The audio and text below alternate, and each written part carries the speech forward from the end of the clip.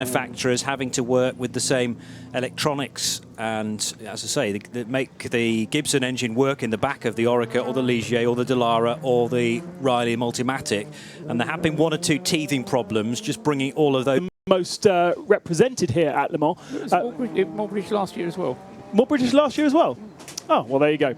I was wrong. 34 British drivers, including James Winslow, who spent most of his career out in Asia, racing in Australia and in Central Asia in the V6, sorry, Asia race, Formula Renaults and Formula 3s.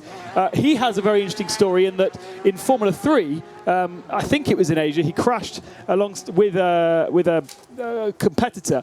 The competitor's car caught a light, and James jumped out of his Formula 3 car and dragged his fellow driver, whose name escapes me for the moment, out of the car, and he was awarded the Royal Humane Award by the UK for that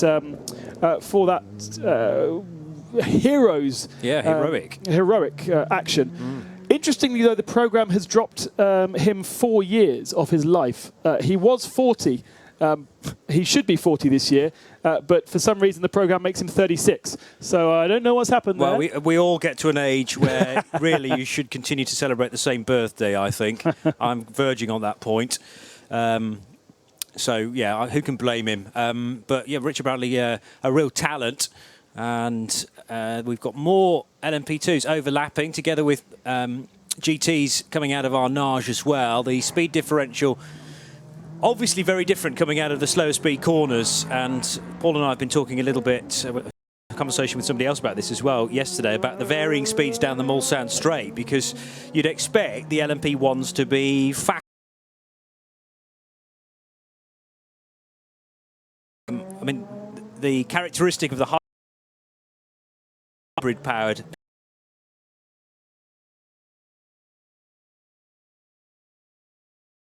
torque and out of the corner initially, and what the engineers have been trying to do is sustain that power release for as long as they can down the Mulsanne straight and into the chicanes. And what do you do if you're a P2 driver and you're caught at the very end of the Mulsanne straight by a P1 and they run out of power and you are continuing to accelerate, because you know that when it gets to the next set of corners, especially if you're at Indianapolis and you're going into Porsche curves, the P1 car is going to be a lot faster than you and wanting to get past. But there is a point, as you say, where LMP2 cars are faster than LMP1s, and as a driver you need to kind of work out whether it's worth passing or just sitting behind, fading out the accelerator a little bit, and maybe getting less disturbance. The phrase that was coined by Felix Rosenqvist was the moment of purgatory, which I thought was quite a nice little phrase for somebody not even speaking his home language. But that it described what he was describing as the moment when he went past or had that decision point: do I go past a P1 or not? Having been overtaken by the P1 at the beginning of the straight, you then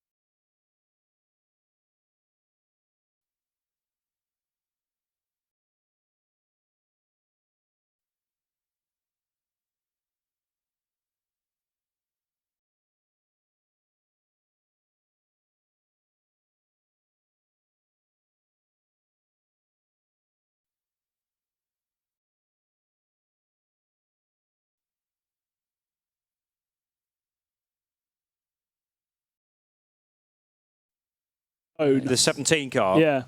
Yeah. Okay. What is throwing me is the gravel trap there, which is new, but it looked like the exit of Porsche curves. Yes, that is 32. Is the Porsche curves.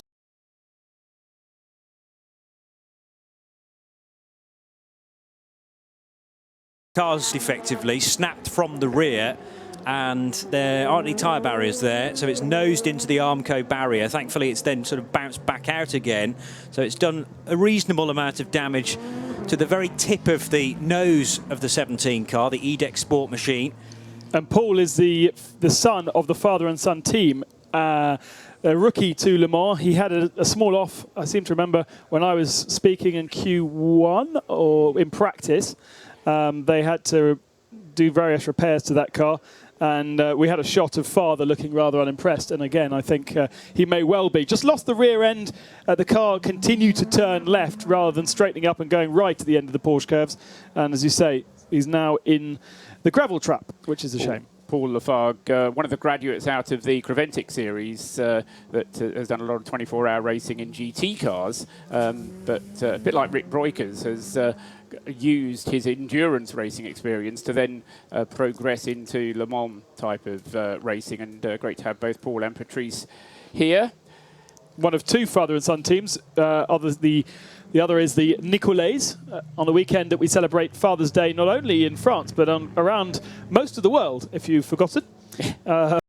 Still not too late to get a card, folks. I've got 3 reminders from my mother, but it's all right because I'm on Radio Le Mans and my father will be listening, so it'll be it's an easy win, isn't it? Yeah, it is. We can just say happy Father's Day in the morning. Just wish him a happy day. Yeah, via Mobile One Radio Le Mans. Easy done. You mentioned EDEX Sport. They're doing ELMS again this year as well, so do have some more recent experience of prototype racing. And they've proved to be a good lineup, both Paul and Patrice Lafargue, and regularly race with Dimitri Enschelbert as well. But a different third driver being factored into that team for this weekend. They're due to start 23rd of 25 cars. The number 17 machine, David Zollinger, is the third driver in that Ligier on Michelin tyres. So up against it, perhaps, with most of the runners in P2 on Dunlops. That looks to be the favoured tyre, but there are still 3 machines running the French rubber. The 17, the 23 Panis Barthes Competition car, and the Keating Motorsports Riley, also on Michelin tyres. In Lafargue's car is retrieved from the exit of the Porsche curves. That means that teams have to slow down to 80 kilometers an hour in that part of the circuit, and having done that, they then get a green flag at the exit of that part of the circuit and they can go racing again. So it's just a point of neutralization through a couple of zones of the circuit, and we'll be talking more and more about these slow zones which are implemented to avoid having to bring out a safety car, but at least to protect the marshals who are in position there trying to pull the car out of the gravel onto a place of safety. And if you are wondering why you may have heard of EDEC before, EDEC Sport also enters a trimaran, or have competed in the Round the World sailing competition, the Jules Verne Trophy, which is trying to basically get round the world as quickly as possible. And they managed it in 40 days. Yeah, they're very active on social media. You can follow them and you get lots of pictures of the progress that they're making. It seems bizarre somehow that out in the middle of the Pacific Ocean they're tweeting their progress. It's yeah, so they can get 4G in the middle of the ocean. You can't get 4G in the centre of London. There you go. We've had a couple at last of the P1 hybrid cars going through. I was about to comment on the fact that only Nicolas Lapierre had gone through to set a time thus far, but we've now had Sebastian Buemi going through. Mike Conway has now gone through to complete a couple of laps, as has Neil Jarney. But the Timo Bernhardt P1 car has only completed 2 laps, which have both been in and out laps on the same lap, if you see what I mean. So an in lap and an out lap. An in lap which then became, an out lap that then became an in lap. Already into the final half an hour of this session, and I'm wondering quite how helpful it may be with these slow zones in position. It's not essential to get a fast time, of course, from warm-up, but the teams want to be running as close to race pace as they can, I suppose, just to make sure that everything is right. And is it important to get a reasonably long run in during warm-up? No, I mean, I was suggesting before the session started that what you really want to do is to send the car out for just an out lap and come in at the end of it, and then just come in, change the driver, send somebody else out, because at least that gets the team used to coming in, doing the driver change, doing a wheel change if they're going to do that as well, before they then head out again and just do another lap. But they won't be at all interested in times, but they will just be interested in getting the teams focused and just making sure that all of the rebuilding work, as Ben was describing, that's been done overnight has been properly done, and there are no little glitches with the car. The last thing you want is what's happened to the EDEC car, is to spend the session. That helps you in no direction at all. Timothée Bouret en Panes Barthès Competition Ligier. And that was another car that we saw having problems in qualifying on Thursday. In fact, I think it had 2 problems over the course of the 2 qualifying sessions, and brought the red flag out in the second qualifying session. It was parked on the entrance to Tertre Rouge, having kissed the barrier on the left-hand side. So they would have had a bit of a rebuild. In fact, they got the car rebuilt for the 3rd session. It was probably just a front a nose section that needed to be replaced. Yeah, and that is easily done on these cars. They're kind of designed to take a bit of punishment on the front portion of the car. It's not quite as easy as changing the nose on a Formula 1 car because it's a smaller component on a single-seater, but it is designed to, with the twist of a couple of Allen keys or similar, the whole unit comes off and a new nose will go back on again. So it's Paul Truswell, Ben Constanduris and Johnny Palmer here in the main commentary box for Mobil 1 Radio Le Mans, looking over the Ford chicane. I'm delighted to say as well, for the first time in our broadcast this week, we can welcome Owen Mildenhall, who is part of our pit lane team, powered by Esso. Good morning, Owen. Morning, guys. So it's plenty of activity down here in the pit lane. Thankfully, the pit lane's in the shade at the moment, so this is the nice part of the day for us Esso pit crew. But I'm down in the 39 Graf garage. The car's just arrived into the garage. I can't get anyone to talk to at the moment because they're very, very busy focusing around the footwell of the car. So it looks to me as if they've got some sort of throttle potentiometer issue because they're changing components around the throttle pedal and then studying a lot of laptops and looking at the engine bay where the throttle linkage meets the engine. So a lot of feverish activity down here, but the car is back in the pits. Okay, thank you for that. So more dramas for teams as the 17 car is now out of the gravel trap and heading back to the pit lane. It's only a relatively short journey from the exit of Porsche Curves to pit lane entry, and sensibly Paul Lafargue just wiggling the car from left to right to try and shake out any gravel from inside the chassis before he rejoins the track properly. So that was on the runoff area. We've seen car off there earlier on in the week as well. Nigel Moore had a moment in the number 34 Tockwith Motorsports car and did exactly the same thing actually. Took to the escape road, which is is between the gravel trap and the Armco barrier effectively, and there is a route of grass there about as wide as the car, and it can sneak round the back of the gravel trap and then rejoin, hopefully without hampering anybody else. So we were talking about Nathan Berton having an issue in the 23 car, which is the Panis Barthès competition car. And yes, indeed, that is Olivier Panis, the ex-Formula 1 driver, who is team manager of that car. His son, racing in the World Touring Car Championship this year, was racing in Formula Renault 3.5, but for the moment hasn't made a debut in his team. I don't know why that is quite. It's a bit like Alex Lynn not being allowed to drive his dad's classic cars. But it's also Fabien Barthez, the famous French footballer, who is driving in Le Mans for the 3rd time, in fact, because he did GTM in his debut in 2014 and last year was in LMP2 in this same team in a Ligier. Yeah, the former Manchester United and French international goalkeeper, so we can talk about great saves, I suppose, in a motor race and a football match, and other analogies, equivalent sentences that work in both sports are always welcome. Don't forget the means of you guys getting in touch with us at RSL_studio via Twitter, at Radio Le Mans as well. And if you stick the hashtag Mobil1RLM in the tweet too, hashtag Mobil1RLM, it's easier for us to locate it, and then we can give you a mention on Mobil 1 Radio Le Mans, because it's a big sports car community that all of us transcending on Circuit de la Sarthe once every June. And it's great to have you with us once again for the 2017 edition, Paul. Sebastian Buemi is going very rapidly in the number 8 Toyota at the moment, and is going to come through at the end of this lap. He's just going through the Porsche curves at the moment, but he's going to come through at the end of this lap and set the fastest lap of the session. He's already being shown with one red light on the side of the car. That doesn't mean he's quickest of all. What that means is he's quickest in the LMP1 class, because currently the quickest time has been set by a P2 car. But as he comes into the Ford chicane now, I can be with absolute certainty tell you this is going to be the fastest lap of the session so far. Yeah.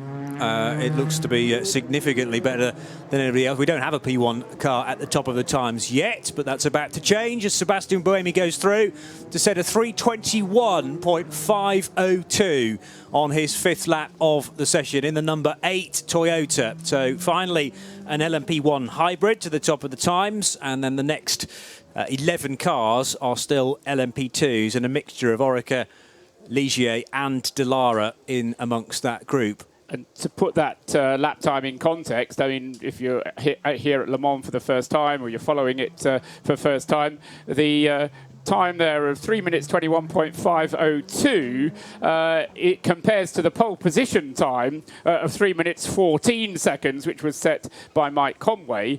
But Mike Conway's story set by Kobayashi last night and Thursday night. But what I was trying to get to is the fastest lap of last year's race was also set by Kamui Kobayashi at 3 minutes 21.445. So just a tad slower than last year's fastest race lap that. And you can be fairly confident that Sebastian Buemi wasn't in any way in qualifying mode there. He would be in absolute race mode, probably on full tanks as well, I would suggest. So I think we can confidently expect the Toyotas to be lapping consistently quicker than they did in last year's race. And he's only the 42nd car to do a competitive lap time. For the rest, we still have at least 10, 15 cars that have yet to set a time with only 20 minutes left of the session. So we're past the halfway point of the session. And have we seen everyone on track, though? Exactly, yes. Even though not everybody has set a time, everybody has been out, at least out of the pits and back into the pits again, including the number 39 car. The 17 EDEC car had already set a lap before it finished up in the gravel. So, as we suggested, everybody has participated in that warm-up session, although there is no obligation to do so. I mean, the point is, it's warm-up. So if you compare it to other sports like football or rugby, you wouldn't play a full game of rugby to warm up for a game of rugby, would you? You'd pass the ball a couple of times, do a couple of stretches, and that would be that. And if you're very unlucky, you might pull a muscle, but as we've seen one or two of the cars this morning. But really, we are simply warming up the bodies, the drivers, the cars, the mechanics. And I suppose, as you implied, we try and see every single driver getting into the car for at least one lap.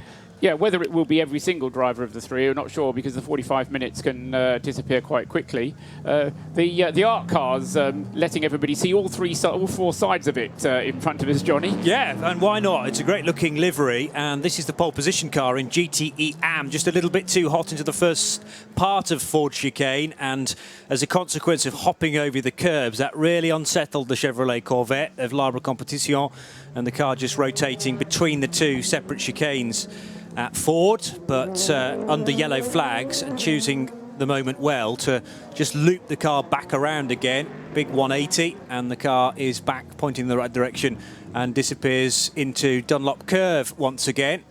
Who's at the wheel of the number 50 car at this stage then in warm-up? Just trying to locate it on the screen in front of me. It's Roman Brandella, isn't it? Yeah, thank you. Fernando Reis qualifying the car and having a spectacular battle with Pedro Lamy on Thursday evening, because we were treated to, in that final qualifying session between 10 o'clock and midnight on Thursday, we were treated to 3 pole positions. LMP1 had already been decided when Ben was on air, and that's a dodgy subject. We shouldn't approach that. Your first year, and you managed to get the outright lap record around Le Mans, but only in qualifying. We need to see that, of course, in the race for it to be a proper lap record. Thank you for saying that, Johnny. Well, you know, lots of it has been made about it, but I've always taught it's not a lap record until you do it in the race. Absolutely. No, you talk about fastest qualifying laps, and that's what we've had. Yeah. What we've not had is a lap record. And I've seen so much confusion about that lap, because people saying that it's the fastest lap on this configuration of the circuit, which is correct. But it's not the fastest lap ever throughout Le Mans, because there was a faster lap, but the average speed was slower because the track was longer at that point. Other way round. Ugh. Go on. Other way round. the shortest time taken to lap Le Mans is quicker. That's the way to do it. Right. Because the shortest time taken was Pedro Rodriguez in 1971 qualifying. Qualifying proper only started in 1963. Before that, there was official practice, but it didn't count for anything at all. They lined the cars up in number order, in numerical order. So proper qualifying where it affected the inverted commas grid positions. Of course, echelon formation for running start in the early days. That started in 1963, and Pedro Rodriguez in 1971 lapped in a 1 minute 13.8, I think it was. But because the circuit then didn't have the Porsche curves, it was shorter. So even though it took him less time to get round, his average speed was slower than Kamui Kobayashi Thursday night. So Kamui Kobayashi's speed was quicker. His average speed was quicker around the lap than has ever been done before in a qualifying session at Le Mans. Although, as somebody else pointed out to me last night, that's not a fair comparison either, because the comparison with Hans Stuck's car, completely different regulations limiting the Porsche 962 as it was in 1985 than the hybrid cars we have here. So it's not a comparable lap record. Well, of course, the regulations change every year. Yes, right. But we still like it, so. even if it's a good way of. I think it's a good way of measuring progress. I mean, how else do you do it other than timing the cars? But I think every time is unique to its period. Yeah, if you like, exactly. It all has to be put within context, and in '85 that was the height of technology. In 2017, we're now at the height of technology of LMP1s that look more like spaceships and are powered by electric hybrid systems. Before anybody else, I'm not sure if anybody has been tweeting in about the distance record, but that's the other thing that I'm always interested in, whether we're going to achieve or not. To achieve a distance record, we have to do 398 laps. Now, the simple way of working that one out is to look at an average of 17 laps per hour. It's actually slightly less than 17 laps per hour, but it's 16 point something. So if you want to count the number of laps, or just look at how many laps have been completed at the end of every hour, if we're on 17 per hour, then we're on for a distance record. If we're on 16 laps per hour, we're not. So it's kind of you can kind of do that sum if you are minded to do so during the race. And is 17 laps per hour blistering pace? Yes. Okay. Yeah, I mean, it's going to... So we wouldn't see 18 laps per hour? No, 17 is physically as much as the cars will do. Wow, What will limit that is going to be the amount of period we spend under slow zone or under safety car conditions. Yes. Because we're not going to have rain. We're not going to have rain. We're not going to have slow laps under rain. No, as I say, the only reason why things will be slowed down artificially is because of the need to neutralise either certain sections of the track through slow zones or the whole track because the safety car needs to come out. It was very interesting to see that Alex Wirtz talking about that lap on Thursday evening, saying conditions were perfect. The track was beautifully clean because running had happened all the way through the day rather than starting at 3 o'clock. So really being cleaned up.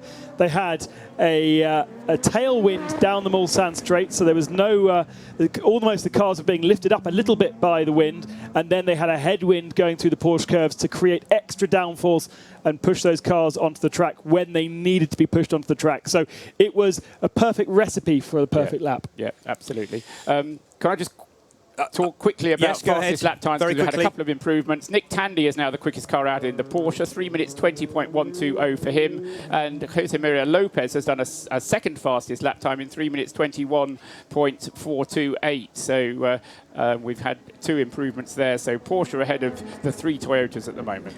You're listening to Mobile One Radio Le Mans with Ben Constanduras, Paul Trustwell, Johnny Palmer here in the booth, and Owen Mildenhall down in the pit lane team, fueled by Esso for 2017. And as we will be doing throughout this year's race for the full 24 hours, we've reached half past the hour, so it's time for our hourly update with Motor Trend On Demand.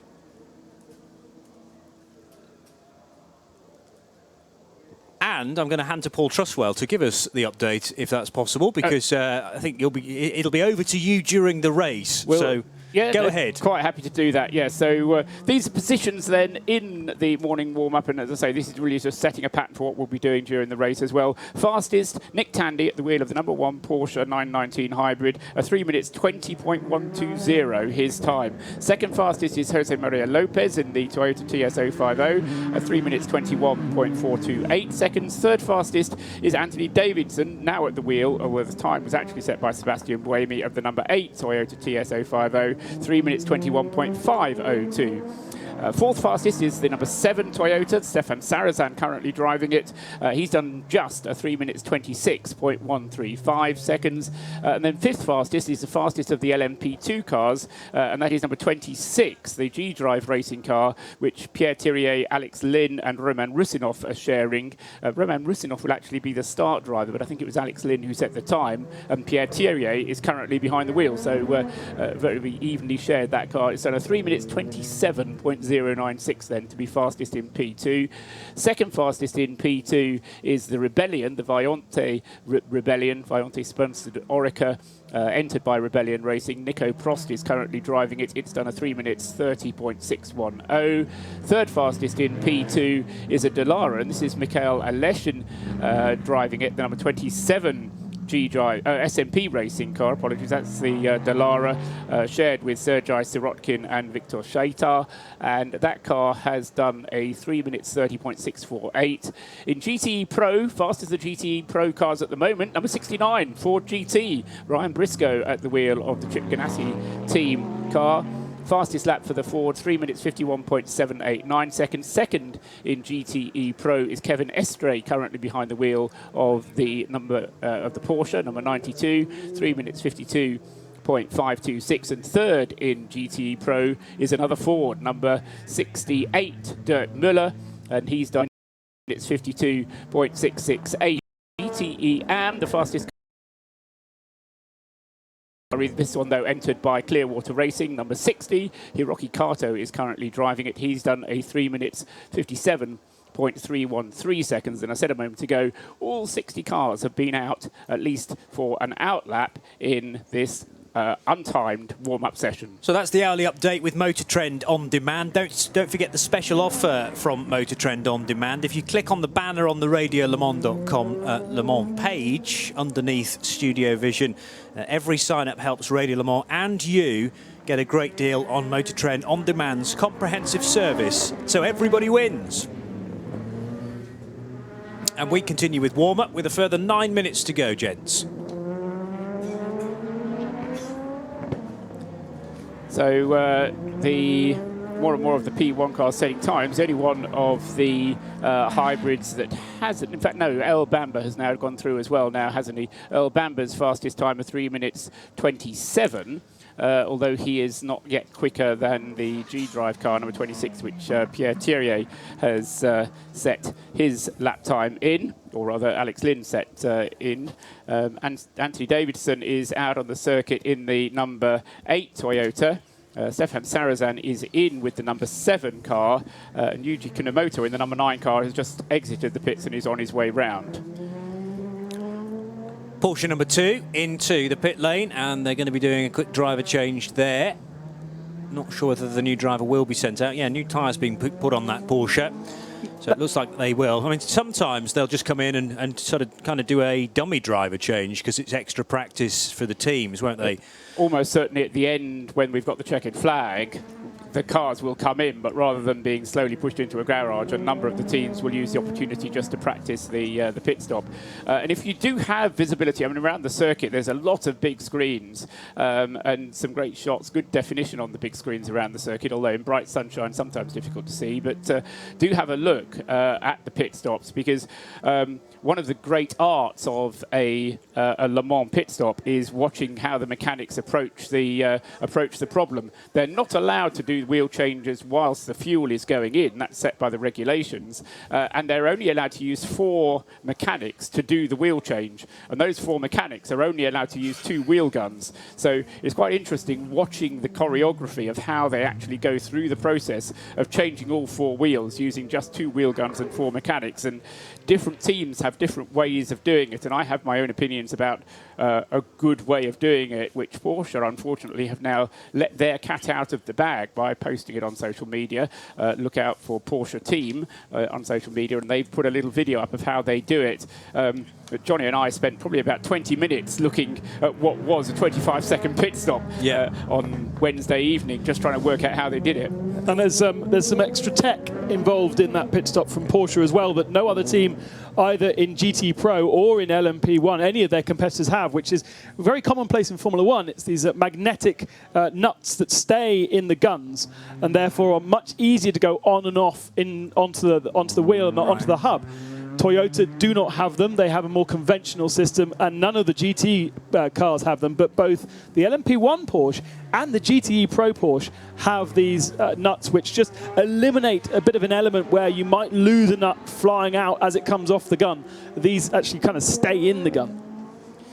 Yeah, I mean, just to give you an example of the choreography required in a Porsche pit stop, wheel gun man number 1 goes to the front right and loosens that tyre. Then he whips round the car to front left, undoes that one, rear left, undoes that one. Then it's time to go back to the front left and tighten the new wheel up again.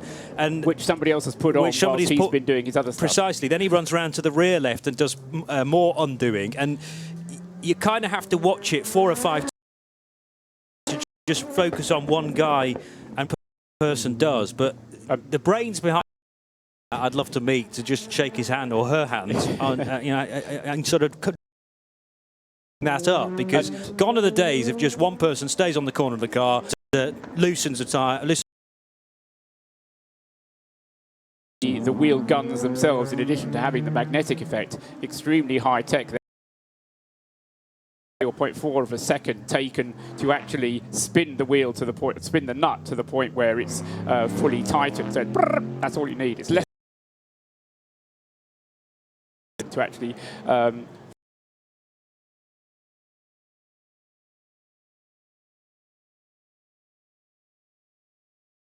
car on the way in this morning was when he was driving in the VW Fun Cup 25-hour race, where the regulations say that the driver has to refuel the car. So nice. Driver gets out of the car, then goes in, refuels it, and either a new driver gets in or the driver gets in for the second stint. Fantastic. And normally it is the refueling which limits the sort of the time limit of the pit stop. It's not the wheels being changed, but actually the amount of time it takes to fill the tank. And it's only beneficial for these pit stops when the tank is only kind of half full and might be going for a splash and dash at the end. Yeah, but if you can avoid having to change the wheels, then you're saving 20 seconds on the pit stop, because the fuel and the tyres can't be done at the same time. Not changing the wheels means your pit stop is a lot quicker, and we are going to see, mark your card, at least quadruple stints from cars in P1, possibly in P2 as well, on these tyres. They're limited in any case to the number of tyres that they're allowed to use during the race, but in order to spend less time in the pits, the teams will be trying to stretch each set of tyres to 4 stints, and that means having a driver going for 4 stints as well. And with the heat the way it is, that could be a limiting factor for some of the teams in keeping the drivers fit, having enough drink on board, having sufficient cooling going into the car to keep them comfortable. So that will be interesting to watch, and make sure that, as I say, to be competitive, you need to keep your pit stops as short as possible, and that means making the tyres last throughout 2, 3, 4 stints. Which is going to be even harder in these hot conditions, especially. I think they have 14 sets of tyres for the race, 56 tyres in total? For P1. For P2. Oh, right, yes, for P2, you're right. Yes, 14. Yeah, 14 sets. So that's quite a few sets, to be fair, especially if you are even doing quadruples. A stint will last not quite an hour, therefore that's 23 pit stops. So 23 sets of tyres you're not going to do, but even if you double stint tyres, you're absolutely fine. Yeah, it's 48 tyres in P1, 56 in P2, 60, I hope you're writing this down, Johnny, 60 in GT. And then you've got 4 spares, which you're allowed to use, and the idea is that's to cover punctures. So if you lose a tyre through no fault of your own, then there's kind of 4 spares. But those 4 spares are allocated for the whole weekend. So if you've used one of those spare ones in qualifying, you don't get it as a spare during the race. But most of the teams will be kind of keeping those spares and not using them. Those are the emergency biscuits in the cookie jar on the top of the cupboard that you're not allowed to eat. And it's fair to say, therefore, that actually, that while they're limited, it's not really a problem that they're limited to those amount of tyres. It shouldn't be. No. And of course, the tyre manufacturer, either Michelin or Dunlop, go into this race knowing what the parameters are, and therefore try and make sure they're producing tyres that have the required durability. The more fascinating thing really throughout the race will be the different compounds of tyres, because they are allowed 3 separate compounds of tyres in which we don't really know what compounds are on the car at any given moment. Not in the same way as is displayed in Formula One, although I have seen some of the graphics coming up on the big screens which do say whether it's a soft, medium or hard tyre. So if we keep an eye on the TV streams, occasionally that graphic comes up and says whether it's a soft, medium or hard tyre that's put in. I do understand that's what's going to happen as well for instance, the TV pictures that we're going to see in our commentary booth, and obviously we'll be able to explain that and describe the various compounds that are being put on cars via Mobil 1 Radio Le Mans. But yes, that's an extra graphic if you're by one of the large screens to be able to stay on top of yet another variable. Well, Paul, you need to find out how Alcamel are getting that into your system, and then have another screen that you can add to it, because I'm sure somehow the process will be that there's a barcode on each of the tyres which will be scanned. It's actually a chip inside the car, yes. Inside the tyre. Sorry, yes, wrong word entirely. Inside the tyre, and we talked about this at length actually during the test day coverage on Mobil 1 Radio Le Mans. An RFID chip, radio frequency identification. Yes. Is that what it stands for? Yes, I've no idea what the D in identification, but you always get ID as shortened for identification. Yeah. But anyway, go on. It's 2 words, right? And there are some kind of scanner or timing loop, if you like, that is scanning the tyres as the cars just exit the pit lane, or yes, exit the pit lane. I suppose they don't need it when they arrive, because they already know what tyres are on the car. Exactly. And every car is effectively scanned, and therefore the RFID chip is recognised as the checkered flag comes out, and then we can monitor what tyres are on the car, whether they've been used before, because we might be in a situation where a set of tyres is used, it's taken off the car, they are allowed to cool, and then they go through a second heat cycle by being put back on the car for a period of time. But we don't see that on the timing screens. We only see that on the TV graphics. Yes. So we are limited into the amount of information that we've got. By the way, the Toyota 8 car was knocked down to 3rd position overall in this session. Not that it matters, but Nakajima is trying to show some intent in the 8 car. Obviously had problems in qualifying and has pushed very hard to go fastest. Yeah, intent with result as well. So I was about to say that Kobayashi had gone quickest, which he had done. Kobayashi had done a lap time of 3 minutes 18.661 seconds, but then on the very final lap, as he went through past the checkered flag, 3 minutes 18.308 from Kaz Nakajima. So Toyota's finishing the session as they did in qualifying, 1st and 2nd, with the number 8 car ahead of the number 7, and with a Porsche in 3rd place, the number 1 car, which is the one shared by Andre Lotterer, Nick Tandy and Neil Jarney. It will be Neil Jarney who actually starts the car, and Andre Lotterer in the car at the end of that session then, but he finishing up with a time of 3 minutes 20.120. And then Yuji Kunamoto at the wheel of the number 9 Toyota, that car finishing up with a 3 minutes 20.327. Brendan Hartley finishing the session for Porsche in the number 2 car, the only member of the Porsche crew who isn't a winner. In a previous winner of the Le Mans 24 Hours. Everybody else who's in the Porsche team has won the race at some point in the past. And the time for the number 2 Porsche finishing up at 3 minutes 23.625. So to what extent those 2 Toyota times at the top, 3 minutes 18, are times that are going to be achievable during the race. I don't know, but that's certainly very impressive pace from the two Toyotas. And if they can average those lap times during the race, it'll mean that they inevitably are going to stretch their lead away from the Porsches, at least in the early stages of the race. And as we described a little bit earlier, the cars are now coming into pit lane at the end of this warm-up session. And indeed, drivers jumping out and changing with other drivers as though they're going to go back out onto circuit, although red flag at the end of pit lane and checkered flag at the end of the session means they're not going to be going out. It's simply a warm-up. It's a test. It's a practice. So we're seeing a couple of drivers doing exactly that, jumping into the car, putting up the window nets, shutting the doors, and then the car being put onto the trolley jacks and wheeled into their pit boxes. Just a few cars still out on circuit, making their way around this Circuit de la Sarthe and making their way back to pit lane. Plenty of action all morning for you before race start at 3 p.m. local time. So stay by the circuit if you are here at the Circuit de la Sarthe, or stay on board with us on Radio Le Mans, listening to all of our coverage of the various support races that are happening this morning. Yeah, it's Porsche Carrera Cup up for next for a 45-minute race. The Road to Le Mans event, which is 55 minutes as well. It will take us through till 12:30 this afternoon, and then the countdown for the great race begins, the 85th edition of the 24 Hours of Le Mans.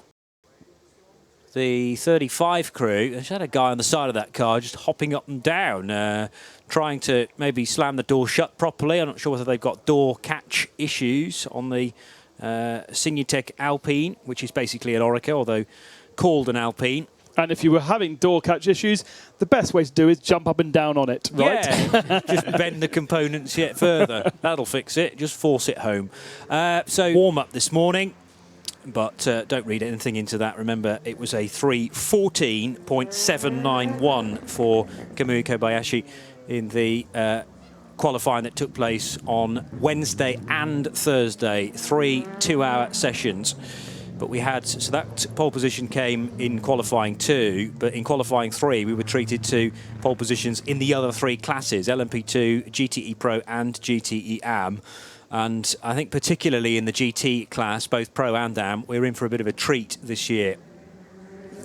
Yeah, just looking at the average lap times that we've seen, one of the things I try and do year on year is look for stint times, and last year's best stint was done by Sebastian Buemi with an average lap time of 3 minutes 24. The year before, regulations allowed them to go a little bit quicker, and the average stint times in 2015 were 3 minutes 20. But as I say, that 3 minutes 18 in warm-up, very impressive indeed, and not necessarily a one-off, because both 7 and 8 doing times in the 3 minutes 18. Of course, traffic does play a big role, and that's the most important thing in trying to work out what these average lap times are, is how much traffic you can come across and how quickly you're able to make your way through the traffic. Now, one of the stories that we had from qualifying was a big extended period of red flag for the 33 Eurasia Motorsport car that went off. I think it was after the first Mulsanne chicane, went off in drivers right into the barrier and really dug into the Armco barrier, ripped off the front of the car. And Eric Maris, who is a local to Le Mans here, lives in Angers, or Angers, he was taken to the medical centre and checked over. And the car was out in that session. We saw it rebuilt, but quite a lengthy rebuild for them. And Eric is okay as well. Yeah. Eric was in considerably better shape than the chassis was, in fact, and because they've needed to put a new tub on the Eurasia car. So the 33 car, having been out in the morning warm-up, seems to be in pretty good shape. It was, whereabouts was it? In the class 13th fastest of the 25 P2 cars. So I think they can be happy that that car has been rebuilt to their satisfaction. That's the, apart from Eric Maris, the Nicolet family, Pierre and Jacques Nicolet, father and son pairing, and it's Pierre's debut at Le Mans, but Jacques Nicolet has been part of the Le Mans scene for many, many years, and former partner of Henri Pescarolo, Jacques Nicolet. So a great fan of the Le Mans 24 Hours. And boss of Onroc, that manufactured the Oak chassis and ran Oak racing for many years in a Ligier for LMP2, because LMP2 this year is limited to just 4 different marks of or manufacturers of LMP2 chassis. So you have the Oreca, the Dallara, the Ligier, and the Riley. Those are the 4. But in terms of performance here at Le Mans, in qualifying, the Oreca 2.4 seconds ahead of the fastest Dallara and 3.7 seconds ahead of the fastest Ligier. So whenever you speak to any of the guys that don't have an Oreca chassis, there's certainly some disgruntlement. It's a good word for a morning. Very good, Ben. I'm impressed with that. I'm not sure whether I'm going to be able to live up to that later on in the broadcast. I've just done a quick calculation, bearing in mind my spreadsheet's not that reliable, so we'll see how this. It's a good spreadsheet, Johnny. Well, no, this is times and dividing them by things. Okay, go on. So 1 hour divided by 17, which is the 17 laps you said we needed to do for record distance, gives me a lap time of 3 minutes 31 seconds. Right. Per hour. Right. And we've just done a 3:18. So I mean, there's room for manoeuvre there if it stayed. We're unlikely to get a safety car. Yeah, but we're likely to get slow zones. But don't forget you've got pit stops. Pit stops as well. Put Yes. into that Yes. as well. The precise number of laps per hour you're looking at is 16.6. Yes. So you're looking for about 16.6 laps per hour. Okay, I'll continue to scratch my head and fill in cells on my spreadsheet whilst we hear from Owen Mildenhall, who's got James Collado for some reaction after early morning warm-up. Yes, I'm down here with James. So, James, you didn't drive in the warm-up, but everything going fine with your car? How are you feeling ahead of the race? Yeah, I mean, no warm-up, but to be honest, we were just checking a few things with the car, and we gave Michele some more laps because he's still a bit unfamiliar with the car and the way some of the dials work on the car. So we're just trying to maximise his track time. So we're quite confident for the race. We'll see what happens. I think it'll be interesting. And how much effect do you think the heat's going to have in terms of your tyre conservation, in terms of you guys in the car, in terms of how that's going to affect you? What do you think the heat's going to have? Yeah, a lot. I mean, the track changes night to day, and you have big effects with the car. So we'll have to see. I mean, we're just going to go with what we already know, and we'll see how it goes. But obviously, Le Mans isn't all about speed. It's just about keeping the car in one piece and having a fresh car to have a chance to fight at the end. Brilliant. And who's doing the start? Are you? Ale's doing the start, and then I think it's me and then Michele. Brilliant. Good luck and have a great one. Thank you. So Owen Mildenhall there chatting to James Collado, and Owen, part of our pit lane team, fueled by Esso. But we had a bit of a story, did we not, gentlemen, about that particular Ferrari earlier on in the week, regarding one of its drivers. Yeah, Lucas Di Grassi was down in most entry lists to drive that car, and Lucas unfortunately sustained a broken tibula, I think. Fibula. I never know the difference between me bones. I should have paid attention during biology lessons, and I never did. So a broken fibula for Lucas Di Grassi that he sustained in a charity football match. And rather than it was the FIA doctors who said that he wasn't allowed to race. No, that was the information that I was given, and then was proven wrong by Lucas when I spoke to him. Oh, okay. It was his choice to pull out because he didn't realise the severity of the damage until he came here and had it looked at by the WEC doctor rather than the FE doctor that looked at him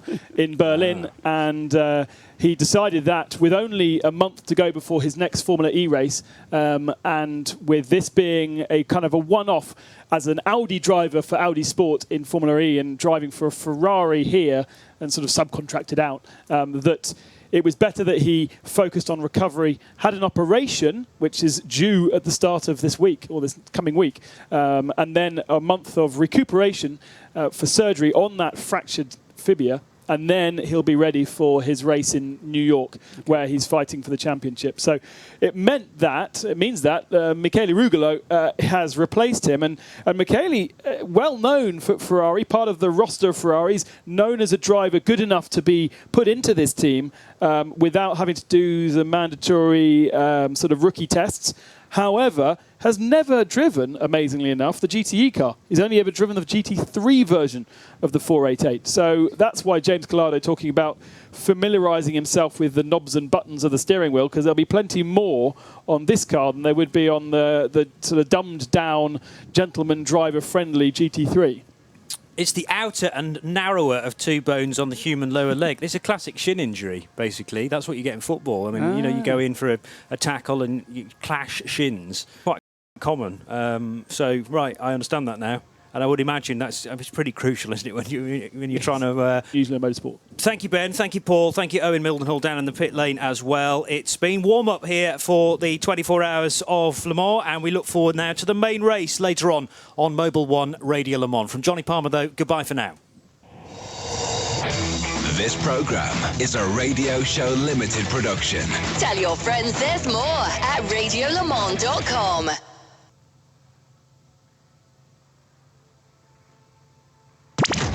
24 hours a day.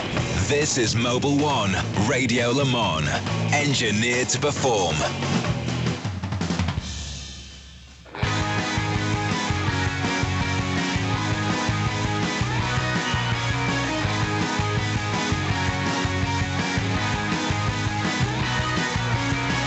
Mobil 1 Radio Le Mans 91.2 FM, and we are in the inner sanctum of Porsche hybrid racing. Andreas Seidel, the man who is chief of the mission, and the mission is future sports car. That's what it says in big letters outside. Is the future now, Andreas? Yeah, I would say definitely. I mean, I think you all know one of the main reasons why we are doing this kind of motorsport is because we strongly believe in motorsport being the perfect platform to develop future road car technology. And I think looking at the program we are doing right now with the 919 hybrid, there's again a lot of technology in, for example, the 800 volt technology, which is straight going into the Mission E concept car of Porsche, which gets launched in 2019. So a great example again for, let's say, the continuing history that we have in motorsport, and I mean the best way of using that platform is obviously by winning races. So this is what we try again here this week. Fantastic record that Porsche has here at the Circuit de la Sarthe, most successful manufacturer, and that success comes from building good partnerships with engineers, with drivers, and with your partners. And Mobil 1's been a part of this odyssey, this road to success for quite some time now. Yeah, I think the partnership we have with Mobil 1, which is lasting now more than 20 years, is a good example of how we see also these partnerships between motorsport and our partners. I mean, when we look into this successful partnership that we have since years, one of the main reasons for the success we have is down to these partnerships. I mean, one of the key elements in terms of performance on our 919 hybrid is the internal combustion engine and its performance, but also obviously its reliability. And a huge part of, or a huge role on this is obviously playing the lubricating oil we are using. And the people from Mobil 1, they were on board with us from our own one onwards when we started to develop this engine. And looking back at the history now that we had in 14, the successes we had in 14, 15 and 16, with the highlight of winning Le Mans 2 times, that's only possible with such strong partnerships. The engine choice that you made for the 919 hybrid, 2 litre, 6-cylinder, was unconventional. Having the ability to work with partners like Mobil 1 allowed you to do that. Maybe 10, 15, 20 more years ago, you wouldn't have been able to make that choice. The choice would have been more limited, and you may have had to have a bigger engine, because we're talking about efficiency here. Oh, definitely, yes. I mean, when we decided to go into this project with this new, let's say, efficiency regulations for the LMP1 class, it was clear for us that we wanted to take a very aggressive approach. for all components on the car. And I think with what we did on the internal combustion engine side was one of the most aggressive decisions that we did.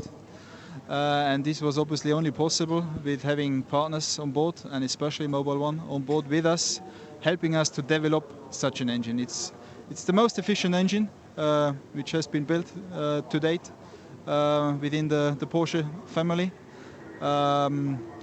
It was quite a steep learning curve, especially at the very beginning of this project. We took a lot of risks. We had to pay the price also at the beginning of the project, but we knew that beforehand. But looking at the success we had then in 15 and 16 is in the end down to this aggressive choice that we did at the beginning. And I mean, as we know, the lubricating oil we are using in the internal combustion engine plays a huge part during the race also, especially at Le Mans, in terms of durability, in terms of wear of the components that we are using inside the engine. Oil consumption is a huge topic because whenever you have to refill during the race, facing. What does the future hold for Porsche and for the 919? You have one fewer competitors this year, but Toyota brought one more car, so not really any less competition out there. Your Japanese competitors look very strong. First of all, is it still possible? You've closed the gap from test days. It's still possible to beat them. And what happens in 2018? Are you already planning for that? Well, first of all, the main target is to defend all our titles this year. I mean, Toyota built a very strong car this year. They are coming here to Le Mans with 3 cars, but in the end it's just an extra motivation for us to do good. We have a strong package. I think we will be competitive in the race. I think these hot conditions will be very, very challenging, but we are feeling well prepared for that challenge. It's a long race. We have a very strong team. We have very strong drivers, a very strong driver lineup, and we built up quite a, let's say, good experience also now within the team in the last 3 years, so that we will be definitely up for the fight on Saturday, Sunday. And there's only one reason why we wake up in the morning at the moment. We want to win this race 3 times in a row. Looking ahead then, there's obviously the second part of the season coming when we bring our high downforce package for the rest of the season then, for the 6-hour races, which should bring us back into the window also to fight for the victories there. And then, as always, in parallel, all the development work is going on for 18 also. For the 919 hybrid, we again see several areas where we can make steps again, also on the engine side, also together with Mobil 1. And we are absolutely convinced that together with our strong partners, we will continue the successful history of Porsche Motorsport in this endurance business. Everybody wants to tell us you're going to leave. If you win this year, then you've achieved everything you leave. If you get beaten this year, then, well, you know, we're going to leave. That's not the case? No, I think that's completely wrong. I mean, it's motorsport here, it's sport. We have to accept that Toyota also did a very good job for this year. And in the end, it's part of racing that you win, but also lose sometimes, and it just makes you work harder for the year after. In terms of our future for the project, as communicated, it's signed off for 18 at the moment from the board. And once, let's say, the regulations get communicated regarding 2020, we will go to our board again, probably in the second half of this year, and then we will see how it goes on beyond 2018. It's pretty much the normal process in the big companies. Well, I was going to say, what people tend to forget is that all motorsport is always under review all of the time from everybody, because you have goals to do. Andreas, thank you very much indeed for talking to us. Thank you for entertaining us.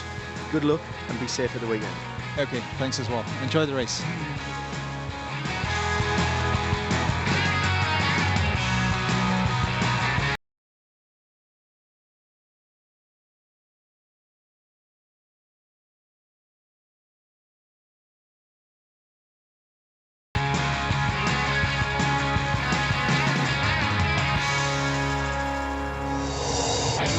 This program is a Radio Show Limited production. Tell your friends there's more at radiolemans.com. Welcome back to Live from trackside. This is Mobil 1 Radio Le Mans. When seconds matter, science matters. It's a wonderful sunny morning here at the Circuit de la Sarre. Welcome along to the live coverage from Mobil 1's Radio Le Mans team of the Porsche Porsche Carrera Cup race. The cars are on track, on their warm-up lap already and making their way through and into, aptly named, the Porsche curves. Alongside me is Shea Adam for the 45-minute race that we're expecting. 61 cars, a huge field. And just explain a little bit about how this is working. Well, we've got cars from 7 championships here for this round of the championship, but it only counts points-wise for cars competing in the Carrera Cup Great Britain, the Benelux version of the championship, and Carrera Cup France. So you have a lot of cars from other championships competing for a laugh, if you will, but you also have people who are looking to maintain their position in the championship. One car is going to have a difficult time doing that during today's race. The 555, driven by Julien Andlauer. He is the points leader for Carrera Cup France. He is starting dead last of the 61 cars. Our pole sitter for today's race is Florian Latour. He is second in points, so he is looking to make up a huge deficit coming into this round. And with 60 cars that the points leader is going to have to get around, it's looking like a good day for Florian in the number 10. So Latour lines up alongside Dino Zamparelli on the front row with Dan Camish and Rovera on row 2, Morin and Eastwood on row 3, Young and Perfetti row 4, McKay, Govan on row 5, and I'm rattling through that because we're already at the Ford chicane. Cars go 2 by 2. It will be a rolling start, and they will all be in a very, very tight bunch heading up towards the Dunlop chicane for the first time. We've seen this before here at Le Mans a couple of years ago. Ben Barker was the winner of that race, and obviously now is racing at the Le Mans 24 Hours proper, and that's one of the reasons why these guys are here, to prove their worth and get some experience of this very unique circuit. And a couple other big names were in that race as well, driving in the race this weekend. We've got Earl Bamber and Kevin Estre, both factory Porsche drivers. They will be taking the start for the 24-hour race, but they did this race 3 years ago. You may well be able to hear the cars accelerating out of the Ford chicane towards the start and finishing line, and we are racing for the Porsche Carrera Cup. It's a clean start across the line, quite spread out, in fact, in the second half of the field, with 61 cars now heading up towards the Porsche chicane, and we've already got 2 cars into the gravel before they've even got to the track, and now crossing the circuit at the Dunlop chicane. There is chaos on the track there, Ben. We had cars up on 2 wheels, cars in the gravel bed, and the leaders have continued as one of the cars appears to have broken steering, skating along through the gravel bed, now over the grass. That is Charlie Eastwood. He came into this race in second position in the Porsche Carrera Cup Great Britain. He will not be finishing from the looks of his handling. Yeah, it looked like that Charlie Eastwood was going through the exit of the Dunlop chicane and managed to catch the back of a car in front of him, rode up onto the side of that car, and as it dropped down, it broke something, but there was plenty of other things going on further back in the mid-pack.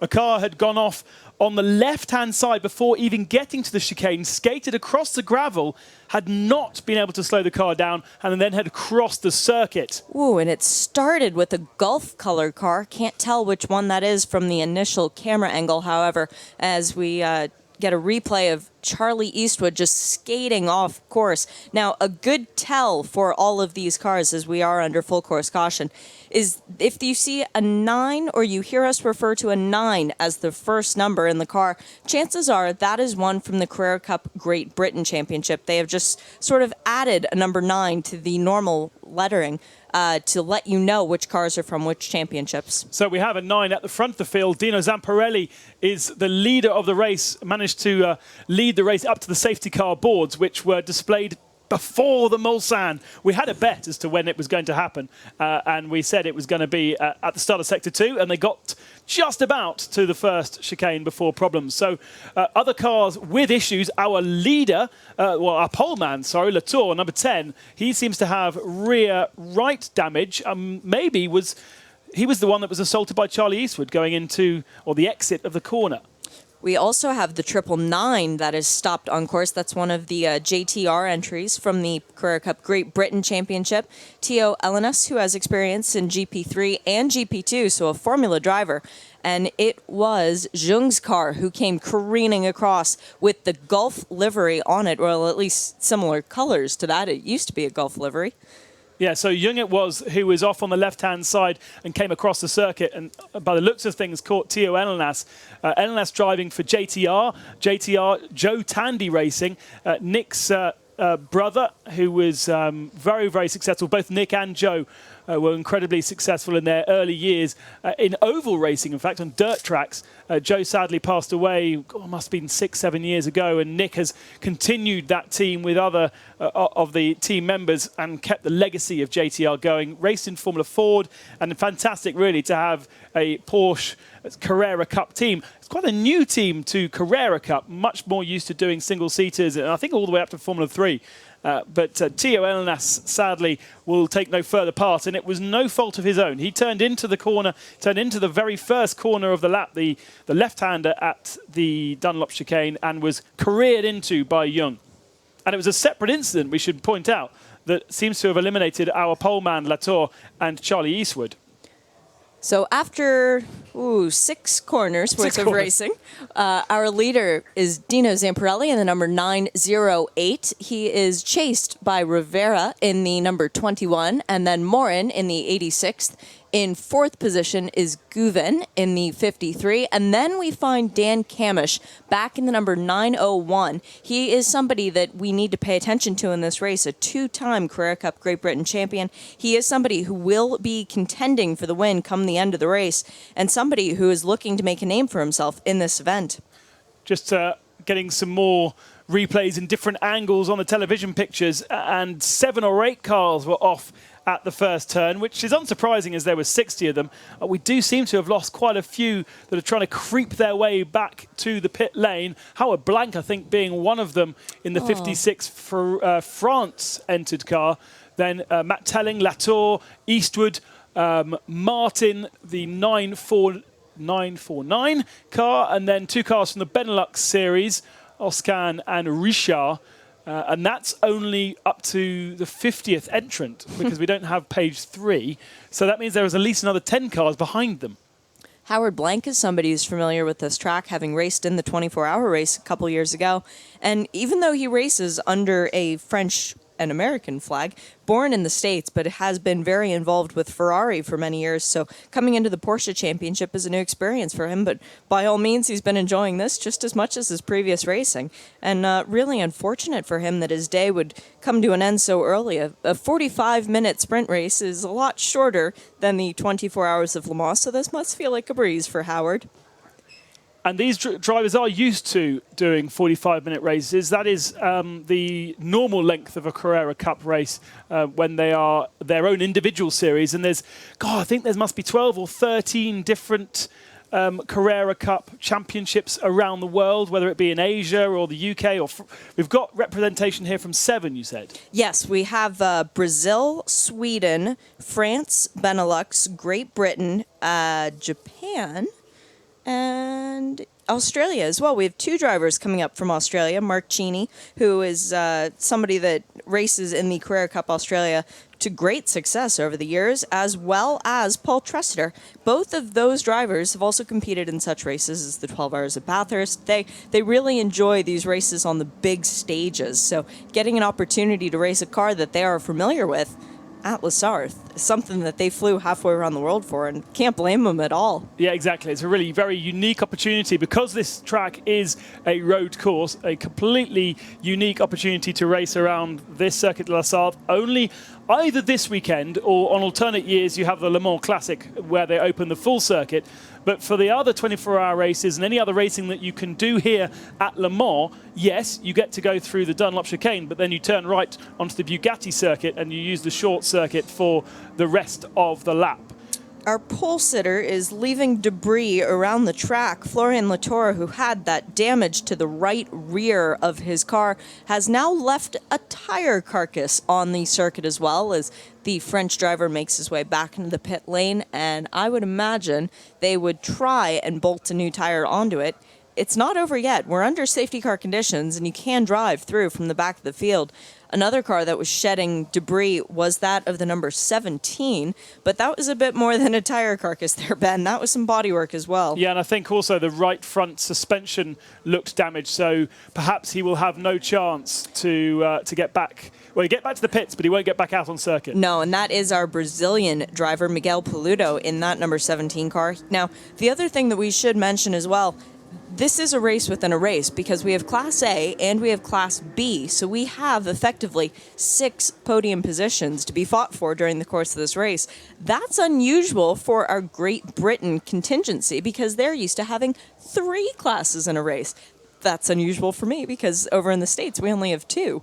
But it's a different race all in itself. Yes, it is a round of the championship for a lot of these drivers, but a win at Le Mans, I mean, come on, you can't be thinking championship points if you're in second place at Le Mans. You just want to be on the top step. Yeah, and the reason for the classes is to allow professional drivers, young professional drivers trying to make their way up through the Porsche Carrera Cup rankings into the Super Cup perhaps, or into a Porsche seat in the World Endurance Championship or ELMS. So that is something that is for the professional class, and generally you see the guys at the front, and then you have a Pro-Am, which is kind of a middle ground, and then in the UK at least we have now very much an AM class, which recognises those drivers who are amateur racers, gentleman drivers, perhaps a little older and much less experienced, still trying to pilot a very tricky car, in fact, the Porsche Carrera Cup, around a circuit, and then have the opportunity to come here. So, as you say, lots of different permutations to this race, 3 different championships to score points for, and then within those championships, different classes. But honestly, our graphics only show us the different championships they're entered in, so that's all we can really tell you about. We can't tell you about the AMs and the on the pros. We had 54 cars come across the line, so we must have lost quite a few cars in that accident, and 3 or 4 of them came into the pit lane in front of us. As you say, Latour has managed to make his way around with his puncture. If there's no damage to the bodywork or suspension, he can go back out and he'll be at the back of this queue. Okay, it's a queue of 54 cars, but it still gives him the opportunity, once we go racing again, to make up good positions. And down that long Mulsanne straight, very, very easy to do. And one car that did make it through the chaos was the car that we mentioned right at the start, the 555, the French championship leader coming into this race. Well, started in 61st position, is now up to 50th. So, okay, nice. 11 cars in 6 corners. That's not a terrible record. Yes, a lot of them fell off, but we'll have to keep monitoring the progress when we do go back to green flag condition. Right now, the safety car is still out, and the cleanup is continuing. A lot of work out there for our marshals around the circuit, and it's a nice opportunity just to say thank you to the men and women who are out there. The flag marshals, your arms are going to be tired by the end of the day. We do appreciate all that you are doing out there, and it is a warm day out there, so please do remember to stay hydrated. Lots of water. The reason for the cleanup is because the radiators sit at the very front of these Porsche Carrera Cup cars, almost in the front bumpers. It kind of stops the drivers from using these cars as bumper cars. But when you do have a front-end impact, all the fluid escapes from the front end of the car. And so we've got a lot of fluid down on the Dunlop S's, which has been absorbed by the concrete dust that's been put down there. But of course, the cars also dragged all the gravel that they were scooping up onto the track. So that needs to be washed off. Safety car lights are out, though, with 33 minutes and 40 seconds remaining. So we should go racing at the end of this lap. They are, at the moment, around the Indianapolis section of turns. They'll go through the Porsche curves. The safety car will pull off to the right-hand side, and it will be Dino Zamparelli who will lead the cars away. He is 5 positions ahead of his nearest GB rival, which is Dan Camish, kind of a dominator of Porsche Carrera Cup GB. Rivera in second place from the French Championship, Morin from the Spanish Championship in 3rd position, and Gouvin, I think it was probably Gouvin, in 4th spot from the French Championship.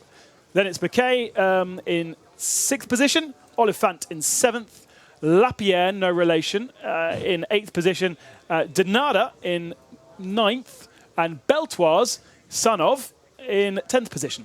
And we do need to point out 2 McKays in this race. One in the 981, that is Ewan. One in the 991, that is Dan. So we do have to sort of keep a bit of an eye on those, both from Scotland. So obviously good McKay boys. Yeah, but the safety car is pulling away from the rest of the field and looking to make its entrance back into the pit lane. So the 2 McKay brothers, they are from Scotland, racing in Carrera Cup GB. They don't have a Carrera Cup Scotland, but GB is in Scotland. Scotland's in GB. That's fine. So it's all part of it. And they will go up to Knockhill. They will race in Scotland as part of the championship, which is a spectacular place to go racing. Very, very undulating indeed. And if you have made your way down from Knockhill down here to the Circuit de la Sarthe, congratulations, because you've been driving more in the UK than you have been in France. Cars are going through the Ford chicane now, and we are going to go back to racing with the Porsche Carrera Cup race here at Le Mans. 31 minutes and 50 seconds remain, and we've already got a challenge for the lead. Rovera in the slipstream of Dino Zamparelli as they go up towards the Dunlop S's. He has the outside of that long right-hander which precedes the S's and decides to slot in behind Dino Zamparelli. The first time all the drivers encounter that part of the track with all the dust and grime that was dragged on through that accident. And they seem to have got through pretty cleanly.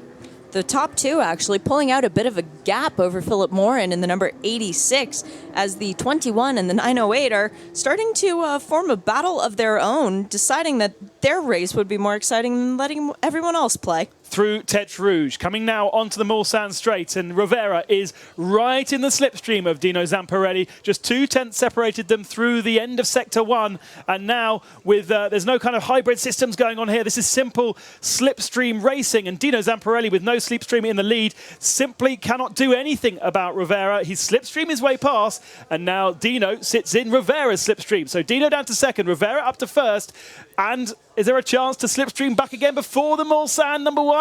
Not quite.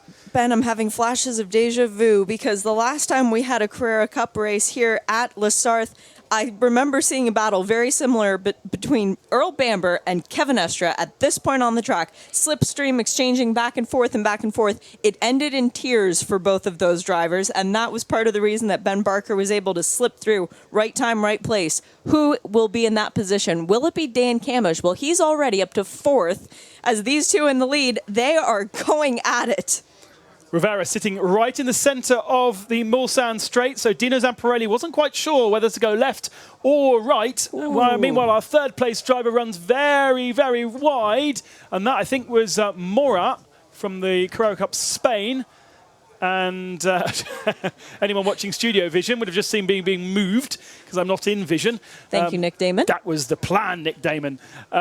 So, side by side for the lead again. Dino Zamparelli still trying to find a way past, but Rovera sits to the inside now as they come into the braking zone at Mulsanne, and it's dragging Dan Camish up into this battle. Dan started this section of the race down in 6th position. He's already up to 3rd now. And Rovera had to take a very, very defensive line through the Mulsanne corner. He was all the way over to driver's right. It allowed Zamparelli to get a really good run out of that corner. Now, as they make the run down to Indianapolis, Zamparelli has the advantage. You can't actually see his car because he is tucked up under the 86 so tight. Now he's gone to the left-hand side as they come towards Indianapolis. There is obviously a right-hand turn before they get on the anchors into Indianapolis, and he's had to just fade out. He couldn't go round the outside of that first part of the section of turns. Now he's changing his tact. Dino Zamparelli looks in his mirrors to see Dan Camish right behind him, and that is important because he is a Carrera Cup GB driver. So we've got 2 GB drivers in 2nd and 3rd battling for 2nd position for the moment. And whilst Dino Zamparelli would have liked to stand on the top step of the podium, it doesn't matter so much than the points that these 2 are now fighting for. Camish to the outside of Zamparelli as they come into the Porsche curves. I wish I could continue that. That was a very bold move, and they cannot go too wide through the Porsche curves. And Zamparelli is still in 2nd, managed to hold on to that. So Camish deciding that Valor was the better part of that move, backed out of it for the time being. Yeah, and the problem by doing that is compromised his speed, and he's dropped down into the clutches of the 4th place driver, which is Gouva. from France. Now, Gouvin will be wanting to get onto the tail of Rivera because they're both from the French Championship. So whilst this rather frenetic action goes on, we've been joined by Porsche ambassador and YouTube sensation. Nice to see Shmee here once again. Good to see you, mate. It's been a while. Let me turn you on. There you go. You can say hello properly now. Hi there. How are you? I'm very, very well. Now, you've driven down to Le Mans the last, yesterday? How was your drive? Yeah, indeed. We started a drive yesterday, so I'm here with Esso and Porsche, of course, partnered and working together for 20 years now in motorsport. So I drove down here in a 911 Carrera from Paris, a number of stops along the way to make my journey to Le Mans. Plenty of cars on the roads?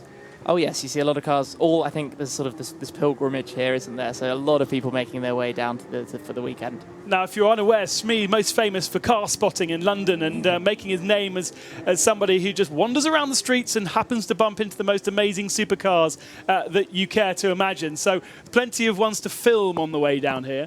Yeah, I mean, my sort of thing has evolved. It started off with a lot of that with seeing cars around, whether it was in London, coming to events like this, seeing cars in the car parks. I mean, it's almost a show in itself, isn't it, what you see around here? And it's sort of evolved into doing so many more things and planning cool stuff out, like coming down here in the Porsche. We've still got a race on. It's all happening. No changes in the top 4 positions for the moment, but plenty of slipstreaming as they're going through Mulsanne for their 3rd time, I suppose, 2nd time under racing conditions. Wonderful to see this kind of action on circuit. 60 Porsche Carrera Cup GT3 cars on circuit, all kind of driving like they're touring cars. A wonder. Yeah, so I mean, I was down in the pit lane a moment ago, and the sort of constant noise you have as they go past. Obviously, all the cars from the same series, they're all just a lot of them. And then you look at the screen, you're like, how does this work? Imagine being in that grid. You've done a bit of racing yourself, not in rear-wheel drive cars, but you've raced in a different series that I've raced in, by the way. I followed your progress. Would you like to be out at Circuit de la Sarthe in one of these? Yeah, so I guess I'm fairly new to the racing experience. I've had 4 races now. A first sort of taster of driving in a grid of cars in the same cars in competitive racing, and it's definitely quite nerve-wracking. And I can imagine being out there on a circuit like this with that many cars pushing together is quite an experience. Change for 2nd position as Dan Camish dives down the inside of Dino Zamparelli and slows Zamparelli at the Mulsanne chicane. So that's Mulsanne hairpin, sorry. So that's given Gouvin a chance to pull up into 3rd position. They're still side by side as they run towards Indianapolis. How's this going to work out? Because they're now providing 2 slipstreams, and the guy behind has an option to follow one or the other, which is Morin from the Spanish Championship. For the moment, he can't really decide, can he? He can't work out whether he wants to take the 53 slipstream or Zamparelli's slipstream. Still side by side as they go into Indianapolis. And I think Zamparelli has taken 3rd place back. Are you a race fan? Does this kind of get your heart going like it does mine? Of course. Who doesn't watching this? I've got a lot of catching up to do to sort of work everything out, of course. But so do I. On 61 cars. Yeah, there's a lot going on at 8 different championships. Yeah. It's just absolutely crazy. So what is your program of events? You've got lots of things to do and see here. What do you fancy doing when you're here at Le Mans? Yeah, so obviously I'm here with Esso and Porsche, so focusing on the Porsche effort, the 911 RSR. Of course, closely connected to what I do with road supercars, GT3 RS being the road car, and sort of experiencing and seeing what they're getting up to.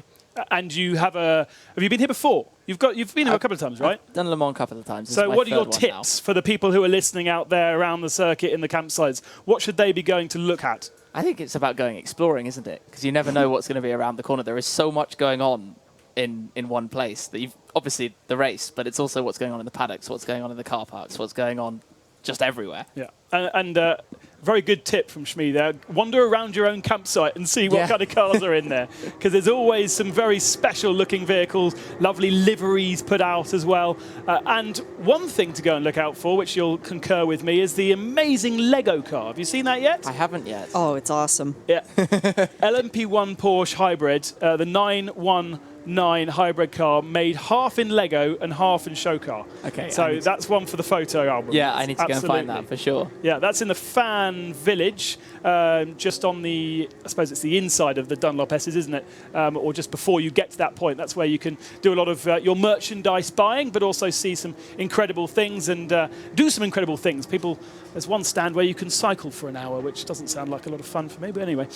Still race going on, and we've got a battle for the lead at the moment with Dan Camish tracing down Rivera. But for the moment, Rivera is held on to the lead. He obviously has a very slippery Porsche, because he is not being passed in the slipstream like Zamparelli was earlier on. Must have a little bit of less wing in the car than the people behind him, but Dan Camish is not being frightened by that. His pass around Zamparelli at the Mulsanne corner was phenomenal. A dive down the inside at the last possible second, and he managed to get around. Now we went around the outside of Rivera, and we have a change for the lead. That was at Mulsanne chicane number 1, and he was on the preferred racing line, but he did have Rivera on the inside of him. Managed to turn in and have a clean track as he clipped the apex. So he's now in the lead, providing that slipstream for Rivera as they head down towards the second of our 2 chicanes. Then there's a little bit of a gap to Zamparelli and Gouvin and Morat, who are fighting over 3rd position and the final podium spot. They're still side by side behind, with Gouvin to the right-hand side of the circuit and Zamparelli to the left, and they all then fall into line for Mulsanne number 2. And a little mistake from Gouvin. He jumps over the chicane, but then so did Zamparelli. He took a unconventional route through there. And Zamparelli went so far off the track that he's actually got a bunch of marbles on his tires now, because that is the section of the circuit where it all gets kicked off to the sides. Now his tires are going to be dirty. Coming in that last stretch down the Mulsanne, that's going to really affect his speed. But the good news is he has a tow. Dan Camish continues to lead, though, and it is Rivera still on his tail as there is a 3-car battle for 3rd position. Yeah, interesting to see that Rivera wasn't able to pull out a slipstream and get past Dan Camish. So it's Camish that leads now with Rivera in 2nd position and Gouvin ahead of Zamparelli. So that kind of changed a little bit at the Mulsanne chicane. Did you get a chance, Shmee, to go around the circuit? Have you ever actually kind of walked to different parts of the track? Last year I joined for the drive that you can do before, early in the morning, when you can go out with all the supercars and different groups. So I've been around, but obviously that's quite different to going around in a racing situation or a track walk. Yeah. And you've managed to kind of... This is one of the great areas. They're just at the Indianapolis section of turns, and that used to have a wonderful bank area. I'm not quite sure the bank is quite as constructed as it used to be, because they've changed the gravel trap situation over there. But that was always a wonderful place to watch cars slowing down at night with all the lights. We've seen 98 going for a trip to the gravel just over there in that particular section of turns. But that's a lovely place to go and walk to. Once everything settles down into the Le Mans 24 hours and the night begins to fall, I do encourage you to move away from the campsites, wander around, have a look at the different parts of the circuit, because it is an absolutely wonderful place. Different perceptions of the cars, see the cars moving around through the Porsche curves, see them slowly through Indianapolis, and then obviously you've got the iconic Dunlop bridge as well. 20 minutes remain of this race. They're coming up towards the Ford chicane to complete their 5th lap. And yeah, it's looking incredibly close still, as we've got the retirement for Mundy, the 942 car. I couldn't work out where that was. No, and he's one of our Great Britain contenders in this activity this weekend. In the top 4, we just had 4 different championships, but that has changed. It's Great Britain leading France, leading Great Britain. So clearly we've had a bit of a shake-up in the order, as our Swedish contender, Philip Morin, has dropped back to 7th place on that lap. So going off did affect his tires quite badly, as he went into the gravel briefly at the Mulsanne corner. The number 19, oh no, that's Marcini, has gone off. He's one of our Australians. Where is he? He looks like he's back near Corvette corner, I would venture a guess. Yeah, well, most of the cars would have been through Porsche curves around that point. So we're about to see another yellow flag situation. Oh, he was helped off in the Porsche curves. Driving for French team IMSA Performance. No, that's not a French team, is it? No, they're actually based in Australia, and Mark drives with them down there as well.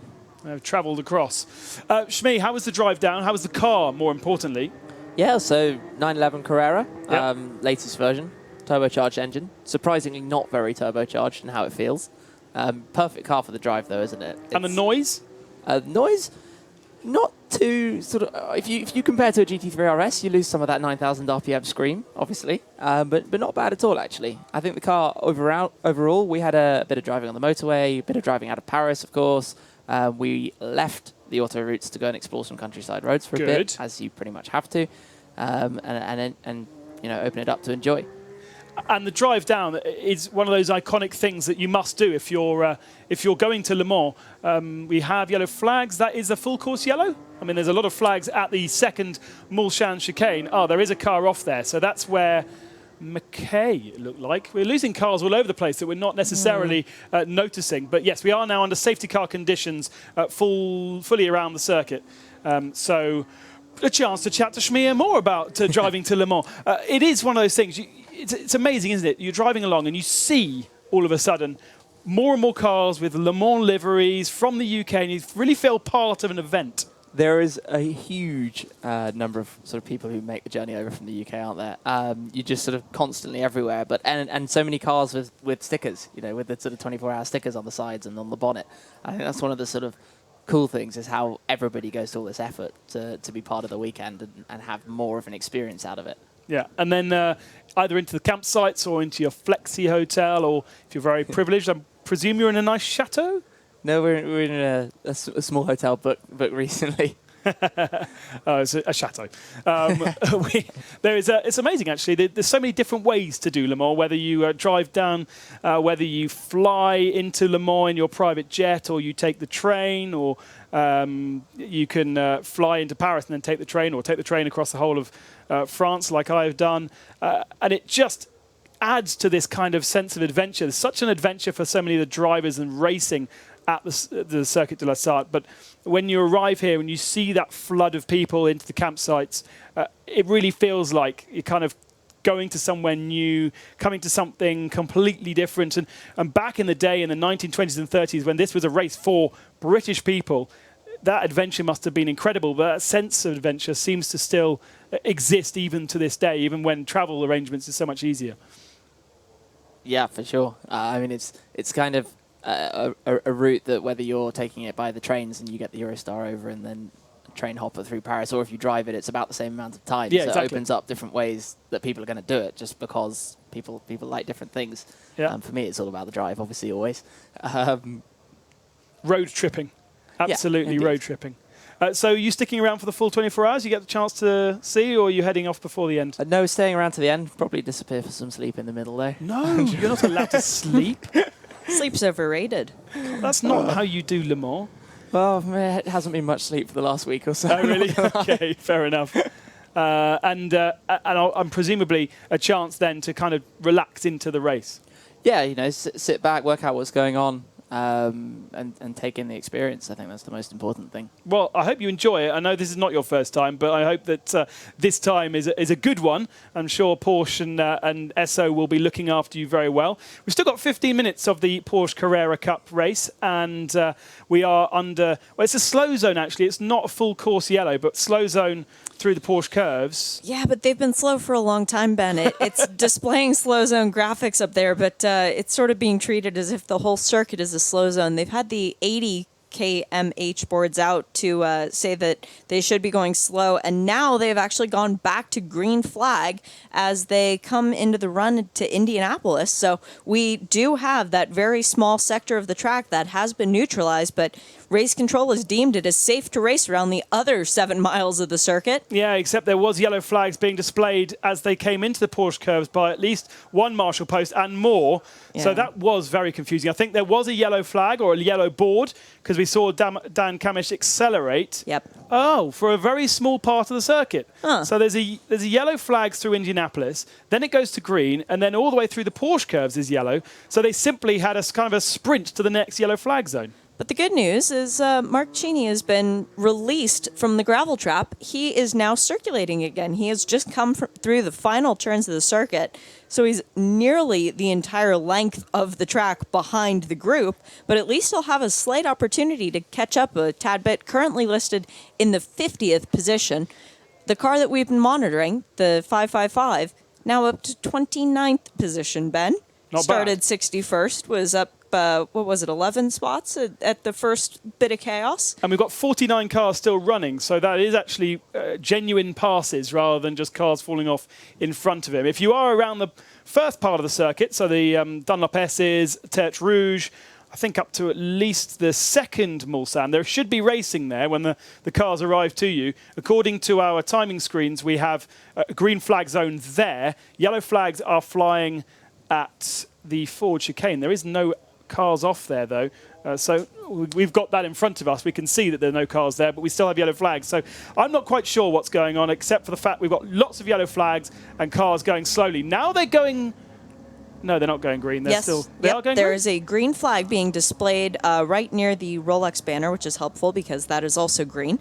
But we are going back to green for at least part of the track. Dan Camish is already pulling away from the cars behind, but Dino Zamparelli still with a lot on his plate as he is battling for third position with the number 53 of Guvin, and Zamparelli gets around him quite effortlessly. Yeah, he was on the right-hand side into that first long right kink, so he had the inside line and tried to push Guvin onto the far extremities of the outside, because obviously Guvin would have had the inside line for the braking zone in the Dunlop S's and was able to do such that Zamparelli moved back up into third position, but they're only got a chance to race through the Dunlop S's, Tertre Rouge and the first Mulsanne before they're going to hit yellow flag zones, although the yellow flag zones as I speak are disappearing off our timing screen. So we're going to have more racing, which is good news. 11 minutes and 25 seconds remain of this race, and it is Dan Camish who leads in the nationwide sponsored car. Rivera in second position, Zamparelli in third, then Guvin, McKay, Morin, Hasclot, who has the fastest lap of the race, in seventh place, then Tom Oliphant in eighth, Denara in ninth, which means nothing, doesn't it? And Vincent Beltoise in 10th position. Somebody went straight on at the first chicane, decided not to go through the tire barriers and instead went back through the gravel. Can't tell which number that is. Might be the 86. It was Morin. You were just saying nice things about him? Yeah. So he went through the gravel. And he's dropped down behind Tom Oliphant, so he's down to 8th position now. Green flags seem to be flying around the whole of the circuit. Good news. So lots of snatch vehicle action the last couple of corners, and then still plenty of battling once that for 5th position as Morin tries to get back onto terms with where he should be. That is Hasclot making up a position over McKay. Ewan McKay, yeah. So he's Hasclot up to 5th spot now, and that was at the second of the Mulsanne chicanes.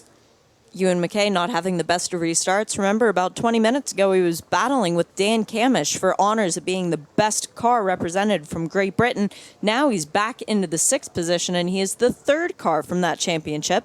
This reminds me of cadet karting, where you just don't want to be in the lead going down long straights because you are going to be slipstreamed and passed at some point. And Dan Camish, who is a veteran of karting, a guy who I think I actually raced at times back in the UK, he will be very, very aware that he needs to place himself in a good spot because he's providing a huge, huge slipstream to Rivera in second position as they come towards the Indianapolis section of turns.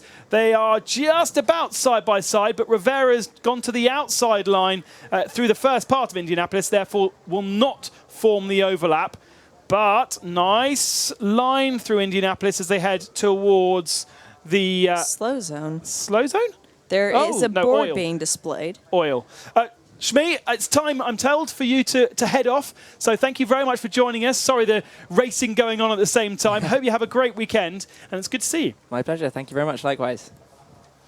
Right, so 9 minutes remaining. Let's concentrate on the action. Hasclot and side by side with Morin. That is for 7th position as they head towards the Porsche curves, but there's yellow flags still flying at least one of the boards. And they're overtaking each other in the yellow flag zone. Where's the next marshal post? Green flag there. That was a bit naughty there. That was Morin again driving quite a race, you have to say, has had ups and downs. The ups have been quite spectacular. The downs have, well, been the same, just in the reverse order. And you have to wonder what kind of race Moran would have had representing Sweden, the only car from that championship in this race. What kind of race he would have had if it was a clean one the whole way through? Oh, well, if he's Sweden rather than Spain, then he might be Morin, depending...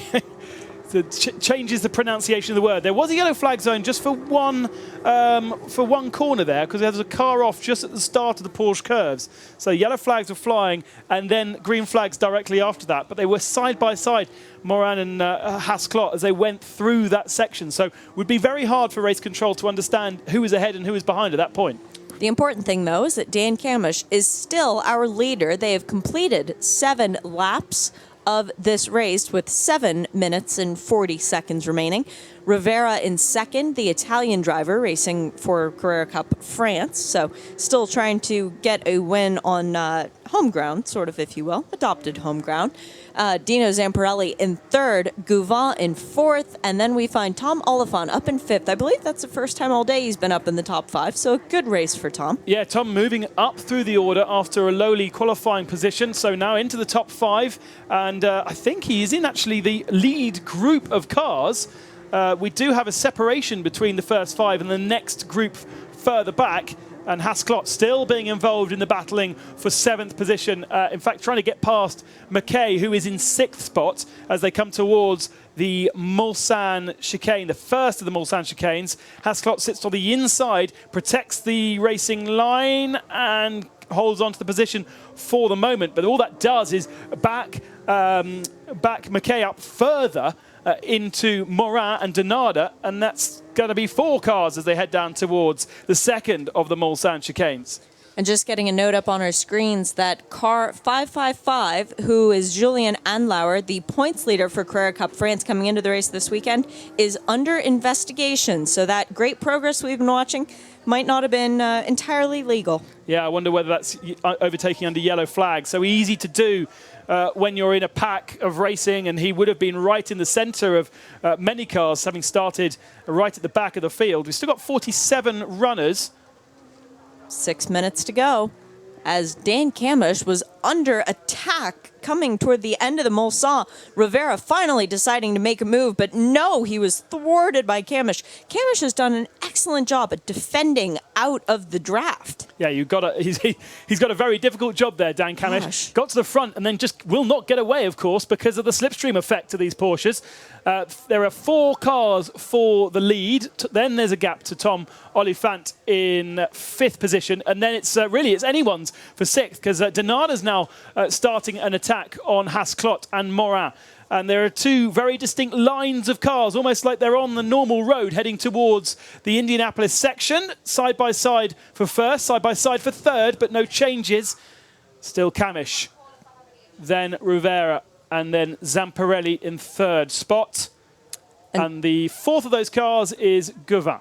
We have a new fastest time laid down through Sector 1. Now, that is before any of this drafting comes into place. Who is it from? Charlie Eastwood, involved in that first lap schmozzle that we saw through the 6th turn of the track. He was way down, still in 27th position. Now puts in the fastest time for Sector 2. Charlie Eastwood may not have an opportunity to podium, but he sure is going for fast lap honors. I like the word schmozzle.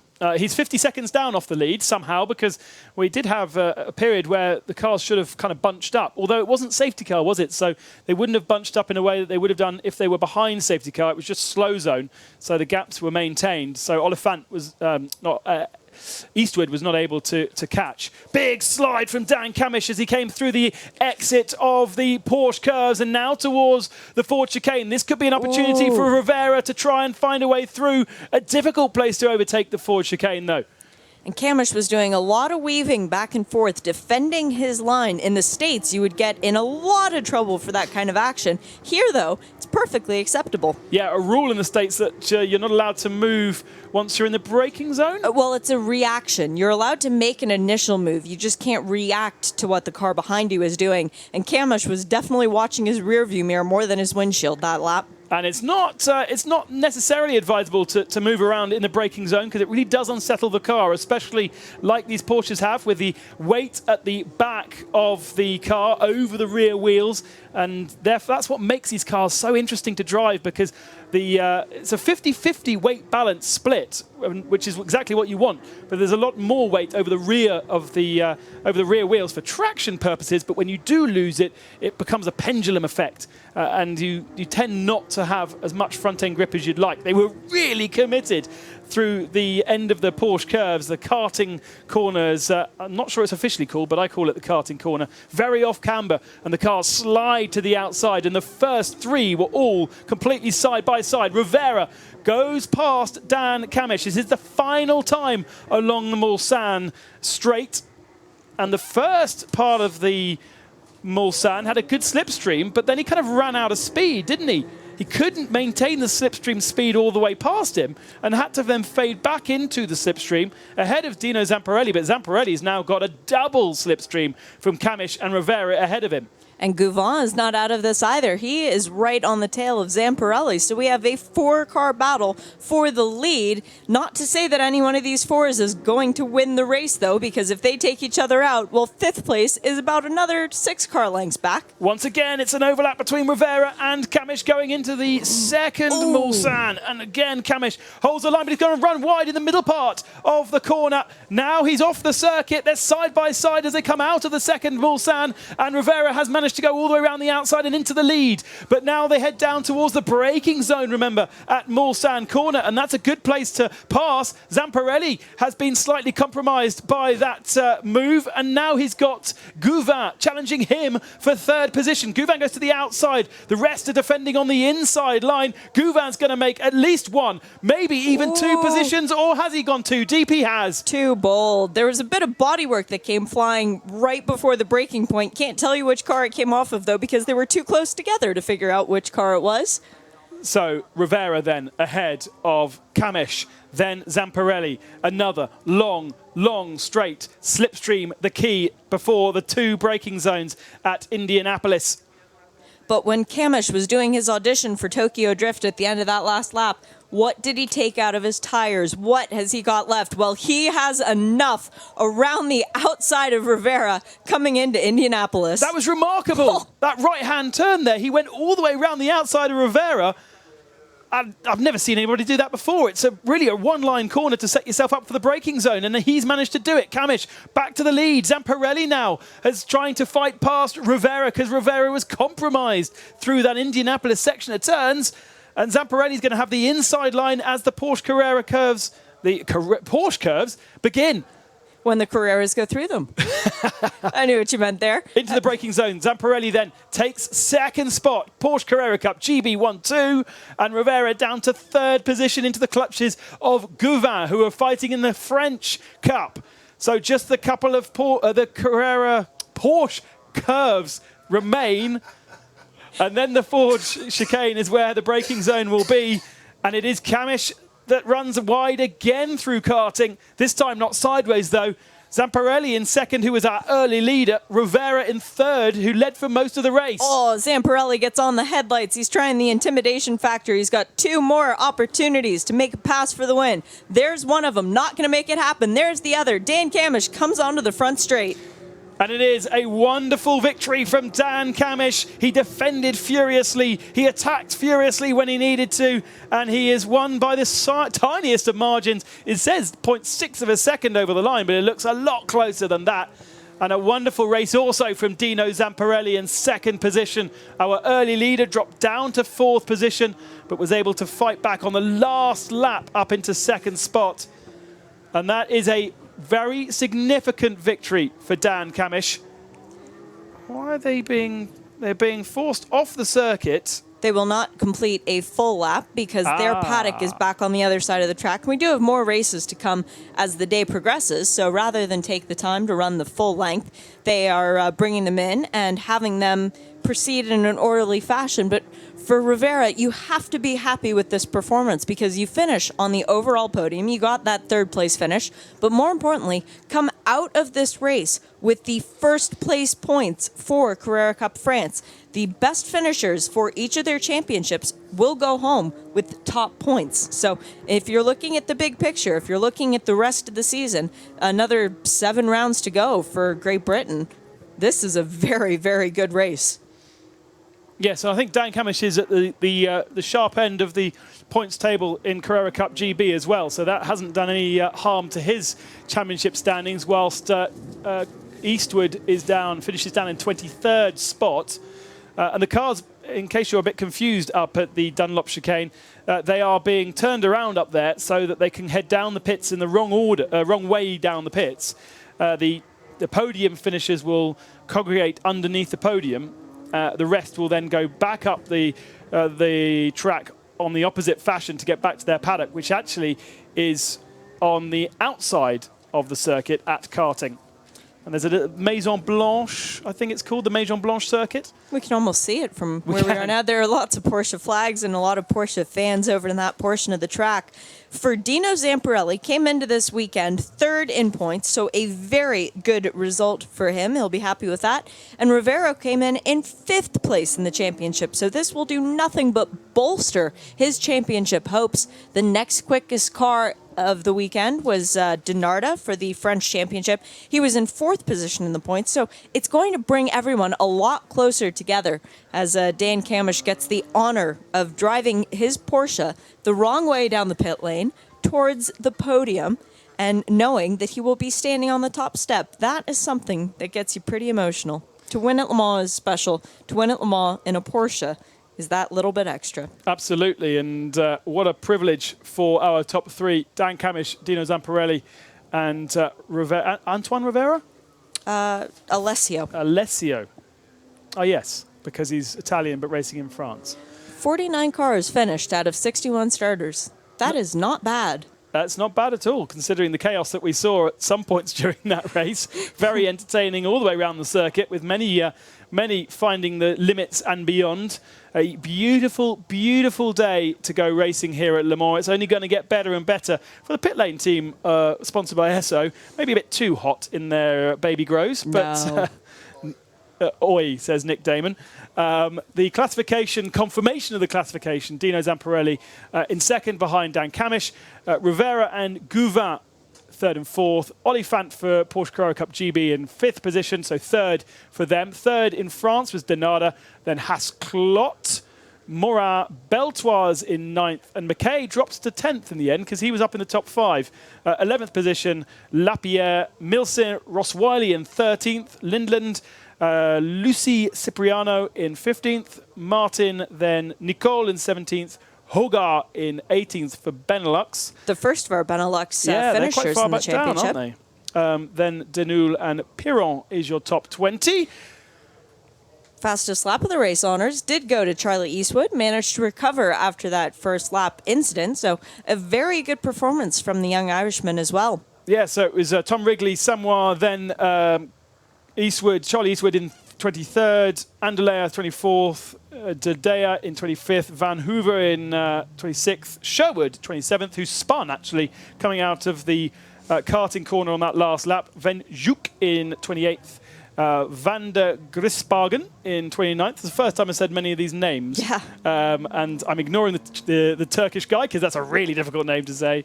And the rest of the finishers, a huge grid, an amazing grid to see so many GT3s on here at Le Mans going down that start line for the first time.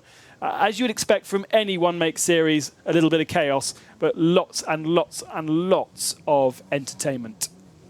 And only got to see that beautiful safety car one time during the course of the race, which is a good thing for the racing, but it's also a good thing for us because it was parked just outside of our booth, so you and I got to stare at a beautiful Porsche for most of the race there. And lovely to speak with Shmee as well, coming in as an ambassador for Mobil 1 and Esso and Porsche, so that worked quite nicely. Find out from him his travel down and his enthusiasm for Le Mans.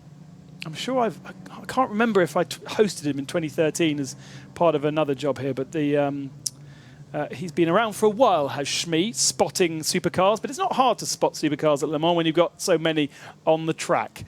And the cars now, if you're around the circuit, will be going backwards down the track to their awnings, which is behind the Porsche Experience Centre. So if you want to go and see those cars up close and personal, very easy to access, as I say, on the Maison Blanche short circuit, which is basically used now by Porsche for their Experience Centre.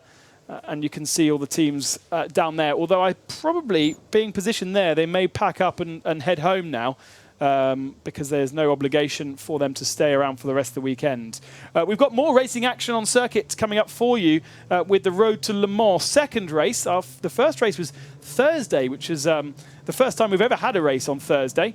And we have their second race coming up for you before the pageantry begins for the 85th running of the Le Mans 24 Hours. And we've got live coverage all day and all night, 24/7 for you, up until the checkered flag of the 24 Hours of Le Mans here on Mobile One Radio Le Mans. This program is a Radio Show Limited production. Tell your friends there's more at radiolemans.com.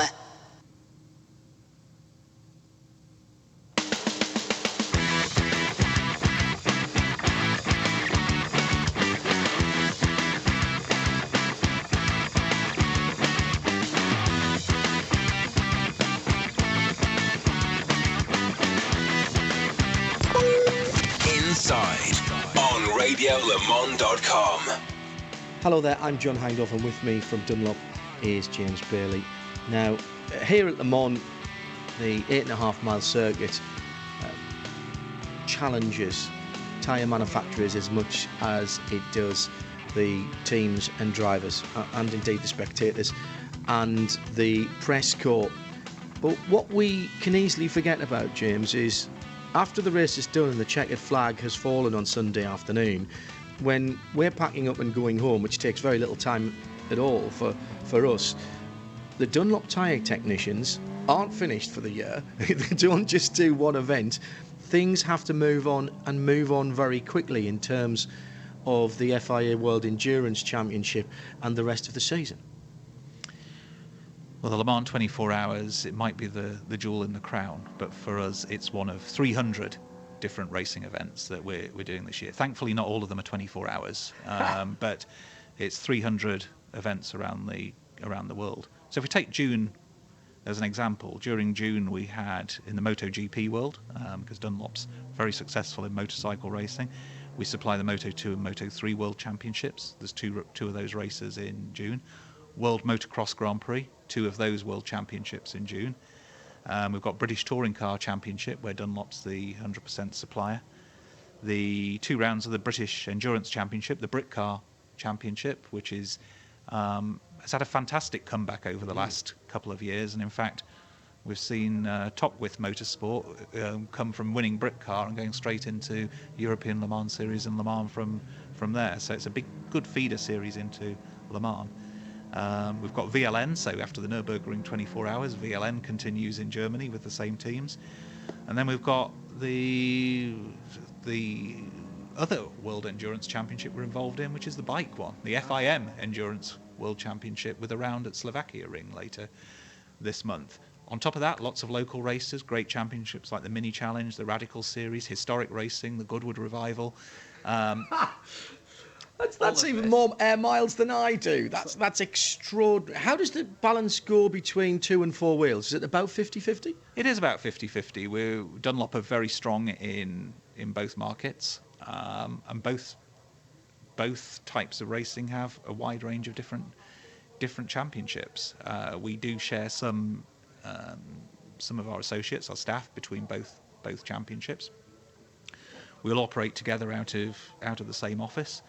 But logistically, it's a fascinating challenge. From Le Mans here, the season really does take off in World Endurance Championship because, well, after Nürburgring, it goes long haul, and that brings a whole new challenge for us. I was going to say, the office must be just wallpapered with different wall planners, like a full one for the whole season that just has lots of multicoloured dots on it, and then one for each of the different championships. I don't even think about that. Okay, so Nürburgring is still in Europe, so trucks drive back to base, and then we'll head off to the Nürburgring. But after that, it's all flyaways, it's all long haul. How does the logistical side of that work for you guys? Because you've got to take tyres to the far-flung corners of the world, from Mexico through the United States, the Far East, and end up somehow in Bahrain in November.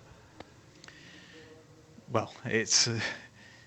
if we're talking about just the FIA World Endurance Championship, which is one of the 300 different events that we're doing, but the continuation of Le Mans now into the 6-hour races. For Mexico, we have already sent 5 40-foot containers out to Mexico. After the Mexico race, one of those containers will bring back the used tyres that have been crushed and fit in one container, and that's important. What happens to them? Just like with road tyres now, as a member of the responsible recycling scheme, is that we have to have complete traceability on our tyres, and that's important because the tyres have to be broken down into constituent parts and used for recycling. So in what I'd call secondary rubber products, so it could be things like mud flaps or rubber mats in the car, or even the rubberized playground material you get that gives a slightly softer landing underneath the swings and the roundabouts of the local play park. That's got tyre rubber in it. But also you've got the metals and the other materials that are in the tyre as well that need to be extracted. So they come back for recycling, and usually made into a kind of a rubber composite crumb. So that's one container coming back. As that container comes back, there'll be another 4 containers that are being sent out to Austin. And those will join some containers that are brought from Mexico to Austin by road. Right, okay. Now, whilst Austin's happening, we'll also have 5 containers that are on the sea going to Japan. And likewise, those from there, there'll be 1 container coming back with the used tyres. Right. And 3 more will be sent out to China. So 4 of the Japanese containers will be sent to China, 3 more going out to Japan by sea. And that almost brings us to the end of the year, but we've got Bahrain, and we'll be sending another 6 containers of tyres to Bahrain. Does it help you that you know what those tyres are right now? I mean, in the days of good old-fashioned tyre wars, and we still have that in some series where tyre development is allowed through the year, you're constantly evolving your tyre specification, which must be a nightmare for your lead times. At least now, all you've got to worry about is actually getting them there, because at least you know what you're building and when they've got to be, where they've got to be. The advanced planning really helps, and again, the ACO and the FIA with the FIA World Endurance Championship are committed to sustainability.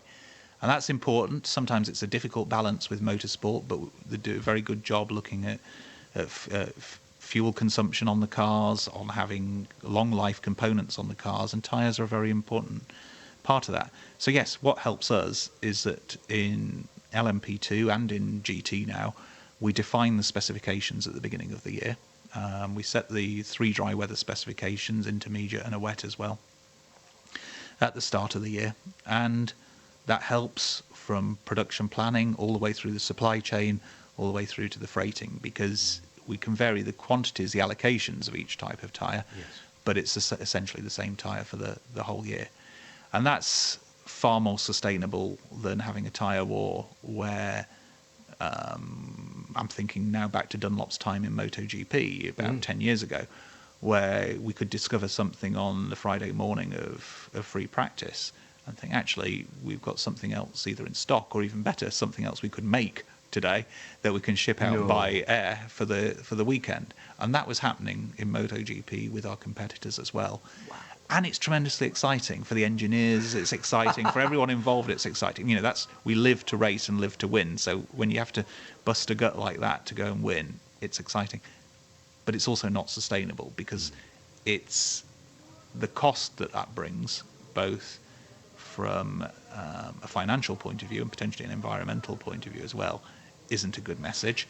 And also, when motorsport is not only a technical investment from the company, it's also a marketing investment. You can't have that kind of uncontrollable cost as well. Well, and also I would think that it's far better from you in terms of being able to transfer that technology, whether it's 2 or 4 wheels, on-road or off-road, if you are building something that works across a range of circuits, temperatures, rather than, oh, we've built this motorcycle tyre, in the example you were giving, for Assen on this Saturday on this time of the year.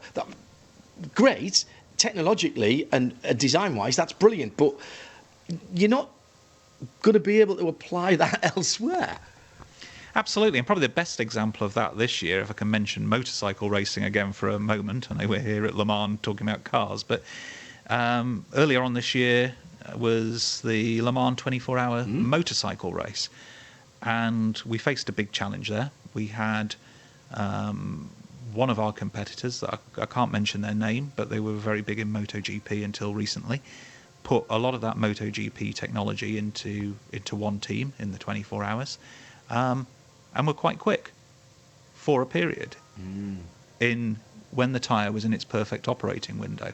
The team that won, GMT 94 Yamaha, over the 24 hours of Le Mans, they actually used a standard off-the-shelf Dunlop rear tyre, our KR108, which is available for anyone who wants to go and do track days or amateur racing, and it had that very wide operating window, and it was that tyre that won the race. So maybe there was one particular moment during the race when the temperature and everything else was absolutely on spot-on forecast, where it wasn't quite as quick as the competitor, but in what we call enduring performance and consistency over a race distance, that tyre came through to win the race. Just thinking about the staff, with 300 events a year, how many people are we talking about that are, first of all, back at base with the dots on the wall planner, and secondly, travelling to these events? And typically, how many events would a tyre engineer do through a year? Well, we've got a brilliant and diverse team of associates across Europe. Some are based in the UK, some in Germany, some in France, some in Luxembourg, where our R&D centre is as well. And we work as one multinational team. Now, we try and keep people working on the championship that they know, because the customer relationship is very important. So in Le Mans and World Endurance Championship and European Le Mans Series, you'll see the same faces. In VLN, there is some crossover, because the learnings that we get in GT racing in VLN versus World Endurance Championship, there's some similarities there. But if you go to, say, the British Touring Car Championship or to MotoGP, you'll see a different group of people, still wearing black and yellow, but a different group of people. So here at Le Mans, we've got over 40 people in the paddock and the pit lane. So some of them are trackside support engineers, so they're the ones that are deeply embedded in the teams, giving advice on the setup and the pressures for those teams and gathering all the data. Effectively, they are team members for a particular team, but they just happen to be wearing a different coloured shirt, aren't they? That's right. They are fully part of the Dunlop team, but they have to be fully part of the team that they're supporting and representing. Usually they will have perhaps 2 teams to look after. Maybe one's a GT team, one's an LMP2 team, so they're busy all the way through the event. And then behind the pit building, we've got the Dunlop village. So this year, I didn't count how many trucks we've got there this year, but it's usually more than 16 trucks in the paddock, creating that yellow village. And then we have our team of fitters there. And I think we can confidently say that on a Sunday morning, it's the busiest fast fit centre in France. Easy to forget that, isn't it? Because the teams don't mount their own tyres. You do it for them. Do the teams keep tyres in between events? You were talking about the containers going around the world. Do you allow the teams to keep a stock of tyres in case they want to do testing, or would you typically bring them specially?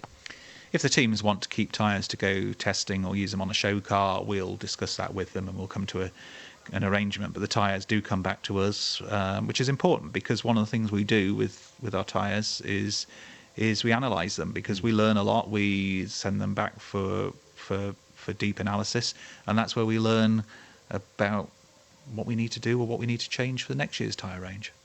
And a question that's more personal to you then, are you ever at home? Is there ever a weekend off?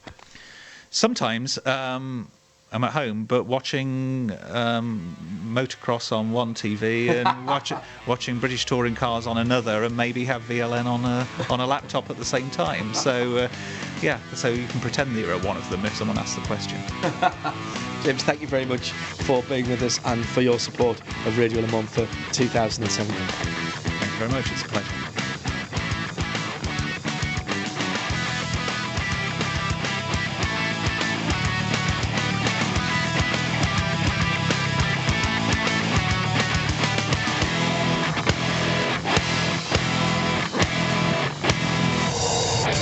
This program is a Radio Show Limited production. Tell your friends there's more at radiolemans.com. Live from trackside, this is Mobil 1 Radio Le Mans. When seconds matter, science matters. Hello everybody and welcome to the 85th running of the Le Mans 24 Hours. It's John Hindhaugh and Bruce Jones for Mobil 1 Radio Le Mans as we head into race day. Already had the Porsche Carrera Cup race, now it's time for Road to Le Mans. This was added to the programme last year. I thought a fantastic addition to the programme. This effectively is mixed category racing, but with LMP3s as the top class and GT3s, Bruce Jones, as the GT category. And it's a great way to learn about the vagaries and the particular skills required in multi-class racing, because you can't learn multi-class racing if you don't do multi-class racing. Exactly so, and when you see some of the best of the GT3 runners getting up and ahead of a lot of the LMP3 runners, you can rest assured they are very much on top of their game, and certainly several pairings have really stood out. The TF Sport, Aston Martin, really shone in Thursday's race. But again, look at the field. As you say, last year was the first time we've got 49 cars. The split is effectively 2/3 LMP3 and the final third in the GT3. It matters not, provides the variety that we both love so much, and you'll see it in particular on the opening lap of the race, because one of the GT3 runners is 5th on the grid. Yeah, brilliant stuff. They don't split those grids up, so you start where you qualify. Now, the interesting thing for this, already GT3 we know about, LMP3 is doing for prototype racing what the same sort of global phenomenon, the same as GT3 did for GT racing. Massive hit already. It's a subclass of the European Le Mans series, and at Silverstone everybody commented about how good the cars looked, how good they sounded. Here they get a chance to shine at the front of the grid, and my goodness, they've been doing that. And haven't they? So I was always in two minds when the P3 class came out. I looked at the cars, the paint was still drying on the first of the Ginettas as they reached Silverstone 2 and a bit years ago. And it grew and it grew, and now you look at the level of preparation of the cars. It's a host of Ligiers. We'd like to see other manufacturers getting into the mix again.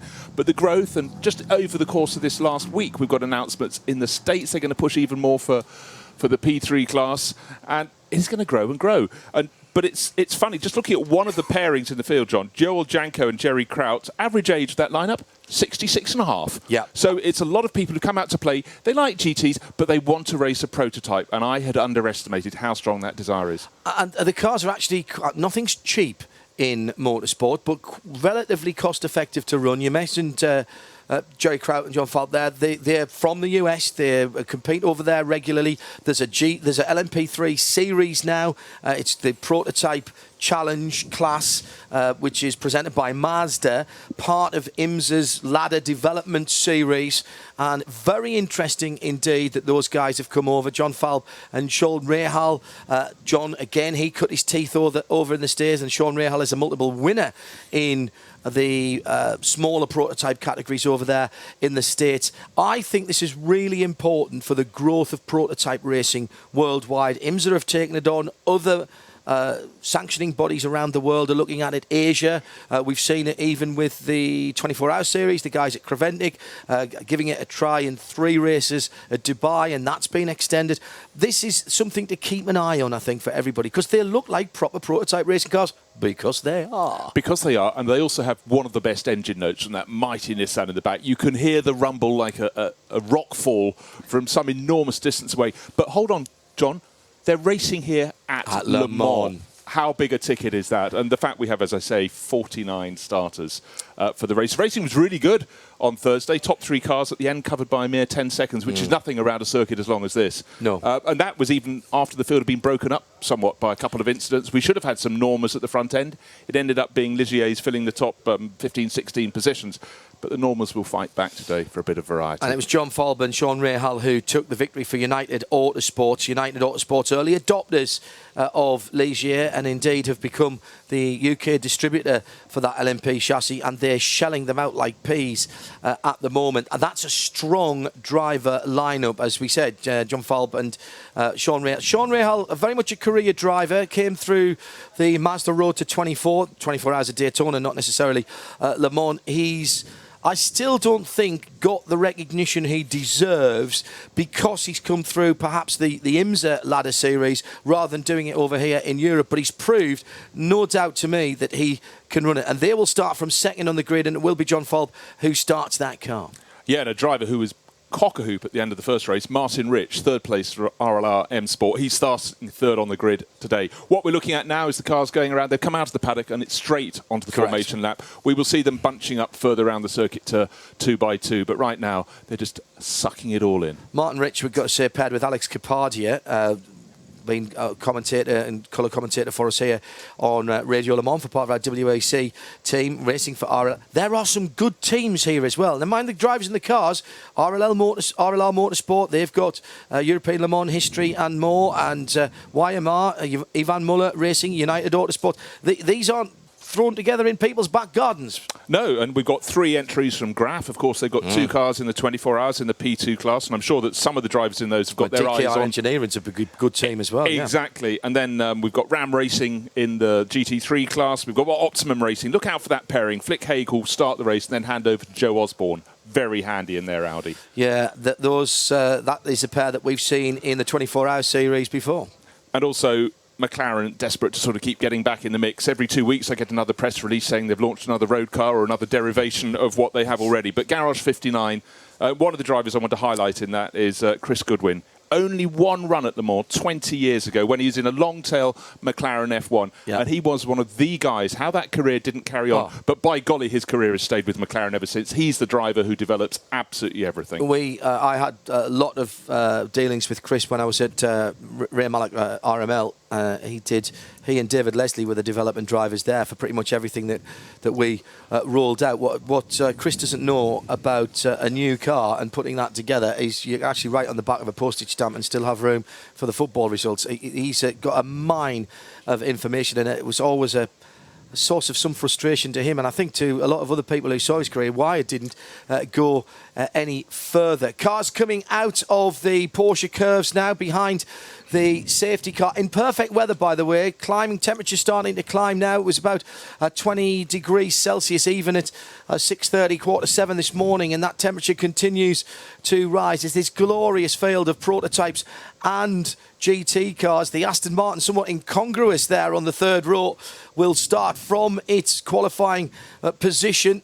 And the BMW safety car, BMW back at Le Mans next year, and they've got one of the M235s here pacing the field. The light bar is extinguished as the first tranche of runners are coming through down towards the final couple of corners in front of the Mobil 1 Radio Le Mans studios. Good morning if you're joining us on 91.2 FM or around the world. If you want to see what's going on in the studio, go to radiolemans.com and click the Le Mans page, and you'll see there a lovely banner, special offer banner for Motor Trend On Demand. Click on that, and if you sign up, you get a great deal, and Motor Trend On Demand help us out. Everybody wins on that one. Stand by for action then, Bruce. Here we go. It's a good side-by-side, 2x2 start. Scattering the pigeons on the front straight as the green lights go on. And it's a very even start from the 2 front runners. DKR Engineering, the number 3, the almost G-Drive coloured car with the bright orange on it, but up the inside, here comes United Autosport and John Falb. Does he get position? He doesn't, but he's going to have a look down into Dunlop.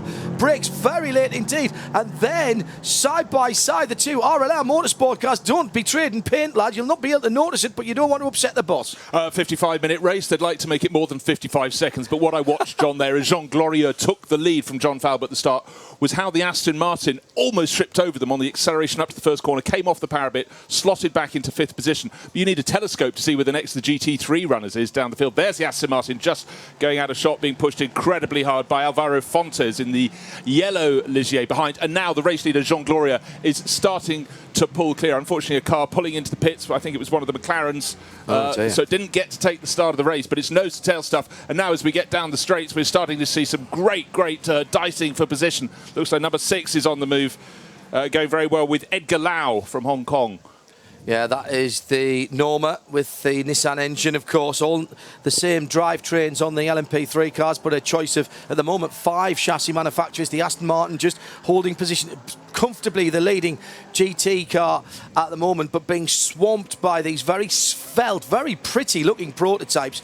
Sort of puts me in mind that I'm of a certain age, sort of puts me in mind of the old C2 cars, but they're actually, I think, even better proportioned than that. They do just look like a bigger prototype that's been shrunk in the wash. The old C2 cars, a little bit heavy around the screen area because they used the screens from the bigger cars. It was the Optimum Racing Audi that came in, Flick Hay and Joe Osborne's car, and that car's been held in the pit lane. That looks like it's some kind of penalty for that car being assessed very early on. That's... Yeah, well, it's not a carry-on from the previous race. We've got some punishments in that. But what's amazed me is how Jean Glorieux has broken clear. Now you can see John Falb is being hunted down. The 2 RLR M Sport cars pulling away. And the Aston Martin, Ahmed El Hati, has only lost 1 position, 5th at the start, down to 6th. But the next GT3 runner cannot be seen. And then we have a change of position. Number 11 slotting through. So up into 4th place goes Lucas Legeret for Duquesne Engineering. They always run their cars in black and blue these days.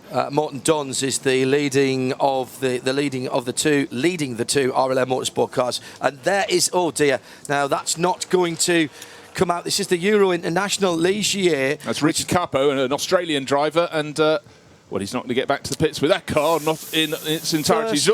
Was that the first? That was a second chicane. I think. He's gone straight on and clouted the run through. Something or whoever, but either way, out of the race for him. But up front, Jean Glorieux is stretching his legs, and now what we're starting to see, in fact, the Aston Martin has got back past one of the cars that passed him. Now, and that is pure grunt and more mechanical grip. The GT3 cars do have a bit of aero, but nowhere near as aero dependent as the LMP3 cars around them. Nice overtaking manoeuvre down into Arnage just a moment or two ago from the number 65 car, making up positions. That's the Chila Ligier up into the top 10 now for that car. Clean so far. Clean so far, and the very best of racing seems to be just outside the top 10. As you can see right now, this is a gaggle, 10th to 15th, covered by nothing, 2 by 2, but our front runners are starting to work clear. And Ahmed El Hati, the Omani racer, really pressing on in his Aston Martin and being harried. But as we said, John, the difference between the GT3 car and the LMP3, different points on the circuit, they have their advantages. Down through the S's for the leading pack, and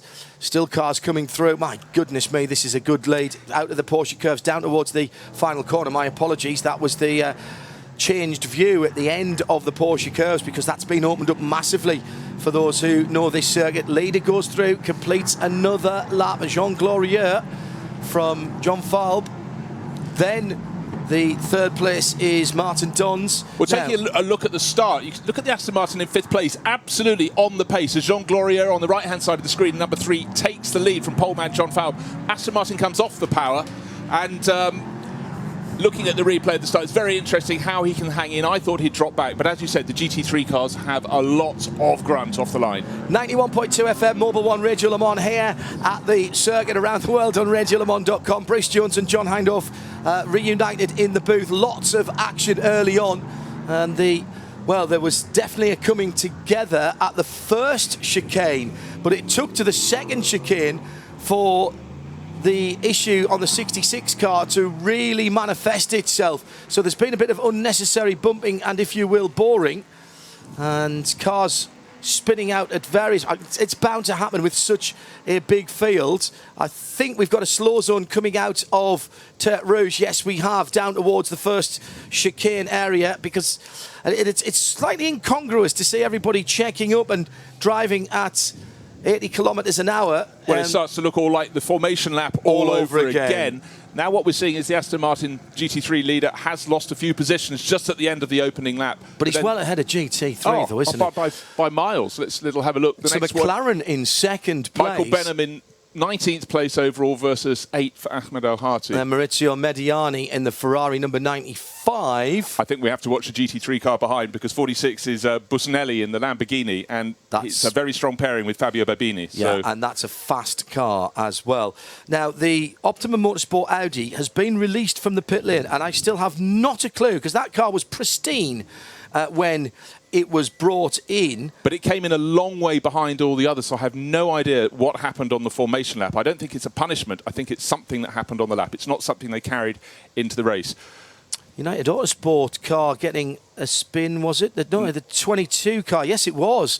The 22 car getting a spin right at the start of the race as well, but that was no harm, no foul, no bodywork damage on the 22 car. That's Jim Maguire, started down towards the back end of the field and probably was trying to jump past a few.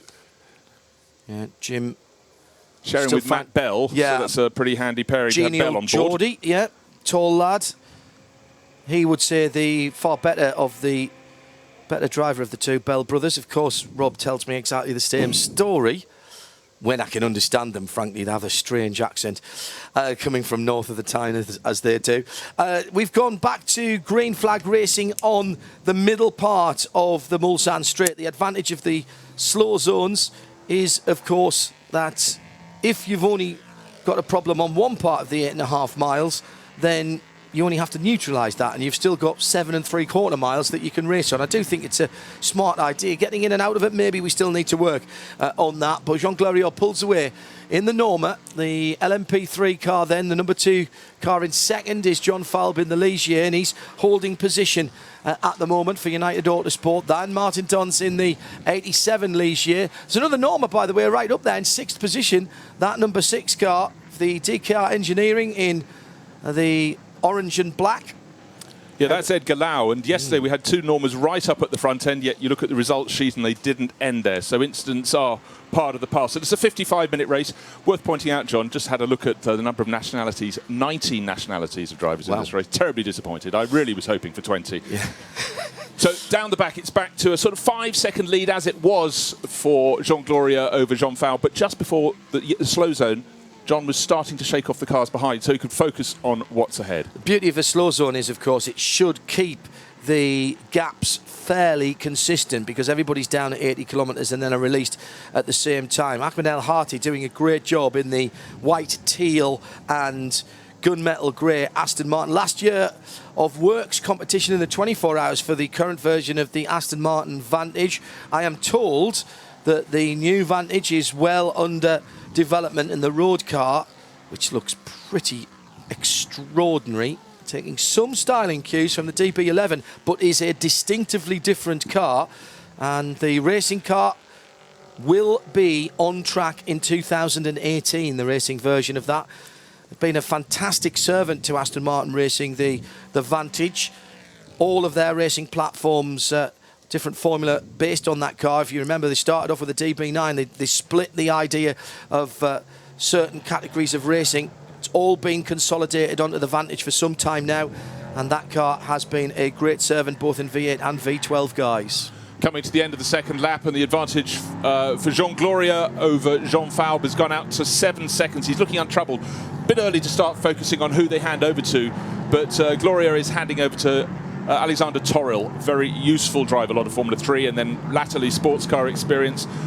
Whereas John Faure is handing over to Sean Rahal, so I'd say pretty evenly balanced, and it's Faure's job to not let that advantage get any greater than it is now, but also to stay in second position. A lot of our American audience will know Sean Rahal's name, may not be quite as familiar to some of you trackside, but this is a young man to watch.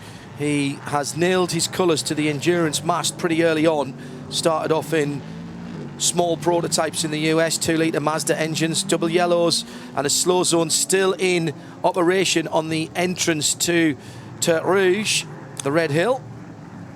Decent crowd, but not massive here this weekend. Still quite a lot of camping available in Who area. I reckon about 75% full this year, and lots of spaces on the verge, which I'm not used to seeing. Well, I tell you why, John, because we know it's going to be a really hot 24 hours. It's all about pacing yourselves, and unfortunately one of the drivers didn't pace himself too well. The number Dunlop. 12, that's Marateotto, has gone off SVC Sport Management.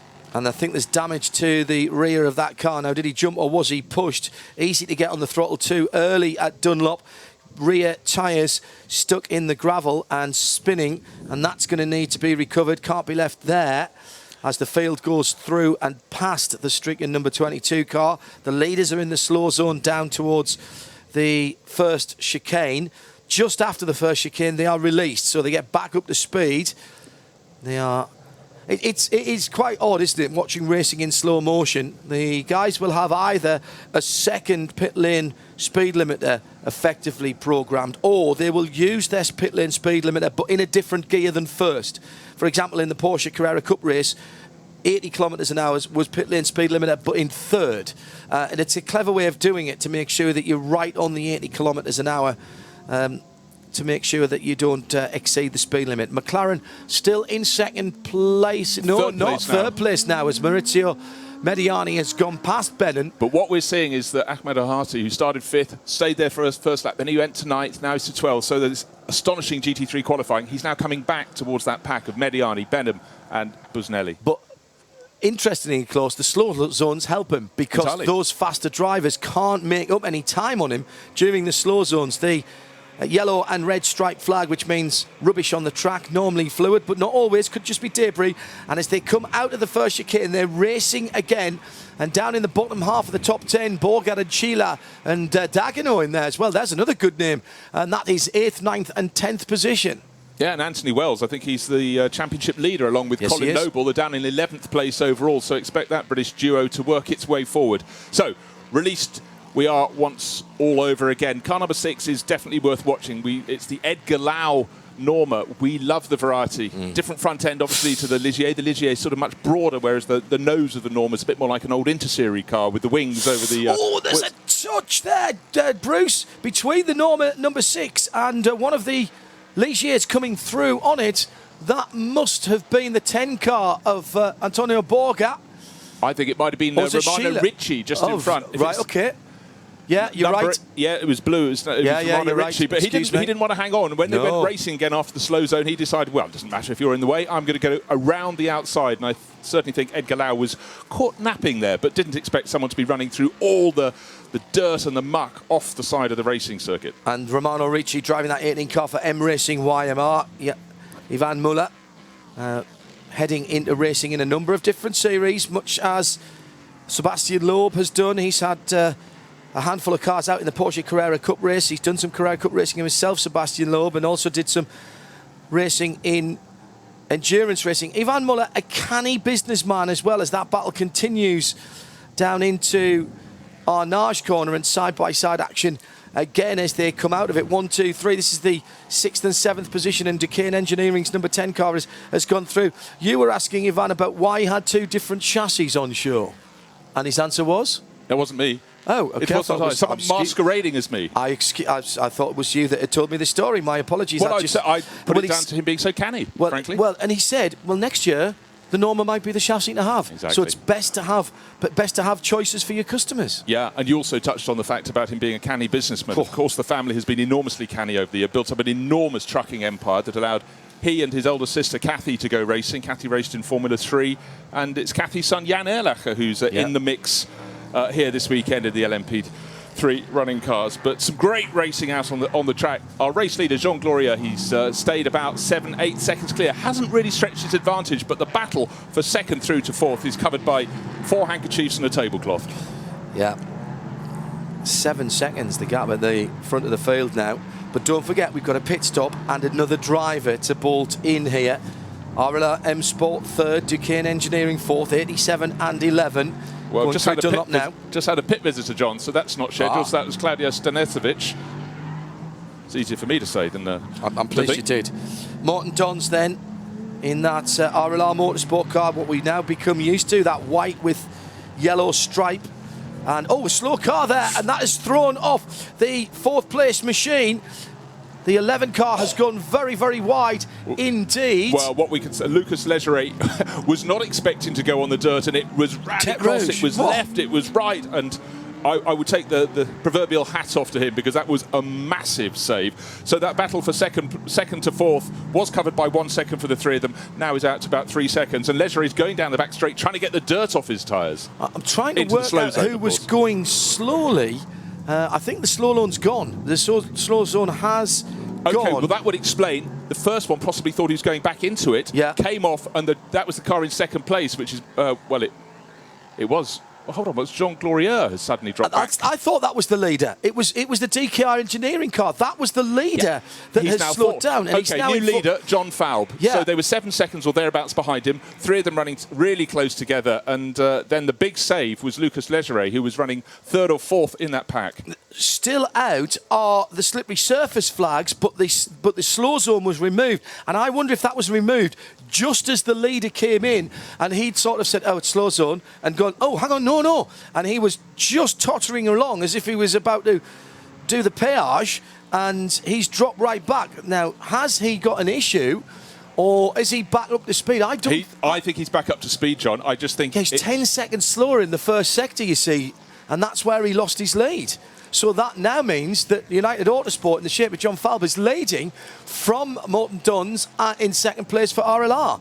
And he's got company in behind him, the number 11, sitting in 3rd position, Lucas Legere for Duquesne Engineering. Whose heart has probably come down to about 300 beats the minute after that save. And Jean Glorieux in the orange and black Charger, number 3, in the background. I'm going to see how he closes in again, because we saw he had the pace on the opening lap and a bit of this race. Then it seemed to settle down. He seemed to have everything under control.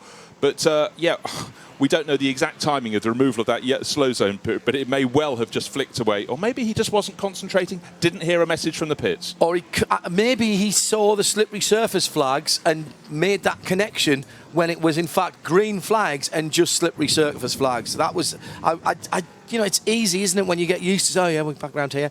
A lot of dirt on the circuit out there. People have been going wide. There was some interesting lines in the Porsche Carrera Cup race as well, which has just been on the track, and there's been no time for clear up because they basically did the ceremonies on the podium as these cars were rolling out. Well, John Falb, the new race leader, got very, very dirty, managed to get back on the track, but now we've had the change for second position because Lucas Legere has gone past Morton Dons. So the driver who had the biggest moment of the race so far is clearly now fired up and heading off after race leader John Falb. Looks as though he has the pace to catch him, because don't forget, 2nd to 4th really closed up, and Legere was the one in 4th place. Yeah, Legere across the curbs, coming through Corvette curve, and 4th position. He's coming back at the the original leader, Jean Glorieux. We wondered if he was getting back up to speed. He most certainly has. He's now about 3 car lengths behind 3rd place, behind Morton Dons, as they come to the final twiddle of corners onto the start-finish straight. First 4 will be covered by about 3 seconds, I reckon, John. Yeah, and it's 3 Legers and a Norma. Then another Norma in 5th position. And then Legers to the rest of the top 10. Now this is, we've got, by the way, the pit lane window opens in about 3 minutes' time, is the message from race control. Don't know if that's generated randomly, but that popped up just a few moments ago, I noticed on the screen. The leaders, there are a couple of cars that have fallen back from the pack, and the leaders coming to Tertre Rouge shortly, and just coming out of the first chicane is the number 12 SVC Sport Management Ligier, a bright yellow car. A bit of damage to that car, and there's a bit of debris on the circuit as well coming through Tertre Rouge, which is why those yellow and red flags were out on the track. So there may be a bit of lappery yet before they get to the pit stops. One thing I want to pull out, John, just casting my eye down the list of the top GT3 run. Oh, now having a change of place. I'll interrupt myself because up into 3rd place comes original leader Jean Glorieux. He's picked off one of the 3 Ligiers ahead of him. Now, did he get past before the yellow flag? And it's slow zone just after. So the middle portion of the long straight. And the Mulsanne is in slow zone. And that is starting where? Just before the chicane. So that pass was pulled off just before the yellow flags. So everybody once again in slow motion. It's the backward cycling race. The leading GT car has now been caught. Mediani is right with Ahmed El Hati in the 97 Aston Martin. So Aston Martin 13th and 14th is the bright red with the Italian flag striped down the middle. So TF Sport from Spirit of Race, AF Corsa by any other name. It really confuses me where in some championships one driver pairing is AF Course, the next it's Spirit of Race. But Amato Ferrari's empire continues to grow and grow and grow. No relation, of course, but if Ferrari did have a works team, and they don't in GT racing, it would look very much like AF Corsa. They do have factory drivers supplied to them. They are favoured sons, if you will, although, as I say, there's nothing in... there's no relationship other than the name being spelled the same. Now, the pass was just coming down out of Terte Rouge for third position in the case of Jean Glorieux, who went through on the RLR car, and that was confirmed now just before the zone of slow. So the driver's waiting to come out of the zone of slow, but which they do now, and there's a white line on the side of the circuit which shows you where the green flag zone starts. So the first four incredibly close as they came out of that slow zone, but the first two had to power down far sooner, and now Jean Glorieux in third place is being hunted, and Morten Don's desperately keen to go past, but the Norma just stays ahead as they get down to the Mulsanne kink. But that top four, covered by 1 3/4 seconds at the start-finish line, is going to be a bit more than that this time around. That was about the classic case of the driver at the front of the queue being the one widest awake. And as they come round this time, the pit lane will be open for the mandatory stop. 33 minutes and 4 seconds on the clock. It will open at 33 minutes to go. It's the car 20 that was being recovered in that slow zone. That's one of the GT cars, is it not? The Indeed 20 car is the Gulf Racing UK. Oh, that was Andrew Baker, who's sharing with Ben Barker, who maybe won't Barker get to and go. Baker. Barker and Baker. Ben, one of 7 drivers who'll be competing in the 24 hours, just having this as a morning warm-up for themselves. And Ben was telling me yesterday how he's bringing along Andrew Baker and developing him as a racing driver. Filthy coming out of Arnage with all of the leading now trio who are breaking away from the RLR car, kicking up the dust. Ben Barker, of course, who won the Porsche race here a couple of years ago for Paul Robe and the Power Motorsport concern. And I know that they'll be watching and listening somewhere. Hello to all of you down there at Crawley. Power Motorsport, well, what they don't know about 6-cylinder Porsches, particularly the air and oil-cooled cars, isn't worth knowing. Frankly, Paul and his team have forgotten more than most people do. Thanks for their support down through the years. Love to see you back racing here, guys. Paul, I know, would like to be back here in the 24. I tell you what, Jean Glorieux's got his head down quickly, and he's now back up. And the first and third come into the pit lane. I said the pit lane would be open, and they have gone for it at the earliest possible opportunity. And I was just thinking, because Glorieux's head was down, he'd stay on for another lap, but he's handing over to Alexander Torrell, a driver of great calibre, so maybe it was preordained. As soon as you come in, you can come in. But Glorieux really showed what the Norma could do. And Edgar Lau was 5th in his Norma. So again, we've got the mixture of Normas in with the Ligiers at the top, at the front end. So Falbin, Morten Don's in. Lau's come in as well. So only staying out there was the 11 Ligier. That's the Duquesne Engineering car, the Leisure car. And who else has just gone through there? That was the 10 as well that's just gone through. Yeah, and another one to watch. He's now up to 3rd place overall is Richard Bradley. He'll, of course, be competing. He now wants the clear track for 1 lap. Maybe 2 laps. He can just about fit it in. Let's call it 1 lap for now. He can stay out for another 20 minutes if he really wants to. The countdown, for another 7 minutes if he wants to. The pit lane closes at 23 minutes to go. The family Borga then in 2nd position. Then Richard Bradley, and he will want to get a run at those cars at the front of the field. A new set of Michelin tyres going on for Sean Rahal at the United Autosport pits. Well, if anyone can make great use of them, Sean's your man, so he'll wait for that car to get down on the deck and then go out to onto this fabled tarmac around the Circuit de la Sarre. Pit stop. Problem with the right rear. Problem with the right rear there. Bit slow. But it's not a problem because there is a statutory pit stop time. So take your time, make sure you get it done right. I'm a big fan of statutory pit stop times because it means you can employ fewer mechanics. It's a safer element in a race, and if it's the same for everyone, great. Yeah.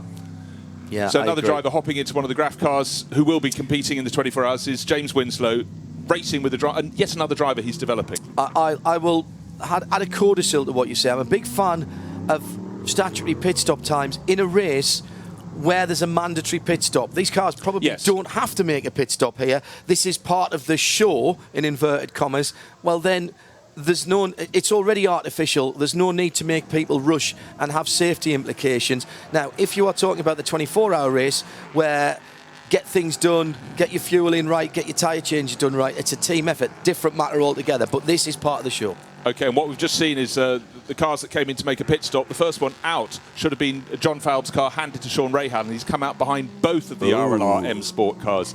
So even within that statutory amount of time in the pit lane, the United Autosports team has lost a bit of ground, but we know Sean's got those brand new set of tyres ready to go out and play. Let's see what he can do with them. The latest Michelin rubber, still some debris sitting in the track right at the early stint of the lap. Yeah, just on the way down from the Old Forest S's into the right-hand turn into Tertre Rouge.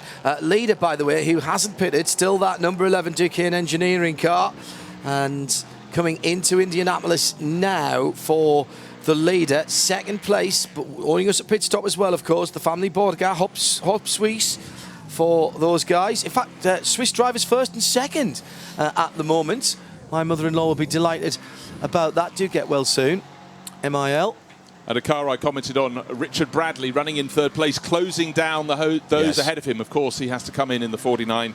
Ligier, Win Motorsport, hand over to William Locke, but going very well. Blue and orange, a colour that sort of combination that seems to go quite well at Le Mans for some reason. Yeah, third position at the moment. I would think they'd leave Richard in there as long as they can, which will be one more lap. He's set to take the fastest lap of the race at the end of this one. He's certainly closing in. 10 seconds covered the first three of them as they started this lap. It won't be that much by the end, but Richard has a fairly clear track up ahead of him, which is what he wanted, because he was some way down the order at the start of the race. He'll get one more lap, but I think that's all he'll get at the end of this. The leaders are in the pit lane. Richard Bradley, I expect to stay out in that 49 car. In comes the number 11 Duquesne Engineering car. In comes second place, the Borga car. And Bradley as well, so he hasn't gone for the extra lap. He hasn't gone for the extra lap. But he went from 23rd to 3rd. Yes, I know about half a dozen of those ahead of him came in, but he was gaining a lot of ground, as you'd expect, from a driver who has one speed, and it's fast. They might have thought that they were going to be a little... Oh, and a problem for the 14 car. This is the RLS spot. This is the Richard Capadia. And Alex has just got in that car, and I think that's dead stick at the second chicane. He's barely got... This is his outlap for Capadia. And Alex, who was driving a stock car at Brands Hatch not so very long ago and doing very well indeed, that car is without fire from the Nissan power plant. He walks away, gives it a look. Oh, how disappointing. Third place on the first of the two races here at Le Mans, and now a big fat DNF. Did not finish. Lots more pit stops. The sort of effectively the second batch of drivers making their changes. Lucas Leggeret is still listed as the leader of the race, but he's in the pits, of course. Yeah, 53.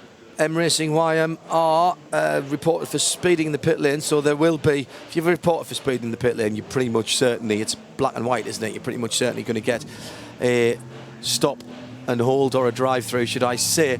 Just checking the GT3 battle, the leaders have pitted. In fact, Mediani's just come in that last lap around, so staying out there, the 96 Porsche will assume the lead.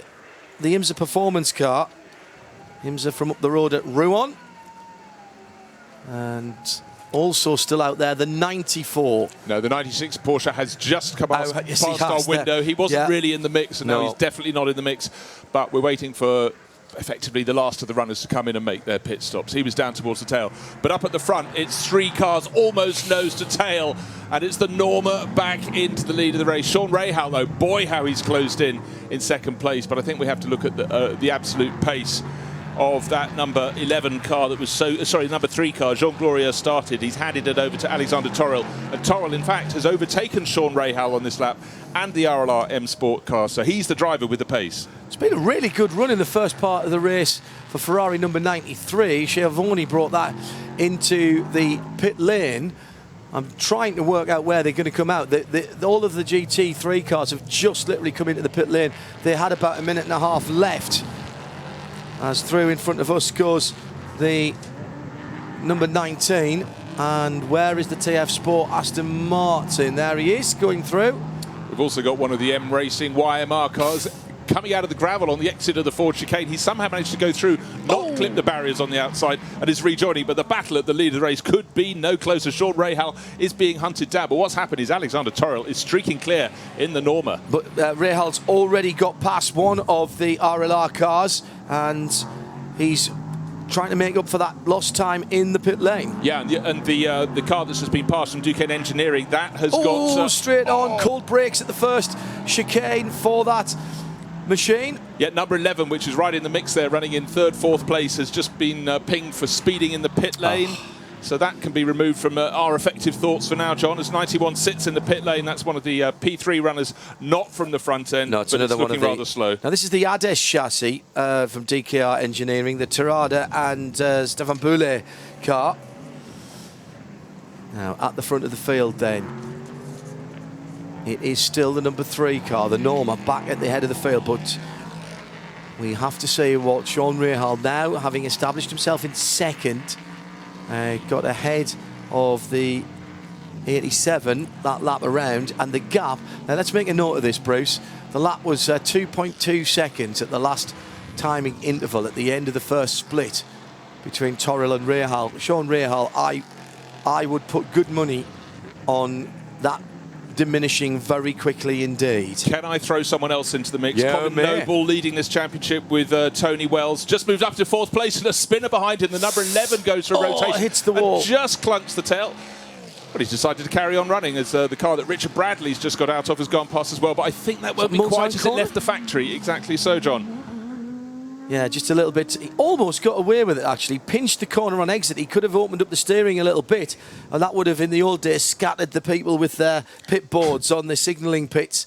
But it's a bounce and go as the car is pointing in the right direction very quickly. Didn't even take a chunk of bodywork out. Slightly deranged it. It's blowing out just a little bit into the wind. Well, number 11 that was in the mix, I said it's got a pit. It's a warning for speeding in the pits. That's the one that clattered the barriers. So for Nicolas Malin, unfortunately, he's undoing the good that Lucas Legeret did when he was right at the sharp end of the field. So the gap was 2.3 seconds. We're waiting for the next timing gap between Alexander Toril, who's leading the race, and Sean Rahal, who is giving chase. And all behind them, Colin Noble is closing in. Looks set for the fastest lap of the race in 4th place and rising. Alexander Toril, a name that perhaps 1 or 2 people listening in on 92.1 or around the world on Radio Le Mans to Mobile One Radio Le Mans for 2017 might not be too familiar with Bruce. But no, he's clearly a decent little steer, as our Australian colleagues would say. Yeah, many years of racing in sort of Spanish Formula 3, couldn't really get beyond it, and then he steps up, and he's certainly making a very, very good mark.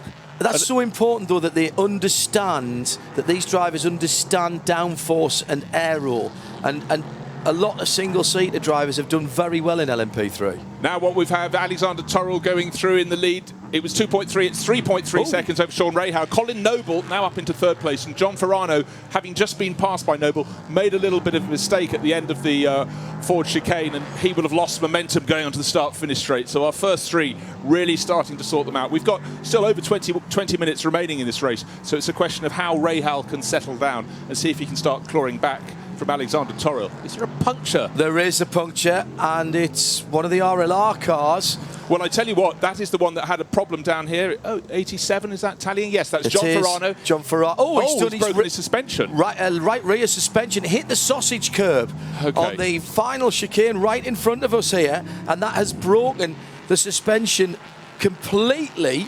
And that was, what was it? He wasn't even half a car offline there. He wasn't. What I couldn't get, I thought he just gone a little bit wide, corrected the moment. On the replay, we could see he clouted the curbs. Just probably about 5 or 6 cars further down the field. One of the other M Racing YMR cars nearly lost it at the same corner, so it's clearly quite slippery. not getting it all right. Let's have a look at the GT3 battle. Conrad Ulrich, he took over from Maurizio Mediani, but that's just takes Tom Jackson in 97, which is the TF Sport Aston Martin that was started by Ahmed El-Hati, back into the lead of the GT3 class, 14th place overall. But things are changing very fast in the GT3 runners class. Alexander Toril then, as we have another, well, I thought it was going to be a slow zone. It's only a yellow flag in the third zone. That's early on in the lap, and I presume that will be for that YMR car. No, it's not. It's the 95 Ferrari, the Spirit of Race car, 7th in the class, has just lost it on its own. Well, we've all done that, haven't we, on various simulations. Coming up the hill, turn left into Dunlop, get on the power in between the left and the right, back end goes away. I've very nearly binned an Aston Martin road car there on a but we'll keep that quiet, there, we'll keep that very quiet indeed. Graham So the Tyler first laughed three a lot. pulling very nicely clear. Then there's a gap of about, well, I can tell you exactly what it is, 14 seconds behind Colin Noble to Adrian Chiller now. So Norma, Ligier, Norma. But the Norma's really staying good today and leading the race and stretching clear. It was 2.3 seconds, 3.3, and now halfway around the lap it's 4.8 seconds. And Toril, fastest of all in the first sector and the second. He's not hanging around. Last lap was the fastest lap of the race for Alexander Toril on a 3:52.4. Now, just to put that into context, that is ahead of the GT or on GTE pace, isn't it, for the 24 hours. The GT3 cars lapping around about 4 minutes to 4 minutes, well, about 4 minutes 3 to at the front of the field, and that is, well, what's that? That's about 4 seconds quicker than Porsche Cup cars. Those Porsche Cup cars were very quick around here this morning. I was quite impressed by that as entertainment and as a proper race. But these P3 cars, a lot of people have asked about P3s coming to Le Mans and whether it will happen as part of the great race. I hope it doesn't, because it's a class that doesn't belong here, and I'm not trying to upset anybody by saying that. I think it's bad enough that we've got balance of performance in GTE, but we don't need it in the second GT class as well. But in the GT3 class, it's still the Aston Martin leading. One P3 car in between, but then comes Raymond Narak, and he knows his way around the circuit in his Porsche. But importantly for Jackson in the Aston Martin, there is that entry from M Racing YMR between them from the P3 class, which may provide a very useful little buffer. And by the way, I'm not being terribly detrimental to GT3. I think GT3 is marvellous, and it's done a huge amount for endurance racing worldwide, that formula. But the factories don't want it here. They want to sell customer cars for national and regional events, and that's why it's BOP'd to the max. Number 11 car with damage to the left rear, Duquesne Engineering, that's the one that hit the barrier just on the exit of Mulsanne corner, Nicolas Mellin. But as they come, they're just going into the final sequence of S's now. But as they come out, you think, is there a problem? Because they suddenly have to come off the power. We've got a slow zone from that very point all the way up the start-finish straight and round, so the Ferrari can be shifted from the gravel. The gravel of shame, I think, sitting atop the hill in front of all the spectators there. It's not what you come to Le Mans. But as soon as they get out of the Dunlop curves, they're free to go racing all over again. So right now they have to slot into that slow zone. Of course, that the slow zone has stopped a new improvement to the fastest laps. Good point for our race leader, but he's still sitting on a 6 and a bit second advantage. So Alexander Toril from Sean Rahal, Colin Noble. Then there's a gap of another 10 seconds until Adrian Chiller, number 65. Just after midday here in Central Europe.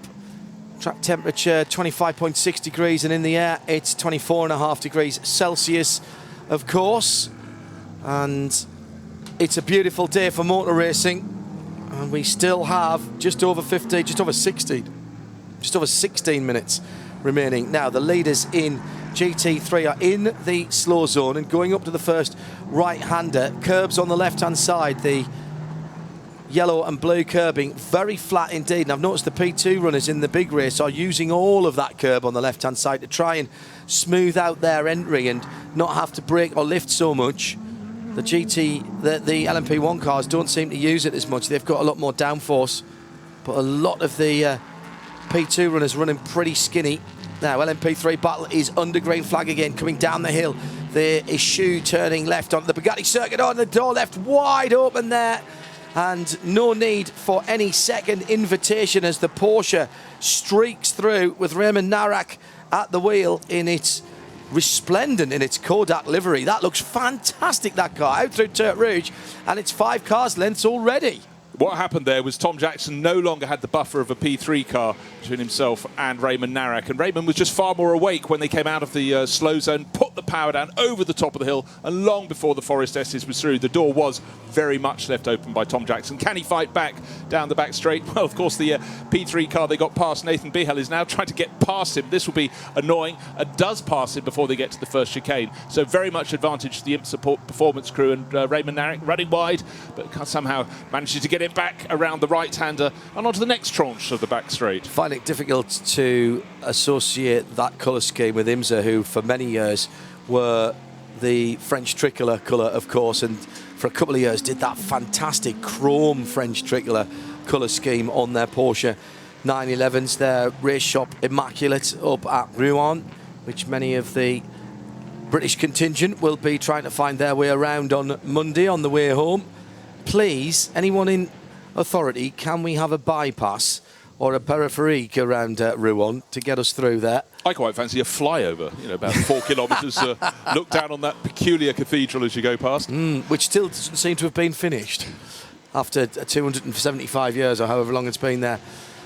The GT3 leader then is that IMSA Performance Porsche down at the hard right, which tightens at the exit of Mulsanne Corner. The roundabout just to driver's left there is where the traffic goes nowadays. So you've almost got a little slip road that's been built there. So you've got a kink right just on your braking point, and then hard braking all the way up to the hard right-hander. It's a really, really difficult point. A little transition there as well. Lamborghini at that point at the moment is the bright orange car. That's Steve Heath, the SVC Sport Management entry, the Huracan, and he's managed to just pick his way past the McLaren of Duncan Tappy. So that's now up into 3rd place in the GT3 class. Drive-through penalty for the following drivers for speeding the pit lane. Car number 11, that's the one going around with the tattered bodywork with Nicola Milan. That's 9th on position. Board. Yeah, and that's falling. It's losing ground. Number 12 entry, that had lost SVC Ligier. That had already lost ground with a spin. 91 and 53. 53 is... in fact, it's Nathan Behel. That's the car that was splitting Raymond Narak from Tom Jackson, the GT3 battle. And number, just looking one more number there, 91 is not from the GT3 class. It's one of our leading cars. It's Yujiro Terada and Sylvain Boulet, but they've been creeping around rather slowly anyhow, so that's not going to affect the outcome of the race. But certainly at the moment, a driver on the move is Steve Heath in that bright orange Lamborghini. Duncan Tappy in the McLaren is trying to keep up with him. And also in the mix, we've now got, in fact, making progress, the Mercedes coming through with Tom Onslow Cole. So he's gained a lot of positions in class. 4th in class yesterday in the gunmetal grey AMG GT. Tom Onslow Cole making a welcome career shift into endurance racing and has done very, very well. His only regret, I think, we had a long chat with Tom last year when he started doing more endurance racing. I think his only regret, he didn't do it earlier. He's perfectly suited in his mindset to endurance racing and has been very impressive indeed. Whatever type of GT3 car he's jumped into in things like the Creventic 24-hour series. Oh, and right over the curbs for the number 48 Cox racing car. Now, is it Nico Pronk or Peter Cox in that car? That was the Peter 40. Cox. It is So Peter I think Cox. Peter wasn't prepared to back off. Nico might have been, but Peter wheels off the terra firma hit and the then back down with a curb clatter. to the start of the Ford chicane there on driver's left. He'll be lucky to have got away without damage there. They are very, very serious curbs there. The sausage curbs that we're describing on the inside, and that's right in front of us, are like a small garden wall. They're only slightly rounded, and they can damage suspension or floor. He'll be lucky if he's got away with that. Well, don't forget, hitting it not as hard as that, but the suspension was John Ferrano earlier in the race in his P3 Ligier.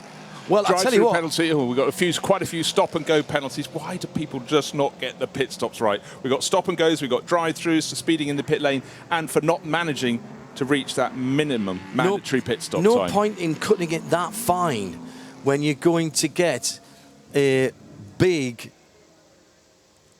penalty driving through the pit lane and then having to stop as well for a time that is related to whatever you've shaved off. Give yourself a couple of seconds grace, and it's going to save you massively in the long run. But what we saw, John, was United Autosports was suitably cautious, lost a couple of positions. Correct. As they left the pit lane, but Sean Rahal is running in second position. He doesn't have the answers to the pace of Alexander Toril. It's now 9 seconds clear, but no trip up. Yeah, and it was one of the RLR cars that has been pinged, although I think we've seen Alex Capadia stop on the back straight, and I'm not sure that car has started going again. No, it hasn't. Out of the race, or at least stopped on circuit so far. Oh yeah, he's got a 5-second stop and go. It matters not, no, John. No. 4, which is the Cool Racing by GPC, the 14 car of which we were speaking a moment or two ago. In GT3 20, which is the Gulf Racing UK car.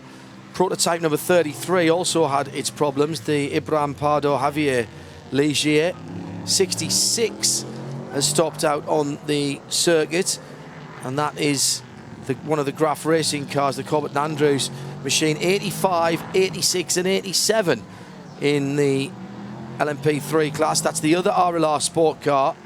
87, 86 Euro International and 85 the other Euro International. So all of those cars have stopped out on the circuit. And the best news of all is the top 3 are closing in on each other, because the fastest lap of the race was set by Alexander Toril, leading the race. Moments later, Sean Rahal improved that mark, and then 5 seconds behind him, Colin Noble is now the fastest driver on the circuit. And look too for Jan Erlacher down in 7th place. That's Ivan Muller's nephew. He is the fastest of the lot. His next target is James Winslow. Nobody's fool in 6th, but Erlacher on an absolute flyer. So we've got Norma's. He's in a Norma, and he's the 3rd place Norma in 7th overall. So yesterday it was Ligier's all the way, but today 3 Normas, 1 leading the race. And nice to see young Jan spreading his wings and doing some other racing. He's been doing some World Touring cars, of course. Saw him at the Nordschleife on the Nürburgring. A very nasty moment when he lost his power steering just coming on the far side of the circuit out of one of the very quick, very tight places. Clouted the barrier quite hard and hurt his ankle. And he was in a bit of strife there. Good to see him back and racing again. So the number 2 car then trying. I'm very impressed with Alexander Toril to be driving away from Sean Rahal, who I rate mightily, if I'm honest. And for him to be driving away from that car in 2nd place, and we know that United Autosport put a pretty good car together. 3rd position is still the 79. Which is that the Nielsen Racing? Yes, it is. Colin Noble, isn't it, in the Nielsen Racing car? Yeah. Well, he is still gaining on Sean Rahal, who in turn is gaining on race leader Alexander Toril. In fact, Toril and Rahal both were rather tripped up by Sylvain Boulet as they came to lap his car, but I think it was fairly even Stevens. They both lost a handful of seconds. Whether that affects Colin Noble, if it doesn't, then the gap between 1st to 3rd will continue to come down, but the clock is beating down. Just over 7 minutes remaining for Colin Noble. He is now going around Sylvain Boulet, gets him very nicely just before they get to Mulsanne Corner. So of the top 3, he was not interrupted, but the first 2 were. Yeah, and the next traffic the leader will come across will be the SVC Sport Management Ligier. And the number 12 car is just a little bit up the road. There's about 3 or 4 cars actually up the road in front of the leader, as the number 19 M Racing YMR has just gone through, and that is Jan Erlacher going through for 6th position. Pretty standard overtaking manoeuvre going down into the 2nd chicane. Well, it's great to have this mix of chassis.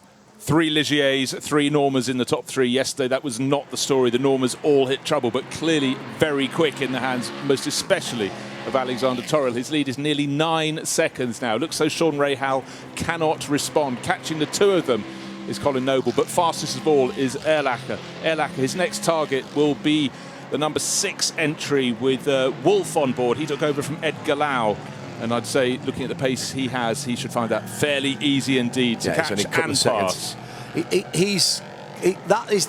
Then that's a problem, because then after that there's quite a, well, he's got about another 1.5 seconds back to Sheila, who's in 4th position, but then the gaps get a lot bigger. He's got nearly half a minute to the lead of the race.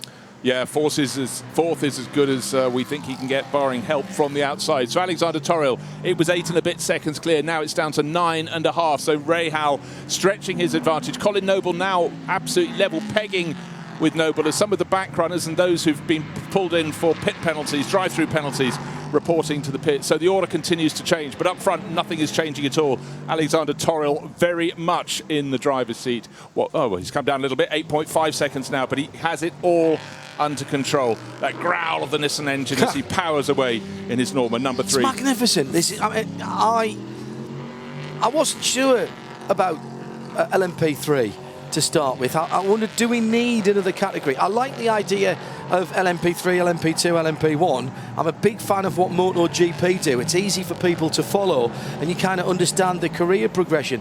Did we really need another prototype category, said Hindhoff.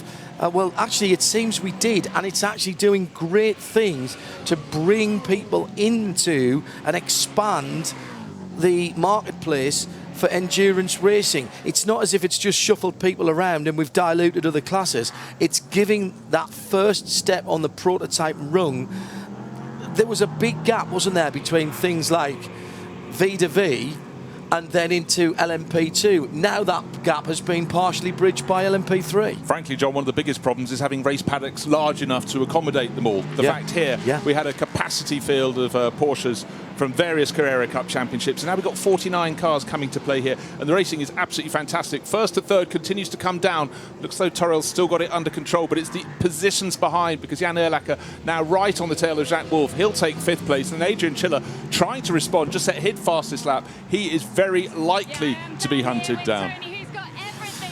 Now the GT3 battle, Raymond Narek still leads for IMSA Porsche. Second, still the TF Sport Aston Martin, but just only 5 seconds. Yeah, held on pretty well since being passed. Third position, Duncan Tappy in the McLaren. Duncan, former Formula Renault UK champion, says Hindhoff. Just trying to work out how long ago that was. I'll probably better not remind Duncan how long ago that was. That'll be 10 years ago. Stevie S in the Lamborghini in the number 8 car is having a bit of a battle with Tom Onslow Cole, who is closing in on him in that dark grey Mercedes-Benz, the number 5 car, in 4th position. And I've in 5th positions. That's 4th and 5th, the S and Tom Onslow Cole. 3 minutes to go, Bruce. I've got a feeling we've still got a bit of racing to get through. We certainly have, because the driver who's kept making up a lot of ground is James Winslow. He's right on the tail now. He's in 7th position, but Jacques Wolf will be passed by the time they get to the next corner. No, the end of the Mulsanne straight. Well, in fact, Wolf holds on, and 2.5 wheels, I think, over the curb on the inside for James Winslow. It's a matter of when, not if, he'll get past, but that was a bit of a heart-in-the-mouth moment. And we've got Sylvain Boulet, who's not lapping very fast. He's got a whole bunch of cars tucked in ahead of him, and I reckon James Winslow, even though we've only got 2.5 minutes remaining, can pick off maybe 2, if not 3 more positions as he rises up the order for Graf Racing. No one, though, can touch Toril in the lead. I'll tell you what's interesting about that is that in a straight line, these cars are incredibly closely matched as Winslow goes down the inside and does take Wolf just before that tricky right-hander, and then goes straight down the inside of... Sylvain closes the door on him in the 91 car, the black and yellow machine. And diving down the inside into Arnage on the right-hand side, Winslow made sure he was seen. Doesn't have his... He does have his headlights on. They're just not showing up as well as some of the other types of cars, perhaps, out of Arnage. And the 2 ahead have just pulled away a little bit. We'll be going on to the last lap this time around. But the 2 ahead are fighting over 4th position. It's Chiller from Erlacher, and Winslow is hauling them in hand over fist. And then we just had to change, so Erlacher goes up ahead of Chiller into 4th place. But as you said, John, this is the final lap, but there's no chance they can catch those ahead. What are the gaps between 1st and 2nd? 9 seconds. It's stabilised at that point, and 3 seconds behind to Colin Noble. So the top 3, they've been racing, but just themselves. But behind, it's racing for position out on the circuit. Well, the last lap for the leaders, which means another lap to go for this battle. They haven't yet crossed the line. And Winslow knows then that he's only got about 8.5 miles exactly 8.5 miles when he crosses the line. He is the quickest guy of those 3, though, for me. And he looks like he's got a better car. Maybe have just saved his Michelin tyres a little bit more. So that is going to be the battle. The leading pair are gone with Alexander Torre and Sean Rahal, but then Noble, Sheila, Erlacher, Winslow. Well, very interesting here. Who is going to prevail? It's been a good drive by Lachey, and also by James Winslow. And off has gone the number 79 car. Third place runner, Colin Noble. So suddenly Erlacher is now in a podium position. No. So championship leader goes off. Great for all the others. A long, slow sideways Tête run. Rouge. Tête Rouge running at about 210 degrees, so about 140 degrees from the way he should be, nose into the barrier, but tail in front. So scratch the third place runner. Erlacher up to third, Winslow up to fourth, and Wolf to fifth. The big question is, can we have a change to the bottom step of the podium? Because certainly Winslow may yet catch Erlacher, may yet pass him. And early part of the Mulsanne straight, there is another change of position. And once again, now this is going to be significant for the championship, isn't it? With the championship leader in the water. That would have been a scary moment for the championship leader as he got sideways. Oh, and the GT3 leader in the pits, Raymond Narek, has had a drive-through penalty. We had so many on the screen. I don't think so. I can only think that must have been a puncture for the 76 car. Okay, so that should put Tom Jackson back in the lead in the Aston Martin. Correct. So it does. So down through the Dunlop curves, no trouble, and on towards Tête Rouge goes the 97 Aston Martin, 14th overall, but leading the GT3 class. Who else can go through? Duncan Tappy now up to second in class in the McLaren, and Stevie S in that bright orange Lamborghini to third. Dreadful luck for Raymond Narek there in the Porsche. Well, that was very odd indeed. I'm seeing that he has done 2 pit stops, haven't he? Yes, he has. I'm not making that up. Raymond Narek then, I can only assume that was some issue. Yellow flags out at Arnage as well. Somebody's got, there's debris on the racing line coming out of Arnage. The leader has avoided it, Alexander Torrell. This has been a very good drive. The driver that I'm not very familiar with, if I'm honest, Bruce, but he's caught my attention here. I have no doubts about that. Well, not just him, but also the Norma. This is a real chance for them to put their flag. It's a very pretty car. Put their flag on the mast. Leading by 12. It's now 13 seconds over Sean Rahal. Sean's obviously decided second place is mine. Jan Erlacher is half a minute back in what has become third place, and it seems as though now James Winslow, having got ahead of Chila, has lost out again. He's fallen back to fifth, so it looks though Erlacher is safe for that final position on the podium, just as we thought. Winslow, as you said, saved his tyres, all looking good. Something amiss, may well have hit that debris down at Arnage. We do not know. So on the last lap now, and the run to the checkered flag for the Michelin Road to Le Mans, and it will be the Norma that takes the top step of the podium. What a great run for Jean Glorieux and Alexander Torrell in the DKR engineering machine. The Norma M30 takes a victory here at Le Mans.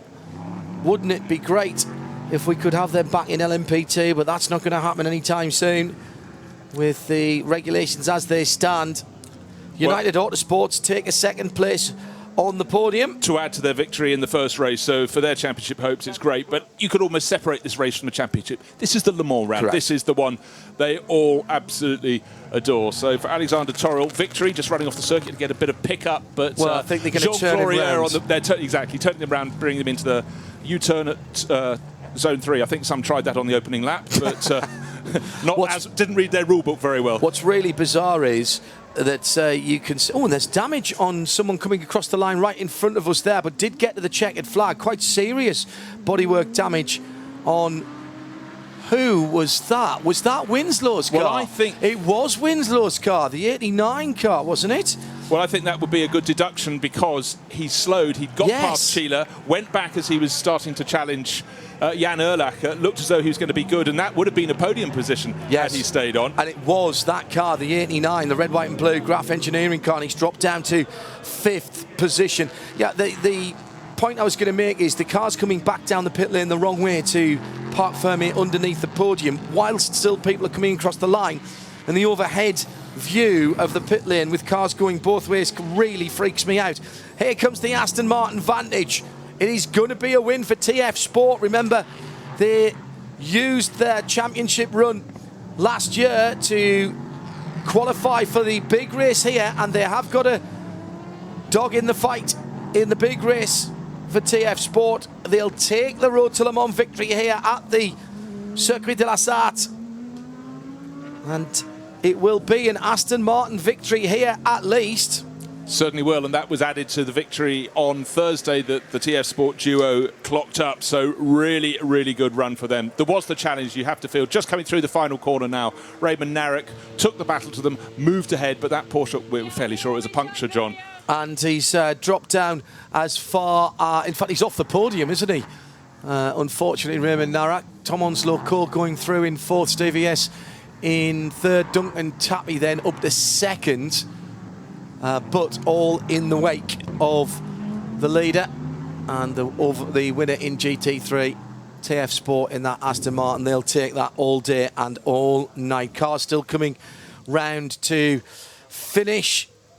Decent for the championship as well for the number 3 crew. TKR Engineering, Jean Glorieux and Alexander Toril. I think you've got to say that they are a force to be reckoned with in this championship. Absolutely so. And a lot of these duos only got together for the start of this season, just starting to find their form. But around the long lap here at Le Mans, don't forget we had all those slow zones as well. Yeah. Had it not been for that, it would have been an even bigger victory. I'm right, this is only the second round of the championship, isn't it? And they normally support the European Le Mans series, so you can follow this on the European Le Mans series package with Johnny for the rest of the season. Johnny is doing the TV and the radio coverage for that, Johnny Palmer, over on our sister service, radiolemans.com, for the rest of the year. 1 or 2 bent, battered and bruised cars, and 8 cars not making the finish, at least, that we saw, including some big names in there, and both of the runners from Euro International, those menacing stealth black machines, left out on the circuit, and now they'll get to go back to their Parc Fermé and have their podium celebrations in their own paddock area, led back by one of the motorcyclists. Huge paddock area required for this field. Porsches with 61 cars in, and I think 50? 49 for this, 49. So the mere 110 between the two support races. That's pretty impressive though, isn't it? But as you say, it requires space, and the transporters get larger and larger. So, thoroughly enthralling race, but I think we've seen the real laying down of the challenge by our winning duo, Alexander Toril, and the driver who started all looking very cool as he strides the podium. Yes. Jean Glorieux, he's got the flick of the hair and the shades and the certain je ne sais quoi, but victory by 17.7 seconds in the end over John Falb and Sean Rahal. United Autosports are not going to have it all their own way this year. DKR and M Racing, as well as Graf, actually, in 4th and 5th position with the 65 and 89 car. I have a suspicion that we're going to be watching this very carefully, and small mistakes could have big implications on this year's Road to Le Mans Championship, Bruce. Absolutely so. And we saw today a few small mistakes, and they took out the 2 RLR M Sport Ligiers. We have no reason to understand what happened to Alex Capadia. But as we're sitting here, John, already the cars are peeling away from the pit exit and going back to their paddocks. Such is the programme, because we've got something rather big coming up this afternoon, and we need to clear the stage for it. Of course, there'll still be the podium ceremony for Jean Glorieux, the Belgian racer, and his teammate Alexander Toril from Spain. And, of course, for the GT3 winners, Tom Jackson and Ahmed Al-Hati. But an enthralling race, 55 minutes of fun. And if we were having fun calling the shots up here, they were having the fun of their lives out on the circuit, John. I'll put my hand up now and say that's the race I would like to do here. I watched the Porsche race this morning, did that for Porsche Carrera Cup TV GP with Tim Harvey, old commentary colleague of mine and the man who's got the best record in Porsche Carrera Cup GP. And I sort of looked at that and thought, no, I'm not sure I'd want to do that. That's pretty specialised. But a GT3 car around here, yes, please. I think that is something that I would aspire to. And answers on a postcard, please. Any interested teams to overweight driver at radiolemans.com, I think is probably it. So that's the second round of the championship, but more importantly, our winners will get to stand on the coveted podium atop the pit lane at Le Mans on the day of the 85th running of the Grand Prix d'Endurance. Thanks very much to Bruce Jones for being alongside me here at Mobile One Radio Le Mans. There's no need to tune away, whether you're on 91.2 FM or around the world on radiolemans.com, because we are starting the build-up very shortly to the big race. Stay tuned. The action, the atmosphere, and all of the important news, including the grid, is coming up on Mobile One Radio Le Mans 91.2 FM. This program is a Radio Show Limited production. Tell your friends there's more at radiolemans.com.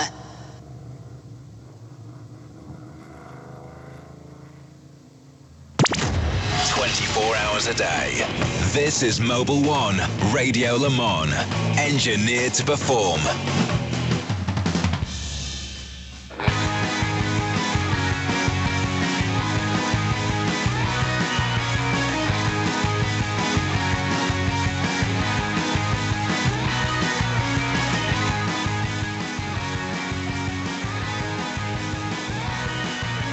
...2017, Le Mans 24 hours, Mobil 1 Radio Le Mans 91.2 FM. The throttle open in Toyota's very salubrious accommodation here in the paddock. Thanks for having us, Rob. I have to start, I'm afraid, with last year. You had a car that did the 23 hours and 57 minutes of Le Mans. How does a team bounce back from that and complete the season, is the first question I've got to ask. I think with more determination, after having experienced this, we knew that the car was good. It didn't last for the last 3-4 minutes, so we're going to take that one back this year, we hope. We worked very hard for this. We could then finish successfully in Fuji with the first place in a very, very exciting race for us, as well as also for Audi and Porsche at the time. And yeah, we are here. We knew last year that the route we took for the car development was good. We made a huge update on the aero. Despite the regulation change, we are back at least at a similar pace as last year, even a bit quicker. The powertrain has made a big step forward. We could further improve the hybrid units and especially also the engine. Here we thank the cooperation with Mobil 1, very, very good, because if you are able to come up with a better powertrain, especially on the engine side, you need the support of your lubricant supplier, and Mobil 1 here has done a fantastic job. We talk about incremental improvements in most sports. It's very obvious when things go right as well as when things go wrong in motorsport. There's a stopwatch, so that is the ultimate arbiter. You've made great strides forward, it would seem to me. The pace, as you said, of this year's car, the TSO 50 for 2017, is at least as good as last year. You're having to do it with less resources, again, in the striving for efficiency. Does that mean that you literally have to look at every part of the car, including things like lubrication, greases, engine oils, etc.? Nearly every part, because we say what we have agreed is also that for this year we run the same chassis as last year, so that means that that part you can tick off, and the resources you would have done to put into this one you can use on the others. And yes, we say weight is very important, engine performance is extremely important together with the hybrid system, and we came up with a new engine from last year to this year again. We improved the stability. We had some issues last year in Spa which we took away, and we knew that we could improve the engine. The 16 engine was born out of the situation in 15 where we were off the pace completely. So we all did this together, and yes, you have to look also in the internals of the engine and how they are treated, and to have a good treatment of your internals of the engine to receive the reliability, you need to have good lubricants, and you need to have a very, smooth handling of the internals, and this is what we have developed, and I think until today without any major issues, and we hope that it will continue on our powertrain for the race. So yeah, that's happened. When you're considering making such a fundamental change as changing an engine, do you communicate, how soon do you communicate that to your partners, particularly someone as important as Mobil 1?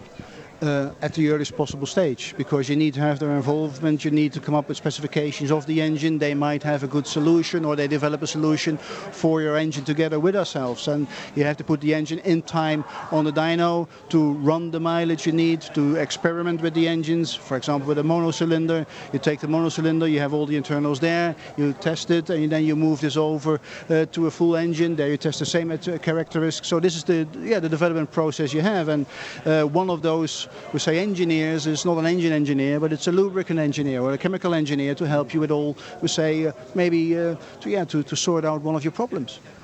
So you're looking at the lubrication as you would look at optimizing, along with your partners at Mobil 1, as if you were optimizing a valve stem or a spring or any other component of the engine. It literally is a part of the engine that you have to deal with. it is very important, and this is for us says everything. It's a performance item, and that's all for us. Because if you can get more performance, and you can get more performance by good lubricants, then it's done. You probably just got a nice new poster for Mobil 1 there. Mobil 1, it's a performance item. Very good. Got to congratulate you as well, because I'm fortunate enough to have been to the facility just outside Cologne and know the history of the facility. WRC, World Rally Championship, back to winning ways in 2017, and again a very competitive environment. Congratulations. I know that hasn't come overnight either, but again, that's another Mobil 1 partnership. Yes, again, on the engine side, which we are supplying to Tommy McKinnon's Toyota Gazoo Racing Rally team. They are very successful, and we say our engine team has had to work very hard to commit them to the targets which have been set towards us. And yes, we say the first race was not too bad in Monte Carlo with a podium, and of course then in Sweden with the first win for that team was great. And yes, again here we are working together with Mobil 1 on the lubricant side, and here we are working very closely. They are sponsor of the team. They are involved with our engineers, and we say one of our project leaders is quite frequently also in Japan and in Europe exchanging on information. And here we also see a similar process as we see on the engine we run here, that you would say need to do it in a very early stage, because the drivability of an engine is extremely important for the driver in a WRC stage, and yeah, I think we are quite happy what we've done. I would think a very different challenge, because here at Le Mans you have a bespoke racing engine. For WRC, that's a production-based engine in a production-based car, albeit optimised for rallying. But I mean, do you use at least the same precepts, or is it a similar or exactly the same sort of engineering that goes into it? Do you like to be corrected, John? Well, listen, if I'm proved wrong, it's never a problem. Okay, so it's not a production-based engine. It's a 1.6-litre turbo engine, which is, we say, according to the regulations of the WRC. So that is the global performance engine. Global race engine, yeah. And this one is, we say, from the drawing board done. And you'll find the R5. If there would be an R5, you'll find the production engine in there. So this is what it's a one-off make for the WRC series.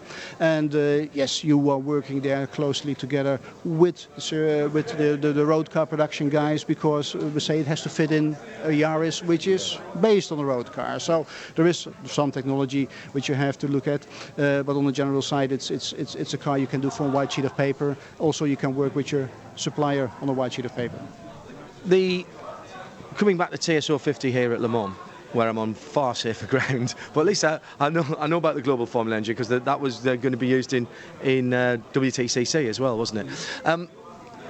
Here you have been pioneering technology. All of the manufacturers have here, with this new age of hybrid battery technology as well as internal combustion technology. Efficiency's been a huge part of it.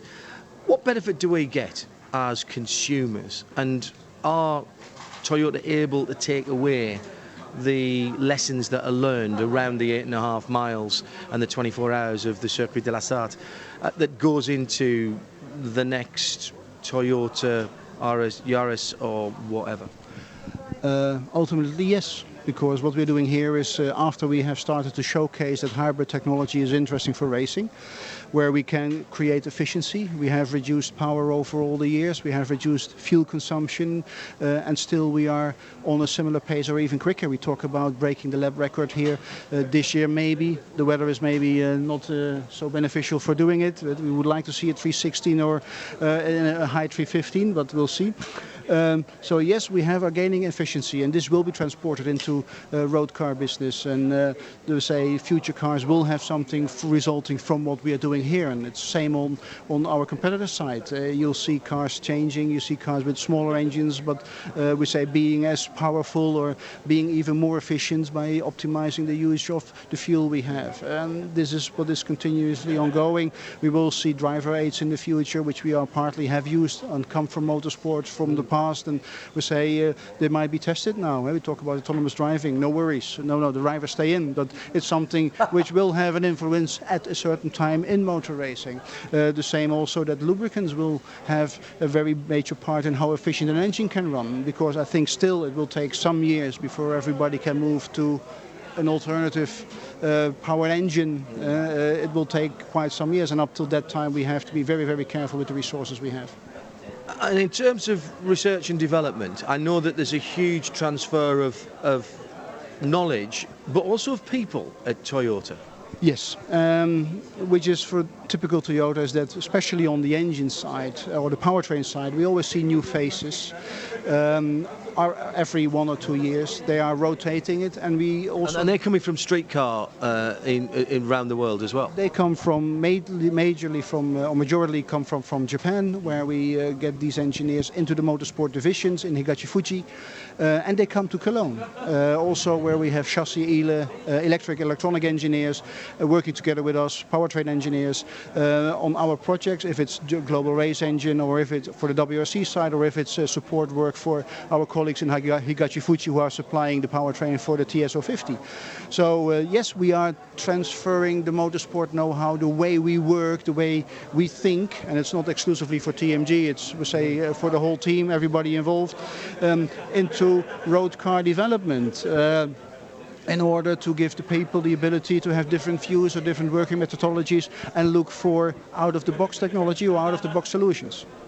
And if we look forward in terms of sporting, it's a transitional time for this part of the sport, for the World Endurance Championship, for Le Mans. The current regulations have, we think, another year at least to go. If you could influence it, where would we go next, and do you see Toyota continuing to compete? I see Toyota continuing to compete in this championship, therefore we need to have a championship. The championship is a situation due to the withdrawal of Audi which is quite critical. What we have seen is that the manufacturers, Toyota and Porsche, have sat together immediately after it became known that Audi would Audi would leave. I think we have established a good cooperation together with the ACO and the FIA, at least to try to make a good regulation for the next change. We have said, let's save costs. So we are carrying forward the chassis from last year into this year. Porsche has done the same. We have agreed on a set of rules which hopefully will be rectified and will be taking place, and will be able to attract a further manufacturer or two. And this is something which the series can help, because could help a great deal, because I think the motorsport you see here is great. The fans around it seems to love it like we do, and what we have shown even without Audi, but with Audi, is great motorsport and extremely exciting races, very emotional sometimes. Go back to Le Mans 16. And on the other side, a development situation, development activities for racing here, which is, we say, non to no one, you can say. I'm not sure if it's the right word, but it's great to do it. So you would like to continue it, but we are in a critical situation. And if the racing gods are on your side this year, and you win the 85th running of the Le Mans 24-hour, is it just a tad sweeter for you and for all your partners, having gone through such a hard road and 5 second places here at Le Mans, to finally stand on the top step of the podium?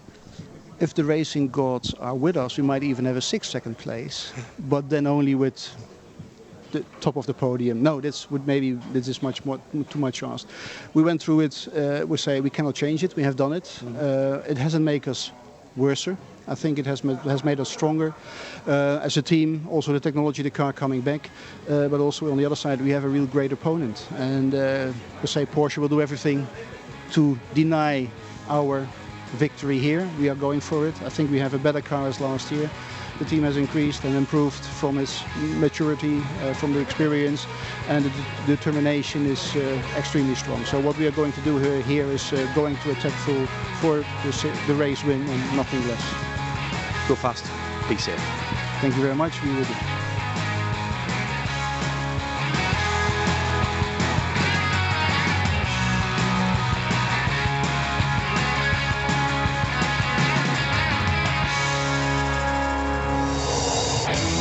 This program is a Radio Show Limited production. Tell your friends there's more at radiolemans.com. The home of endurance racing. radiolemans.com.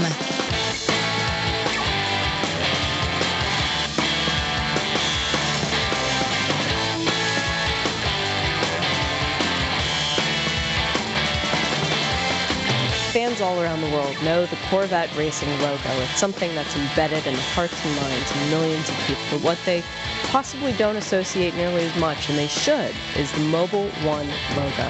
And Doug Behan, last year when we were sitting here, we were talking about when was that 100th win going to come. It wasn't an if, we knew it was a when. It's now up to 105, we said a few minutes ago.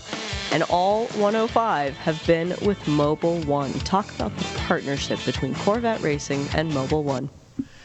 As any motorsports championship team will tell you, you can never accomplish goals like that on your own. You need strategic partners to get there. And our most valued strategic partner, obviously, has been Mobil 1. They've been there since the inception of this program.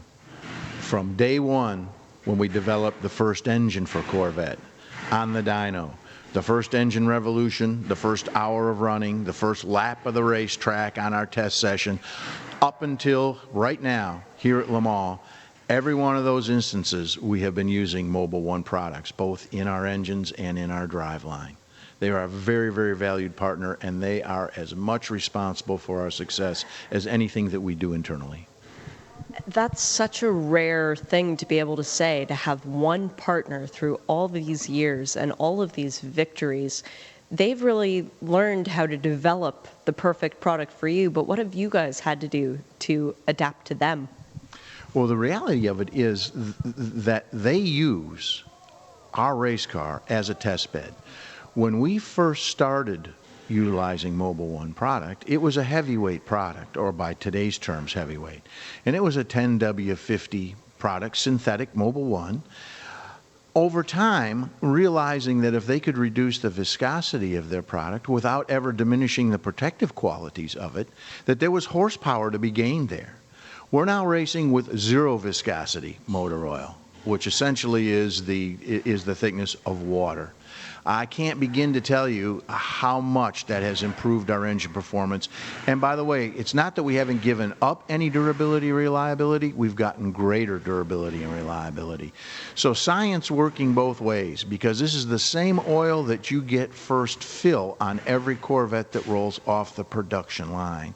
And we use Mobil 1 lubricants in a lot of other vehicles in the GM family as well. That's the kind of thing that motorsports leads to. We started with the race car, and now we have a whole family of vehicles utilizing that product. And I love the fact that you dropped on us last year about sometimes you need a bit more Mobil 1. You go down to the store and pick some up for the race car. It's such a wonderful relationship that you guys have. But, I mean, do you even bring any over on the plane? Is it put in the canister with the car, or do you really just go down to the store? Well, we certainly could, and I can tell you we have. But, you know, it's interesting. Car lovers around the world, you know, always have an image in mind, a goal in mind, an aspirational vehicle in mind. And I think Mobil 1 realizes that their association with Corvette is attractive to their potential customers, those DIY people who change their own motor oil or who visit a shop and then would request that Mobil 1 be put in the car because they know it's the family of product that we use on the racetrack. And that level of marketing, that level of exposure that we've been able to create together, Mobil 1 and Corvette, I think has led or certainly helped Mobil 1, because they have many partners throughout the world and motorsports, Corvette being one of them.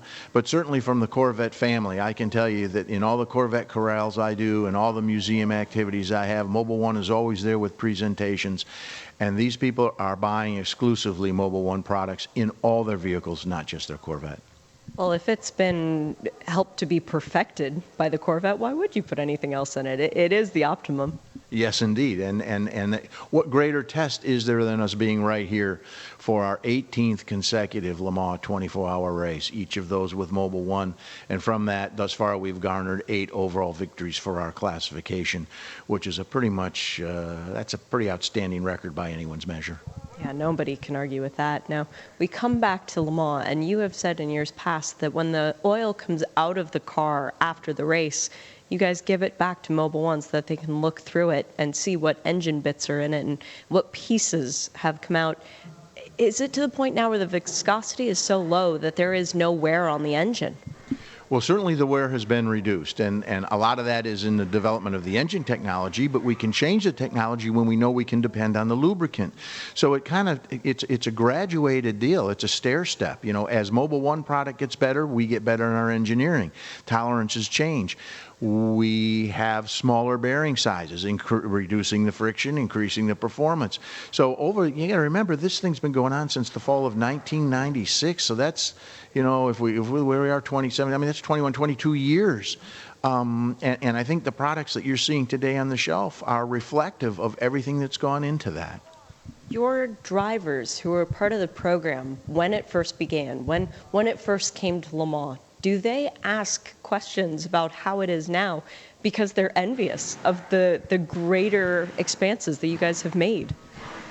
I think if nothing else, over time, and obviously our dedication to mission and trying to have this be a continuously improving process, and the fact that we've been here for 18 years, I think that creates a climate of confidence in that the level of experience that we have, along with our strategic partner, Mobil 1, that their level of dependency is there, but it's also an air of confidence that they have. They don't worry about an engine issue. They don't worry about a driveline issue. Those are extremely rare occurrences on this program at this point in time. Wasn't the case in the beginning, but it certainly is now. It allows them to fully focus on their job, which is driving the race car, without having to worry about it. Same be said for the crew guys. They know that the last thing on their mind is that there's going to be some sort of engine issue or a driveline issue. And I think we can really attest to the fact that Mobil 1 has played a very critical role in our ability to develop that bulletproof driveline. And when you're coming off of races over in the States in the IMSA series, where you have been running Mobil 1, you've got all of the equations in place. You've already got a win at Sebring this year. You've already got a win at Long Beach. You've already got a win at Circuit of the Americas. You just keep racking them up. You know what the equation is, but then you come to Le Mans. What difference is there for the crew in setting up the car? Do they use a different, I don't know, a different color brand on the Mobil 1? No, it's the same product. And to your question before, we load up the truck with it. We bring it over, but knowing full well that if we needed more, we can go down to the Carrefour and pick it up. As we prepare for this event, which is the event we gear for every year, obviously the championship in the States is of primary importance, but Le Mans is our global program. And our experience here is our best advantage. And we don't have a different mentality. We do have a different procedure. But we've established what that procedure is. You can hear background noise below while we're practicing pit stops here, because pit stops here are run differently than they are in the United States. It's a different choreography, it's a different scheme of things, and so they know they have developed a set of skills Le Mans specific, and that's what you have to win. If you don't make that preparation before you get here, and you don't work on that and practice that before you get here, you're not going to be performing well once you do get here. That's the difference. I mean, we begin preparing for this event the moment we get home from this event. You know, at the end of April, we have our transporter packed up and on a boat over here. And then during the course of those races that you mentioned, we have a team back at home preparing parts and packing crates, getting ready to airship over here with the race cars the minute we finished at COTA this year. So it's a process. We've done it so long that we have it down. We're very efficient at doing it so that when we arrive, we have that same level of confidence. And when you can keep your crew geared up and knowing full well that they know what they're doing, that they don't wake up each morning thinking, oh my goodness, what's the dilemma of the day we're going to have to face, we don't have to do that. They're very comfortable in our presence here because we've got it nailed. And we serve as kind of like the mom to the other U.S. teams. The other U.S. teams that are over aren't here very frequently. They need something up to and including ice cubes, okay? We have it, and we willingly share that with them because we, too, were once very new here, and we had nobody to go to. So we learned those hard lessons ourselves, and it's come to bear fruit for us over the past 18.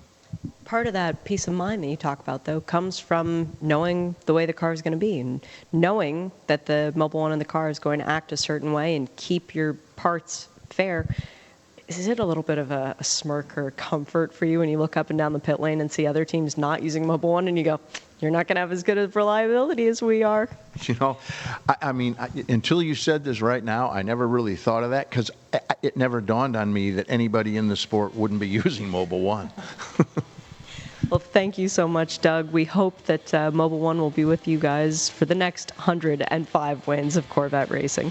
We're looking forward to it. It's been a great relationship. We just announced an extension of that when we were at Sebring, so I think everybody's pretty happy. They have great personnel, they have great product, they have great support, and it's everything we need to be successful. This program is a Radio Show Limited production. Tell your friends there's more at radiolemans.com.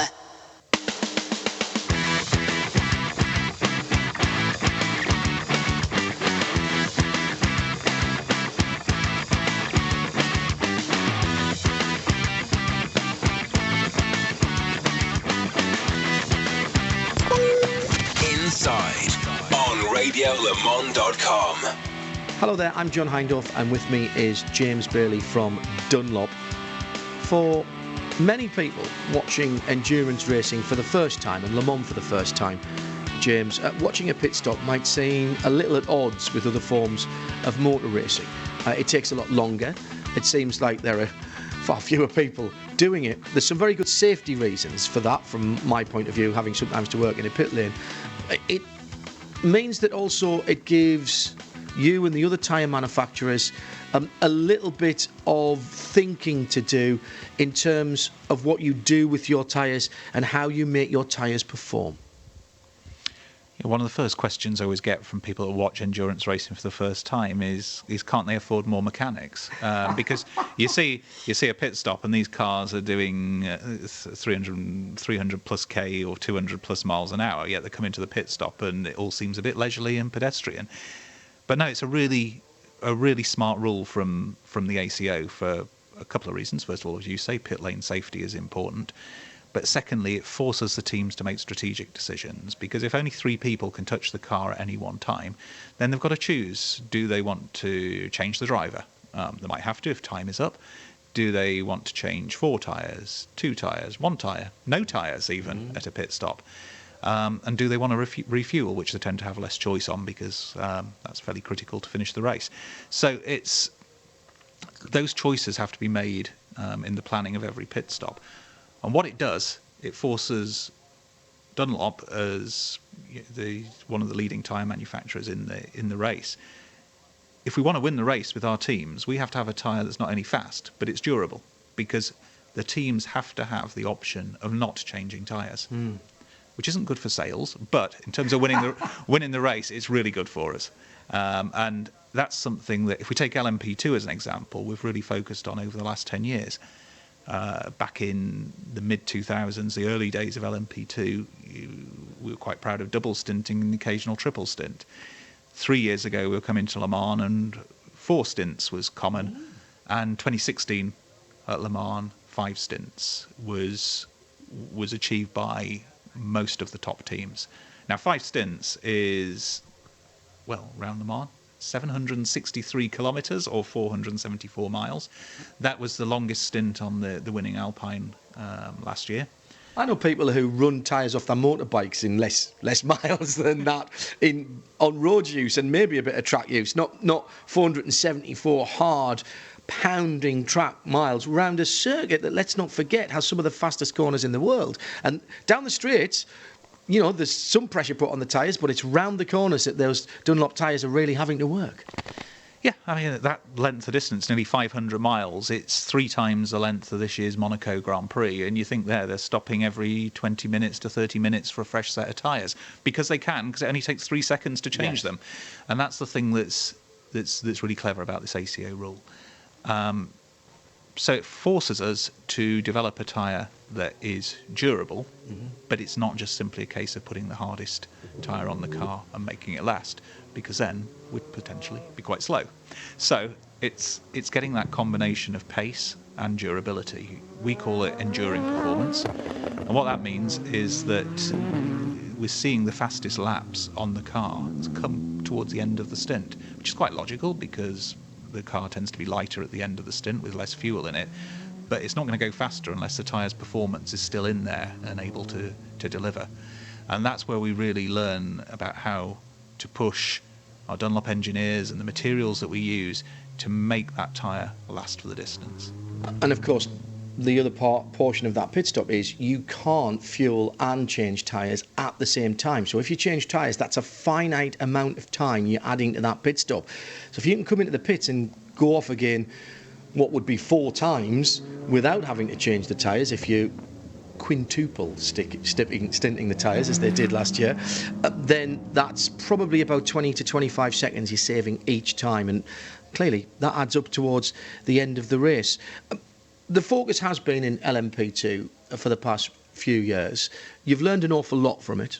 It's been literally a very fast, very mobile, very agile laboratory for you in some ways. You've used some of that knowledge to go back into other forms of ACO and FIA racing, including the GTE categories. And the partnership with Aston Martin was a bit of a shock to some people when it was announced just over a year ago, but it's borne fruit, and it's borne fruit very quickly, James. We're very proud of everything that was achieved with Aston Martin in 2016, and we go into any partnership with high expectations, but even more importantly, our partners have even higher expectations than us. They don't choose to change tyre manufacturers lightly. It's a difficult decision, and when Aston Martin chose to come to Dunlop, it's because they'd seen something. They'd seen something in the testing that we'd done in the previous year and over the winter. They'd got a lot of data about their previous tyre supplier. They'd seen the success that we'd had with other GT partnerships in the past, because although we hadn't been in the World Endurance Championship GT Pro for a few years, in Germany, in the VLN and Nürburgring 24 Hours, we'd had successful programs there, winning with AMG Mercedes in 2013, and we won the VLN Speed Trophy with Falkenhorst BMW in 2015, and won a couple of races in early 2016 with Phoenix Audi in the R8. Also, we'd got a lot of data from our time in American Le Mans Series with the BMW M3 back in the GT2 days, and that was a project around the time when we had a lot of flexibility with the tyre regulations. It wasn't a case of having 3 specs for the year. We could really bring some special innovations in that area. So the knowledge was there, and not to forget JMW Ferrari. We won a couple of European Le Mans Series championships with them as well. So all of that data existed within Dunlop, all of that experience in GT racing. At the same time, we'd chosen from 2012 through to 2015 to really focus on LMP2, because that's an area where we can learn a lot because of the diverse mix of chassis manufacturers. And Aston Martin saw that the mix of our LMP2 experience and all that GT information could give them a very strong tyre. And indeed, championship first year out was a surprise to many people. Yeah, and race victories along the way with that as well. All of that good data that you had, though, things change. And things change very quickly in automotive world. Never mind it in motorsport. You sort of crank it up another 3 or 4 notches as well. When Dunlop went back to GTE, as it's called now, were you ready for the kind of challenge that it was going to give you? The results would say, yes, you were. Of course you were. But getting the toe in the water and then making the first few strokes, very different things. There was 6 weeks between the decision for Aston Martin and Dunlop to partner, and the prologue for the 2016 season. So a very short. So there'd been no testing before that. There'd been a bit of talk and maybe a bit of dancing around, but from pushing the button to actually getting a set of competitive tyres on the car and getting your homologation for the season, 6 weeks. Yeah, the flirting had been there. We'd used the European Le Mans Series tyre because Dunlop are the control tyre in the GTE class of the European Le Mans Series, and they'd tested that and in fact had experience of racing on that tyre, and they liked that. But doing a control tyre for a championship like European Le Mans Series is, although it's similar, it's also quite different, because a control tyre, you have to have a tyre that works on every type of car. So whether it's on a mid-engine Ferrari, on a rear-engine Porsche, as they were back then, and on a front-engine Aston Martin, the same tyre has to work on all of the cars. So there is an element of compromise in there, and you can't tune it to favour a certain type of car. But Aston Martin tested that, they saw it was a good baseline, they liked it, and they saw the potential. So we were able to bring some new specifications for the start of 2016. The results in the first half of the year were solid, but then it was around Mexico and the final third of the year that we were able to bring an upgrade, and that's what carried us through to the success at the end of the year. Extraordinary story that brings you back into World Championship GT racing, and to the point now that you are supplying some of the AM teams, and not just Aston Martin either. Yeah, after the success of 2016 in GT racing, a few other teams in the paddock started calling, and yeah, we had to be quite choiceful. It's important for us to enter into partnerships with teams that share our ambitions and also want to grow with us.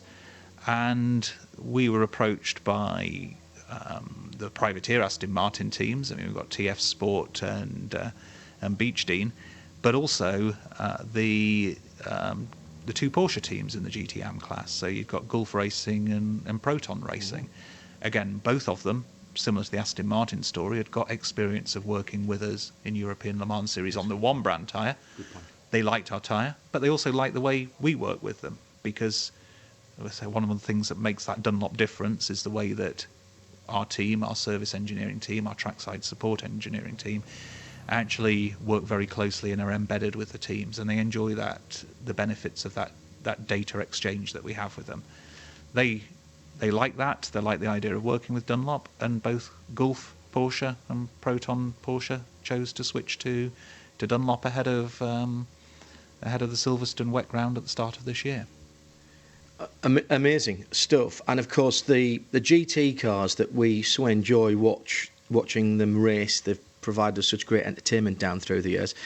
They are most obviously, James, the cars that are closest to not necessarily what we drive every day, but what we would aspire to drive every day if the lottery numbers come up this weekend.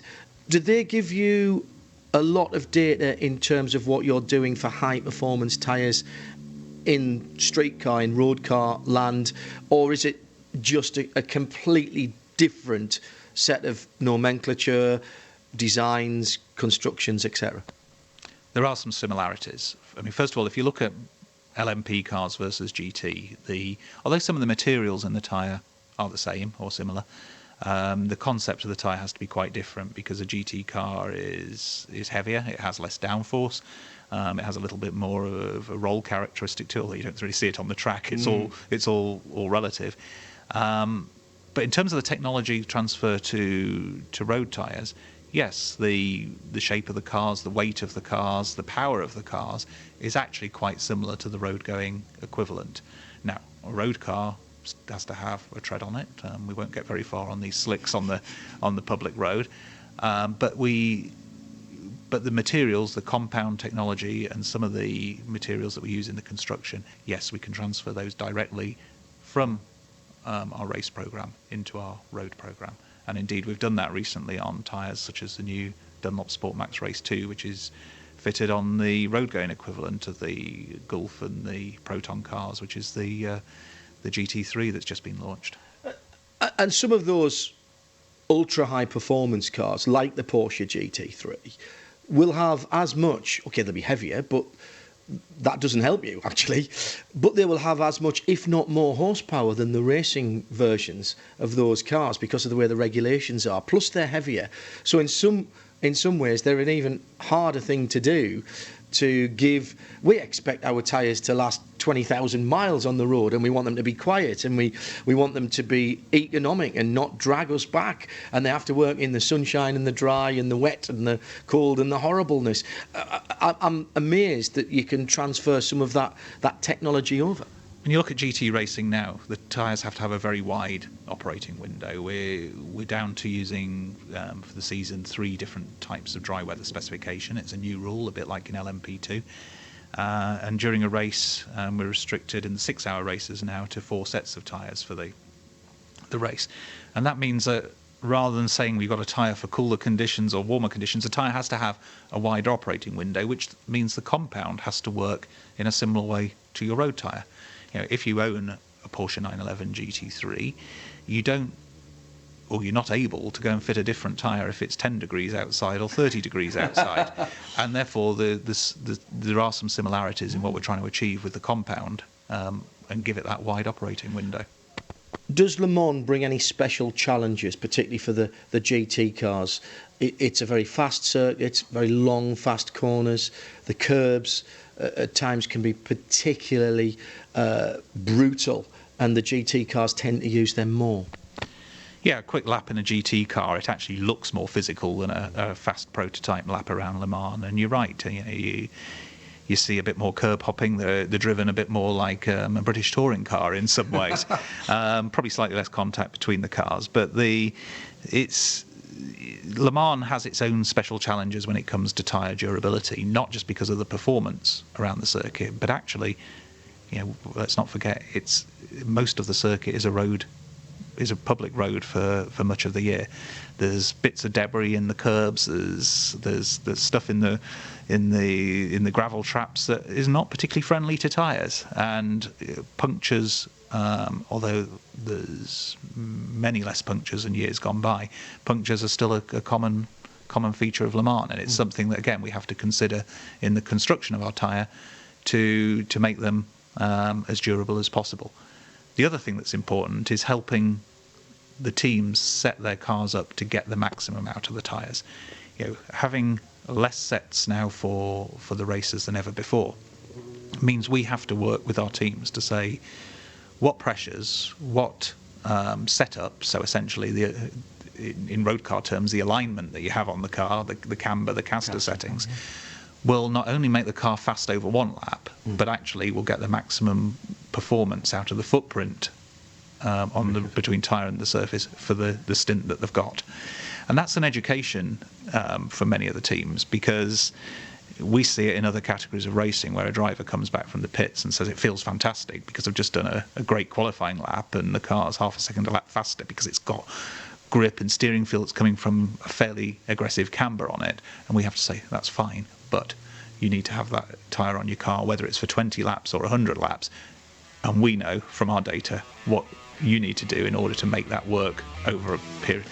And for some drivers, that can be a challenging conversation. But hopefully they respect the fact that Dunlop's been doing this for many years, and we've got some experience, and our goal, just like the teams, is to finish the race with the maximum performance and not just set one fast lap.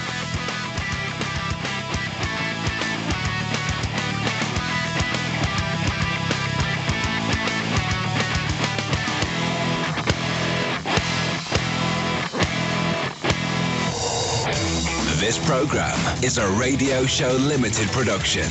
Tell your friends there's more at radiolemans.com. The sound of endurance racing around the world.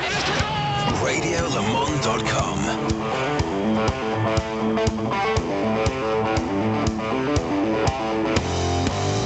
One of the lovely things about owning a classic or sports car is getting out among like-minded people and being able to swap stories, good, bad or indifferent, enjoy some great driving roads. Doing that off your own bat and having to make those arrangements, particularly if a trip abroad is included, is a chore that most people will want to sidestep. And I have to say that's probably a mistake, because taking your car abroad and enjoying it on roads that are unfamiliar to you is one of the, I think, great joys of owning a classic car. But Richard, that is just a lot of planning for people who perhaps don't have a lot of time in their life. And in September of 2017, for a couple of weeks, the Mallorca Classic Week ticks so many of those boxes for people who have nice cars and who want to do something nice with them. Absolutely. This is a new event. It was the first one was in 2016, 2017 being the second one, and it's been arranged by the residents of the Spanish island of Mallorca to encourage people to come in their classic cars and explore what is an absolutely beautiful island. People think of Mallorca and they might think of the Magaluf and the Brits abroad kind of attitude, but the island itself is so much more than that. It's got mountains, it's got beautiful beaches, lovely harbours, things. So this event is enabling you to enjoy a holiday in a Spanish resort with your classic car and a driving holiday. So what we're looking at here really is a 2-week holiday encompassing beautiful driving, beautiful weather, like-minded people, and organised events that will enable you to make the most of your time away. Now, this is particularly aimed at people coming from the UK. And one of the problems about living in the UK is if you're going to get down to somewhere like Mallorca, that means you've got to get a ferry from Spain, and driving down from the Channel ports, that's already a huge amount of driving, particularly on roads that perhaps aren't particularly suited to classic cars. They tend to be straight peages. How have you got around that? Okay, so what we've done for the people in the UK is to create a package that includes everything for them. So we start off in Portsmouth. This is for me. You're talking to me here, because this is the lazy man's way of doing it, isn't it? It's you think of Mallorca of being a long way away, and in many ways it is. It's a flight away. But by doing this, you're actually not doing a huge amount of mileage in your car. So you start off in Portsmouth, and we board an overnight ferry from Portsmouth that takes you across the Bay of Biscay into Santander in the northern coast of Spain. From there, we'll then take a couple of days driving along the Pyrenees. Not exactly a hardship. Some lovely views, some beautiful mountain roads, staying in Parador type hotels, which many people will be familiar with, on the way down to Barcelona. So no day is going to be longer than maybe 200 miles, so easily achievable in a classic or sports car. Once we reach Barcelona, we then board another ship, an overnight boat that takes you from Barcelona to Palma in Mallorca. You arrive that morning into Palma. We go straight to your hotel. We've organised early check-in at the hotel. Breakfast is provided, and then you have a whole week. And this is staying in a very, very nice hotel, a 4-star Superior hotel outside of Palma. And then you have a week to explore the island, and you will have automatic entry into the Mallorca Classic Week, which will give you access to participate in individual road runs, group events, barbecues, cocktail evenings, a concourse if you wish to participate as an optional concourse, and these events will be happening in and around some of the high-end ports and yacht clubs of Mallorca. So it really is a lovely way to combine a holiday in Mallorca with a classic car event, and being able to take your own car down. Now, okay, that sounds great. What happens if things goes wrong? Have we got travel destinations keeping an eye on our backs, if you will?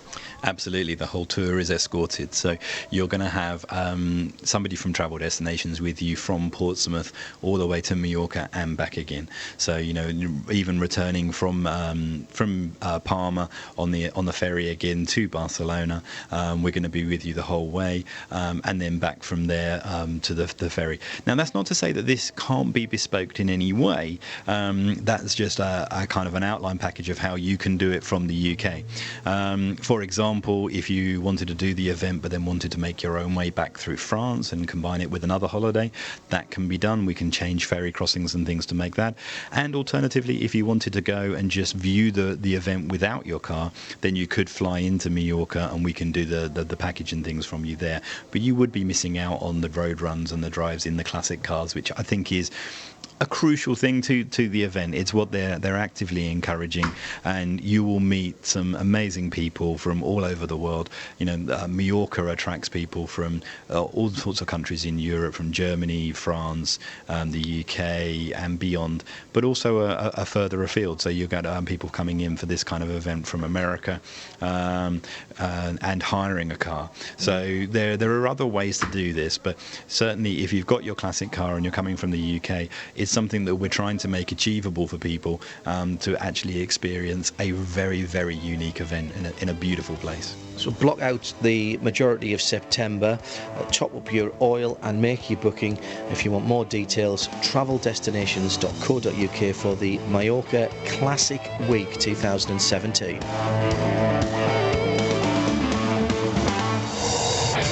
This program is a Radio Show Limited production. Tell your friends there's more at radiolemans.com. 24 hours a day. This is Mobil 1 Radio Le Mans. When seconds matter, science matters. Around the circuit on 91.2 FM, around the world on radiolemans.com. For 2017, this is Mobil 1 Radio Le Mans. With me now, from ExxonMobil, the Motorsport Technology Manager, David Surasaki. I've been practicing that, David. Welcome to Le Mans. This is not your first trip to Le Mans, though, is it? No, this is not my first trip. This is now my 10th Le Mans race. I missed a couple about 7 or 8 years ago, but I'm almost 13 in a row, but my 10th race. Motorsport Technology Manager. Now, we think of technology in motorsport in many different ways. We see very obvious applications of technology in the speed of the race cars, in the sound of the race cars, in the lap times and lap records going down like 9 pins this year here at Le Mans.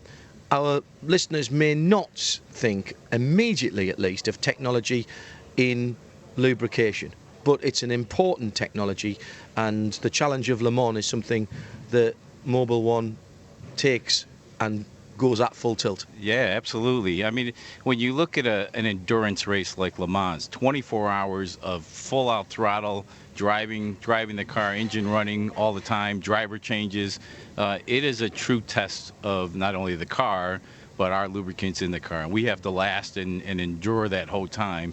So it's probably the most extreme application, a racing application that you can find. And we have to design the products to be able to manage the tough applications, the tough racing of a Le Mans race. Your partners here at Le Mans include the biggest teams here, Porsche and Toyota and LMP1, Corvette Racing, of course, as well, in GTE and Porsche GT as well. So a wide range of applications here.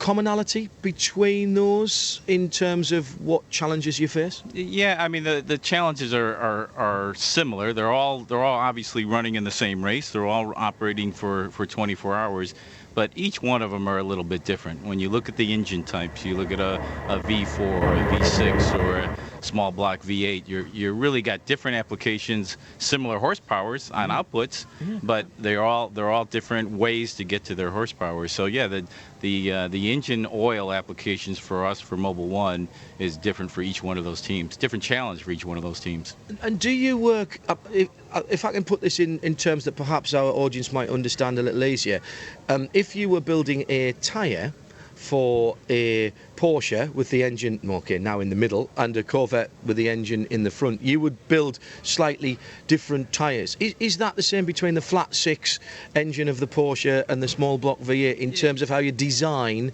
and put together a lubricant? Yeah, I mean, each one of the engine engine manufacturers, when they give us information on how their engine operates, and they give us the specifications, temperatures, pressures, how we analyze the wear metals under current conditions, that gives us an idea of what we need to do and what we need to change. So if you're looking at anti-wear additives, you may need it more in one oil and less in another. If you've got a lot of coatings in certain key parts, that's going to affect the way that you manage the additives in the oil.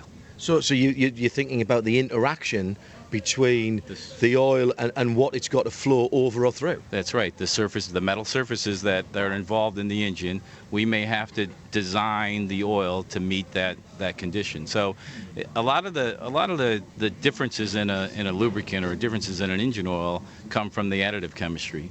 And if you have different types of metals, you have different types of coatings, then you've got to manage that and manage it differently from one engine to the next. You're talking about a composition here of oil. So, I think of oil as being oil. What does it contain? It contains oil. But clearly there's more going into that. I don't expect any trade secrets here, David, but what are we talking about here? How does it break down in terms of what it's doing and how it's made up? Well, I mean, there's several key areas. The first part of what we look at is the base oil technology, and for Mobil 1, we're using a variety of synthetic base oils that we blend to get the core technology, and then we look at the additives that you have to add to it. It could be something like a detergent additive, a dispersant additive, rust preventatives, whatever it is that you have to add into an engine oil. Those things are modified depending on what the needs are of the engine, and some need more, some need less. Now, you said a key word there, synthetic. It's far more prevalent nowadays to have fully synthetic oil in street cars and therefore in racing cars. Mobil 1 at the very forefront of that technology and always has been. When you say synthetic, does that literally mean created in a test tube in a lab somewhere?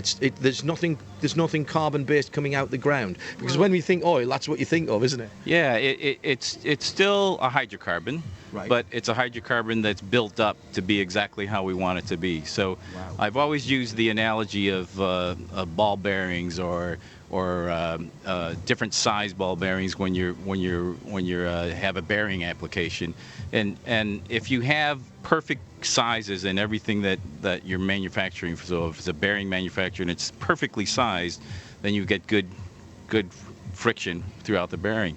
And synthetics you get molecular sizes identical each time. You're not sharing, you're not balancing, right, to get the same viscosity. So it's you can design the viscosity the way you want it to based on the product. See, there's another term, viscosity. We all hear that word. We hear about now zero viscosity oils. Now, I go back a very long way in cars, David, so I apologise for that.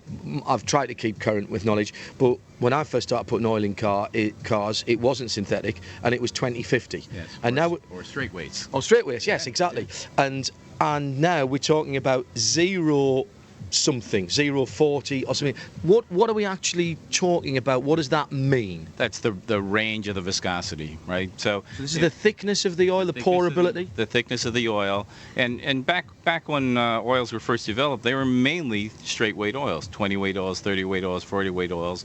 And the ranges, the 530s, the 1030s, when they came out, gave the ability of the oil to manage cold temperatures and still meet the expectations of high temperatures.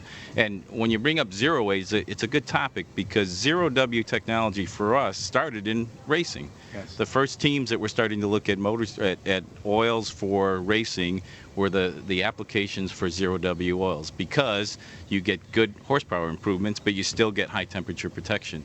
And it was a critical part of performance in racing. And now, like you said, you see it in everyday cars, 0W20, 0W40, 0W30s, and now they're doing it mainly for fuel economy. Yeah, and because what we're talking about here is tiny losses, but important losses in the street car world for fuel economy, here mostly for making power at Le Mans and in race cars.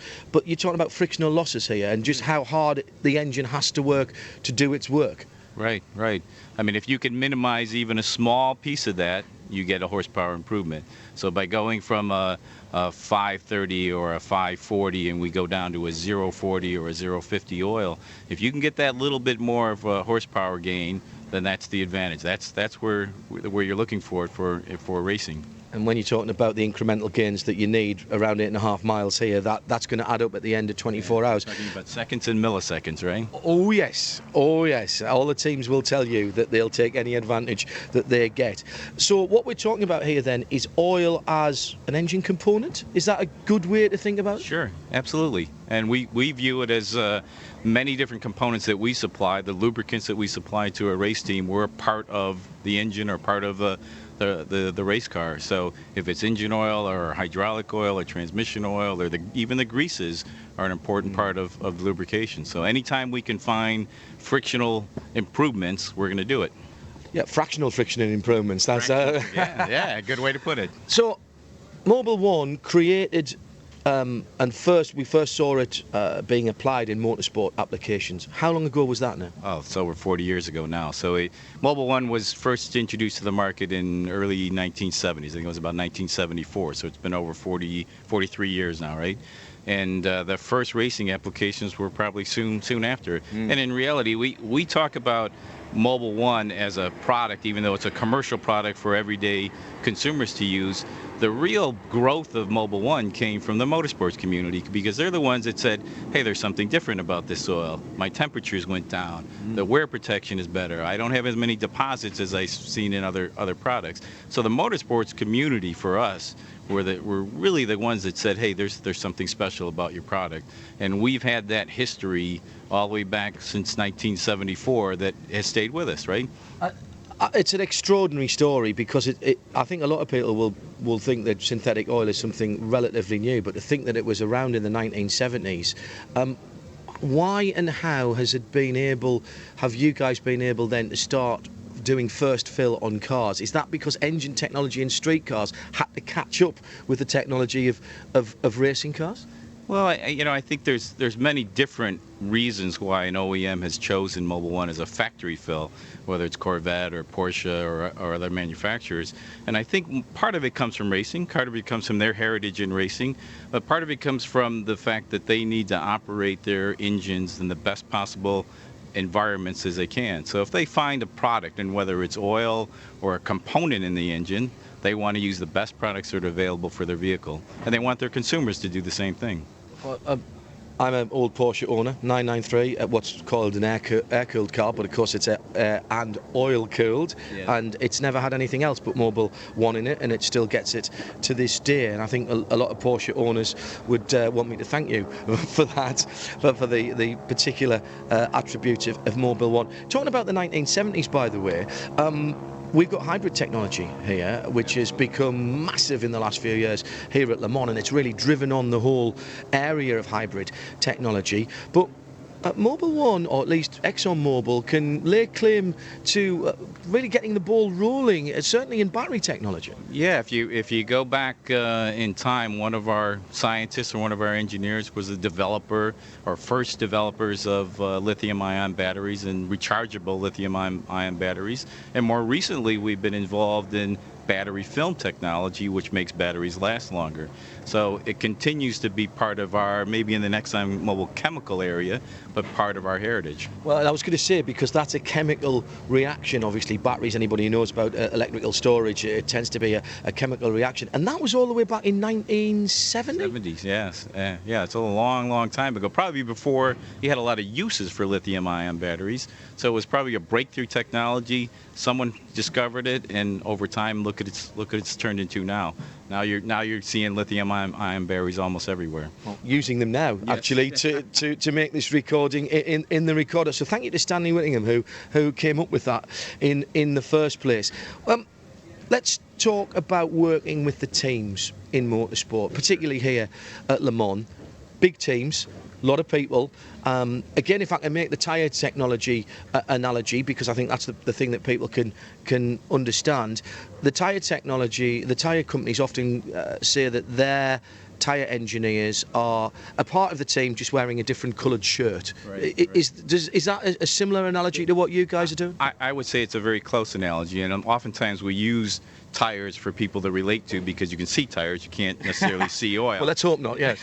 Yeah, you don't want to see it. If you see it, you got a problem. But it is the same. So today, if we're working with any one of the teams, we could be analyzing the oil that's in the car today, and we're looking for conditions of the engine. We're looking for things that we can optimize into the future.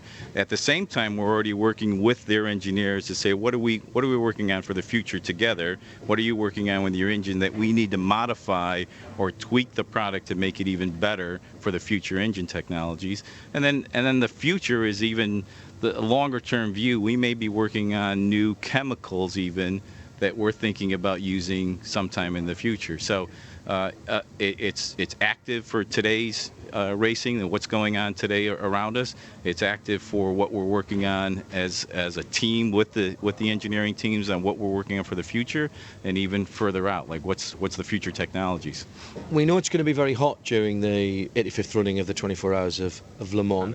Very, very hot indeed. Maybe up 34 degrees Celsius and above on Sunday. Would that cause you to say to the teams, you might want to use this particular oil rather than that particular oil, or have you got a big enough operating window? Yeah, there's enough built-in range of the viscosity of the oil that we can manage it. So I think it would have to get very, very, very hot for us to worry about that, and then we'd have a bigger problem. But no, the built-in range of the oil is already there. And we've had conditions where there's been damage to the car, damage to the air intakes, the radiators, or whatever it is, and we can still survive. The oil can still survive because it has a little bit more built-in ability to manage high temperatures. So we've sort of covered what happens before the race. I'll talk to you about what happens after the race in a moment. But during the race, I suspect that your guys don't get to put their feet up and watch it in a nice air-conditioned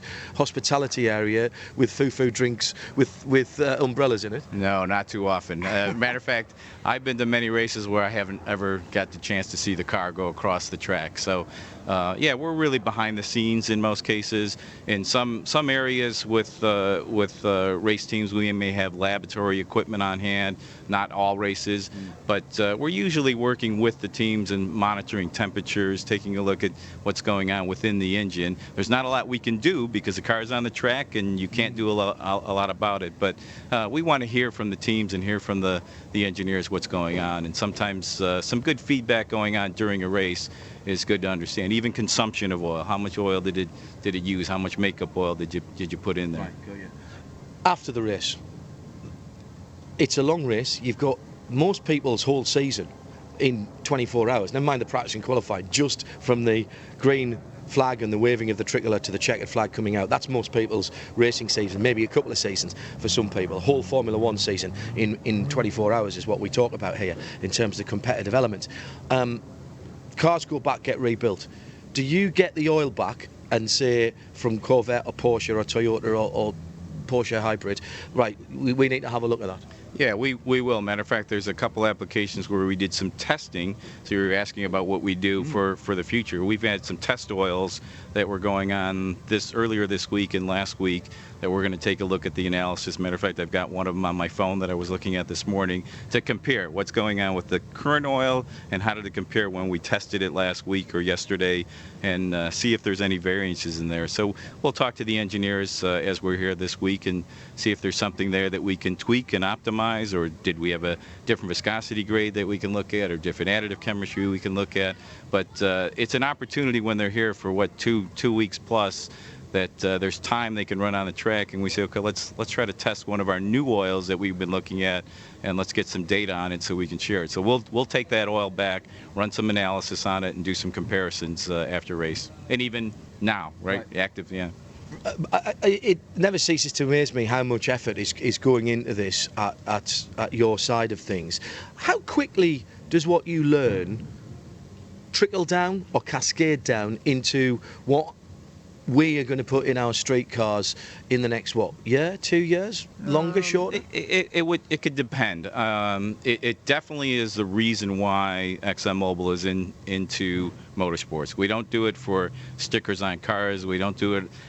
In some cases, it's part of it. But I guess from a technical guy's viewpoint, we do it because there's a technical advantage for us to look at product technologies in the future. So will you see some of the things that we modify and change in a Mobil 1 product and in the racing sometime in the near future? Very, very possibly. So new product technology that we develop could be the new product technologies for a gear oil or a grease in the future.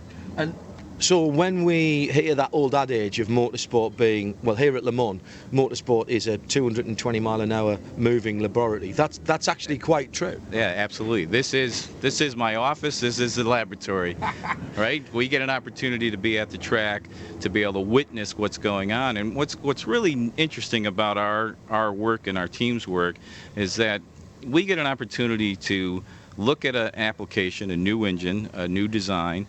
We can formulate products that meet that, test to find out what's the optimal product, and then we can go racing with it within a very short period of time. There's very few areas where we can actually do a real-world test in a very short order. And in that respect then, David, endurance racing, and particularly here at Le Mans, is actually the most relevant, I would think, to road car, street car technology. Absolutely, absolutely. You're running a car for 24 hours non-stop, changing drivers get the rest, but the car never gets the rest. And you have to turn it off as well, so things like heat sink from the engine and stuff like that. So this is almost, it is real world, it's not simulated, but it's very much like a car would go through its life on the road, except compressing the schedule. And more demanding, right? Yeah. You're stepping on the accelerator hard, you're braking hard, you're running the engine at highest RPMs. This program is a Radio Show Limited production. Tell your friends there's more at radiolemans.com. The countdown to green with Chevrolet Corvette, America's sports car since 1953.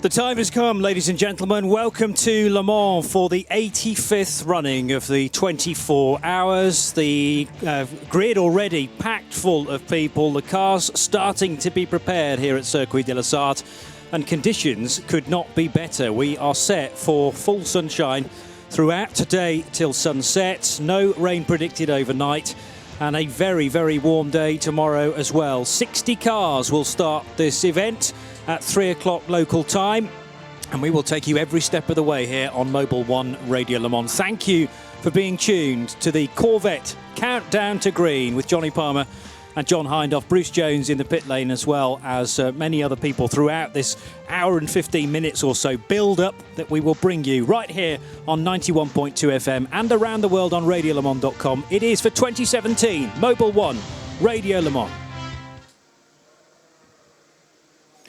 So, a wonderful sight that these cars are, they're all arranged now in chevron formation, backed up towards the pit wall, and each group around the cars starting to, the blood pressure is starting to rise, I'm sure, anticipation as well.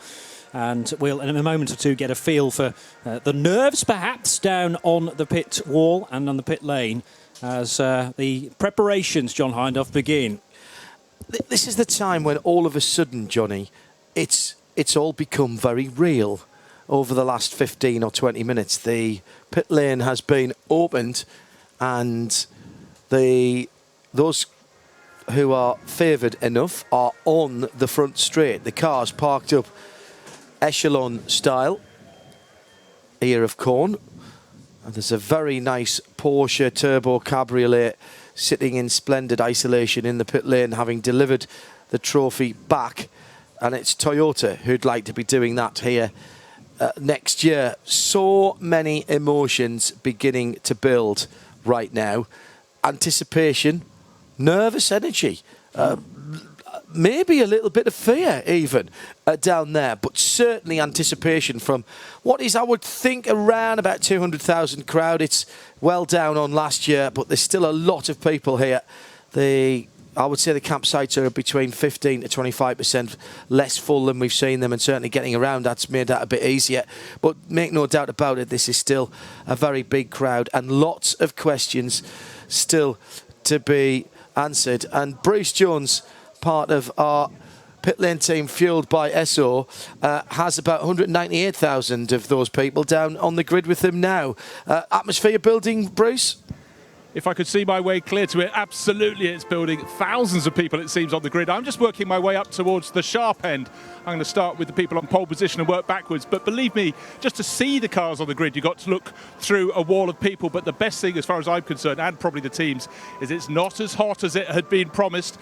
And for Shmee and myself, we'll go down to Shmee in a second, it's actually pleasant rather than baking on the grid, but I'll be at the front and then Shmee's going to crisscross with me and we'll alternate interviews as we catch them. So Shmee, how's it with you? It is excellent. Bright yellow Corvette standing right in front of me, and the guy who's engineering it is with me as well. Hollywood, it's another hot race here. You guys have done pretty well in the hot races so far this year. Le Mans, just another race, or is this going to be a good one for you? I mean, it's obviously a big race. A lot of time, a lot of money invested.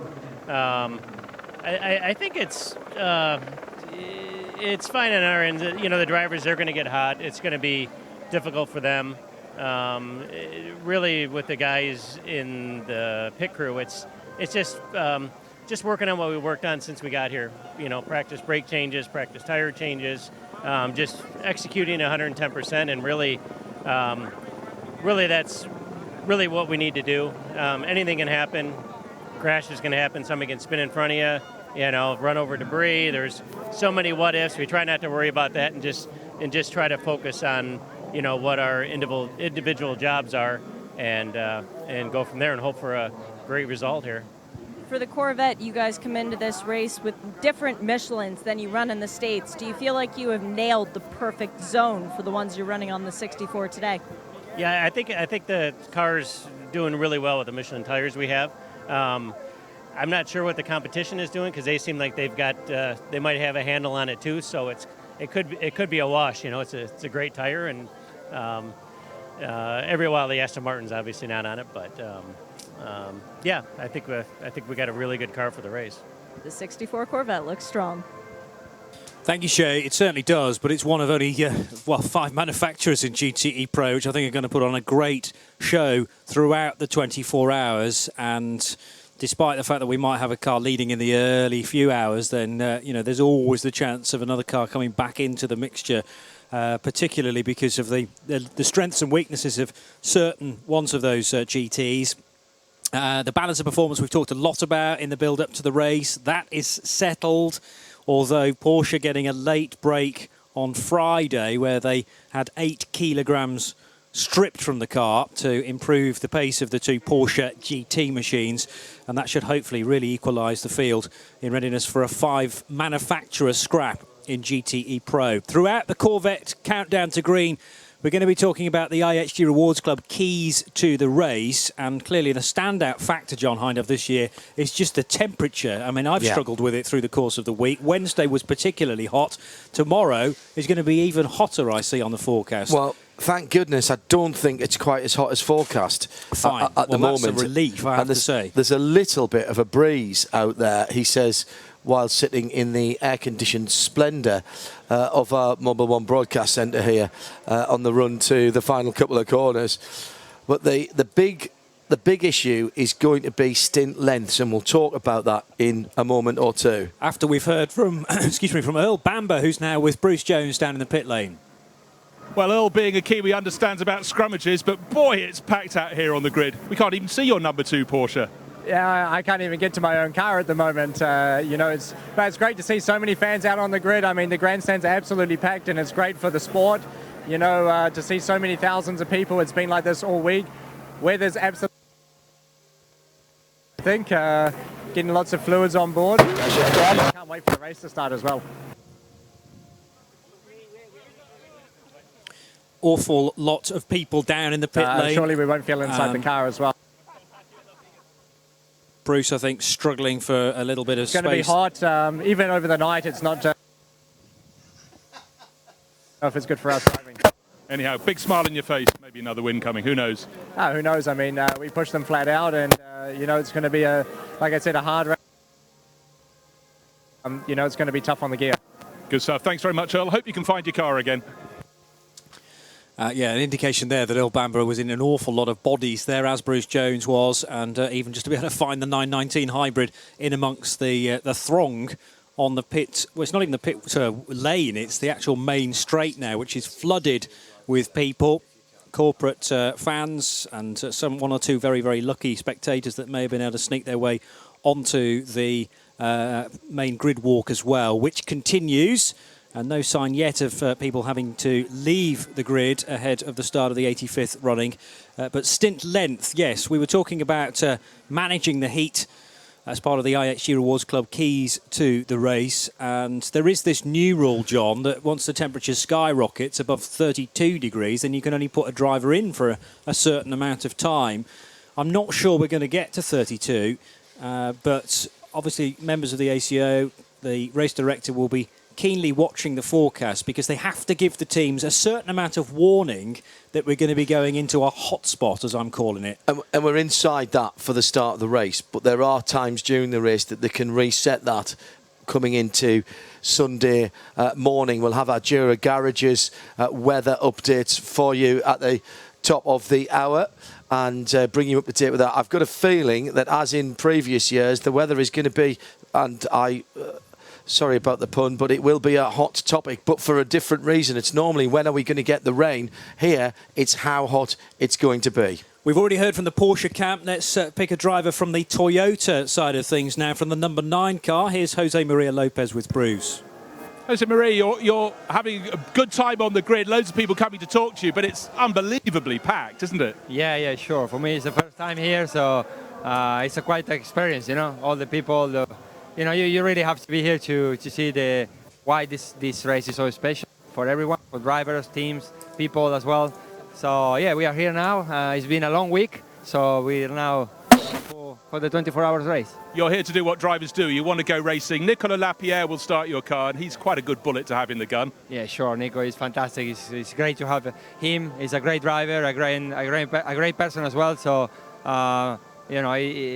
we probably the less experienced crew with Kuni and I, but in the end, I think it's a long race and we need to do our best. And in the end, the objective is tomorrow, 3 o'clock. Exactly. Can't come too soon. Yeah, Best of luck. Thank you, Jose Maria. Yeah, bye. Jose Maria Lopez, the Argentinian driver, 3-time World Touring Car champion. This is a big step to other parts of motorsport, though, you could say. I'm not sure whether he's ever started a race with... he won't be starting, obviously, but been in a race involving 60 cars before. And a different mentality driving that car with Yuji Kanemoto and the driver who will start, Nicolas Lapierre. That's the extra car not taking part in the full World Endurance Championship, unlike the 7 and the 8. And I think the 7 and the 8 Toyota's general consensus is it's more likely to be those cars to win if Toyota are going to win this year rather than the 9. But I'm happy for the 9 crew to surprise me along the way. Also thinking about tyres as well. They are restricted across the race. It's 48 tyres per P1 car. That's 48 individual tyres and 56 individual tyres for the LMP2s. We have a mixture of tyre manufacturers in P2, whether it's Michelin or predominantly Dunlop, whereas in LMP1 they are all on Michelin tyres. Let's get a little bit more now from Bruce Jones, who's down there on the grid walk. I'm with the one and only Bicollers. Oliver Webb will be starting number 4 from 6th on the grid. Only 5 cars between you and the sharpest point for the sharpest race of the year. How's it feeling? Good. I thought you were going to say the one and only Ollie Webb, but you just said the one and only car. No. It was, but I deviated. No, the team have done an amazing job, and to think we're 12 seconds quicker than last year, it's mighty impressive, and this car is now really, really enjoyable to drive. And that Nismo power's not too bad in the back, is it? No, it's pretty damn powerful. I mean, I was shocked, to be honest, to see the speed of the LMP2 even over one lap. Me and Alex were joking on the way home the night before quali. He said, what do you think you can do? I said, I think we can do a 25. He's like, oh, God, that's really fast. And they went and did 25s, and we went and did close to 21. So it's, very impressive all-round speeds in all these categories. Now, you're wearing something relatively unusual. You've got your race-proof fireproof shirt on, effectively, the Nomex. But then what have you got on top of it? It's like a black waistcoat. Yeah, so it looks a bit like a bulletproof vest, but it's a cool vest. So it's to keep our core temperature body down. So obviously on the outside today, it's around 30, 31. Tomorrow is going to be about 34. Every little bit helps. The inside of these cars get really, really hot. And we lose. I mean, last Le Mans, I went from 77 to 70 kilograms in one race. So you lose a lot, and we want to keep hydrated, keep cool, and keep fit, especially with these long starting procedures.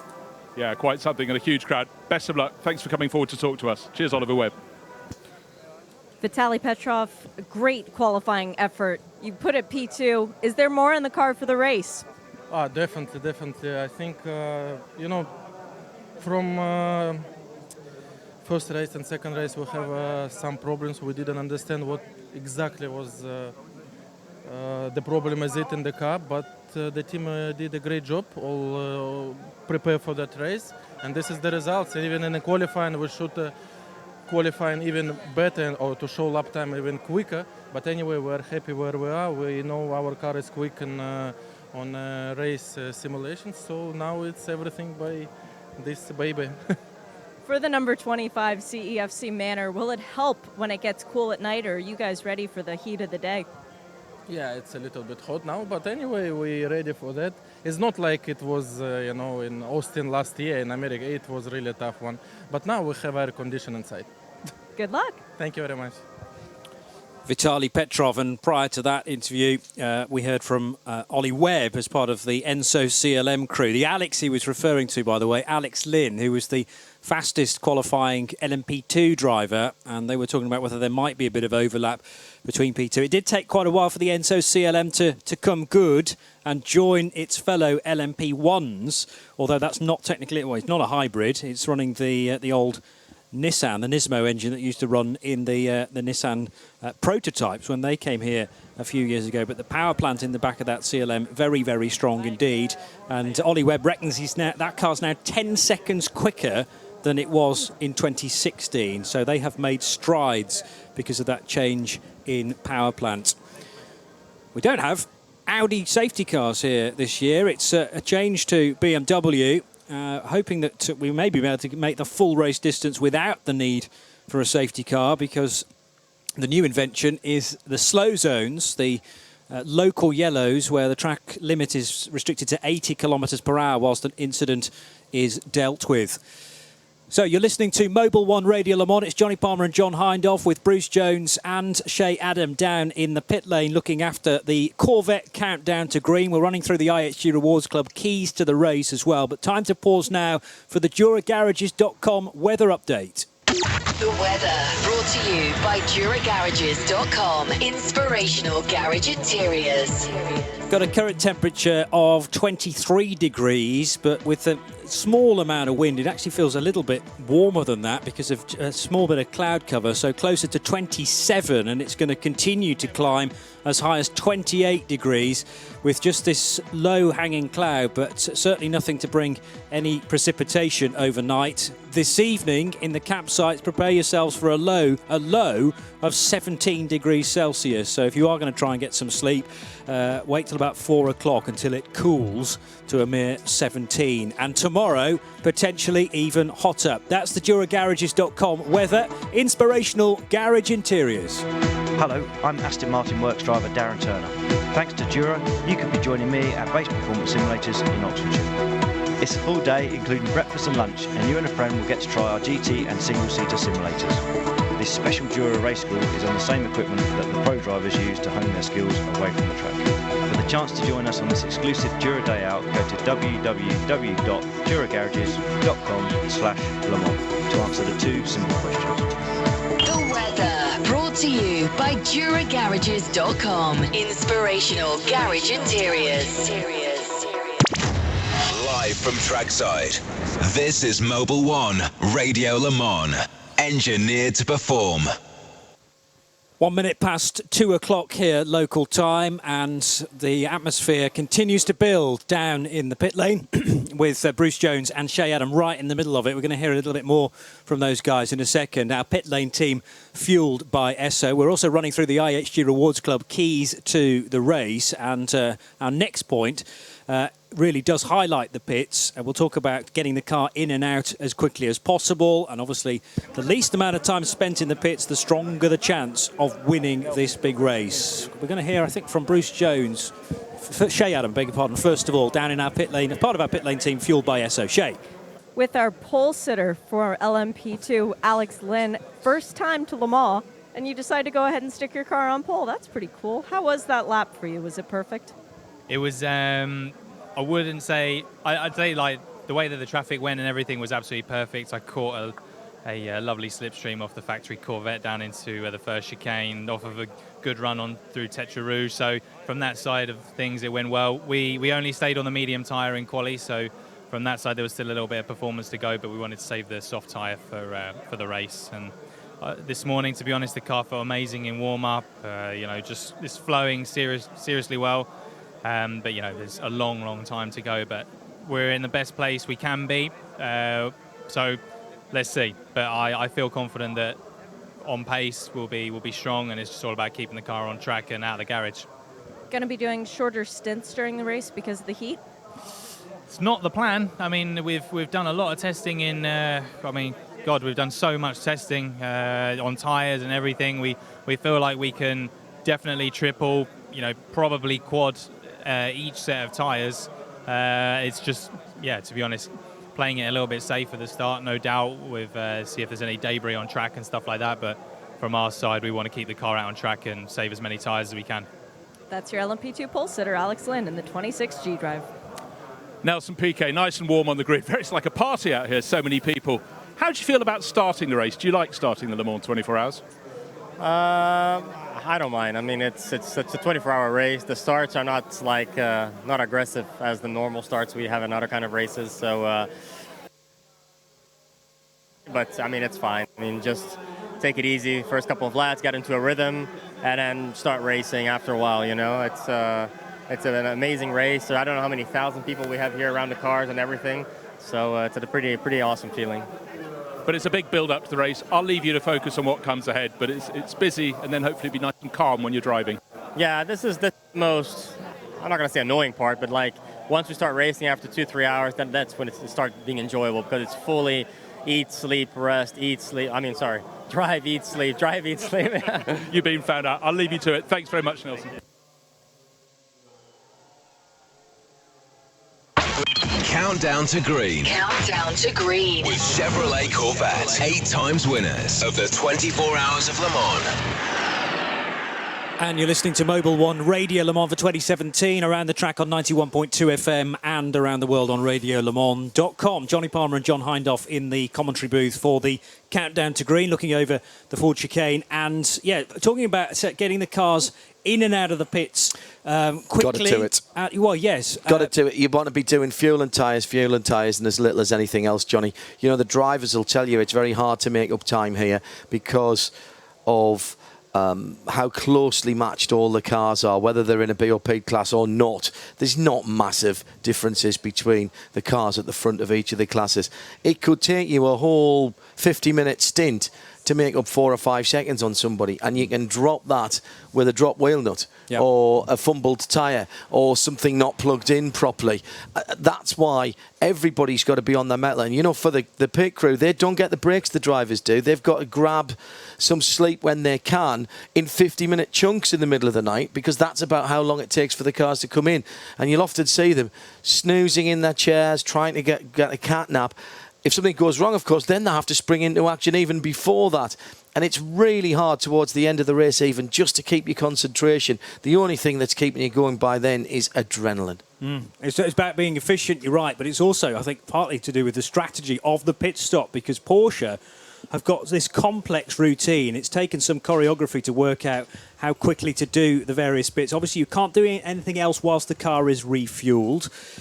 time can be saved if you are going to keep the tyres on the car and decide to double or triple or quadruple stint your tyres. More likely to see that in LMP2s, I would say, with a very durable Dunlop tyre being brought here. Various compounds as well of the Michelin and Dunlop tyres. Soft, medium that Alex Lynn was talking about, and the harder compound too. But yeah, if you can save some time in how those tyres are removed and then the new wheels put on, and also how you get your driver out and in as quickly as possible, then those can save extra seconds, which could prove crucial at the end of the race. The next IHG Rewards Club key to the race is being there at the various milestones, and we'll talk about that in a second, but let's get an update from Shmee Adam first of all. It was a very impressive performance also from Michaela Lotion in the 27 SMP. You were the highest up non-Orica in the qualifying session. Do you feel like you guys can take it to them? Well, that was difficult, but we're up there. I mean, obviously the qualify doesn't mean a lot here. The most important is to be consistent over the 24-hour distance. But I feel that we have a good setup for the race, and we just need to avoid any problems during the race, and we'll be up there, I'm sure. Good luck. Thank you. Shmee Adam and Bruce Jones, our pit lane team for the Corvette Countdown to Green. Our pit lane team fueled by Esso. And mentioning Bruce, let's hear a word from him now with Kazuki Nakajima from the Toyota. Kazuki, could I just have a quick word? It's all tense before the start of the race. How are you feeling? Obviously, the end of last year's race was not your dream, but are you going to put that right today? That's our target. And quite excited now before the start. We are in a good position on the grid. So, I'm hoping for the good race for us. And we know we are capable to do a right job to win this race. So we just need to survive a little bit more than last year. And Now, Sebastian Buemi is starting the race. Obviously, you also race with Anthony Davidson. How do you decide which driver gets to take the start? Well, Seb has been taking a start for many times. So for us, it's clear decision. And we know that he can manage it very well. So that's how we decide. And you can see his job after the start. Yeah. Well, best of luck to the three of you. Thanks very much. Thank you. Coming so close to winning last year's race and the car breaking down on the final lap. I still have vivid memories of nightmares about it. Well, yeah, just initially thinking, well, has he got a problem? Has he got a hybrid issue? He's going to reset the car. It's going to be fine. It's going to speed up again in a second, and it just didn't. But then, of course, not to be even classified because the Le Mans regulation says you've got to get to the end. Chase Carey is on the grid. He's going to be waving the flag. If you're not familiar with that name, he's 1/3 of Bernie Eccleston, or at least that's the job he's doing. He is part of the Holy Trinity that now look after Formula One, and he will be waving the flag. Jean Todt here promoting his FIA road safety initiative that he hopes, I'm sure, will get him that Nobel Prize he's been after for such a long time. And along with him, the president of the ACO, the Automobile Club de l'Ouest, Pierre Fillon, who is effectively the guardian of sports car racing, aren't they, the ACO? Done a good job down through the years. And Sebastian Bourdais on the big screen talking to the crowd at the moment. Should have been here, of course, but had a horrendous accident at Indianapolis in practice and qualifying, and is recuperating nicely, although we won't see him before the end of the season. Let's get a little more from a brand new team for the Le Mans 24 Hours, the ARC Bratislava outfit. They're here with a Ligier, and one of its drivers, a good friend of Mobil 1 Radio Le Mans. That's Rick Breukers with Shmee. Very good friend of Radio Le Mans. Rick, it's not your first 24-hour race. It is your first Le Mans. How does this grid feel? Well, really amazing. I mean, if you see all the fans, it's absolute madness, and I can't believe that I'm here. It's really a dream coming true. What's the plan for the race? It's a warm day out. Are you guys going to take shorter stints in the car? We will just try to keep our car on track, do our stints, not push too much, stay out of the pit, and, well, our goal is to finish the race, so that's what we are aiming for. Good luck. Thank you. So Rick is chuckling away there in the background, joining Con Calco and Miroslav Konopka. Great mix of nationalities there from the Netherlands, Rick Broikers. Miroslav Konopka described to me by none other than Bruce Jones as the funniest man in the paddock. Really? Yeah. Okay, funnier than Joe Bradley. Take something. And Con Calco, who is from Latvia. So I was learning my flags over the week coming up to it because they're slightly lesser known. But it's great. I mean, it's great to hear the Luxembourg national anthem on the podium a little earlier on for the Road to Le Mans race with DKR Engineering winning in their Norma. I'm not sure if ever the Luxembourg national anthem's been played here at Le Mans, apart from possibly in the build-up to the race where we have various different ones played to the crowds here. The next IHG Rewards Club key to the race, being there at certain stages through it. Yeah. Midnight is one of them, but certainly being there come the morning. We'll talk about that in just a second, but let's hear more from Bruce Jones, who's down on the grid. Stefan Sarazan, if I could interrupt, you've managed to escape the crowd and leave the pole-sitting car. It's a bit calmer on the other side of the track, isn't it? Yeah, for sure. It's incredible. Every year it's from the fans, and starting in pole, it's really good for us. We showed the car was quick, but now we need to do everything. Pole position, it's cool, but the race is 24 hours, so we have a good car. Let's see what's happened. So Mike Conway starts. Are you in second or third? No, Camry goes second and I go third. Well, the best of luck. Stay cool. A little bit further down the grid, find both Taylor brothers. You both get the opportunity to be on track at the same time because you're driving different cars. How weird is that? Ricky first. It is weird. I mean, at the test day, I never saw him outside the car. I only saw him on track, which is really weird, but it's kind of back to the good old days of Grand Am when he was driving the Camaro and I was in the DP, so we can kind of help each other out. And, I'll be nice to that 63 and 64 Corvette today. Going to make it easier for the yellow cars on the grid, obviously. And Jordan, you're back with Corvette. You're in the other car from when you won it, but you've been on the podium with the 63 before. Feeling a little bit like it was back then? Yeah, I feel right back at home. I mean, I feel like we have unfinished business together in the 63. We finished second at Sebring, Petit, and Le Mans. So my first year I left them in the 64 car. We won here, so I felt bad about it because they really helped me learn about this car, learn about this race. So I'm happy to be back with these guys. I think we have a good shot at it. It's probably going to be the toughest race we've had here in many years with how close everyone is, but I think the Corvette's up for it. Good luck. Jordan's in the 63 Corvette. Ricky is in the 43 WeatherTech Riley. Yeah, and it's Ricky you heard from first of all in that Riley Multimatic Mark 30, joining Kieran Blakemolen and Ben Keating. Looking forward to seeing how they get on in the lone Riley, number 43. Grid starting to show signs of being cleared at least a bit now. But John was just talking about getting to various points in the race, and the crucial one is kind of being there by the morning. You feel like you've broken the back of the race by that point. Although interesting, last year at that time, Johnny, everything went bonkers. Do you remember we had that mad 40 minutes where 137 accidents occurred? People just driving off the circuit for no apparent reason. Yeah. Who'd been, some of them who'd been in the car for 40 minutes, some of them who were on their outlap. Just cars into tyre barriers. People measure this race in different ways. 4-hour chunks, pit stop chunks. A lot of people will say get the darkness, and the sunset tonight is 2 minutes past 10 local time. Sunrise, get to midnight maybe, then sunrise, 6:04 in the morning. So 8 hours and 2 of official darkness, if you will. That's a very, very short amount of time. And indeed, at this time of year, there's a bit of light in the sky pretty much all the way through. I noticed, by the way, Dr. Wolfgang Ulrich is down on the grid here. Audi Sport not here this year, of course. Dawn, breakfast time, but then of course you've got to get through another meal. You've got to get to lunchtime before you can get to 3 o'clock. Yeah. And it's sometimes, I think, people get a little bit too over anxious in those early morning hours, and that's why we see that mad half an hour or 45 minutes when the drivers jump in. Maybe drivers who've had a bit of kip. Oh, I'm rested, I'm raring to go.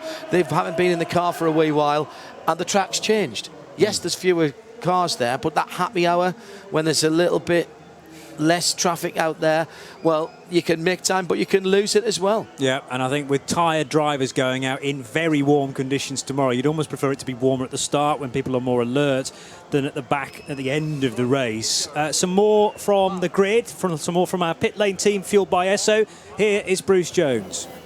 Car number 1 is a Porsche, which seems quite strange because it's Andre Lotterer I'm talking to. Obviously, you've moved across. How's it feel being a Porsche driver when you've been for so many years a man with 4 rings on his chest? Yeah, it took some getting used to at the beginning, you know. Always did everything to try to beat these guys, and now I'm part of that family. But luckily, they welcome me very warmly, and we're really happy that I'm part of the team. So the acclimatization was fast, and obviously, I'm very proud to be part of this brand, which is very legendary here at Le Mans over the last 40, 50 years. So it's quite amazing to be part of this team. But, you know, that's the past, and the future is what counts, and it's going to be a hot day for us. Just over your shoulder, I see Neil Yarni, who'll be starting the car. He's putting on a cool vest. Will you all run with those? No, this is just to keep us cool on the grid. So, yeah, it helps. You know, it's really hot out here, so I should put one on too. Best of luck. Thanks, Andre. It hasn't yet, by the sounds of things, but he might address that between now and the start of the race. So getting to certain stages, but I'm just thinking back to, you know, when I got up this morning at 6:30, that felt pretty early. And then where are we now? Just after 2 o'clock. This is many, many hours on. And this time tomorrow, we still won't be at the end of the race. We'll be into the final hour. So there is a long, long way to come, despite we're reaching breakfast time and looking towards a 3 o'clock finish. Other important things to look for in terms of our IHG Rewards Club keys to the race. Think about the categories that incorporate AM drivers, so not LMP1 and not GTE Pro, but in LMP2 there has to be a bronze or silver graded driver, and they have to drive for a minimum of 6 hours. Some of that work's already been done, of course, in signing a key silver driver, Yes. which really is where the race hinges on. And using your AM drivers well, IHG Rewards Club key to the race, absolutely number 1 if you're in the Pro-Am class. First of all, get the right one. Yeah.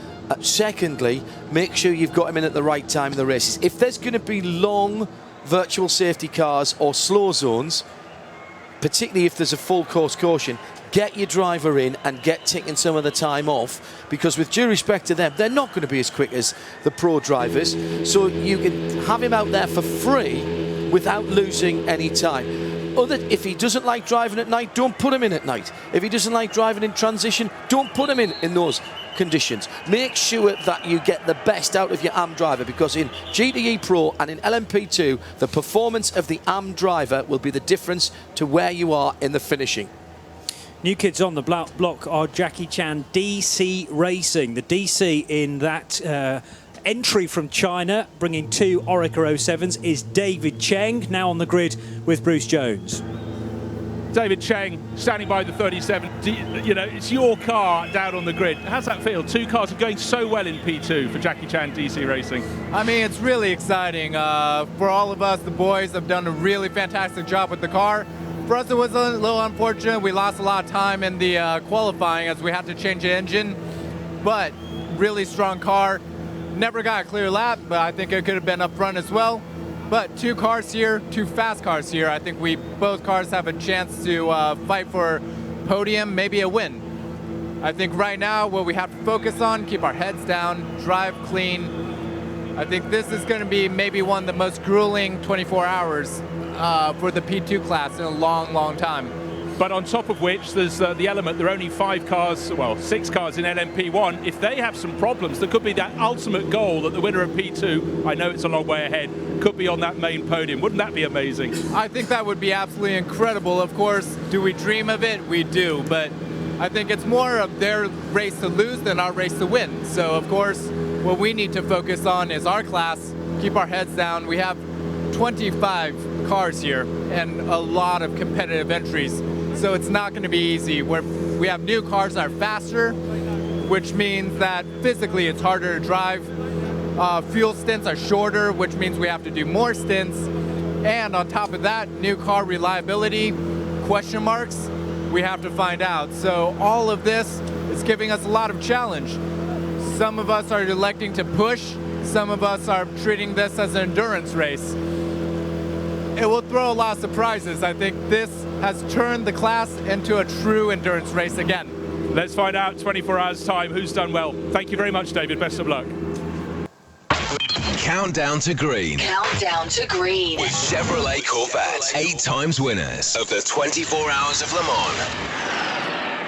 And right here on Mobile One Radio Le Mans, at the moment we're running through our IHG Rewards Club keys to the race on 91.2 FM and globally on radiolemans.com. We need to talk about brakes next, John.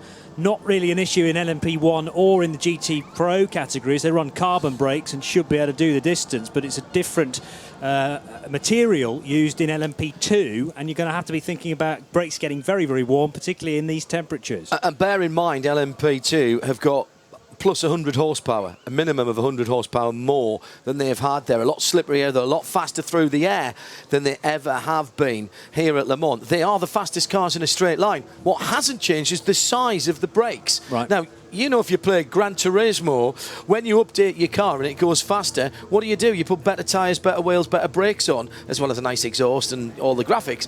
If you don't do that, you can't get the lap times.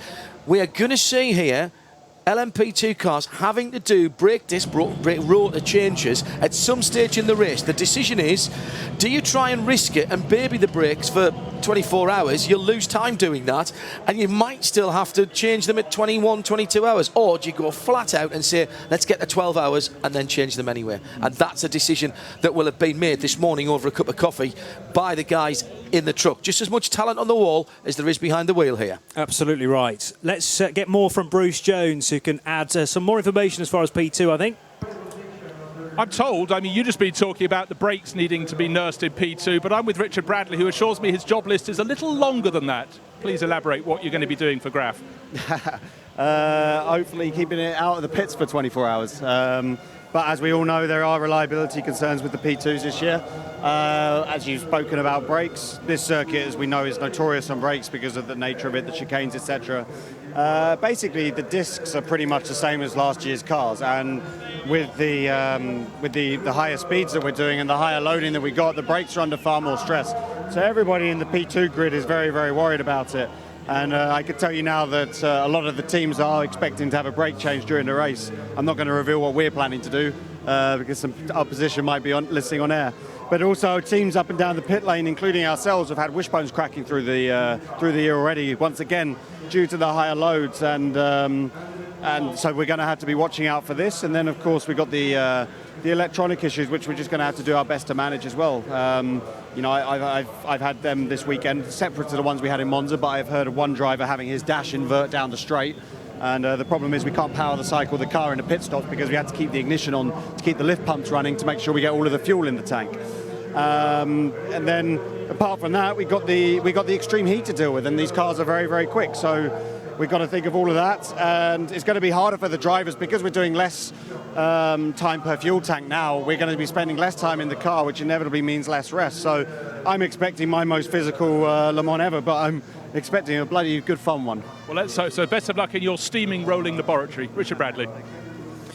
Fascinating that about obviously the technical issues that have, as he said, plagued one or two cars at Monza, but you can't turn the engine off and recycle it because that's when the fuel's going in and the pumps need to be active to allow the fuel to go in the right bits of the tank. So it's a question that they will have had to sort of pre-plan any potential problems with these LMP2s and how they're going to deal with it. We've seen that with the P1s, and they're all well rehearsed to deal with a crashed car or something maybe going wrong with the turbo and how they then deal with it. And there's an element of P2 teams having to do that this year as well.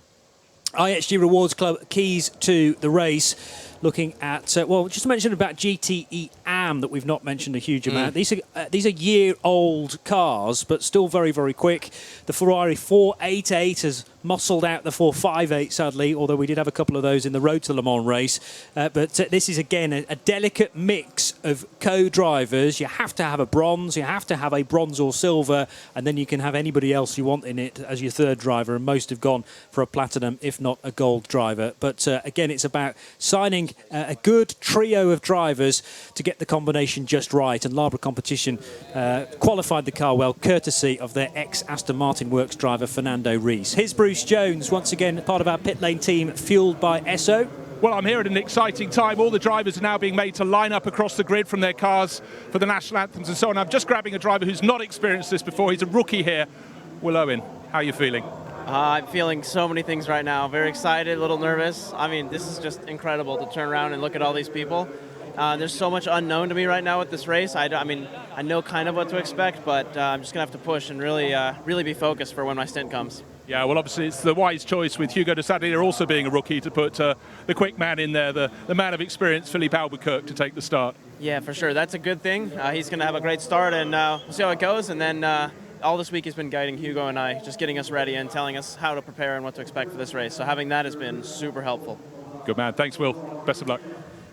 That's Bruce Jones, part of our pit lane team, fueled by Esso. You're listening to the Corvette Countdown to Green here on Mobile One Radio Le Mans. And earlier on this week, Shea Adam had a word with program manager at Corvette, Doug Feehan.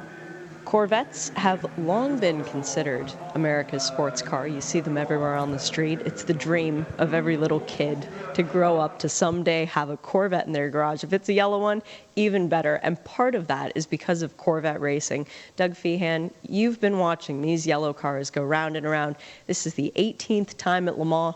Why do you keep coming here? You know, as a child, I mean, I read about Le Mans, dreamed about Le Mans, never anticipated I'd ever get to even see Le Mans, let alone compete at Le Mans, let alone win at Le Mans. I mean, it's beyond a dream come true. I think that when we look at Corvette, which has always had the label of America's sports car, it was certainly my ambition, and that transcended to the team as well, to make it the world's sports car. No better place to do that than the 24 Hours of Le Mans that has the largest reach global audience, I think, of any motorsports event in history. And it's so special here. It is the most difficult road race on the planet for many number of reasons, but it is the holy grail of road racing. And so I think that the dream for myself and for my management early on when we talked about coming here, we knew what it represented, and we wanted to be part of that. Just being part of it, because you have to be invited to come. You just don't send your money in. You have to be invited. And to be invited, it means you have to have accomplished something. So just the fact that you're here is a badge of accomplishment. The fact that you can go on and be competitive and share in victory is just a remarkable experience, and I think that really gets recognized by all those people, the aspirational Corvette people, as well as those that actually own the vehicle. You only have to go down to our Corvette corral here in France to see from the European nations, people who drive their Corvettes here. We have here on site a representation of every generation Corvette from C1 to C7 will be in that Corvette corral this weekend for that race. And those people are coming on their own. No one's paying them to be here. They're paying their own money, taking their own time to want to be part of this Corvette thing. Those are just a few of the reasons why we come here. One of your drivers actually drove down in his own Corvette. Oliver Gavin had one he received earlier in the year. He's been posting about it all over social media. He is a kid in a candy store with this car, though. It's really turned into a global sports car that every kid wants to have. And that was certainly my objective. I wanted to get out from under the moniker of America and get under the crown of global. No better way to achieve that than the 24 Hours of Le Mans. When you go to car corrals in the U.S., I'm thinking Road America, namely, and they have the cars drive around the circuit. That's a 4-mile circuit, and it is nose-to-tail Corvettes. How much joy does that give you to see all those people coming up in their Corvettes? You know, tremendous amount. That's the short answer. Road America is the site of the original Corvette Corral. It began at Road America. So you can see that over time, none of it has been diminished. If anything, it has grown in size and stature to the point where we have 4 continuous miles of cars. I'm up at that Corvette Corral. I make presentations at every race to the Corvette Corral people, as do some of our strategic partners like Mobil 1 and Michelin. The Corvette owner is not just an enthusiastic driving person. They're an enthusiastic Corvette sports car owner with a huge amount of pride in the product that they own because they've aspired long enough to get it. That fuels the team. When you meet with these people and you see how excited they are and how passionate they are about their car and about what we're doing on the racetrack, that immediately inside you transforms into the pride you have in what you're doing, because you know you're waving that banner for all those people. Those people are depending on you to put on the best show possible, and we feed off one another, and it's a wonderful feeling. It makes work a joy. When you look at the competition that you guys are racing against and winning against, I think it's fair to say 105 now. I'll never get tired of saying that until it's 106. It's such an accessible car in so many ways. The Corvette, it looks exactly like what people can go buy in the showroom for $60,000 for a beautiful Corvette. The Ferrari, the Ford, the Porsche, they're all in a different ballpark. So you guys being more accessible to more people, has that helped with the popularity, do you think? There's no question. I mean, as I often say in my presentations, price, performance, and utility, there's not another vehicle in the world, not any vehicle in the world. Corvette stands alone in that level of uniqueness. And I think the fact that it is available, there are people spending more money on pickup trucks than on Corvettes. So they are attainable, they're reachable, and I think that holds out well. That's if you buy a brand new one. You know, there's many people that I talk to that are current Corvette owners that couldn't wait, that saved up, bought their first Corvette, and then moved to the second one through and buying them used. My first one had 132,000 miles on it, someone will say, you know, and now I've got my new, you know, ZR1, or I've got my Z06 out in the parking lot. They treat their cars like family members, and it's more than a car, it's a lifestyle, which makes it so much fun for everybody. Last year, I think we sold 40,689 Corvettes, which is all we could possibly build. That alone tells you where we are. When you look at what our competition does, you have to add several of them together to come up to those kind of numbers. So when you can, in order to get a vehicle that will out-accelerate, out-corner, and out-brake a new Z06, you have to spend $1 million. Because you can buy your best Ferrari, you can buy your best Porsche, you can buy your best BMW, and they're not going to beat the Corvette. And by the way, you can stick 2 sets of golf clubs in it, drive it for 10 hours, go on vacation, get out, and still hear and walk. Those are amazing criteria on which the Corvette has been based, and key to its popularity. When you see people, fans of Corvettes, people who own Corvettes, that have tattoos on their skin of that logo, that's when you know that you've got a good brand. Yeah, and it's, you know, what's amazing is when you look at some of our stuff, for example, our team mascot, Jake, which appears on the car and obviously on our funwear and everything else that we build, that is timeless. That moves across generations. You'll see grandfathers with grandsons, and they'll be wearing Jake emblem clothing, and it's just as attractive to the gramps as it is to the grandchild. You know you've hit a home run with that, and I think at some point in time, Jalopnik or one of the large automotive-based internet sites declared that Jake was the first and foremost most iconic racing icon in history. You know you've scored when you've done that, and it all adds up to the elements that have created our level of success. And the best part is you can go down to your Chevrolet dealer and you can pick one up today. Or you can just get on Craigslist and find there are always people selling their Corvettes, not because they're tired of them, but because they want to get an even newer one. It is a continuous upgrade process. The most frequently asked question I get at Corvette Corrals is, when's the next generation coming out? And that tells you something, when people can't wait to spend more money to buy a new one.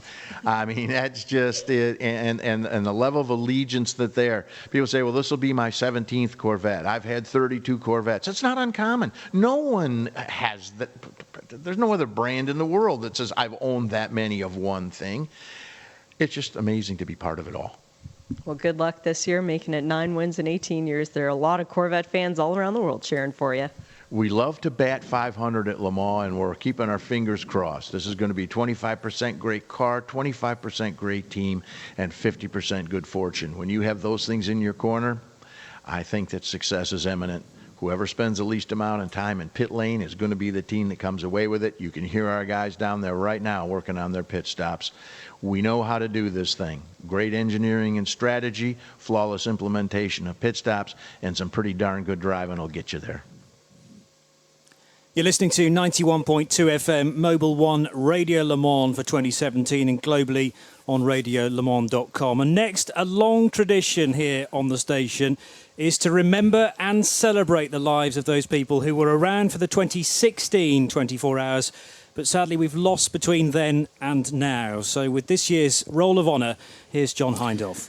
Thanks, Johnny. Not an exhaustive list, and apologies to anyone that we've left out. Some of these intensely personal, some of them industry, massive industry figures, as our first one, another American legend here on the Corvette Countdown to Green. Carl Haas, of course, a racer himself, but known for his kart series team with Paul Newman. Mario Andretti was their debut driver.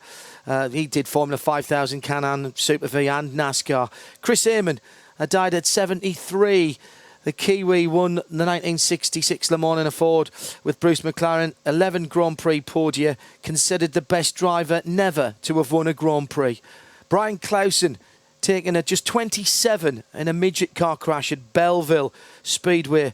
Known for his dirt track racing, but competed in NASCAR, IndyCar, Indy Lights, and a former development driver for Chip Ganassi.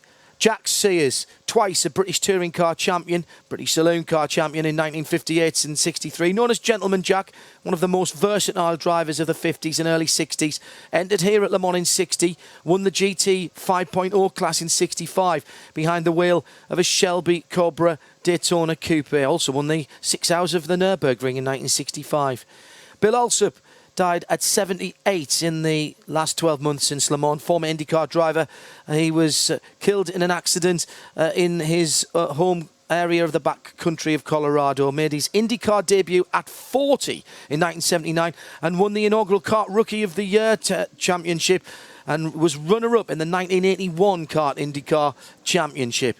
Todium Adamovich, the American racer, finally succumbed to a long battle with cancer.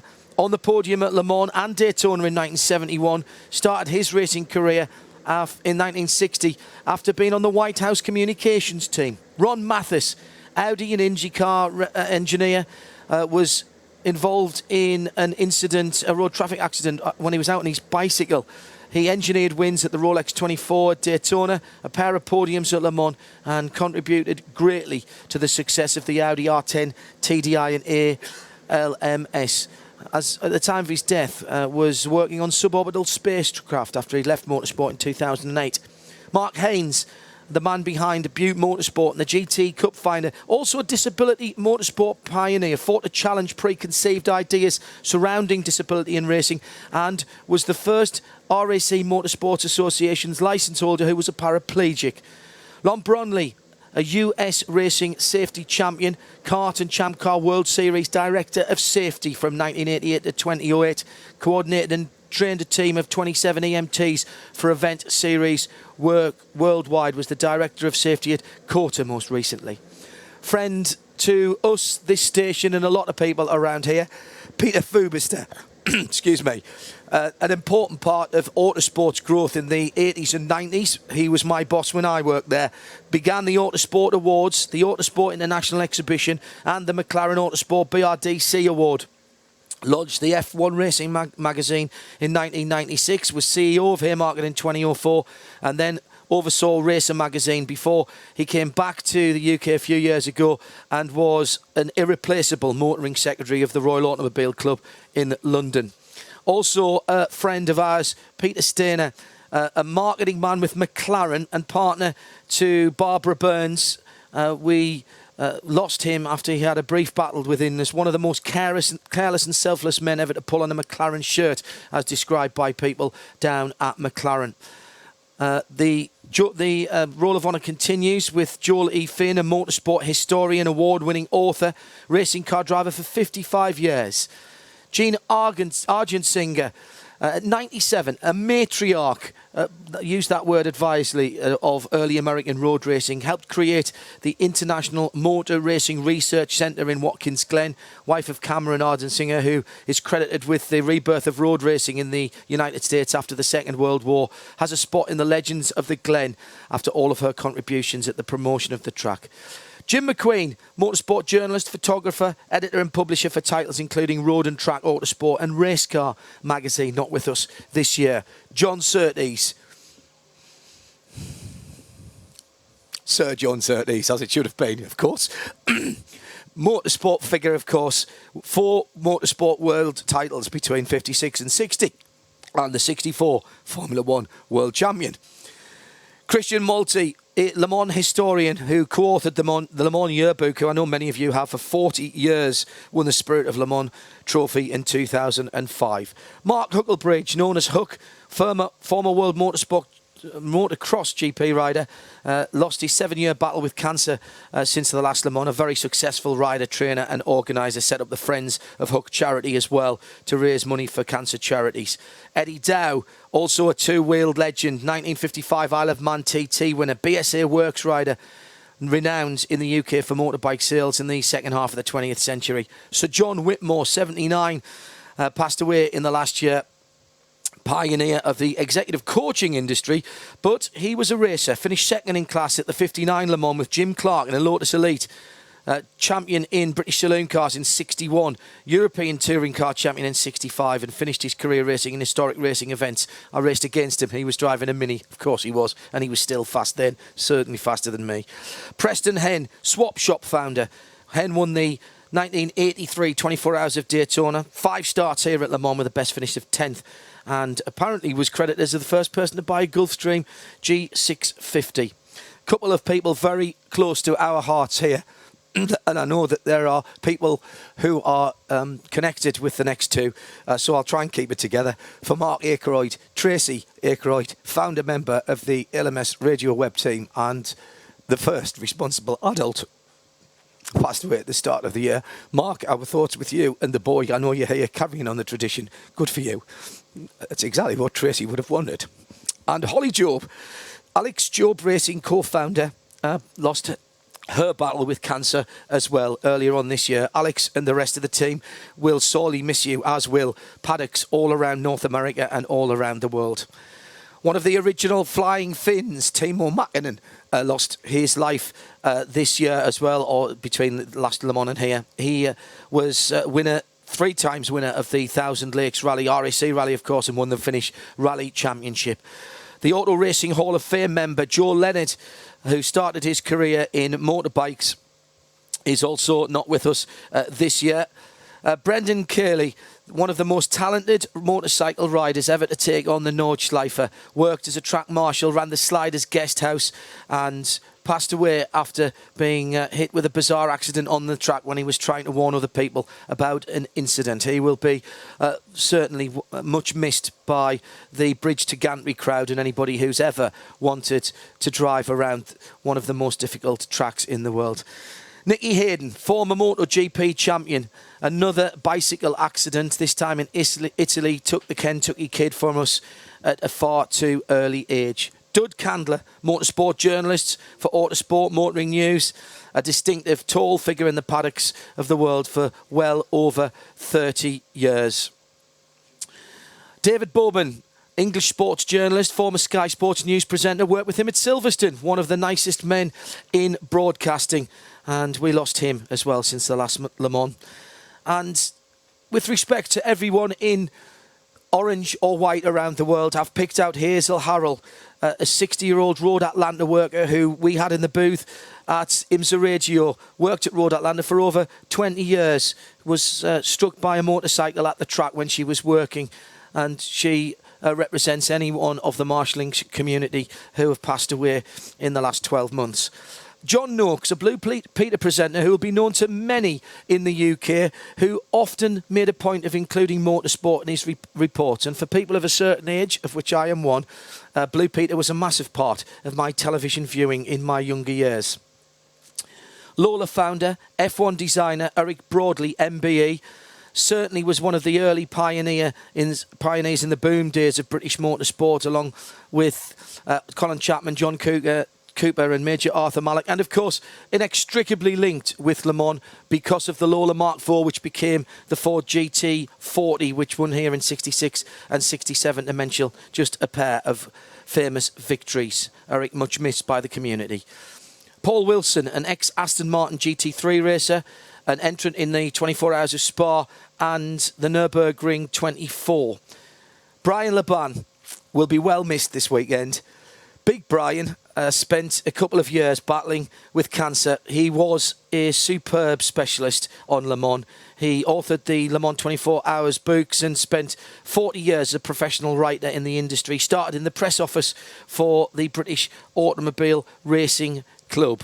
And his figure is much missed this year. He would have cast a big shadow, but still does. Alan Berto, former racing driver, journalist, tester, sporting marshal, was the ACO vice president here at Le Mans and really the father of the R8 Coupe Gordini. Icencio Kaneko, S.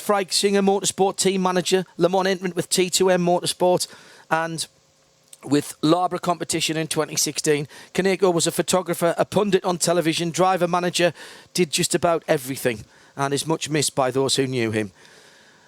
To this paddock, a great loss and a shocking loss this year was Pierre Coiffier, the WEC paddock logistics manager. He caught meningitis while on holiday, and there's a lot of people around here who will be thinking of Pierre and his big smile today. And finally, on this not exhaustive list, and I apologise if I've missed anybody who means a lot to you, we have historic racer Toby Bowe, who was an entrant and racer who was well known in historic paddocks all around the world. Again, not an exhaustive list, but hopefully giving you an idea of the people that we celebrate and miss an awful lot. Thank you, John. So we're continuing with the Corvette countdown to green. We've already given you the IHG Rewards Club keys to the race, and obviously going to be winding this down very, very shortly because the cars are already being unwrapped from their protective film. Drivers already ensconced in certainly the number 4 Enso CLM, and that's a silver blanket which tries to keep the heat away from the cockpit and reflect it back into the atmosphere is now being peeled back, which gives us indication that this rolling lap is about to get underway. It takes about 6 or 7 minutes to get the cars around this 8.5 mile lap and then get them in the 2x2 formation in readiness for the traditional rolling start. It's certainly going to be a busy run through the Ford chicane with 60 cars attacking it on lap 1. But to end the Corvette countdown to green here on Mobil 1 Radio Le Mans, you may think you know this place, this 8.46 mile circuit, world famous racing track, but we thought we'd really like to hear from someone who does know their way around here. Corvette driver from the number 64 Chevy, Yardley Hastings' finest, Ollie Gavin. He's going to be starting his number 64 Chevrolet Corvette. So let's hear from him and how he gets round a lap of this place super, super fast. Live from trackside, this is Mobil 1 Radio Le Mans, engineered to perform. Okay, so coming over the start-finish line, you'll be accelerating up into fifth gear. Coming into turn 1, you're all the way over to the left-hand side. There's the painted strip on the left-hand side. You'll be going into that sort of painted area and then sort of arcing quite late into the brake zone, into the Dunlop chicane. The key point there is to get the car straight for the brake point into the Dunlop chicane. It's uphill, very steep, and as you turn to the left to take that first part of the Dunlop curves, that you've got to be thinking the car's going to be struggling to get up the hill there. So early turn in, taking quite a lot of curb on the apex of the left and then also on the right. And as you come out of the corner, the car sort of crests and you have to sort of wait for the car to hook up before you can really go hard to the power. Out of there, traction's usually pretty good. Over underneath the Dunlop bridge and then down and into what you call the S's. Again, you've got to really think about your rhythm here and your flow. So getting the car to the right for them braking into the S's to go left. That's a banked corner, that first left-hander. And then you've got to get yourself well positioned for the exit of the S's, turning back right. As you turn back right, you've got to be careful of the crest in the road and running out of road. The track really sort of seems to narrow up on you there, and you've got to be careful you don't put a wheel on the grass. If you end up on the grass there, you usually end up in the barrier. There's a short straight in between there and Tetra Rouge. This year, with the P2 cars, got more power. This is an area they can now pass you in, so you've really got to be on your game, looking in your mirrors, making sure that they're not going to just sneak up the inside of you there. Braking for Tetra Rouge, it's all about, again, positioning the car well, good flow. Don't sort of get the car too much on its nose. It's one of the most important corners on the track for lap time. So good flow through there, clipping the curb on the apex, but letting the car sort of have its head and run out. Big position, important position for getting the car in the right spot for the exit. Track limits is always an issue on the exit of this corner, so that's one that the officials want to ping you on, so very, very careful there. Out onto the first part of the Mulsanne, and you're going up through the gears, and as you come through the sort of kinks on that first part, you're positioning the car over to the left-hand side, looking for the all the buildings on the left, and then you're picking your braking points. So there's a 300 board, 200 board, and somewhere between the 200 and the 100 board is where we're braking. You're obviously, as you're coming down that straight, looking for everybody coming up behind you. The P2 cars, again, a lot quicker this year. So again, you'll be using your rear view camera for a lot of that. But into the brake point, into that first chicane, it's usually pretty stable in that zone. But then as you're turning the car in, the car can get a little bit light. You're down to second gear, and you're trying to flow the speed across the right-hand part on the entry there, and then release the car and let it really just do its thing as you turn back to the left. Important to pick up the throttle really early, and then use a lot of the road on the exit for the right-hander, and then flowing out onto the next straight. Again, up through the gears. Checking your mirrors, looking to see where everybody is, just checking all your pressures and bits and pieces. This is a time to really take all that stuff on board. Coming down into the second chicane, braking even later for this one. You're not carrying quite so much speed. Again, down to sort of second gear. On the way, as you're going into the corner, again, you just have to be a little bit careful. The rear can get a little bit light and lively. And then, again, it's important to flow the speed and then get a really good exit off of there, up through the gears again, down to Mulsanne corner. And this one, it's blind as you're coming over the crest, so it's sort of like one of these ones you're really sort of building yourself up for. Brake point after the 100 board, trying to get the line absolutely correct. And this is where you can have a big problem with traffic. If there's a car that's looking to get up the inside of you, have they cleared you before the brake point? Are you on the inside, the outside? Positioning is super key for lap time at Mulsanne corner. And if someone's not too sure on where they are on the track and how they're going to position their car, it can really hurt you. So braking hard down to second gear. It's sort of in between for us, between first and second, this corner. But you take a lot of curb on the apex. You take a lot of curb on the exit. Again, you've got to be careful with just tipping into the throttle, not to get the car too upset. But out of there, again, you're really trying to sort of race up through the gears and let the car really just go. The next two kinks, again, you've got to be very careful. Traffic, P2 cars, P1 cars, and this is where the second one of those kinks, you've got to be super careful. There's elevation, it's blind. You've got to just be really aware of where you're at on the track, very narrow point of the circuit.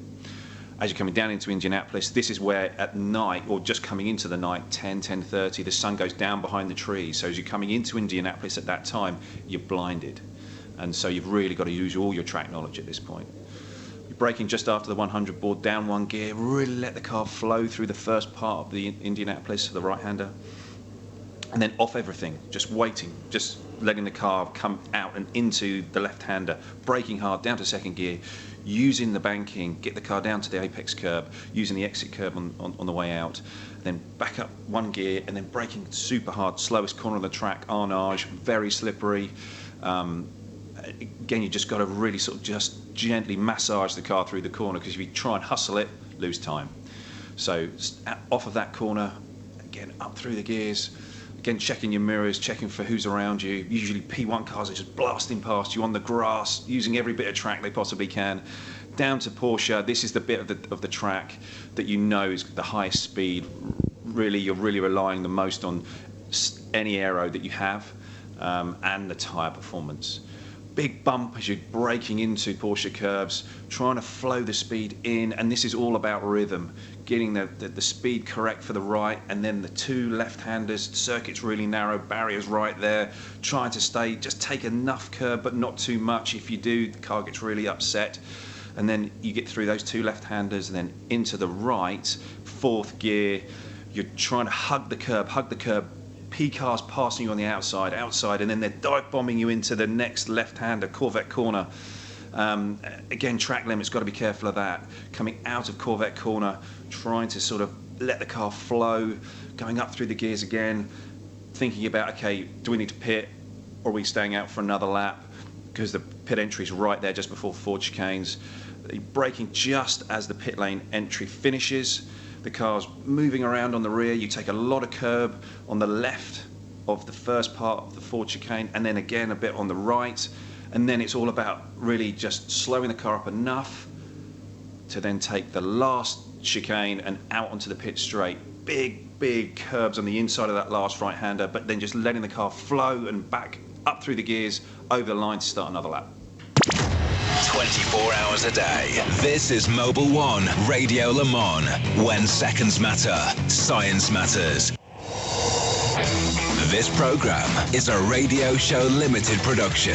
Tell your friends there's more at radiolemans.com.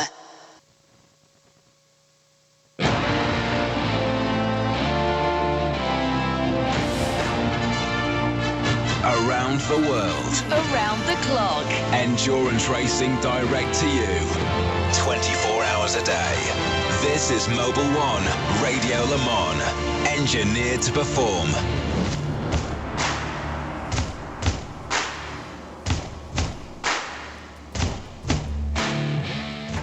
In the formative years of the automotive revolution, someone came up with a bright idea of proving the technology by racing the cars twice around the clock.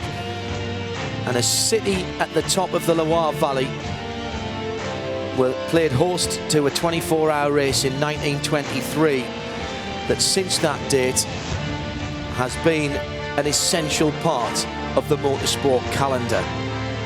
In the early years, headlights, windscreen wipers, and then through engine electronics to disc brakes, petrol, diesel, turbines, and now hybrids have been the weapons of choice at the sharp end of the field. But production-based cars have always played their part in the history of the 24 hours of Le Mans. And for the 85th running, there's no change to that. The mix of GT-derived cars and out-and-out prototypes are going to go at it head-to-head for 24 hours.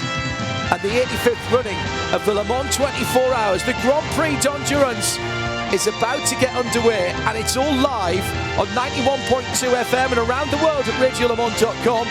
XM 201, Sirius 138. This is Mobil 1 Radio Le Mans for 2017.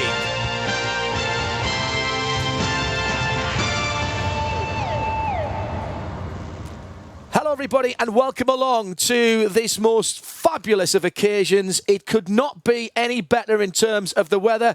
The field have just come past the Travel Destinations website at the Porsche Curve, where Simon, Colin and Twit are watching this 2x2 formation, new for 2017. The BMW pace car, they'll be back next year. They can't stay away any longer, is heading the Toyota front row. We've already seen history made in qualifying with the fastest ever average speed to be recorded around the 8.5 miles of the Le Mans circuit. The blue BMW will peel off right-handed. The M8 will be in the field next year, but for the moment, as Chase Carey, the man from Formula One, sees what endurance racing is like close up, he waves the tricolour and we're off and running. The car's building up to speed. The noise excruciating for those on the pit lane.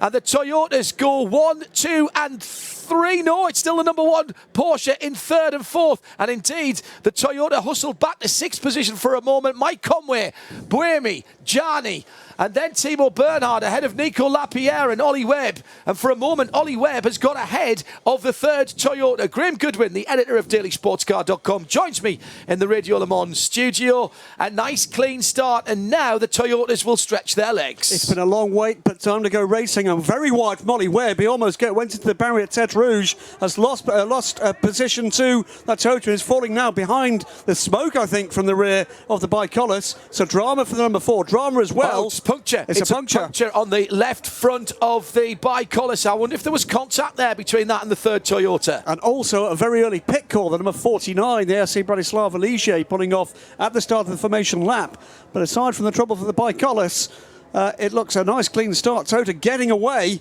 And in fact, no, the number 1 car's got ahead of the number 8. So the number 1 Porsche up to second position. But Toyota have the 7 car, and that is the hair at the moment, with 10 cars lengths between themselves and the rest of the field. Signatech Alpine battling further back down the field, as for a moment we had 1, 2, 3 across the track heading down towards the second chicane. That's the one that goes to the left-hand side first, and the 36 car does go through. That is Gustavo Menezes making up a position on Michaela Lotion, the best of the Delaras.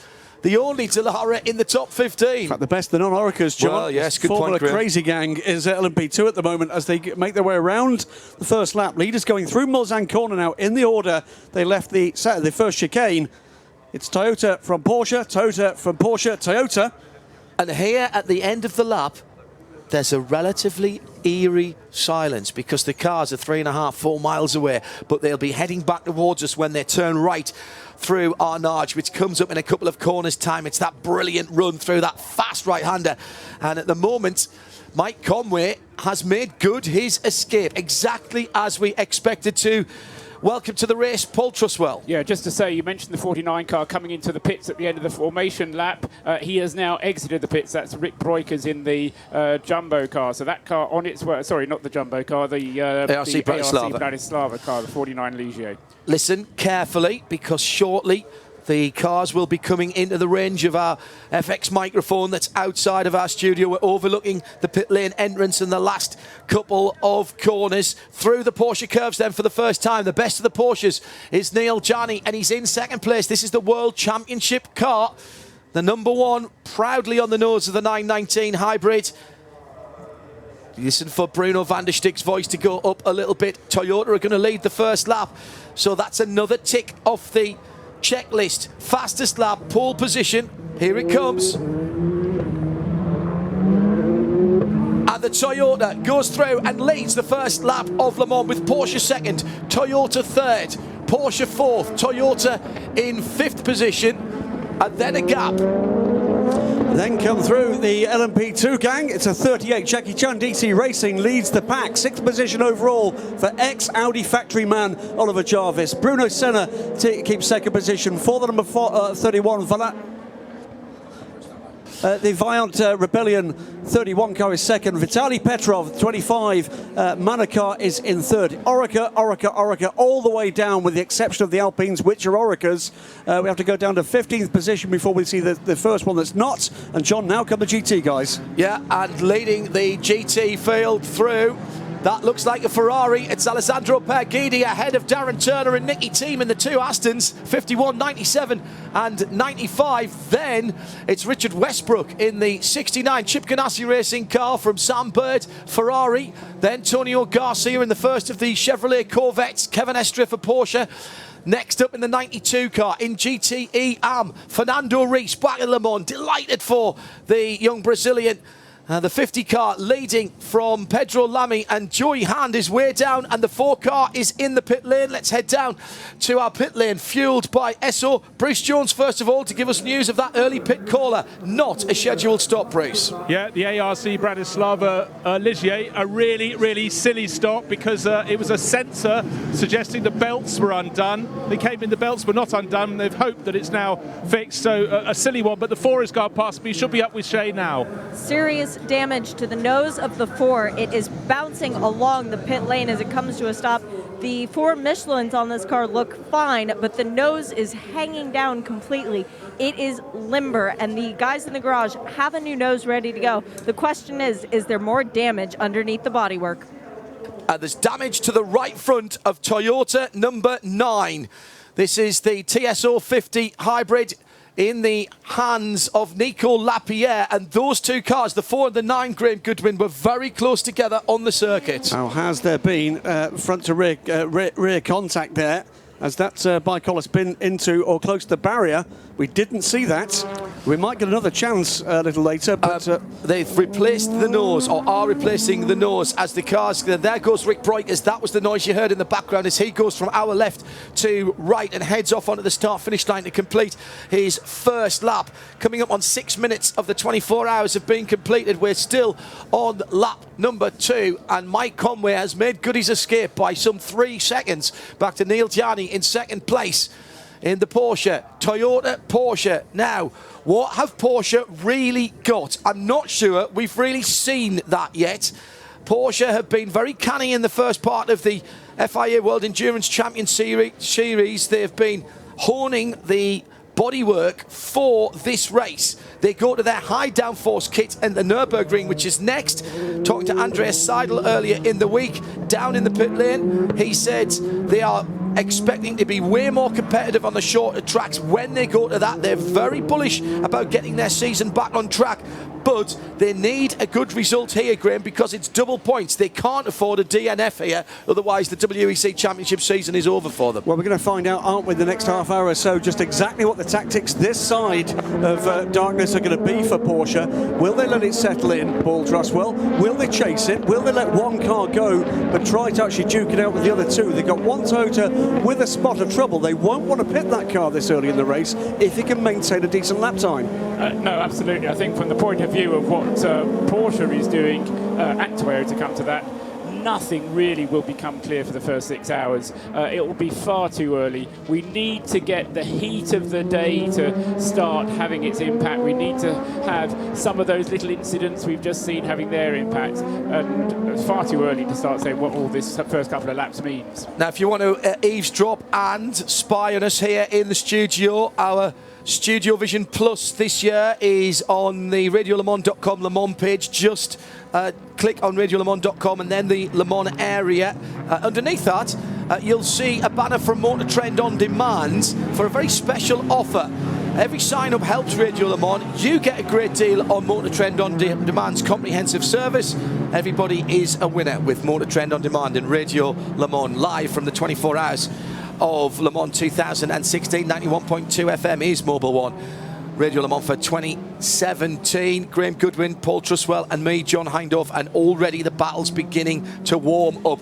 Somebody's got to remind these guys we've got another 23 hours and 50 minutes. Neil Gianni has Sebastian Buemi in his wheel tracks at the Mulsanne corner, turns right. We had a single-decker bus in the gravel track there earlier in the week. No such problems there. Maybe we should rename Mulsanne Bus Stop Corner. Local bus that decided to try and execute a U-turn in the gravel. Extraordinary thing. Once it was pulled out, it drove away unharmed, so the gravel trap had done its job. Neil Gianni then, hop Suisse for him with Buemi. Hop Suisse for him as well. The two Swiss drivers heading down into the banked left-hander at Indianapolis. The two red, white and black cars. Please, more colours on your palette, designers, for next year. Arnage. And now they begin to head back towards the start-finish line. I think when you get to Arnage, you've got that feeling that you've almost got the lap done, but possibly the hardest part of the circuit still to come. Turning in to the first part of the Porsche curves at 180 miles an hour. Just let that sink in for a moment. 180 miles an hour, and you are turning in pretty much flat out, little lift, and straight back on it again. Anthony Davidson waiting for his turn down in the pit lane. There's a huge Toyota Gazoo Racing presence here and people from the parent company back in Japan. In LMP2, it's hotting up at the front of the field, and there's a change in GTE Pro as Nicky Thiem has got ahead of his teammate Darren Turner and the Ferrari. And Nicky Thiem The Dane train, it's always the Dane train, the 95. That's what goes with that number. And Nicky Team leads GTE Pro. In GTE Am, Fernando Reis has the Corvette number 50. Labra competition, my goodness. If any race owes any team, it's this race and Labra competition, and they lead in the early running. Graham. Great stuff. Nicky Team then takes the number 95 Aston Martin back to the front of it. What's looking to me, John, and to Paul, to be what might be one of the closest contested races in GTE Pro ever. Yeah. The balance of performance clouds appear to have parted, and everybody seems to be trying. Well, isn't that great? Nicky Team. And what's more, whoever did the numbers in the right place, in the first place, they seem to have got it right.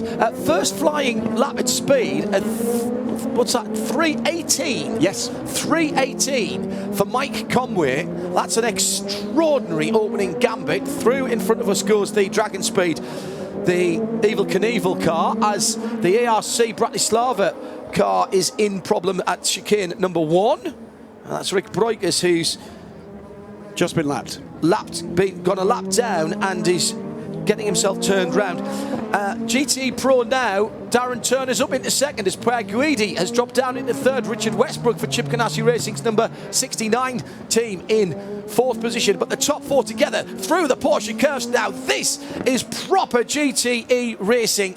And as Graham says, forget about, I know people have turned their nose up so far at GTE. Graham and I are big fans of it, and I'm not sure anybody's really happy about how things are going, but we don't care as long as we get good racing. And what we're getting at the moment is the top 8 cars, the top 10 cars, line astern. This is proper GT racing at the very highest level at the world's greatest motor race. Well, it's almost like formation racing, isn't it? They are nose to tail, every make represented in the leading group. There's only been one change, by the way, in the lead up to the start of this race. That's the Porsches having 8 kilos taken off their baseline weights. They've got a little bit of a weight break, but that doesn't matter now. We are down to racing. Quick laps coming already from the GTE runners as well. 3:52s for both the Aston Martins. Back to the 1-2 they held for a time in qualifying. That was split by James Collado in the number 51. His teammate and the brand new Ferrari factory driver, let's not forget, his first time as a Ferrari factory driver here at Le Mans for Alessandro Pierre Guidi, took it to the front, but it's been clawed back by the pair of Astons, and they really have got the bit between their teeth. Last year, we believe, for the venerable V8 Vantage GTE. As a works car. As a works car. Yeah. So relish in this. It'll be a different soundtrack, I'm sure, when we see what's to come for their 2018 car. You should be able to see that this side of autumn. Yeah. But for now, well, she's glorious, isn't she? She might have a rear end that's not to everybody's taste. Really? Not to everybody's taste, but she's magnificent. It's a magnificent piece of kit. Early days here at the 2017 Le Mans 24 Hours live on Mobil 1 Radio Le Mans. And when we say live and trackside, we are literally at the end of the Bugatti circuit, and less than 100 metres in front of us. The cars go by now to complete their 4th racing lap, with the GTE battle still on the Mulsanne Straight. Nicky Team, Darren Turner, Alessandro Pierre Guidi, Aston Ferrari, then the 69 of Richard Westbrook, then Tonio Garcia for the Corvette team, the 63, then Kevin Estre for Porsche, Sam Bird in the 71 Ferrari. This is exactly as we'd hoped, and they are all about 3 or 4 cars lengths between them. It looks like they're not trying. This looks like it's a demonstration. It looks like somebody's written a script, but trust me, they are on the ragged edge everywhere at the pace. Paul Trustwell. Doesn't look like a procession at all. It looks like a very fast procession. Yeah, quite. Precision driving at pace. This is marvellous stuff. Absolutely. In LMP2, meanwhile, Ollie Jarvis at the wheel of the Jackie Chan DC Racing team car. He has opened up a bit of a gap. He has a second and a half of an advantage on the rest of the P2 fields. Behind that, it is a little bit closer, but it's going up. A good start for Ollie Jarvis in the Jackie Chan car, so well done to him, the number 38 car. As far as the lead battle is concerned, I must have to say, although far too early to read anything into it, most impressed with the pace of that number 1 Porsche, Neil Jarni, at the moment being able to, I wouldn't say hold off Sebastian Buemi in the 3rd place Toyota, but Buemi is not trying to overtake, and that's significant. Paul, let's set out the stall early. Distance record is how many laps? What's the magic number this year? 397 is the existing distance record, 397 laps. Therefore, you need 398 laps if you're going to go and break that record. In terms of kilometres, that's 5,410. Miles? Kilometres, sorry. Right. That's about 3,000 miles. 3,000 miles, just over 3,000 miles. That's not a bad little trundle. Not for one race. Saturday or Sunday. One other thing to watch, by the way, is the lead group in GT Am, right with the back of the pack in GT Pro, and have been since the start of the race. Fernando Reis. Well, Fernando Reis was ahead of Joey Hand for a little while, and Joey's just got by in the 68 Chip Ganassi racing car. Hindhoff Senior points out that Mike Conway is about to do another best lap here, as he's got blue sectors, not overall purple sectors, but Conway's got the hammer down again as he heads out. Beautiful blue sky, great temperatures, a little bit hot maybe for motor racing as the 35 Alpine goes up a position. 11th overall, that is Nelson Panziatici taking Manu Collard, starting his 23rd consecutive Le Mans 24 hours. He was here, his first Le Mans as a driver was my first Le Mans trackside. Absolutely amazing. And that means that every year that his teammate Mathieu Vaxivière has been alive, Manu Collard has been racing here at Le Mans. Staggering. Another early pit stopper in front of us. It's the DH racing car, the chrome green coloured car if you're standing trackside, the 83. And Shea Adam is part of our pit lane team, fueled by Esso. Before we do the swap around after the hard work at the start, we're doing hot weather stints in our pit lane team, fueled by Esso. Shea can give us this update. The bright green Ferrari absolutely nailed its pit board, sending it flying through the next pit box in front of it, actually. But they are doing fuel and tires, trying to get them off strategy early. But it doesn't seem as if they're too concerned about a flat spot being on one of the other tires. It was a very leisurely pace with which they put the tires out. Normally, if something goes wrong, it's because it was unexpected. But I think this is the 83, the DH Racing team, going a little bit off strategy. No driver change, just the tires and fuel. Okay, well, it's very tight in the pit lane. These GTE cars are big. And down at Chip Ganassi Racing, where they've got 4 together, they can barely fit them all in if they all have to come in together. There was a bit of jigging and, if you will, poking and sliding around on the dolly jacks. The bright green Ferrari is down and running again and heads out back onto the circuit in splendid isolation. Meantime, in LMP2, Graham. In LMP2, that pass on Manu Collard just, I think, threw him off his rhythm a little. He's lost another place, maybe a couple of places, in fact. So Collard now down to 14th, with Rusinov in the 26th now ahead of the 28 car. If you're listening around the circuit, 91.2 FM, make sure you hydrate, please. And alcohol doesn't help, so take some water as well. Get your sun cream on, because you're not going to want to move from trackside. This is glorious stuff. And as we expected, the GTE Pro battle is on gas Mark 5 already. Significant pit stopper, the ELMS Championship leading car, the TDS race, start again, Graham, the G-Drive Racing by Dragon Speed car, the 22 car on pit road. And the confusion there is that there are 2 G-Drive coloured cars run by 2 different teams. Yep. GTE Pro pass on the Corvette, and that was the 69 car going through on the Corvette. No, he must have been defending from Garcia in the Corvette. So that was Richard Westbrook trying to get... No, he has gone through. My apologies. So they must have passed earlier on. I thought that had already done. That's on the last lap. Yeah, absolutely agree. So Richard Westbrook in the 69 car, ahead of Tonio Garcia. Kevin Estre still sitting in behind them. Ahead of Westbrook, Alessandro Perguidi in the 51, the bright red Ferrari, and then the 2 British Racing Greens of Aston Martin. The 97 of Darren Turner in second, and Nicky Team leads GTE Pro. And GTE Am, Fernando Reis by about 5 seconds from Pedro Lamy in the Aston. Then Townsend Bell, another couple of seconds further back in the 62. Townsend defending champion, if you like, for this race. Matteo Caroli in the 77 car is just half a second back, and then 2/10 back. Marco Ciocci, fantastic race there from T-Bell, Caroli, Ciocci and Rob Bell, all within 3/4 of a second. All those names I mentioned, they might as well be sitting in the same car. That'd be a bit more boring though, wouldn't it?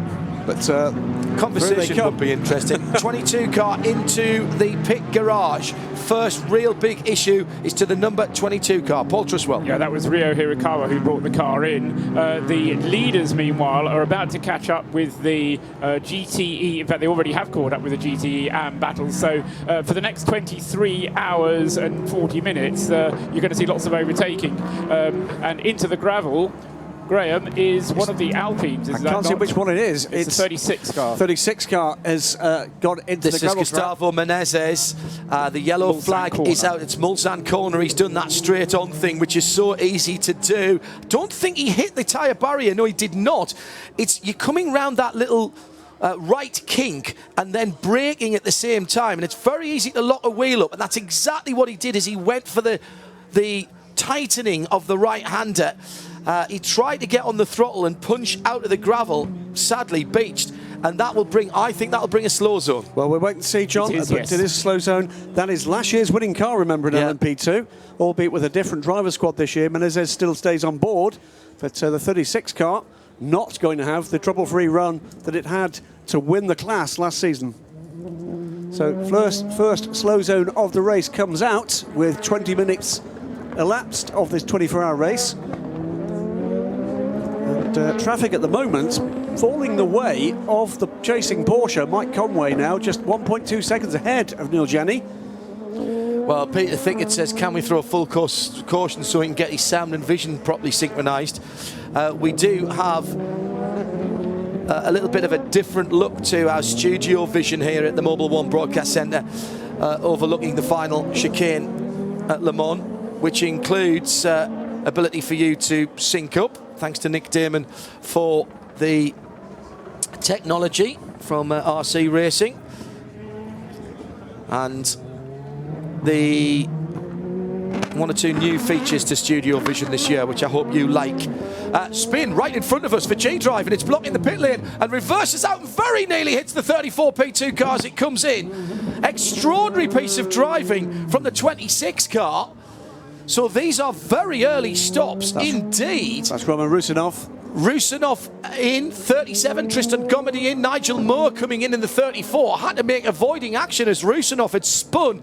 Now, I don't know if he was planning to come into the pits or whether he'd spun and just decided to, but he was sitting across the pit lane just beyond the line. Shea Adam is part of our pit lane team, fueled by Esso. He was not planning to come into the pit lane, John. Right now there is massive confusion down at the team. They have now gotten the fuel rig and plugged it into the car, but they were not expecting the 26 to come in.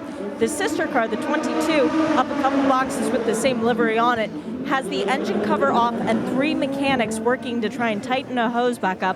They might have been showing a heating issue on the sensors because they clearly weren't getting enough airflow.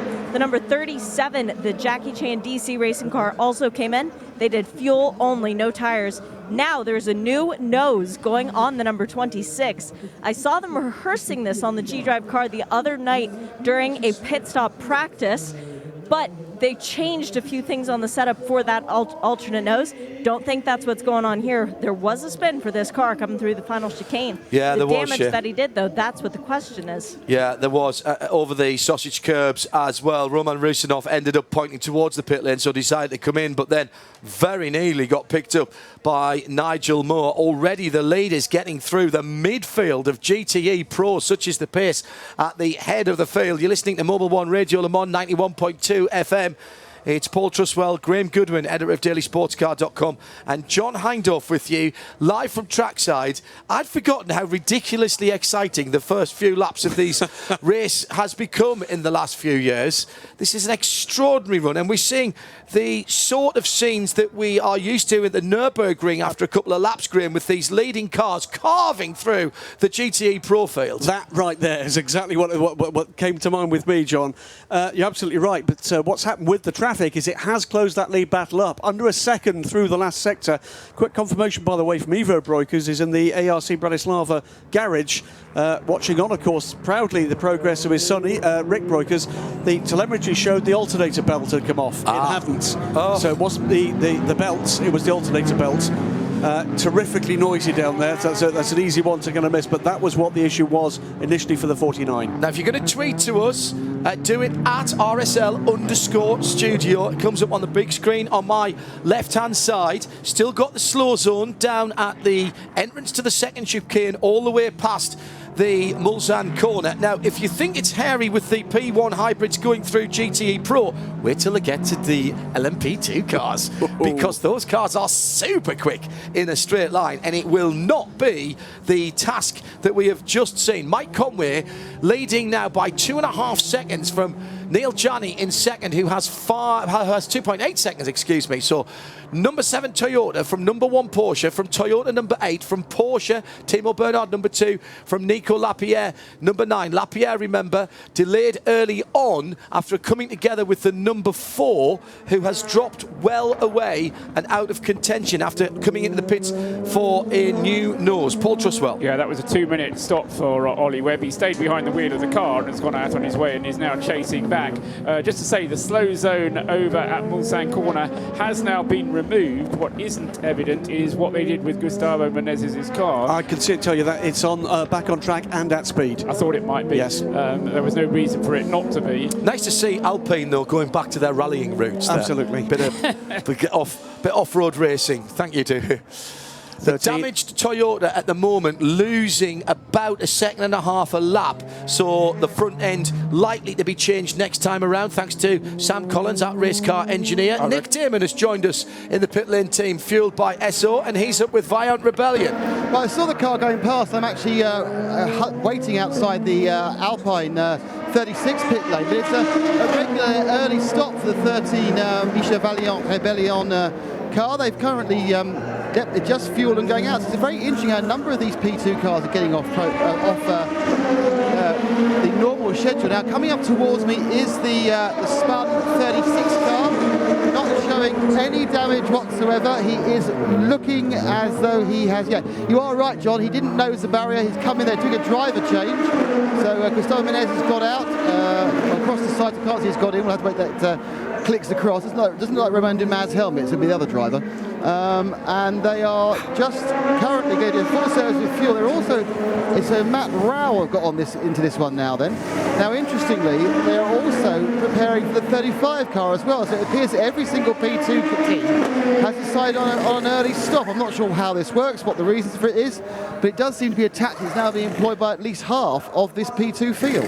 Nick Damon, part of our pit lane team, fueled by Esso. Mobile 1 Radio Le Mans, 91.2 FM. The leader is Mike Conway in LMP hybrid in the front of the field. Ollie Jarvis leads for the number 38 Orica in second in LMP2, but just by 1 second from Bruno Senna.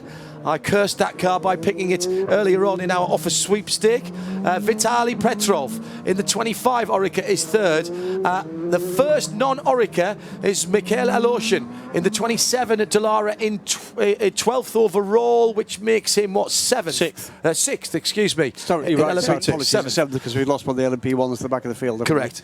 In GTE Pro, Nicky Thiem and Darren Turner, 4 seconds between them, and Alessandro Berghidi just 8/10 behind the second of the Aston Martin, 95, 97 and 51. And in AM, Corvette number 50 from Pedro Lamy by now 12 seconds. Fernando Reis clearing off, and in third place Townsend Bell heads a line of cars. Paul Truswell.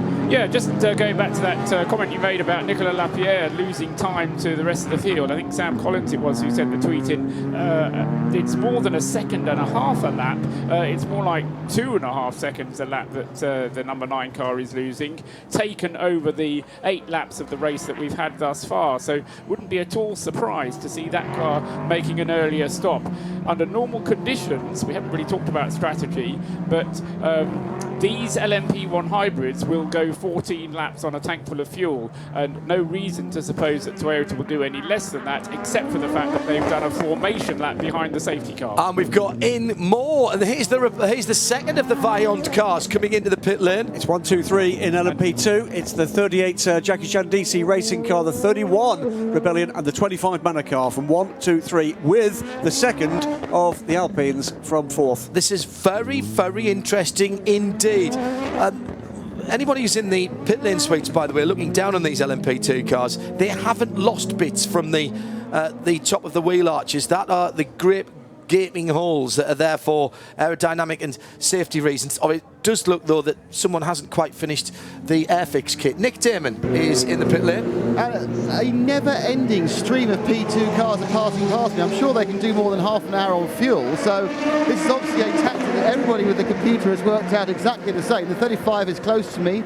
They're taking fuel. Looks like they're not going to take tyres. And it is mostly fuel-only stops as the Bicolis comes in again. And that means drifting up towards Shmee. Yeah, they are mostly fuel-only stops for all these P2 cars. Very, very strange. What I would suggest, Nick, what they've done is they've done 8 laps, all of these P2 cars. Add 1 to that because of the formation lap, that gives you 9. The most you can do in a P2 is 10 if you're driving flat out and not trying to conserve fuel. So the maximum range for a P2 is 10 laps, so they're only 1 lap short of that maximum range, and I suspect that is a lot about just trying to avoid the traffic jam in the pit lane.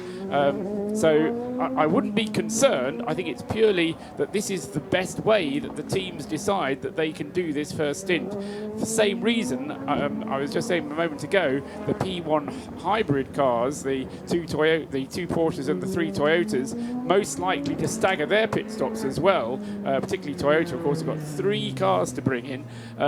And what we'll see probably with them is bringing their cars in after 11, 12 and 13 laps.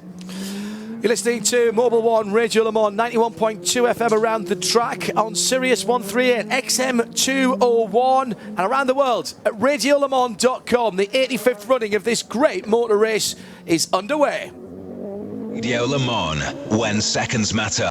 Stream more than 126 live and in-demand motorsports events on Motor Trend On Demand. The Hourly Update. The Hourly Update is brought to you by Motor Trend On Demand.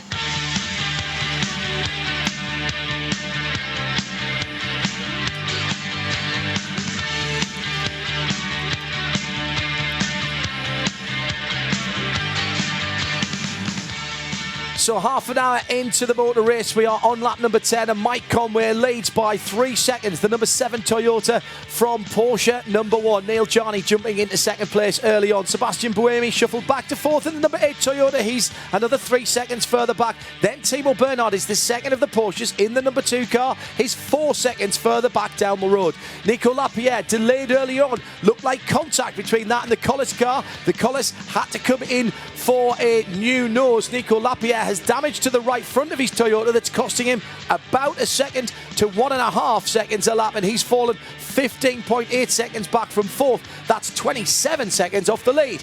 In LMP2, John-Eric Verne leads in an LMP2 field that's been turned upside down with Mikael Elation in second place in the number 27 Dallara. A lot of people favouring earlier than required pit stops there. 24, 27 and 40 with James Allen in third position in the number 40 Orica.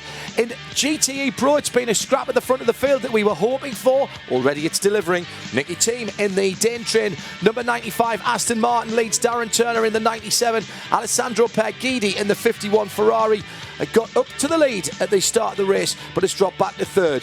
Richard Westbrook in the 69. Chip Ganassi Racing GT is in 4th position. Then it's Kevin Estre, just a half a second back from that is Antonio Garcia. So Porsche and Chevrolet sitting right in behind the leading group. Fernando Reis is doing a superb job at the front of the GTE Amfield. He's 13 seconds to the good over Pedro Lamy in second position.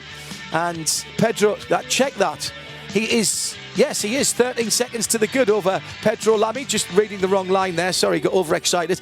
Townsend Bell in third in the 62 Ferrari that won here last year. And he's got Rob Bell and Matteo Caroli and Marco Ciocci and Will Stevens all in close attendance. So that's 4th at 90, 5th the Porsche number 77, then the 55 Ferrari, then the 64 Ferrari. That's how it stands as the leader, Mike Conway, is on his 10th lap around the 8.5 miles of the Le Mans circuit. Stream more than 126 live and in-demand motorsports events on Motor Trend On Demand.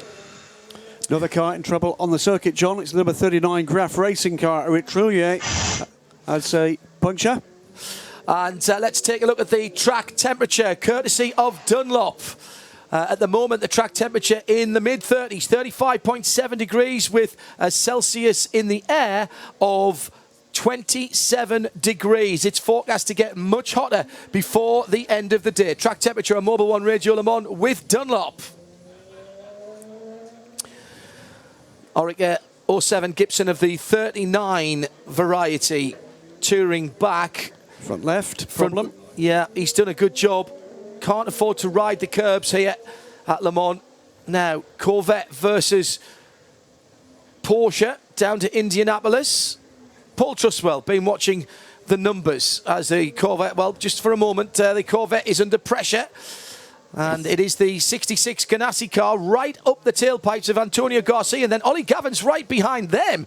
Now, Ollie's made his way back through the field. He dropped back a little bit at the start, and he's bringing Sam Bird and Fred McAvicky and Tony Vilander and Andy Prio and Joey Hunt. It's all starting to close up again, Paul. It's that very boring little procession that you were talking about a moment ago, isn't it? It's very, very dull indeed. The car with the puncture there coming in is Eric Trouillet. He has made it back to the pits then after a rather slow in lap. The puncture occurring just after the second chicane on the Mulsanne straight. But it's managed to get it home safely. It didn't look to me as if he'd done too much damage to the bodywork either. Okay, that's good luck for that. We'll wish them well. Let's go down to Nick Damon. Nick Damon can give us the update on that, Nick. Yeah, it looked like he'd done a particularly good job. The tyre hasn't come off entirely. He's not had it too flapping around. He has nibbled away at the leading edge of the under tray behind the wheel, and also he's damaged the front area of the big honking hole on that left-hand side. So there's going to be a replacement nose coming in now. They are having to stick with the rules of number of people allowed over the wall, and it's tyres first, and they'll get a new nose on this 39 car, and I expect, I'm hoping, there'll be some exciting duct taping at the front end of the underfloor near the front left wheel. Then you'll be able to tick that off your list, Absolutely. at least. No sign of tyre wraps, unfortunately, but I'll keep you informed if I see any. Getting the answers to the questions that matter. The Pit Lane Team, fueled by Esso. Nick Damon down there in the pits with Shea Adam, who'll be swapping out in a wee moment as well, and we'll introduce another voice to you here on Mobil 1 Radio Le Mans. Don't forget, if you want to see as well as hear what's going on, go to our Le Mans page and have a look at Studio Vision Plus this year. And underneath there, you'll see the Motor Trend On Demand banner, sponsors of our hourly updates this year. Click on that and you'll find a great deal on Motor Trend On Demand's comprehensive service, and that helps us here at Radio Le Mans as well. So everyone is a winner with Motor Trend On Demand and Radio Le Mans from the Circuit de la Sarthe. Paul?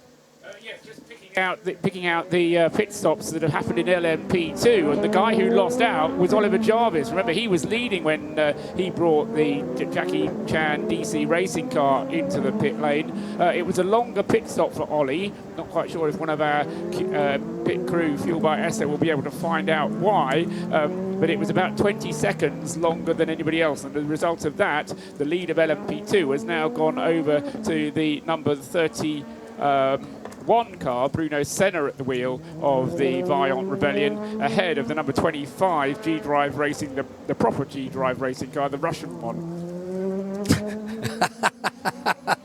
The old Russian G-Drive car. Okay, I know what you mean. Well, G-Drive is a Russian car, and yeah, well, it's a Russian brand, company, absolutely. and it's driven by Russian drivers. Toyota number 9 in the pits, Nick Damon. Yeah, and they have a new nose waiting for this car. Obviously, it has some damage on the. We assume due to coming together with the Bicolis car, so the nose is going to get changed. They've cleaned the windscreen, put some fuel in. They won't be offering tyres, so it's not taking any tyre damage. And the nose is now waiting. There's kind of the anticipation of the engineers before they can actually touch it. Now, that front right side is taken quite a hefty whack. It's pushed out the light cluster in a way, bent the side, taken off the strakes, and certainly that was affecting the car aerodynamically. I'm sure it can be fixed. They need to. The number 9's new nose is being wobbled into place. The two big square hex drives and turns. It's attached. The mechanics run away. The milk float goes away, firing up a bit earlier than normal, as you heard there. Certainly not the kilometre of milk float power they'll need in 3 years' time. But that was relatively quick, but obviously not a scheduled stop as far as the nose was concerned. Correct, yes. I think what the nose wasn't scheduled to be replaced, obviously. Leaving it on the same set of tyres, as you say, Nicolas That makes sense. Yes, absolutely. Nicolas Lapierre stays behind the wheel. 1 minute 18 seconds was its time in the pit. So that basically is the nose change on top of what is probably about a minute minute pit stop time for the refueling.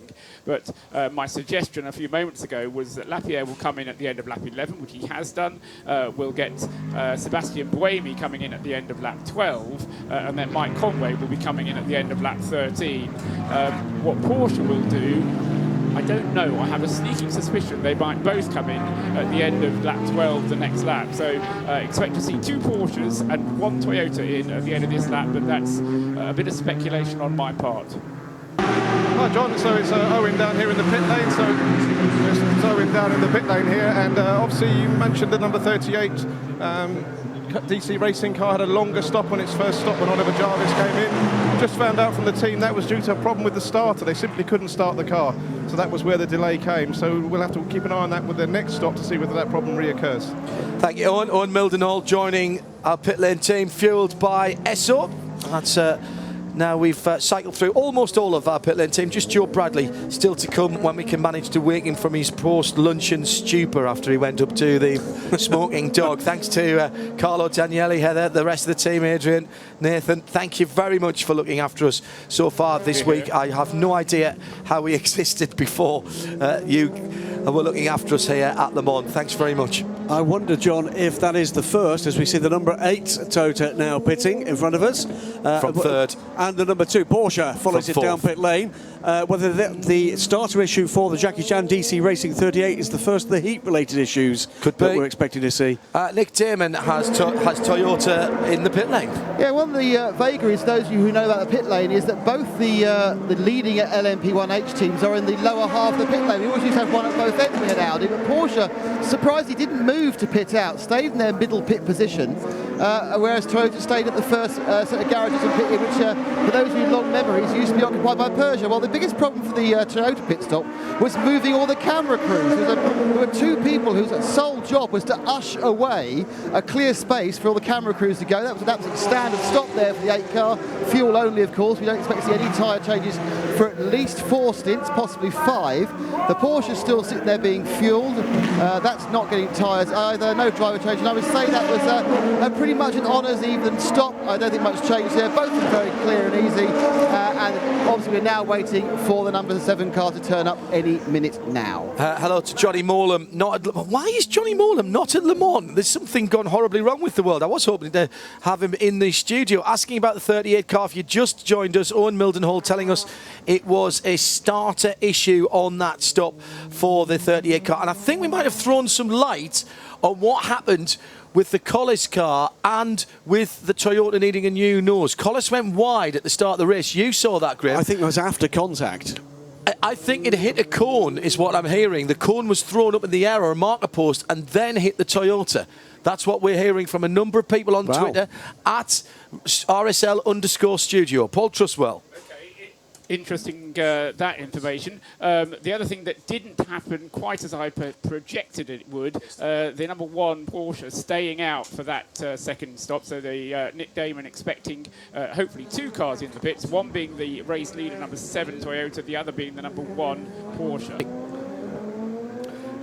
Okay, John, so obviously a lot of discussion there about the Bicolis car. I'm down in the garage with the car now, and it's not a good scene down here. The Daxon damage on the nose is fully repaired, but the car is actually still stationary in the garage. There's no driver in the car, and the team are investigating an engine problem, and there's spark plugs coming out and a lot of scopes going into the engine, and a lot of worried faces down here. So I think the accident damage at the start was obviously a small problem for them, but they've got far bigger problems down here now in the number 4 garage. Owen Mildenhall, part of the pit lane team, fuelled by Esso. Sirius 138 XM201 and around the circuit on FM 91.2 Mobil 1 Radio Le Mans. Starting to see some more scheduled stops now, with the Porsche and Toyota having been in and out. But Mike Conway, our leader, Paul Truswell, still out on track. Yes, indeed. And as I was saying, he and Neil Jarney, second place cars, due in at the end of this lap. Then we can take a bit of a breath for about 10 minutes, and then we'll get the GT cars coming in for their scheduled stops. However, another car that we need to report on that's still in the pit lane, number 22. Remember, we spoke about the Mexican G-Drive car. That car hasn't yet left the pits. And starting the pit lane rotation now for GTE Pro, as well as the other half of the Toyota Porsche battle at the head of the field comes in on cue. It's Conway and Jarney, and also the 67 Chip Ganassi car. Let's stay with the leaders as they come down into pit lane. The number 1 Porsche comes to a halt. And also the 50, the leading car in GT AM, came in with Fernando Rees. So that's stopping up there with the 67 Chip Ganassi Ford machine. Then we still have the Toyota number 7 having a very standard stop. Just fuel going in, windscreen clean. The same again for the Porsche as well. And these two have come in side by side, well, at a train, and they almost certainly will leave again. Last time round was a second difference. And very long fuel fit. This isn't a very long time when they're doing nothing else. You see, this early on, it takes no time as the Toyota disappears from beneath my feet. It takes them no time to clear the windscreen. They've got nothing else to do.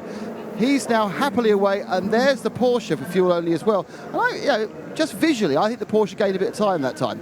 So a couple of seconds gained there, so that's good news to Porsche. We need to see where these two slot in with the other hybrids. It's going to be very, very close as Sebastian Buemi comes round in the first corner. He might get ahead of the number 1 Porsche, and he does. Sweeps past on the outside, takes that very wide line in as the leader, Mike Conway, very nearly throws it off into the gravel, and there's going to be a internecine battle under the Dunlop bridge, down into the S's, and Buemi, with a little more heat in his tyres, maybe tries to go offline and get ahead, but Mike Conway, after making the tiniest of braking errors, coming into the left-handed part of the Dunlop S's, has just held on to the lead, but it is just on the lead. Lot of heavy black lines on the inside of Tertre Rouge as well that weren't there earlier on, which makes me again think that that's where the issue happened on that first lap. Graham Goodwin. But that's also where Rick Broikers went off. There was a puncture, by the way, for Rick Broikers, which may have been effect rather than cause, but we'll wait and see. But does seem just a tiny little bit of a sign of a little bit of competition between those two Toyota crews, don't you think? Well,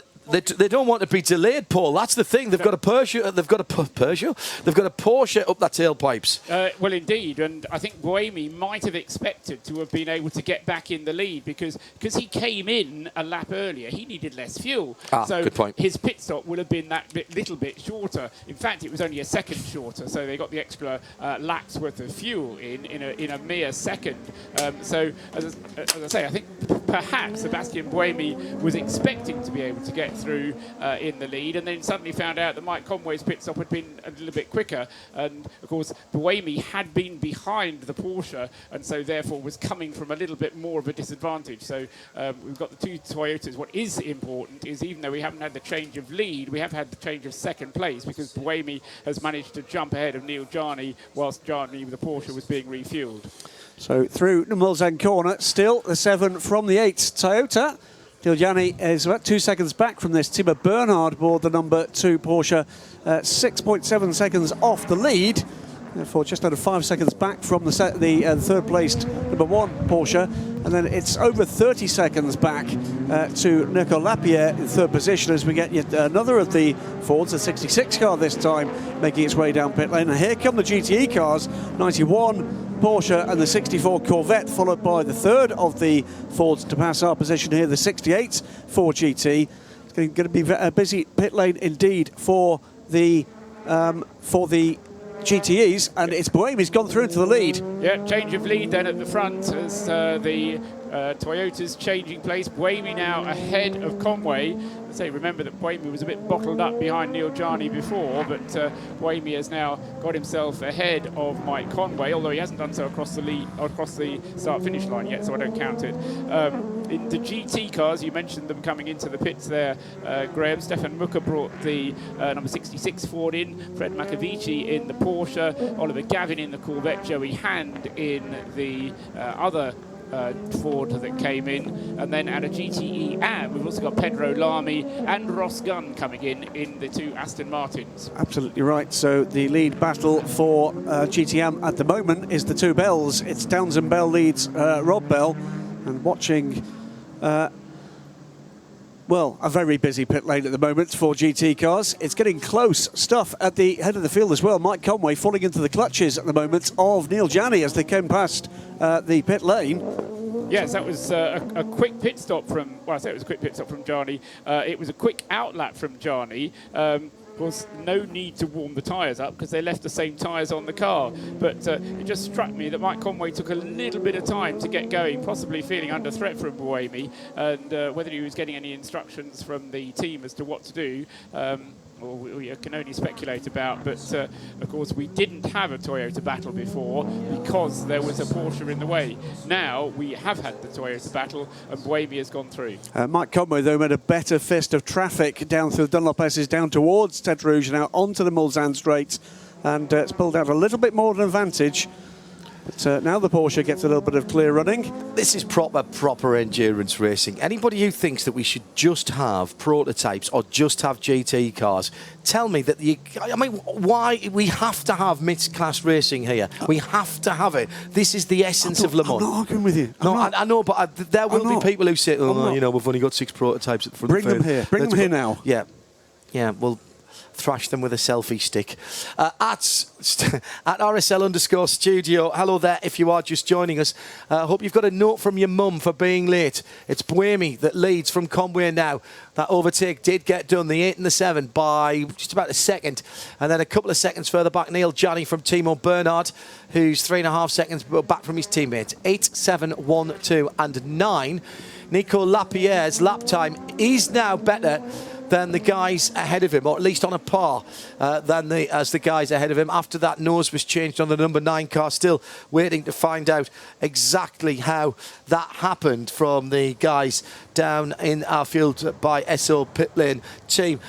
Might not have a big crowd here, as big a crowd as normal. We've got a big crowd here. I've never seen so many corporate and executive jets flying in and out of Le Mans here any time that I've been here. I've brought my spare, in fairness. Have you? I have. All right. It's the orange one. All right, of course it is. Absolutely. 33.67 seconds is the gap to watch for Nico Lapierre, pulling back towards the leading group. It's coming down on this lap as the number 95 Aston Martin is the next car to pit. Paul, we did not get the hot race declared, did we? I didn't miss that, did I? No, you're absolutely correct. And indeed, we did get a bulletin out.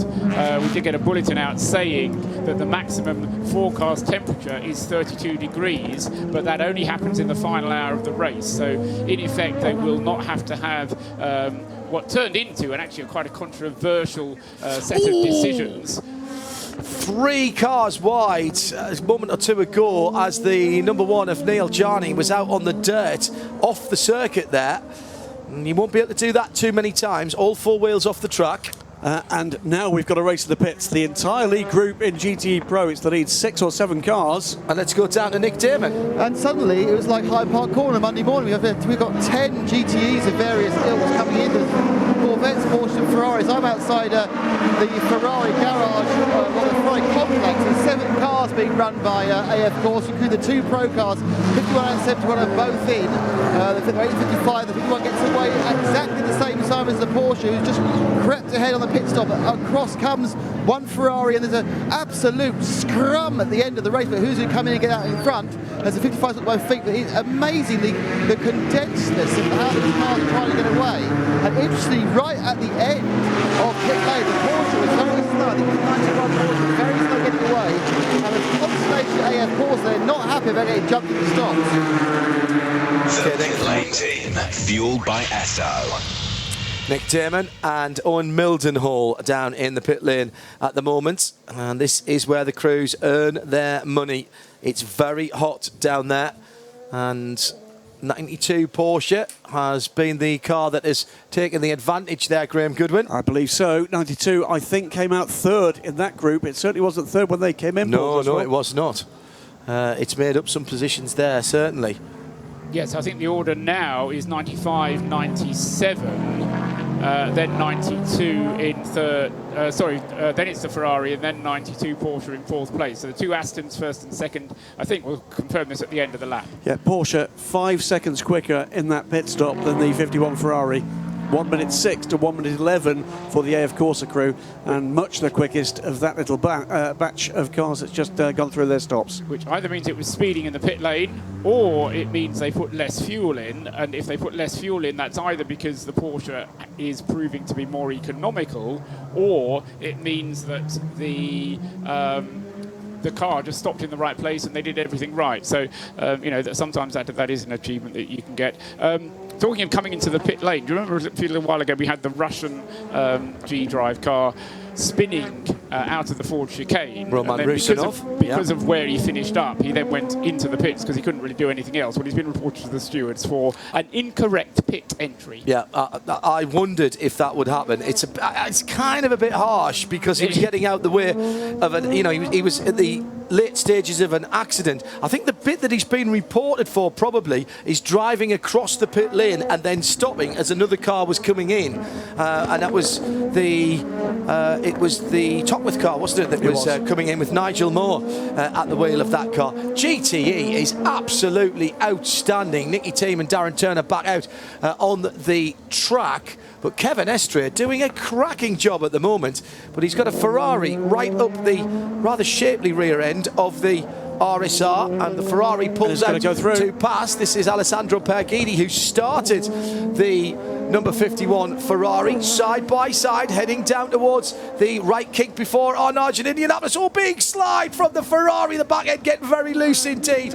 Indianapolis corner, left-hander, but they go through. Wow, that was ragged edge stuff by Alessandro Perghini. Brings a smile to my face. Whatever Porsche did, by the way, to put the 91 car briefly ahead of the 51 car with that pit stop in minute 6, they did it consistently because it's a minute 6 with the other car as well on pit road. So whatever it is, it's either strategic or it's performance or it's both. I apologise, I mentioned the hot race regs earlier on. Hot race regs are activated by the organisers, by the race director, if ambient temperature is expected to be over 34 degrees. Now that hasn't happened so far. They've got another chance to do it for Sunday. No, so now it will not happen, no matter what happens. Okay, so we don't have to worry about it. Thank goodness for that, everybody says. David Glover, don't worry. You don't have to worry about it. There are no hot race regs in this race. Even if it goes to 52 degrees tomorrow morning, it doesn't make any difference. It does depend on forecast and then the race organisation taking into account humidity and wind chill factor as well. Fernando says, imagine having a Le Mans 24 without a single LMP1 team. Been here, seen that, it was still a great race. Right, so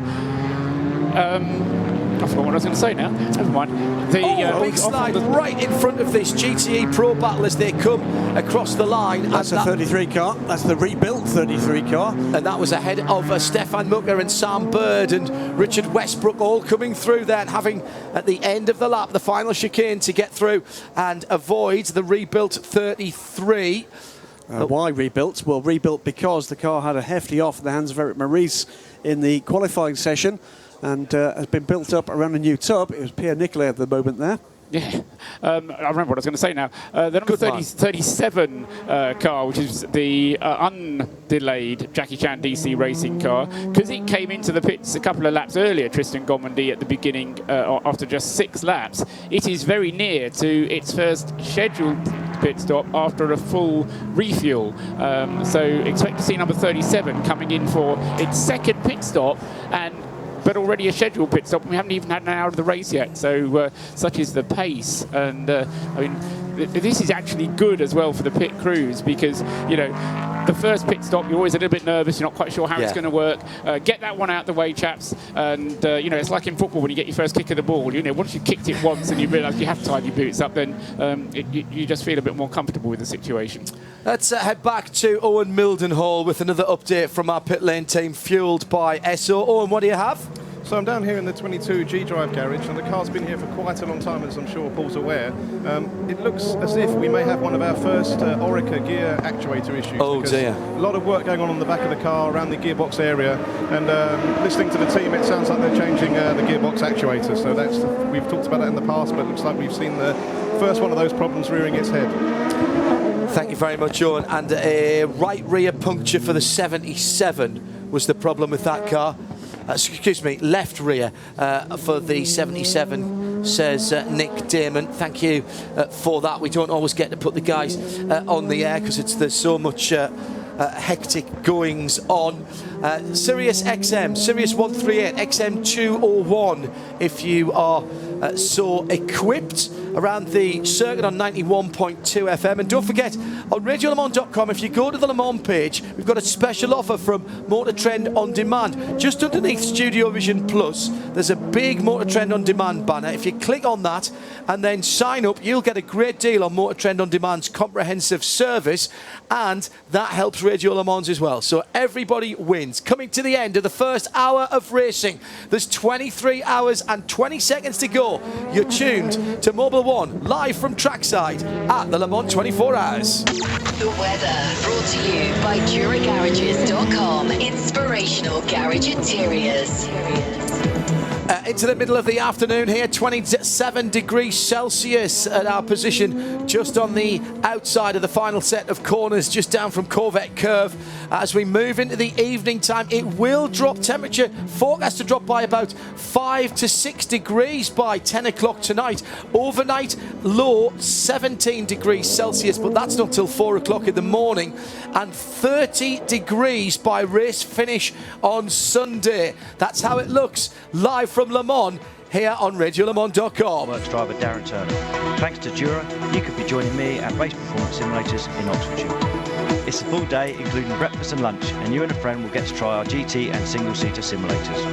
This special Dura race school is on the same equipment that the pro drivers use to hone their skills away from the track. For the chance to join us on this exclusive Dura day out, go to www.duragarages.com/Le Mans to answer the 2 simple questions. The weather brought to you by DuraGarages.com. Inspirational garage interiors. Live from trackside, this is Mobile One Radio Le Mans. When seconds matter, science matters. Hour number 2, and we had 17.3 laps in that first hour. Remember, the key thing is just keep it above 17 laps. So, and we did have a small slow zone in that as well. Yes, we did. And that's for record distance completed. Right, okay. Which is 398. 398 laps we require to complete. 397 laps is the current record. Okay, thank you, Paul. Paul Trustwell, along with Graham Goodwin. I'm John Hindhaugh. Lovely to have your company here, wherever you are joining us in the world, with Mobile One Radio Le Mans. The sunshine just beginning to shine into the broadcast area here. Drivers right as they come into the pit lane at the end of the lap. If you would like to get in touch with us at RSL_studio, we'll keep an eye on what's coming in. As you can imagine, we're a tad busy as things are failing to settle down at all, but it's still Toyota first and second, 8 from 7, and then Neil Jarney. Top 3 cars within 3.5 seconds. In LMP2, it is Bruno Senna in the 31. Go 31, that's my pick.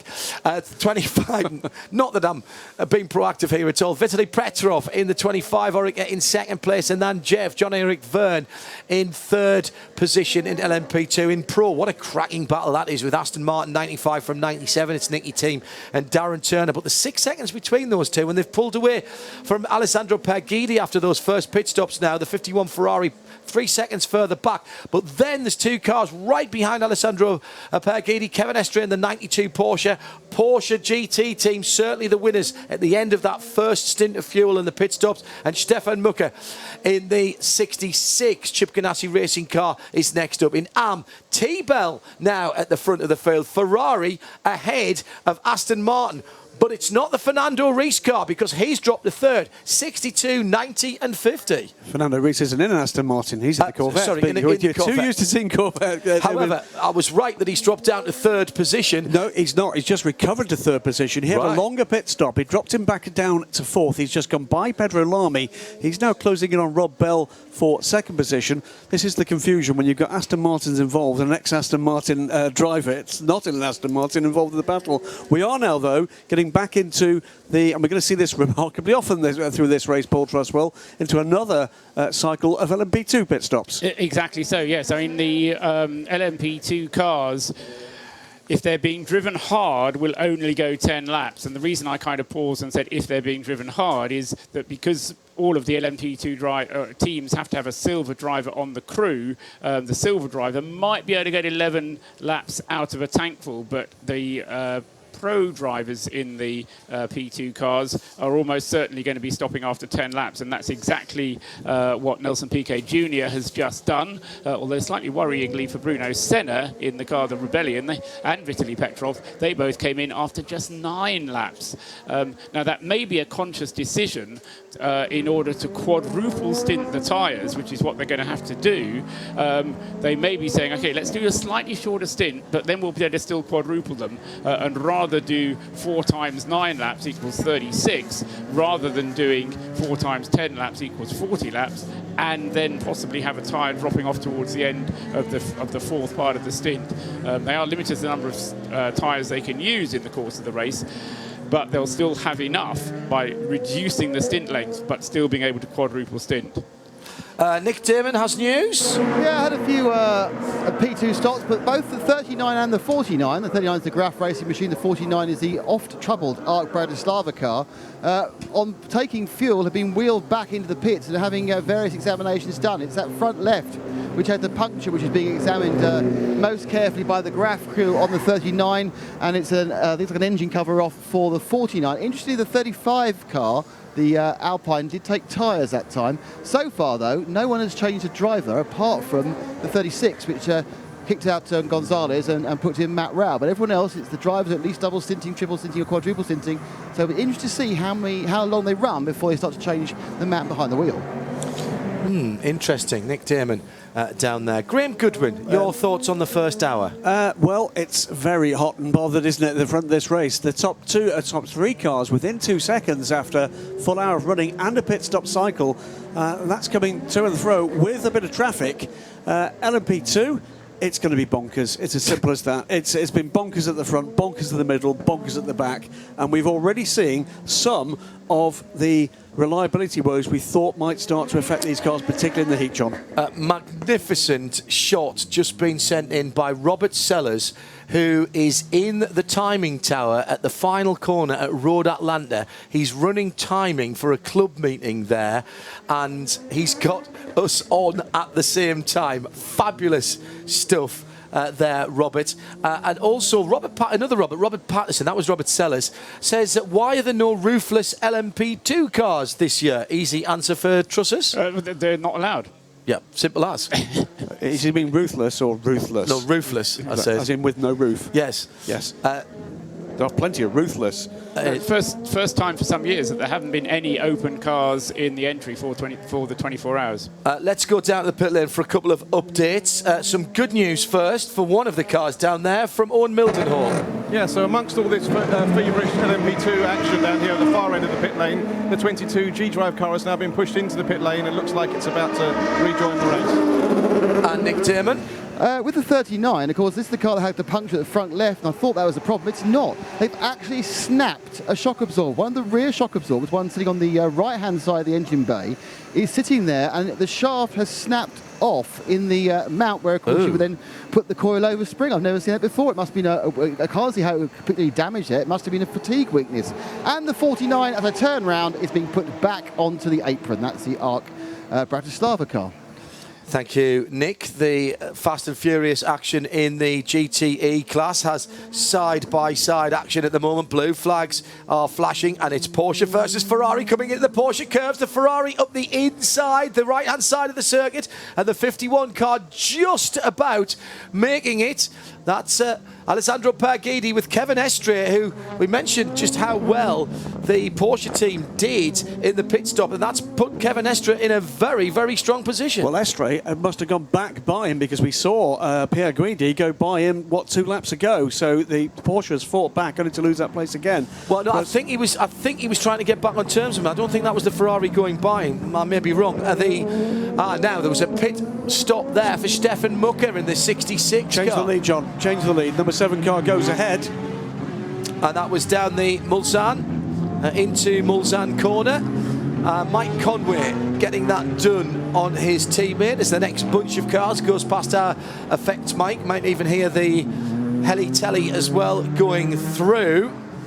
My goodness, I mean, we cannot keep this kind of action up, surely, for 20 foot. Absolutely. Of course we can. Right, okay. Well, they can. Whether we can, that is another matter. It has been a part, hasn't it, Paul? It just seems like every Le Mans 24 Hours of the last decade, where you get two cars that seem to have this hours-long duel into the night, and sometimes beyond that. At the moment, it does seem to be the 51, the 92. Well, let's hope it continues. I'm allowed to speculate, aren't I, John? You are, right. Absolutely.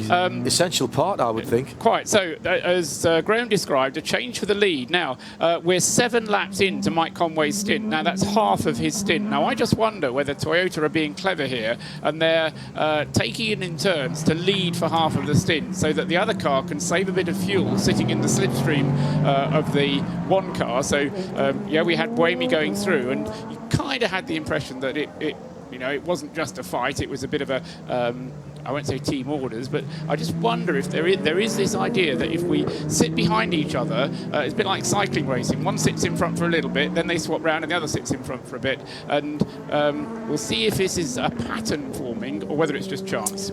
Significant report from our pit lane team, fueled by SO. Nick Damon, what have you just seen? The 66, the Chip Ganassi machine, has come in, and the out of sequence, the driver hopped out, who I assume is Stefan Mucker. I'm not quite sure who got in, but there's a lot of consternation and staring at tyres. So I think it's surprising. They decide, well, they've had a problem with the tyre, we've got to replace the tyre, therefore we've got to replace the driver. I shall Ollie Clark got into that. Ollie Clark got into that car. Ollie Clark has got in there. Yeah. And we'll come back, and I think we'll grab Steph in a couple of minutes. Right. Well, was it a puncture, or was he just struggling with the heat here? Remember, the guys weren't expecting necessarily the heat quite this way. But the good news is it hasn't rained since the test day. Changed round between Estre and Perguidi. A Ferrari being used as a bit of a pick there. That was the 54 Ferrari, the GTM full-season WEC car. Just held up Pierre Guidi for just a brief moment. 3 wide they went, and that was a brave move from Kevin Estre. He's got that place back, and we're back into this pair duking it out. And the first out-of-sequence stop with Stefan Mucker out of the 66 Ford. Stefan, what was the problem? Yeah, we had a slow puncture on the rear left, so we ran probably over some part on track. We can see a little hole. So we had to stop. Yeah, it's a shame. The car was running good, so our pace was okay. Not quite good enough for the S-stints, but I was following P3 and 4, and it was a good fight. You obviously got out after 1.5 stints. What was the plan? Were you going to run 3 or 4? No, the plan was, I think, in the 8, 2 stints. That's the maximum in the moment. Thanks, Stefan.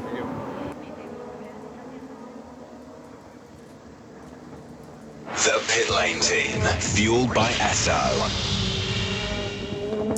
Thank you very much indeed to Nick Damon. Beautiful afternoon. 12 minutes past 4 Central European time. The 50 Chevrolet Corvette art car, the Labra art car, sitting in second position again now as Fernando Reis battles back. He's got past the Aston of Rob Bell.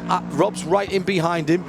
Then Will Stevens, Marco Ciocci, all together. Oh, and the number 9 car going past them just a moment ago, going past that battle, was off the circuit altogether. And got airborne very briefly, but went to the side of the track onto the real. He was off the track. He went off the track. You cannot keep doing this. I honestly love the P1 guys, but the excuse of I didn't lift because I had to get past a GT, that doesn't cut it, I'm afraid. You can't just keep driving off the edge of the track. Huge gaggle of GT cars went to the right-hand side, went to driver's right, onto the shoulder, if you like, hit a bump, and I think that car was fully airborne briefly. Car has continued, has made the pass. But it'd be lucky if he gets away with that, having not caused any damage. Well, he was committed and flashing his lights, and he's hit one of the areas where there's a drive into someone's house. That, I think, on the run down to the second chicane, and it's just beyond where the bricolage is, I think, from looking at that, as they head down towards the Mulsanne corner. And all of the areas there. There's much more tarmac than there used to be as the Labra of Fernando Reis pulls into the pit lane. The 50 car pulls in front, right in front of us from second place. That means T-Bell's left in the lead, and Fernando Reis is in the pit lane. Mobil 1, Radio Le Mans, 91.2 FM across the North American continent, and Sirius 138 and XM 201, and around the world, of course, on RadioLeMans.com. Huge global audience. Welcome to you. Let's have a listen to the 7 car. No risk between car 7 and car 8. No risk between car 7 and car 8. Race is still long. Yeah, still racing your teammate, the number 7 and the number 8. That was a little bit garbled, but I think we got the general idea from that. 22 hours and 45 minutes still to go. Paul Trustwell. Briefly mentioned about Fernando Reis pit stop coming out of sequence, just 7 laps on his stint now. A GTE car, in whether it's AM or Pro, should be going at least 12 laps, if not 13 laps on a tank full of fuel. A little bit more slowly than a P1, but so that is an early stop from Fernando Reis in the car number 50, the Art Labra Competition Corvette. I want to go down to Owen, who's at the Labra pit. Owen Mildenhall, part of our pit lane team, fueled by Esso. A number of people saying that car doesn't have windows in it. Do they have window nets behind it? They must have, I presume. Yeah, absolutely spot on, John. So the car came in, Fernando Reis hopped out, and the driver's side door window wasn't there. So just lots of glue where it used to be. So they're actually fitting a new plain yellow door onto the right-hand side of the car, and then they'll be on their way. And there's a problem for the Proton Porsche, the number 8 911 RSR spinning on the first right-hander at the Porsche curves, and there's damage to the front of that car. He was hit. He was hit by one of the G-drives. Khaled El Kabezi, who's been doing a great job, hit by, and I don't know, Graham, which one do you reckon? I'm trying to spot what the colour of the nose was, because they've got different colour nose cones on those 2 G-drive cars. 22, I think. Yes, I agree. I think the 22 car. It's just come back out after that long stop. Oh, man. And the car, that G-drive car has stopped as well. Khaled El Kabezi with damage. No, it's the 26. It's Roman Rusinov. Really? Not sure. Is that the roof or the rear deck that's been popped up? Looks like That's it's a cabriolet. It's a rear window. The rear window's popped out. It looks like a cabriolet that hasn't shut properly. It's going to come by this is the Porsche commentary position in just a few moments, and that is one heavily damaged Porsche. If I picked the wrong G-drive car there, apologies. But that's a couple of incidents for Roman Rusinov. I thought he got out of the 26, if I'm honest.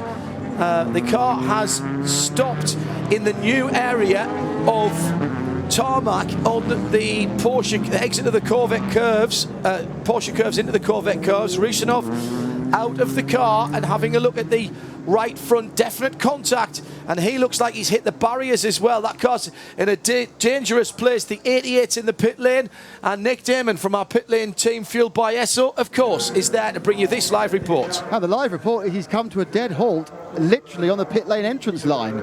So he has stopped, and the team is sprinting down, which this heat is no small feat, to push in the final well. He must decide that just doing anything on his own steam was potentially detrimental to the car. I think he's just pulled into the edge of the pit lane, just come over the entrance line, which enables, of course, the team to be able to touch the car. They're going to push it on, so perhaps he'd lost some cooling, and the thing was running sky high. There's now kind of a consternation about whether they can only grab the front of the car at the moment because of where it is on the actual line. So there's a lot of pointing. The marshalling, we have to push it over the line. I think this could be an example of unionised France, actually. The marshals union have the car until then. You can't touch the mechanics can't touch it till later. Obviously, the marshals are from all countries and do a fantastic job. To my left, I see one of the Corvettes has been through, which I think must be out of sequence, Paul, surely. That was the 63 of Jan Magnussen, or at least Jan took it out again, and that car, I'm not sure it was out of sequence, was it, Paul? Yes, it 12:63. Yes, only 6 laps. Okay, well, and he's taken it over for Antonio Garcia, who started it. So Antonio did a stint and a half. So I'm guessing another puncture, because that's what we had before. And there is, I mean, we have heard about little bits of debris out on the circuit, possibly brought back on by various people who've been off. Slow zone is about to be implemented at the Porsche Curves where we had that incident. The 88 has had a massive bang up the rear. Now, whether it's done a 360 into the fence, but it's a huge bang up the rear. It's completely crushed the very expensive and very attractive little outlet you have on the exhaust failure in the middle from the Porsches. He's been effectively hit at what looks like a closing speed, I would guess, of at least 30 miles an hour to get that sort of damage. Smash up the back, and that's going to be a lot of work, and then, of course, gone into the front. Good news is nothing's leaking. So with this new design of Porsche the last couple of years, where they've moved the radiators consciously back from the extremities, because it used to be you breathe on a Porsche in the UK Super Cup and the thing was leaking. I think at this point it's a case of replacing just about every single panel and then hoping for the best. Okay, Nick, thank you very much. Nick Damon down there in the pit lane. And the message from race control is this could be a lengthy slow sector in the Porsche Curves due to the battery repair. It was a hefty shunt from the rear for the Porsche, and then the 26 car did indeed hit the guardrail on the front right-hand side of the car. That car is still stationary at the exit of the Porsche Curves. Roman Rusinov has been out of the car. He's taken a look at the damage he's sustained to the 26. It's been pushed away to a place of safety for the moment. So will they be able to get to that car and assist Rusinov verbally in getting the car back to the pits? But this is bad news indeed for, well, it's an entry that has never won, John. The G-Drive car has never won the Le Mans 24 Hours in LMP2, despite, I think this is the 5th team that's campaigned on behalf of G-Drive at Le Mans down through the last, 5 years? So in trouble already for both cars. Long pit stop for the 22, which is the Dragon Speed entered car, and now the TDS Racing car with that clash with the number 88 Porsche in the Porsche Curves. Both cars now in trouble, heavy body damage, and we hope not more for the number 88 Porsche. That's in the garage now. 26 sits trackside with Roman Rusinov looking to actually get any kind of fix that will bring that car, what's not a very long distance, back into the pits, where it most certainly will be in the garage. Marshall's doing their usual brilliant job and getting the clean-up done as quickly as possible at the head of the field. The two Toyotas continue to hold sway with just a second between them. Mike Conway from Seb Waby, 7th from 8. Neil Janney, 2.5 seconds further back in the first of the Porsches. Then Timo Bernhard, 14 seconds further back from his teammate. That's 17 seconds from the lead. Nico Lapierre with a 4-minute lap last time around, getting slowed down a little more than the cars ahead of him in that slow zone. Just depends where you hit it, I suppose. And the 9 car still in 5th position, but 41 seconds now away from the lead after getting clobbered by that cone earlier on and causing damage. The Khaled El Khabaisi Proton Porsche is in the pit lane. Oh, that's it for the Porsche. The cover's going on. That might be it. The 88 car, and that was absolutely uncalled for from Rusinov. No need for him to push that car all the way down the wall. Just didn't lift off at all, Paul. Well, you don't know enough about it, do you? It's difficult because we didn't see the start of it. Yeah, it could have been that Rusinov lost control or was just unable to slow the car down enough. So, but if that is the retirement of the Khaled Al Khabaisi car, then, as you say, extremely unfortunate. Now, Sebastian Buemi is on to his 12th lap of what should be a 14-lap stint. So this one plus 2 more. We were told, weren't we, Graham, that this might be a lengthy slow zone. Yep. Now, the problem at Le Mans, if you have a safety car, it is not a good idea to make a pit stop, because what you do under safety car conditions, the pit lane remains open. It doesn't close as it does in the rest of the WC. It remains open here, but what happens is the end of the pit lane gets closed, so you can't go out. You can get in, but you can't get out until the next safety car queue comes through. So you tend to end up losing ground by coming into the pits during the safety car. However, during a slow zone, nothing to stop you coming in there. And if there's a section of the circuit where people are going more slowly, it can give you a bit of an advantage. So we'll see if anybody uses this to make a pit stop. reports now from out on the circuit to at RSL_studio, including from Shannon Funk, who tells us the G drive has been pushed behind the wall after that incident. So that's them out as well. Well, that's them being pushed to a place of safety. It may be that Rusinov can actually get that car back, but they certainly will not want it, the dangerous side of the wall, in a slow zone. But certainly that looked to me to be a serious problem for the 26 as well. The guys at Manor already investigating their strategy options, expecting the slow zone to be a long one, they say. They're at Manor_live. A lot of the teams having their own Twitter accounts now as well. Hello to Representative Greer Martin, who is finding this as an antidote to American politics at the moment. Greer, you would have loved this. Absolutely fantastic, and good to know that you are tuned in the Carolinas. Can I just add, it's not just American politics. But all politics? Yeah, for the moment. All right, because there's no politics in motor racing at all, is there? Particularly not endurance racing. No. Good heavens above, no. So don't forget our special offer from Motor Trend On Demand. If you click on the banner on the RadioLeMans.com Le Mans page, it's right underneath the Studio Vision Plus feed. Every sign-up helps Radio Le Mans. You get a great deal on Motor Trend On Demand's comprehensive services. So everyone's a winner with Radio Le Mans and Motor Trend On Demand. Hashtag Mobil 1 RLM on all your comments, please, so that we can track them. The marshals are going to have to go to work. They're assessing the damage. They've got the track services team there in the Porsche curves. The incident occurring just before the first of the right-handers in the Porsche curved, and picked up pretty well, actually, by the camera that's right on top of the newish safer barrier that's out there. That did its job, and that's fine. Paul Truswell, a quick thought from you. Yes, and it's good, I suggest, that this is a slow zone. I mean, this is entirely what the slow zone procedure was intended to enable. Just imagine we'd have to have a barrier repair while all this is going on. Yeah, absolutely. The number 9 Toyota from Yes, 5th position in the pits. Nick Damon is watching that. Hello, Nick. Oh, hang on, I better fade you up. I pushed the wrong fader. I'm getting finger trouble already. That's not good. How could you fade me down? Love, yes. Complete standard stop until you get fuel. You get the milk float sound then, with the FX3. It's next door actually to the coloured basic car, the 88. It's a very sad seating there with the covers now on the car. It was coloured in the car at the time of the accident, wasn't it? Sorry, say again? It was coloured in the car at the time of the accident. Yes, it was. He started the race and stayed in it at the first stop. He's obviously a good friend of ours in the team, so I'm sure we'll get a word with him. Maybe at least half an hour to decompress this incident, but I'll make sure we talk to him at some point about it.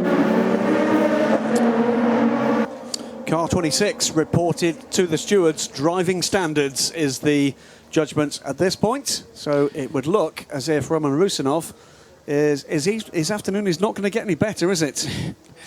It's not getting any better.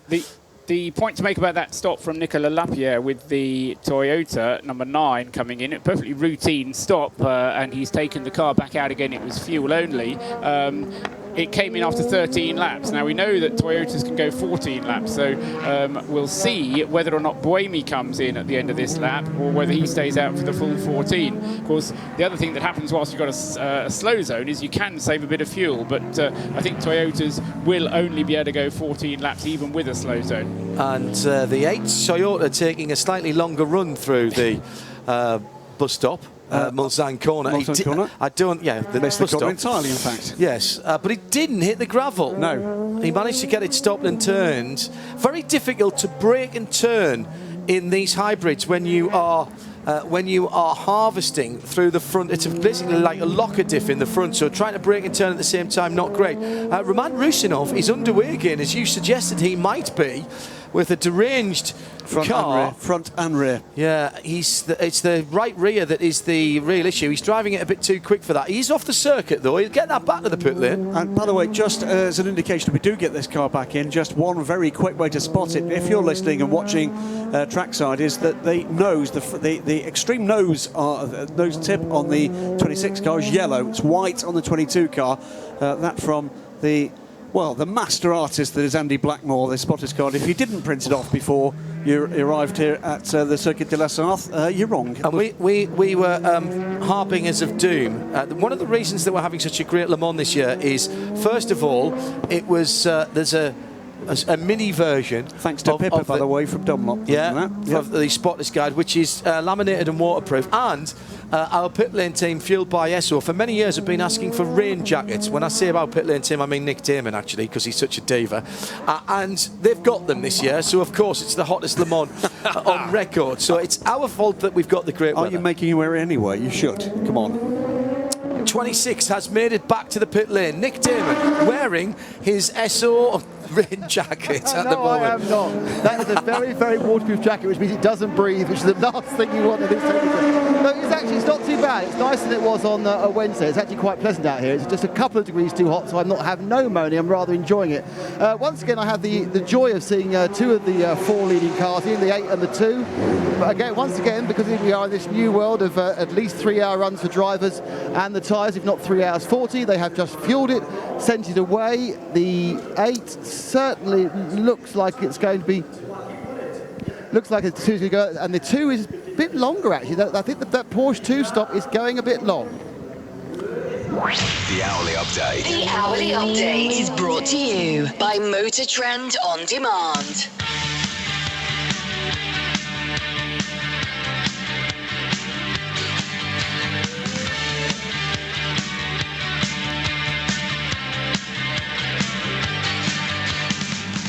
Motor Trend update on the hour. Motor Trend On Demand hourly update then for the first hour and a half of racing. Let's start with the classes this time, just to mix it up. T-Bell, Townsend Bell in the 62 Ferrari leads GTE Am by just 4-5 seconds from Pedro Lamy in the number 98 Aston Martin.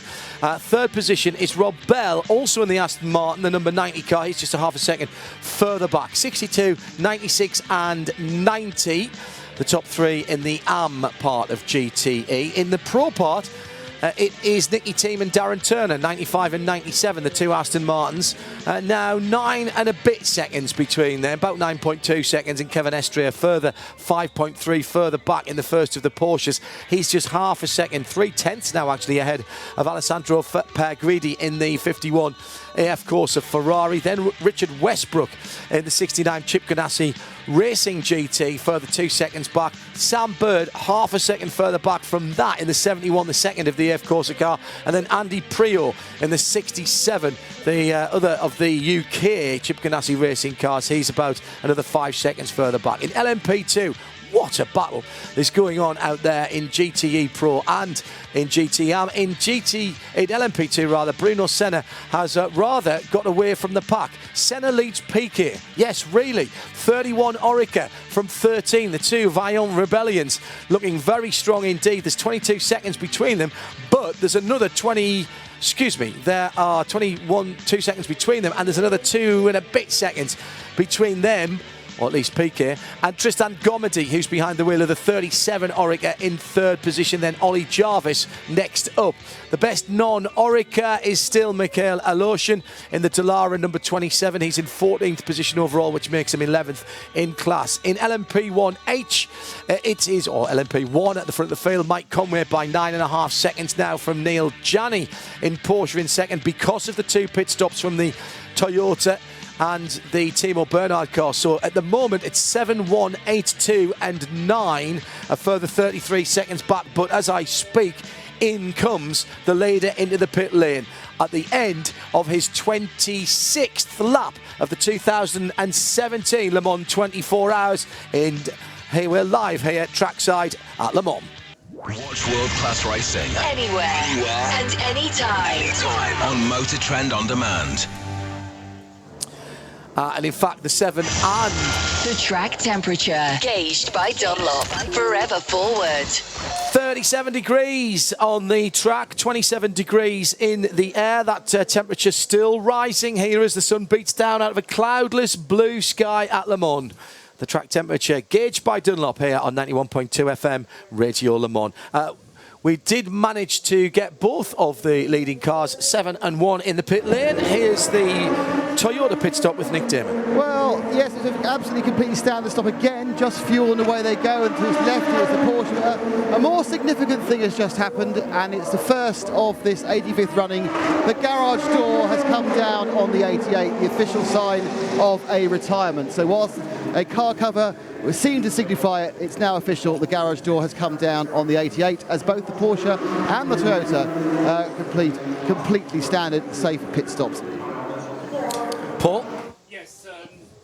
Just to pick up on what Nick was saying just before we went into the hourly update, the Porsche number 2, its pit stop was marginally quicker by a second than that of Sebastian Buemi. So not very much to choose between them, but it was 1 minute and 7 for Sebastian Buemi, 1 minute and 6 for Timo Bernhardt with the time spent in the pits. Mike Conway and Neil Jarni, who both stayed behind the wheel of their respective Toyota and Porsches, they were turned around in 1 minute and 6 seconds. The surprise, and it might be because of this slow zone, but nobody has yet in LMP1 gone 14 laps. Now, we know that Toyota can, because they did at the test day, and in fact, one of them did during the qualifying sessions as well. So it's a slight surprise for me, at least, that we haven't seen a Toyota go for 14 laps. Now, there is a long theory which you can read up about somewhere on the internet about why Porsche choose to go 13 laps rather than 14. And it makes the whole race a little bit slower for them, but it gives them far more flexibility, basically. And it may well be that Toyota has decided to copy Porsche's lead, because they can do the sums just as well, and say, okay, let's do 13 lap stints rather than 14 lap stints, and then at least we have the same flexibility as Porsche do. I don't know if you remember in last year's race, but last year's race towards the end, Porsche, having gone for 13 laps throughout the beginning part of the race, suddenly started to go for 14, because that was the only way that they could start to put the pressure on Toyota. And we, of course, we all remember what happened at the end of last year's race for Porsche. So too early to say, but the stints thus far suggest that maybe we won't be seeing 14 lap stints. We might just be seeing 13 lap ones. And that might be, I mean, are we thinking that, I mean, our IHG Rewards Club keys to the race, one of that was manage heat and stint length. Are they finding drop-off? Would they use more fuel in hot weather? Maybe. I think it's the next key to the race down. Tyres. If you're doing 14 lap stints and you want to quadruple stint, then you have to do 4 times 14 laps, and that's 56 laps. If you're only doing 13 lap stints, then that means you only have to do 52 laps on your set of tyres. And so it may just be that they don't want to put 56 laps on the set of tyres, they only want to put 52 laps on. Tim Hogerverst has tweeted at RSL Studio using the hashtag Mobil1RLM and said, "What's up with the bicolors? Still in its garage?" ? Correct, an yes, hour and 5 minutes. Now, that was issue right at the start of the... Two different issues. Different issues. We had the issue with the bodywork right at the start, which looks like it was either collision or over a curb and damaging the front bodywork. That was changed. And then the second issue looked like it was engine related. So the engine cover off on the number 4 car very early in the race. The other point I was going to make, guys, and I was going to make it quite a wee while ago, but the same point still stands, is the relative lack of overall pace of Timo Bernhard and Nico Lapierre. Nico Lapierre falling back. We know he had that longer pit stop, but neither of those two cars are ultimately competitive at the moment. Across the world on RadioLeMans.com, North America, Sirius 138 and XM201, flag-to-flag coverage. Let's go to our pit lane team, fueled by Esso. First retirement of the race. It's bad news for Proton in the 88. The Porsche Khaled El Khabazi is with our pit lane team, fueled by Esso. Khaled, desperately bad luck. What happened? Yeah, I mean, I was always contemplating something like this before the race, to be honest, because that Porsche corners and the LMP2 sometimes being aggressive, there was only one line through that first left, one line. You can't open up. And you don't expect anyone to dive in over there, and he was even far away to make a proper dive in so that I can see him pass. Unfortunate, really. The team worked really hard. We were really looking forward to finishing the race. And it took me out. It was a very hard impact. Thankfully, they have this new guards that help a little bit with the impact to absorb it, but still was a very, very big impact. Thankfully, my back is okay, some ache and so on. I want to apologize to all our fans, our team sponsors. So, yeah, unlucky. So the safer barrier did its job. So you're pretty much okay and beaten up. The car's very beaten up. What is it that's taking it out? Is it just a combination of damage or something specific? I think the whole engine is gone out. The chassis is a little bit also bent, I'm told. So too much damage to fix it. It's game over. Carl, it's really, really bad luck, but we look forward to seeing you in Dubai next January. Hopefully. Thank you very much. All the best. And sadly, at the other end of the pit lane, there's also news of another retirement. I'm outside the number 4 by Collis garage, and there's just one lone man staring into the engine in a bore scope and an empty garage apart from that. And they're officially a retirement, so they're our second retirement.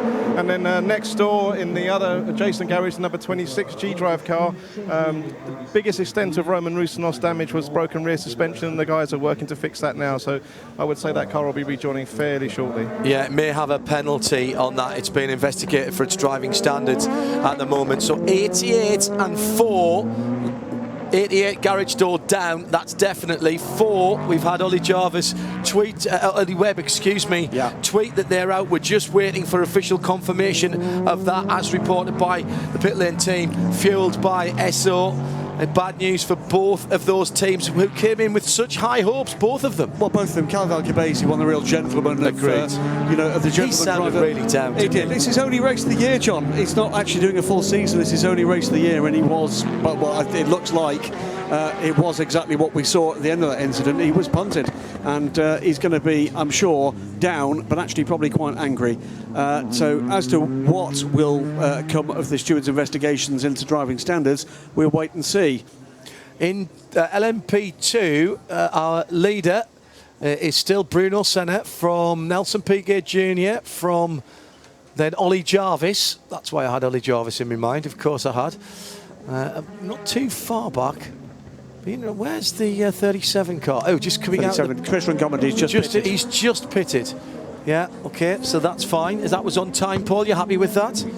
Exactly, yes. End of 10 laps then for Christian Gomendy. Now we're getting to the kind of stage where Gomendy might get out the car and hand it over to one of his co-drivers, because this is the end of, in effect, 3 stints for him. Point just to pick up on what you were saying. The other drivers in P2, Bruno Senna's been in the car since the start of the race. So has Piquet Jr., so has Ollie Jarvis, and so has Jean-Eric Verne in the 4th placed LMP2 car. Don't want to miss either, by the way, progress of Sam Bird, the number 71 Ferrari. He's been putting other cars behind him in the last half hour or so. He's now right on the rear end of the sister car. And Sandro Perguidi has his mirrors full of Sam Bird's number 71. Richard Westbrook has also, by the way, made his way past Kevin Estre fairly recently. So the 69 Ford in the mix. It's Aston Martin's 1-2. Then it's the 2A, of course, the Ferraris. Then Richard Westbrook's Ford. Then that Porsche that was looking very racy at the beginning of this stint in the hands still of Kevin Estre. Down in the pits, the LMP2 rotation is starting again. It's the 35 Alpine Gibson that's been the first car coming in. They've the first team to do what seems to be a voluntary full service. They've done tyres and driver change. Nelson Patson teacher getting out, Alexander de Grau getting in. No consternation, that is a first service, so it looks like triple stinting is their LMP2 theory. It'll be interesting what the other teams up down the pit lane do. Yes. So just a confirmation then that the 88 is out. The garage door has come down, and we've also lost the number 4 by Collis car as well. Just waiting for that to become official.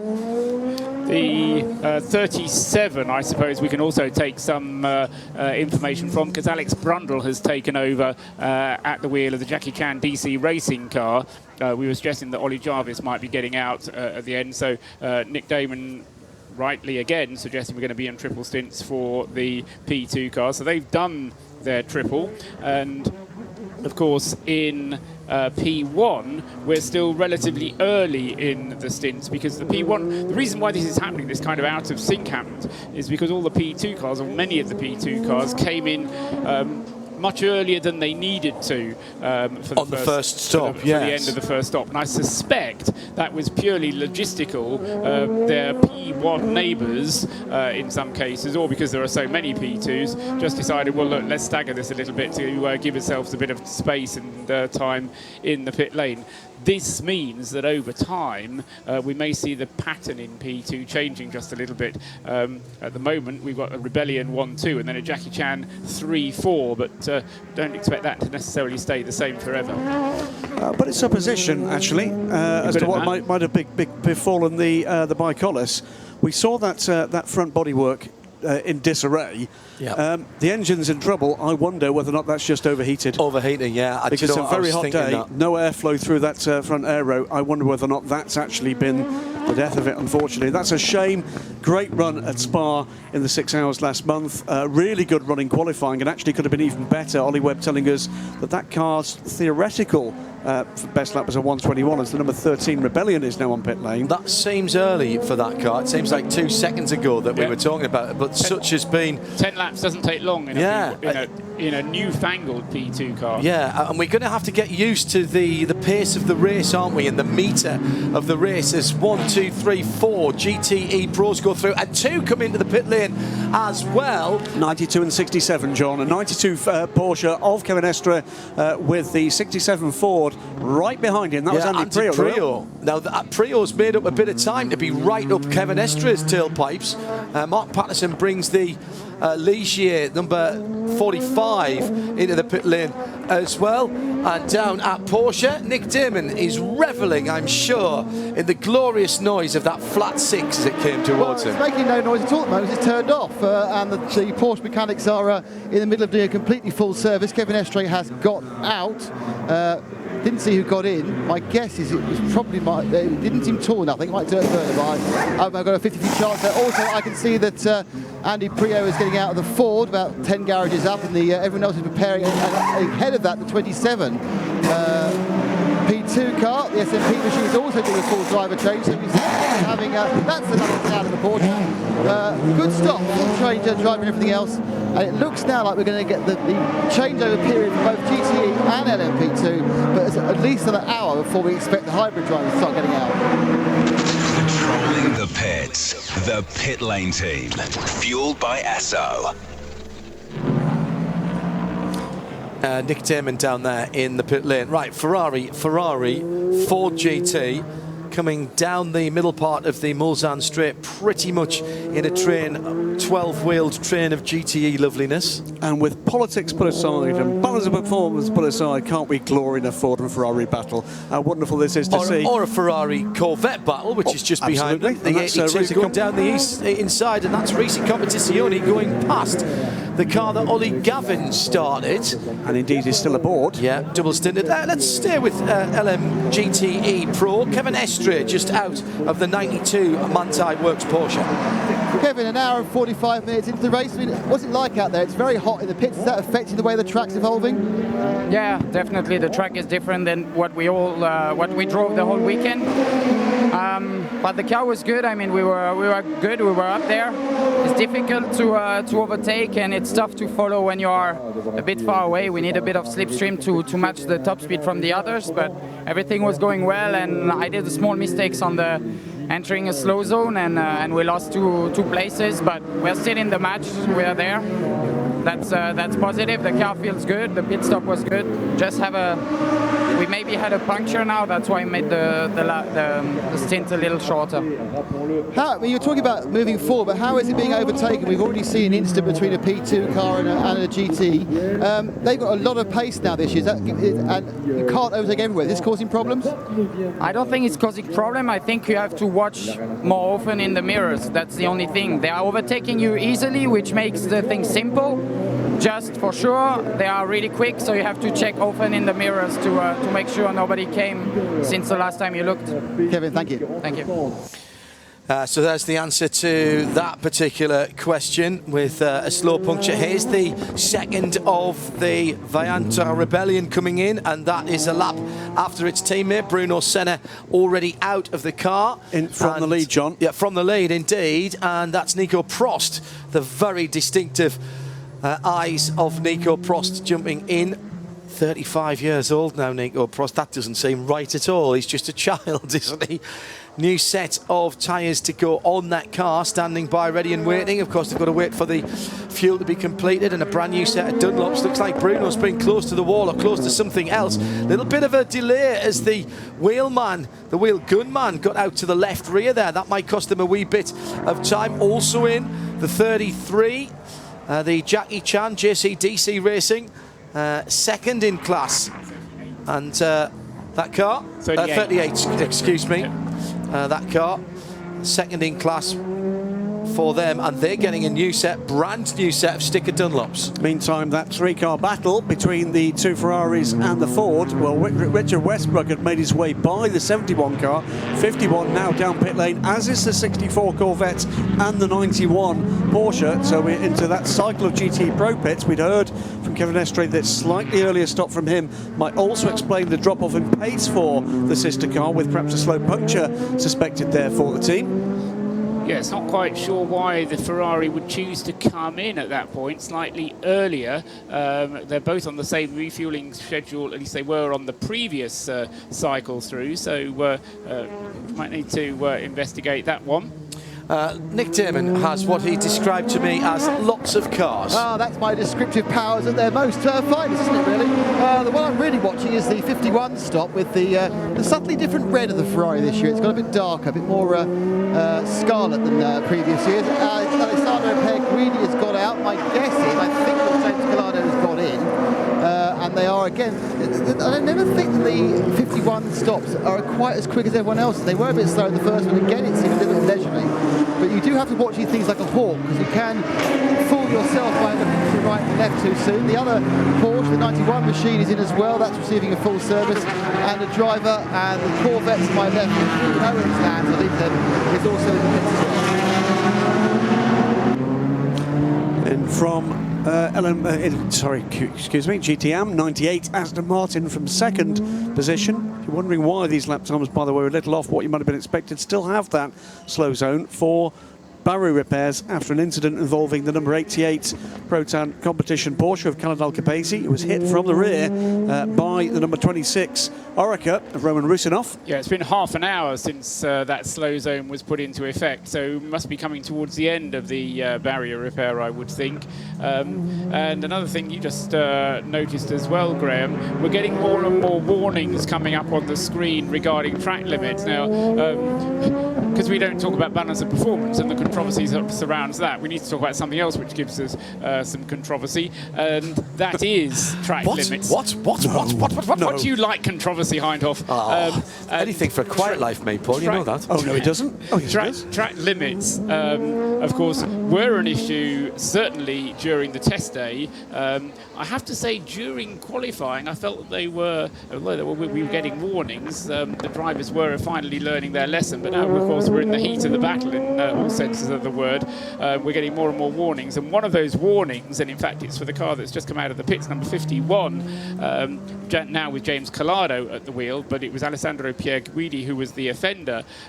He has been given the black and white flag for constant abuse of track limits, and the black and white flag is in effect the next stage. What you get is you get a warning on the screen, and after you've had two warnings on the screen, you then get a black and white flag. If you continue to offend, and it doesn't have to be the driver, it could be the car, if you continue to offend, then you'll start to get drive-through penalties. And that is where all of a sudden using a little bit of extra track and maybe gaining a tenth or half a second even suddenly doesn't seem worth it anymore. At what point, Paul, in that cycle of penalties do we get to the stage where you're sent away to think about what you've done?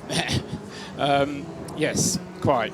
The problem, of course, for the team is to make sure the driver is aware of what position they are in, because of course Pierguidi may know that he's got the black and white flag, but James Collado has just got into that car. Yes. So you have to make sure that Collado... Because it's car, not driver, yeah. Yes. Indeed. And Collado therefore has to be careful straight away, because he doesn't have any excuses left.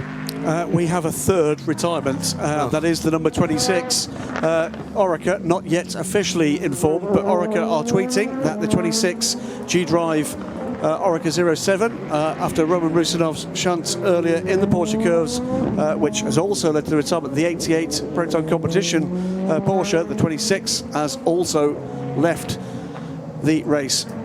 Well, we didn't expect three retirements this early, I'm afraid, gentlemen. By the way, the barrier repairs have had to be paused for a moment because there was a grass fire behind the guys who were fixing it. And photographic evidence from Dave Hartles, who's tweeted using the hashtag Mobil1RLM to RSL_studio, So that whether that was caused by the incident or by some equipment, can't tell you. But that may be why this is taking a little longer than we might have expected. Should say, by the way, with the heat, the extreme heat, do be careful if you're barbecuing on the grounds anywhere. Be really careful with your gear. What we don't want is any accidents out there. We've got an awful lot of police and fire assistance at the 24 Hours of Le Mans. 1,200 civil staff here from various avenues of the French emergency services. But take care of yourselves. And they have been on hand all week. It was lovely to see them out in force last night, curbing the more ridiculous excesses of what has become known as Mad Friday. It was moved to a particular part of the circuit so it could be under supervision, and given the security concerns recently, I think that was a really smart thing to do. Completely agree. And I have to say, it's about time that was taken in hand, and I thought it was done very, very efficiently last night. Nobody's saying stop everybody's fun, but it was very well handled by the CRS and the French gendarmerie, and done with a smile on their face as well. Some very nice police cars sitting around, and a Dacia Duster, which I liked a lot. Two leaders out of GTE AM into the pits, that being the 62 and the 90, 62 Townsend Bell and the 90 Rob Bell, so a double Bell into the pits. Good point from Andrew Cotton from Race Car Engineering as the Risi Competizione Ferrari goes out with Giancarlo Fisichella.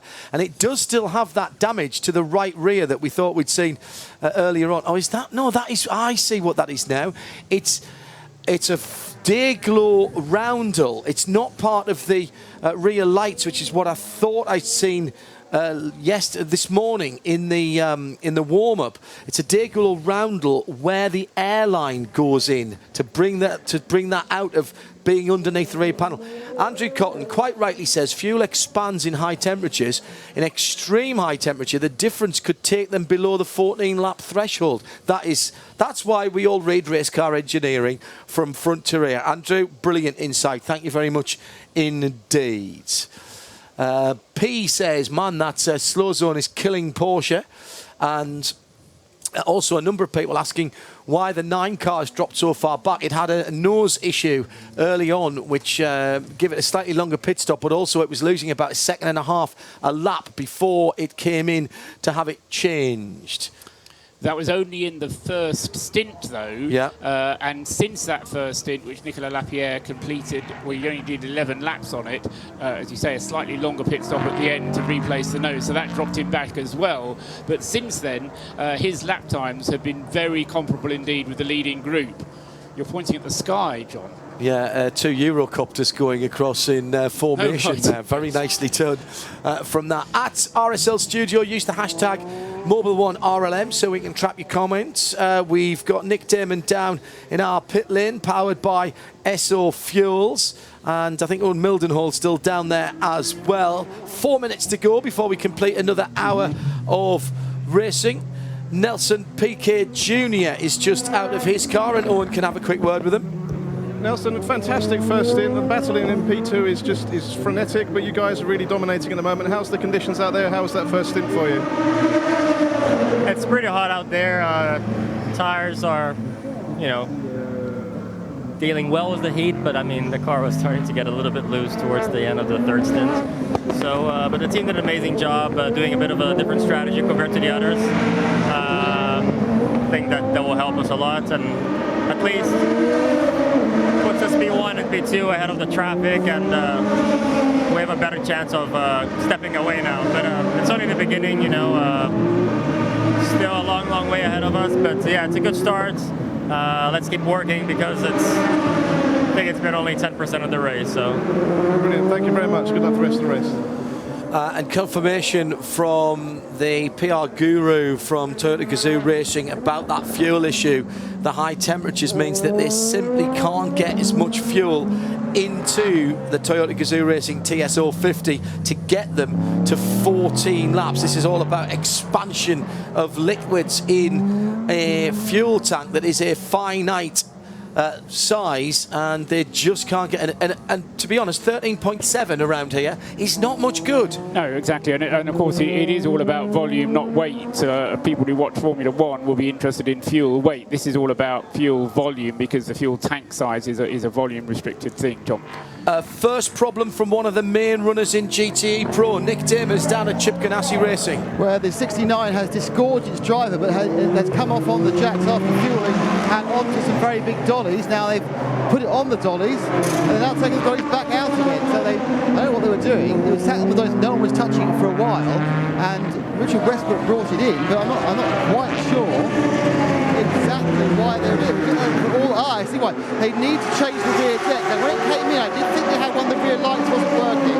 I wasn't sure whether that was going to be, I thought one of the rear lights wasn't working. I didn't think that was going to be a problem, but there are 3 mechanics waiting with a new tail section, which is a massive thing on the Ford GT. It's about 6 feet. I think they're trying to fiddle with some connections first, so they can get this light cluster working on the left-hand side, or alternate the light thing. Otherwise, they're going to have to replace the rear deck.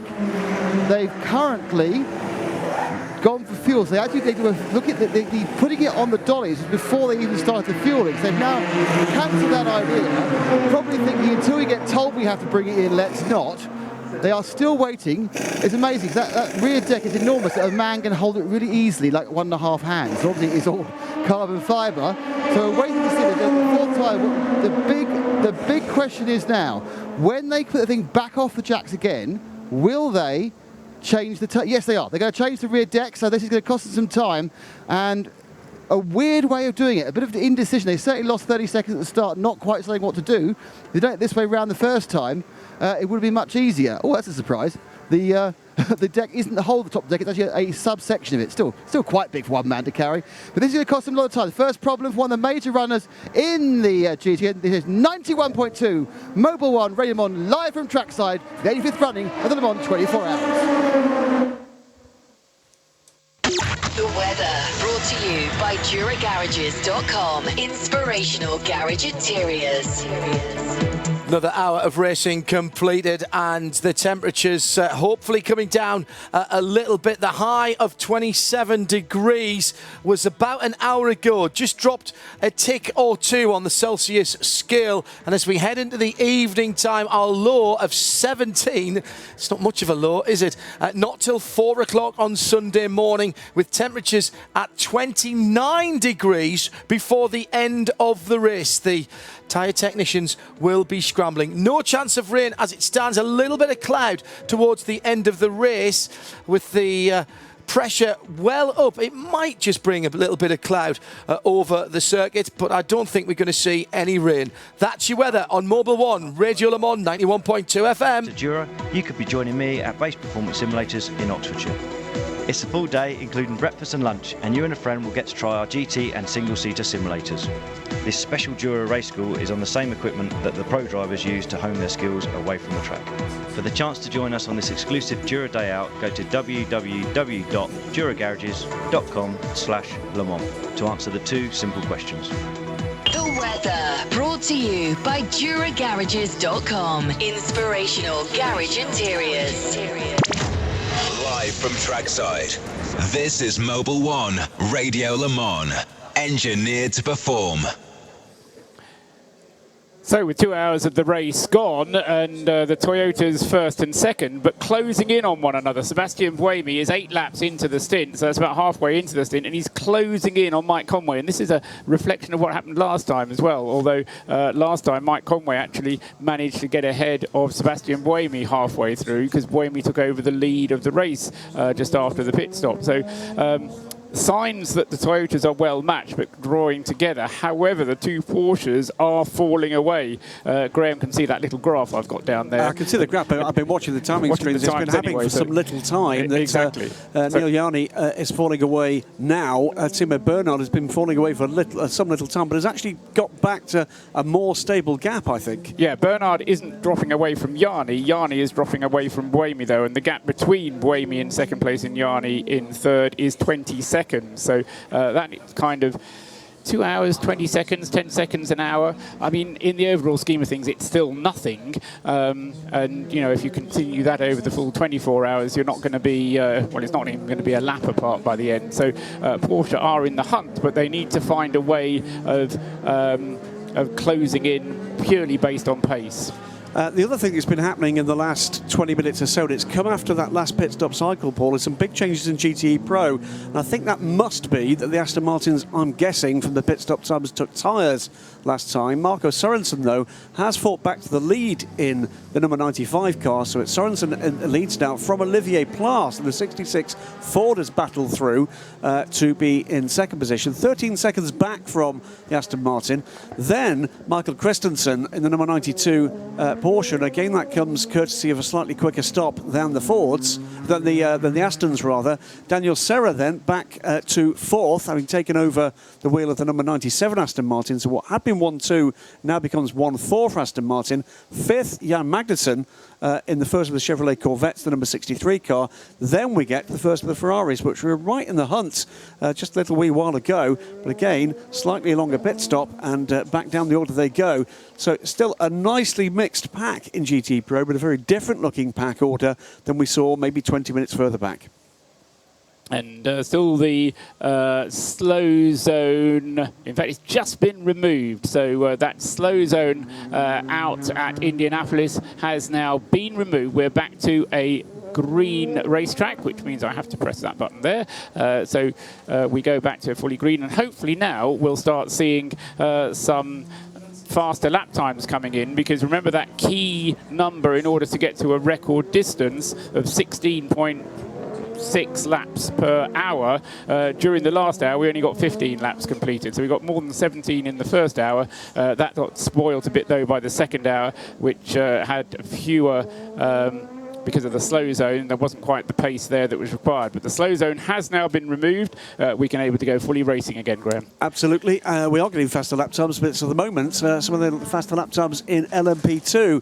Matthias Besch, now the second part of what is Vaillant Rebellion 1-2, 31 in the hands of Nico Prost, leads Matthias Besch in the number 13 car. Besch just putting in a 3:30.103. He's some 16 seconds back from his teammates in the other Rebellion car. This is the battle for 6th and for the overall, the LMP2 lead. But the lap times do seem to be coming down for some of the quicker guys in the LMP2s. To emphasise the difference in potential pace for some of those cars, Rubens Barrichello is now aboard the number 29, the Racing Team Netherlands car. That one car down in 25th position, 20th in the LMP2 class. He's just done the fastest lap for that car, and it's a full 9 seconds slower than Matthias Besch's fastest lap in the number 13. Welcome to the Le Mans 24 Hours race, Ben Constanturis. Oh, how frustrating to spend 2 hours without talking. It's been wonderful to listen to everybody and to follow what has been an incredibly exciting first 2 hours of the 85th running of the Le Mans 24 Hours, and great to be part of the Radio Le Mans team. Wonderful to be working finally alongside Graham Goodwin, who we've spent many an hour in a press room together, but we've never spoken together. So I've had my rehearsal and my education from Mr. Troswell, and now a further education from yourself. I think not, sir. I think not. It's already shaping up to be an exciting race in several of the classes. It's beginning to get, gentlemen, isn't it, to the point where we're seeing the kind of rhythm in LMP1 that perhaps we expected. We didn't see it in the first hour. As Paul Troswell was saying, we probably won't see the eventual rhythm for a few hours yet. But getting to the stage where the Toyotas do seem to be putting the hammer down here. Well, yes, relatively speaking. Yes, I mean that was never going to be a surprise. I mean, I think what we're trying to do is to measure the extent to which the Toyotas are drawing away at the front. And as I say, at the moment we've done 2 hours and it's gone 10 seconds an hour. 20 seconds after 2 hours is the margin of the Toyota's lead. I think what's going to be crucial is as we go into the evening, it's 5 o'clock in the evening here at Le Mans, and as we go into the evening and the temperatures start to reduce, then we're going to see at some point that crucial kind of crossover where the fuel, this fuel temperature problem they've got, where they can't get a full amount of fuel in, or they can get the full amount of fuel in, but it's just less fuel because they do it by volume, not weight. And when we get enough fuel in the car to go 14 laps, now it'll be interesting to see who goes first, because there is a regulation which specifies how much fuel they're allowed to use, the fuel flow meter, but that's done by weight rather than by volume. So we'll at some point see one car go 14 laps before we see another car go 14 laps, and that will be interesting. I have a question for anyone. This is open to the floor. For the moment, we've seen Toyota have a slight strength over the Porsche and a 23-second gap between the second-placed number 8 Toyota and the first-place Porsche in third position. Why are we seeing the third Toyota so far back in terms of pace, now a minute behind its leading teammate? Well, half of that was caused by the early stop that Nico Lapierre had for the damage to the front of the car following the clash with, we think, probably the cone that the Bicollis hit and its excursion down at Tertre Rouge. But he's not been on the pace. Well, he has been on the pace since. In the first stint, he lost pace, and he lost about 20 seconds, I reckon. So we had the extra long pit stop while they replaced the nose cone, but we also had a time in that first stint where Nico Lapierre was losing pace. It's always difficult during a slow zone to actually measure the lap times, but I reckon that when the slow zone went in, Lapierre wasn't losing any ground at all to either of the number 7 or the number 8. Now the slow zone has been removed. You're right, Graham. Lapierre hasn't been able to quite pick up the pace, and I don't quite understand that. Although, in fact, that as we speak, that last lap through was a 19.941. So he was listening, isn't he? He was listening and starting to bring in the gap. It's quite possibly traffic then. There's two ways you can look at this. Obviously, you can kind of look at every lap and see which ones are quicker and which ones are slower. As Lena Gade knows, she was looking at the screens. I have average lap times here, and obviously they get affected as well by periods when there's a slow zone out there. So Lapierre, in any case, is the first to stop, and that's another disadvantage because he came in first. He's now on his 12th lap of his current stint, and he'll be coming in therefore probably at the end of his 13th, so not the one he's on, but the end of the next one. Whereas Buemi and Timo Bernhardt in 8 and 2 will come in next time after Lapierre, and then the lap after that we'll get the Toyota number 7 and the Porsche number 1 coming in for their equivalent pit stops. Another significant lap time coming through, aside from that 3:19 from Nico Lapierre, that's pretty quick in this heat, is the last time around for Olli Pla, chasing down the leader, Marcus Sorensen in GTE Pro. He's just put in a 3:51.828. That is very quick indeed. That is qualifying pace for GTE Pro. Certainly, I believe, Paul, that's the first lap we've seen in the 351s for GT. For GT Pro, I think that's probably right. Yeah, so the gloves, as they say, beginning to come off. Following that, I remember Nick Damon a moment ago was describing the slower pit stop for the 69 Ford, wasn't it? The 69 car, which Ryan Briscoe has now taken over. He lost about a minute, just over a minute, on his pit stop there while they messed around with the Ford 69. But just to say it, Pla pits the car. Now that does seem early. Does, doesn't it? Yep. So 66 Ford is heading down pit lane. No, it's on time because Stefan Mucker they're out of schedule because Stefan Mucker had the puncture earlier on. So that car is on schedule, having gone off schedule previously when Stefan Mucker had a puncture with the 66 car. Puts the number 92 Porsche, by the way, up into second position in GTE Pro. That, by the way, 26th overall, as we're starting to see a little bit of attrition in the LMP2 class. We've lost the number 26 car, one of 3. Well, as yet not officially confirmed retirements, just the 88, a posted official retirement, we believe, so far. But we know from communication from the teams, 26 Orica, the number 4 Bicollis with an engine problem, and the number 88 Porsche Proton Competition all three of those cars seem to be out of the race. Order combat. We have two of our expert pit lane reporters down in the pit lane. The pit lane report powered by Esso Fuels. What is going on? I think Nick Damon was calling. Yeah, it's first of all, the pit lane, which was burst into life for so many laps in a row, has been quiet as heck for the last 15 minutes. We had the outer sequence forward, but the constantly troubled 49 ARC Bratislava car has just pulled away after another pit stop. They finally replaced that alternator that gave them the false alarm on the first lap, so they've obviously decided there is a problem with it. The belt may or may not be attached, but more importantly, it's likely it's not charging as well as it has on that Ligier Gibson. Thanks very much, Nick. More on that from Graham.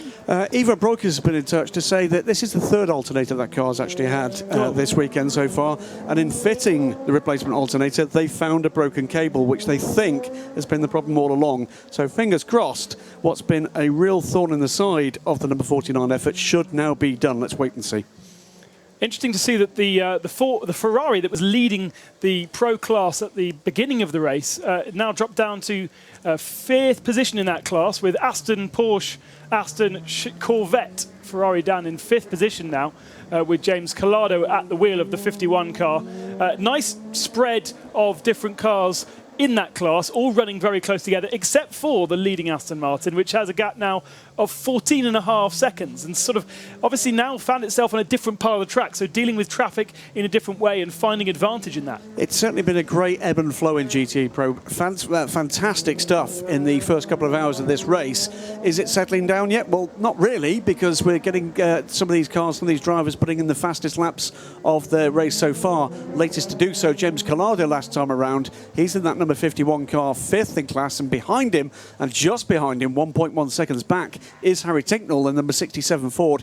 He too has put in the fastest lap time for that car in the race so far, and it's just, what, 0.2 difference in terms of lap times between the two. They really are very closely matched. The thing that I find shocking is that they are already 4 laps behind the P1H cars, and the P1H cars are 2 laps ahead of the P2 cars. So, you know, you multiply that up with 2 hours in. The P2 cars are going to finish 25 laps behind the race leaders at that rate, or 24, 25 laps behind the race leaders, and the GT cars are going to be ending up something like 45 or 50 laps behind the race leaders at that rate of the P1s going away, and it really does put into... I mean, with having a great race in GTE Pro, I'm not denying that. It's just that the hybrid cars are just going around every hour another lap, and they're doing an extra lap every hour. And apart from the number 9 car, no trouble for the 5 LMP1 cars, as I touch. That was Graham Goodwin said that, not me. Sorry, guys.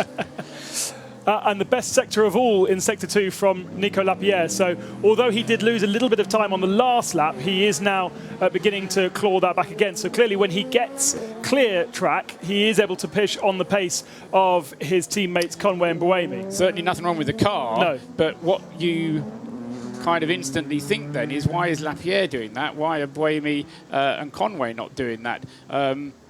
You just wonder, are they just being told to just hold it back a little bit, don't push too hard, whereas Lapierre has been told, look, you've got to get this Toyota 1, 2, 3 position. And this is what we don't know yet. We don't know whether or not actually Toyota are lapping here within their capabilities and managing that situation, and whether Porsche are having to push to stay within in touch. Certainly, the gaps are sort of stabilising at the moment. We've got a, broadly speaking, kind of stable gaps in LMP1 as number 9, the Nico Lapierre car, pits right now from 5th position. That's the end of his 13th lap on the stint. Fastest lap of the race thus far in the hands of Mike Conway at 3 minutes 18.694, which was done on the 3rd lap of the race. Since then, the Toyotas haven't been any quicker, and you can kind of look at their most recent lap times, 3 minutes 21, 3 minutes 22. They're not going underneath the 20s.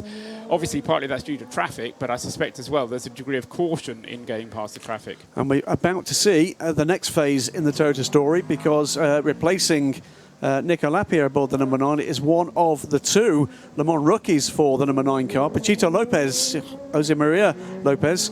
You know a lot about this young man, I'm sure, Ben Constantiouris. Absolutely, a star in front-wheel drive touring cars. Yet to really show his hand in the WEC or indeed in Formula E, although beginning to get the hang of the all-electric series. He's getting brand new tyres for that car. He jumps in after 2 stints of Nicolas Lapierre. Lapierre has more comfort with the team. He's been there, obviously, previous years, so you would expect Nico to be the leader in that team. And Pachito, his first experience of this Le Mans, although he's been to a few of them as a fan, because he lives in France. He has a French French wife now.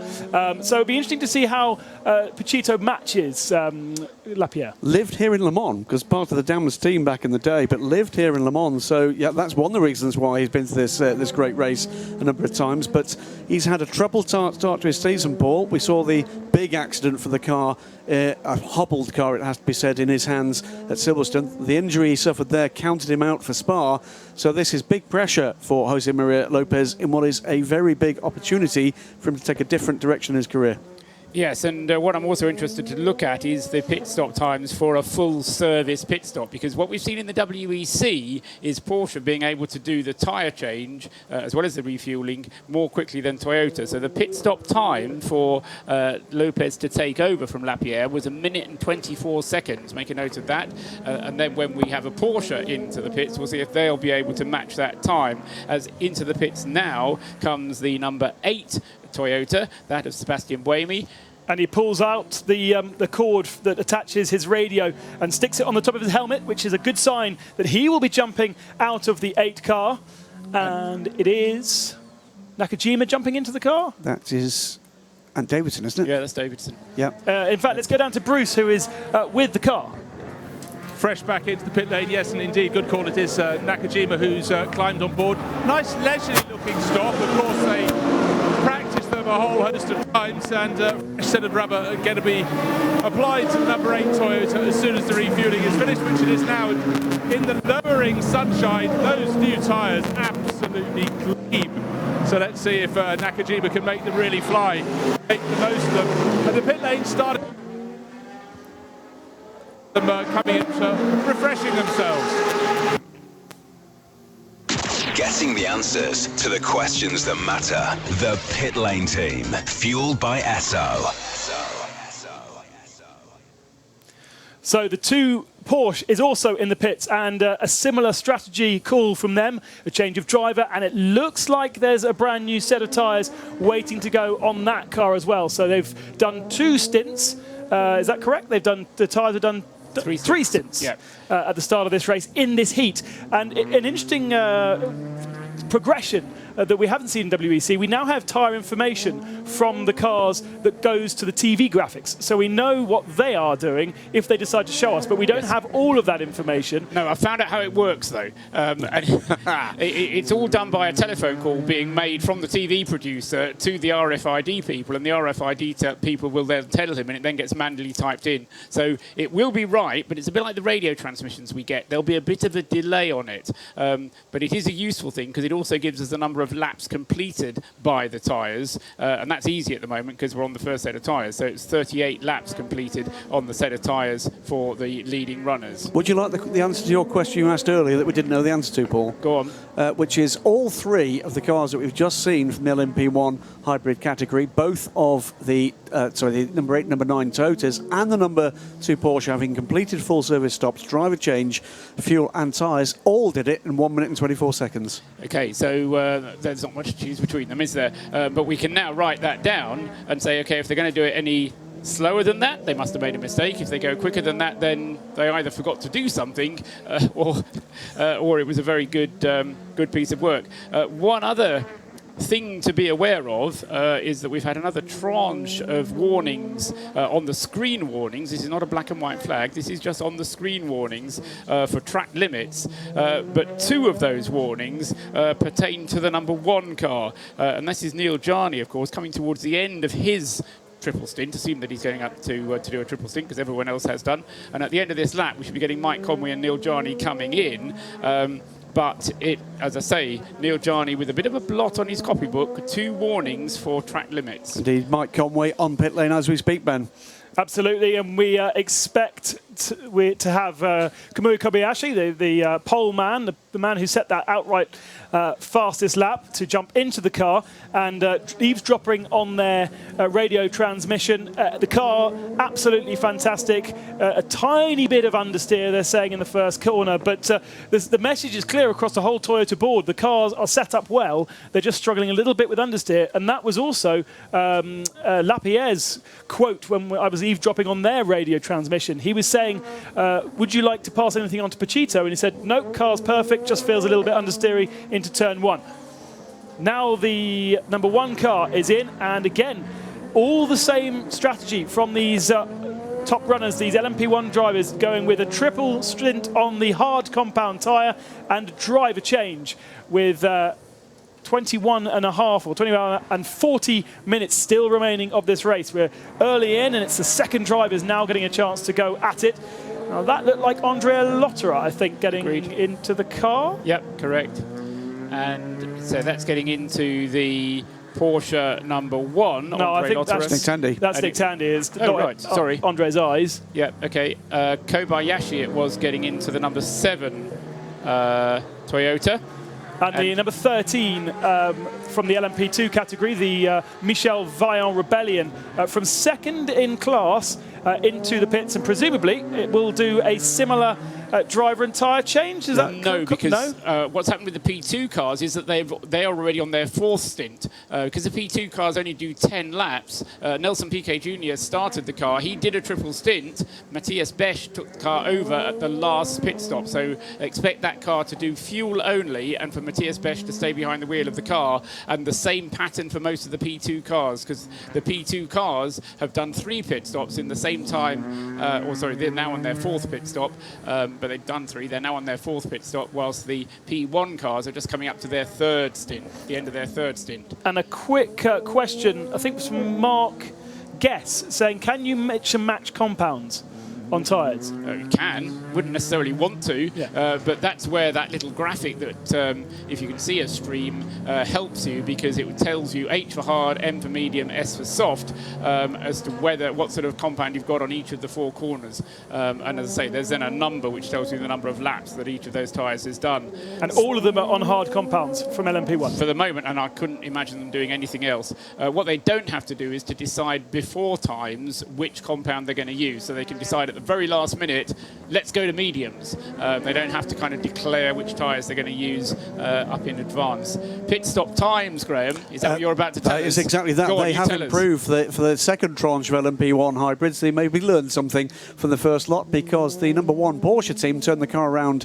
Remember, the sister car 1 minute 24 seconds, 5-second improvement on that turnaround for Nick Tandy as he actually emerges from pit lane in the number 1 Porsche, still in 3rd position. The leading car, Kamui Kobayashi, taking that car back out, the number 7 Toyota, 1 minute and 22 seconds. And that means a gain of 3 seconds for Porsche. Now, okay, if they're going to lose 10 seconds over an hour and only gain 3 seconds every 2 hours when they do the changeover stop, then it's not going to be enough, but it's going to make it into a close race, and it's going to mean that not just the 3 drivers of these cars are playing a role in the outcome of the race, but all those guys in the garage who are doing the other hard work, the literal heavy lifting, they've got a real part to play in this as well. Lest we forget, by the way, the GT race still very much underway. Daniel Serra has fought back to an Aston Martin 1-2, Ben, taking the position from Michael Christensen in the number 92 Porsche. Aston Martin looking very strong indeed here.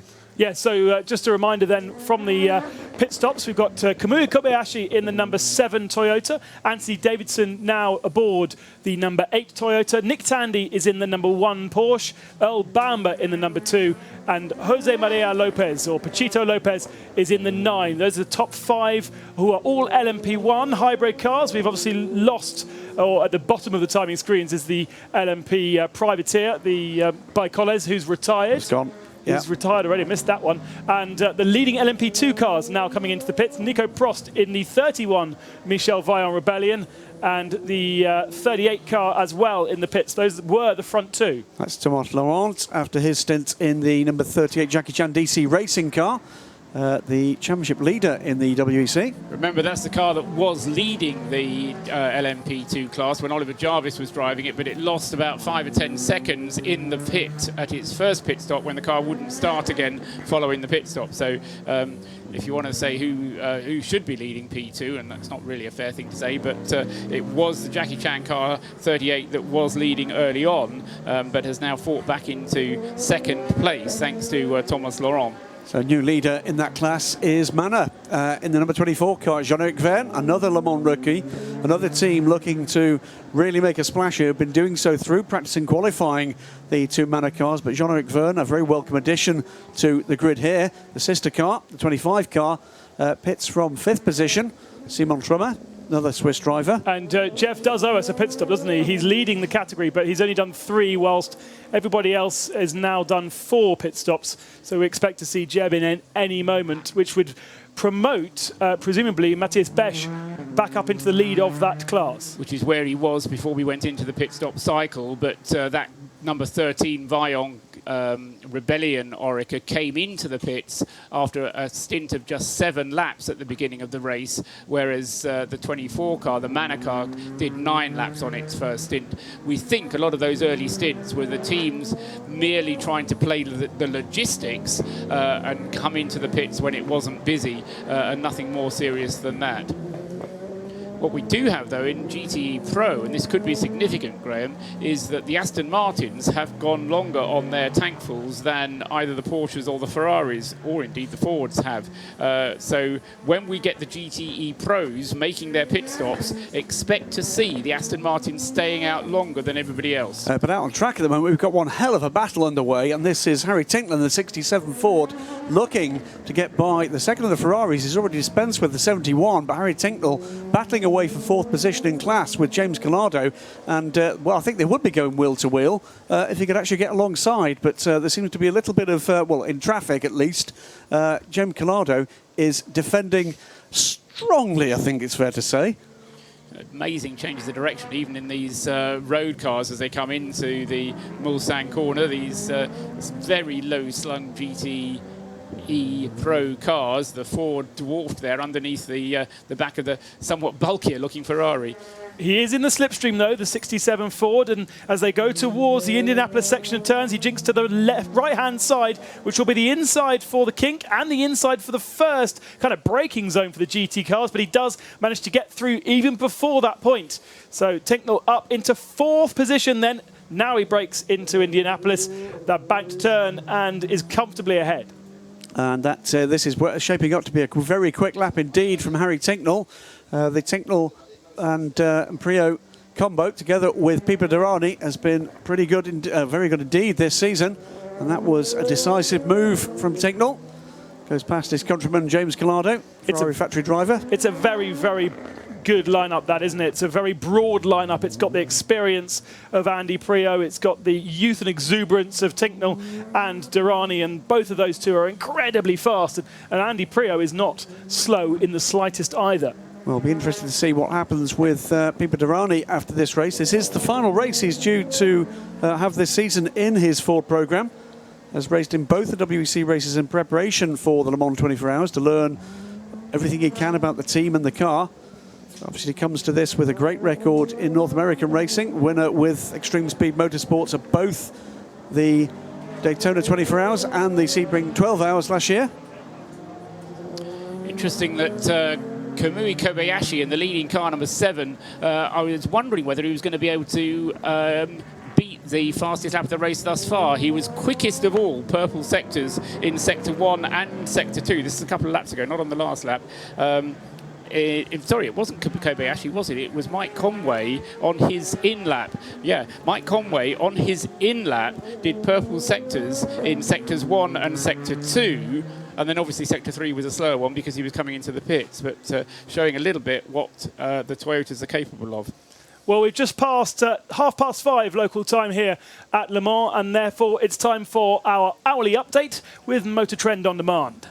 The Hourly Update. The Hourly Update is brought to you by Motor Trend On Demand.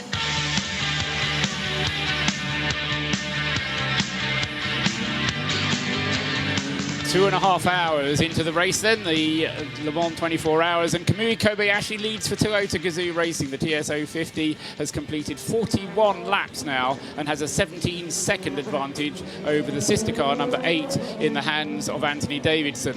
A further 13 seconds behind only is Nick Tandy in the first of the two Porsche 919 hybrids, and then Nick Tandy is ahead of the number 2 Porsche, Earl Bamber driving that one, and the two of those separated by 20 seconds. So 20 seconds separating the two Porsches in 3rd and 4th places. 5th place at the moment is the number 9 car, Jose Maria Lopez at the wheel of the Toyota.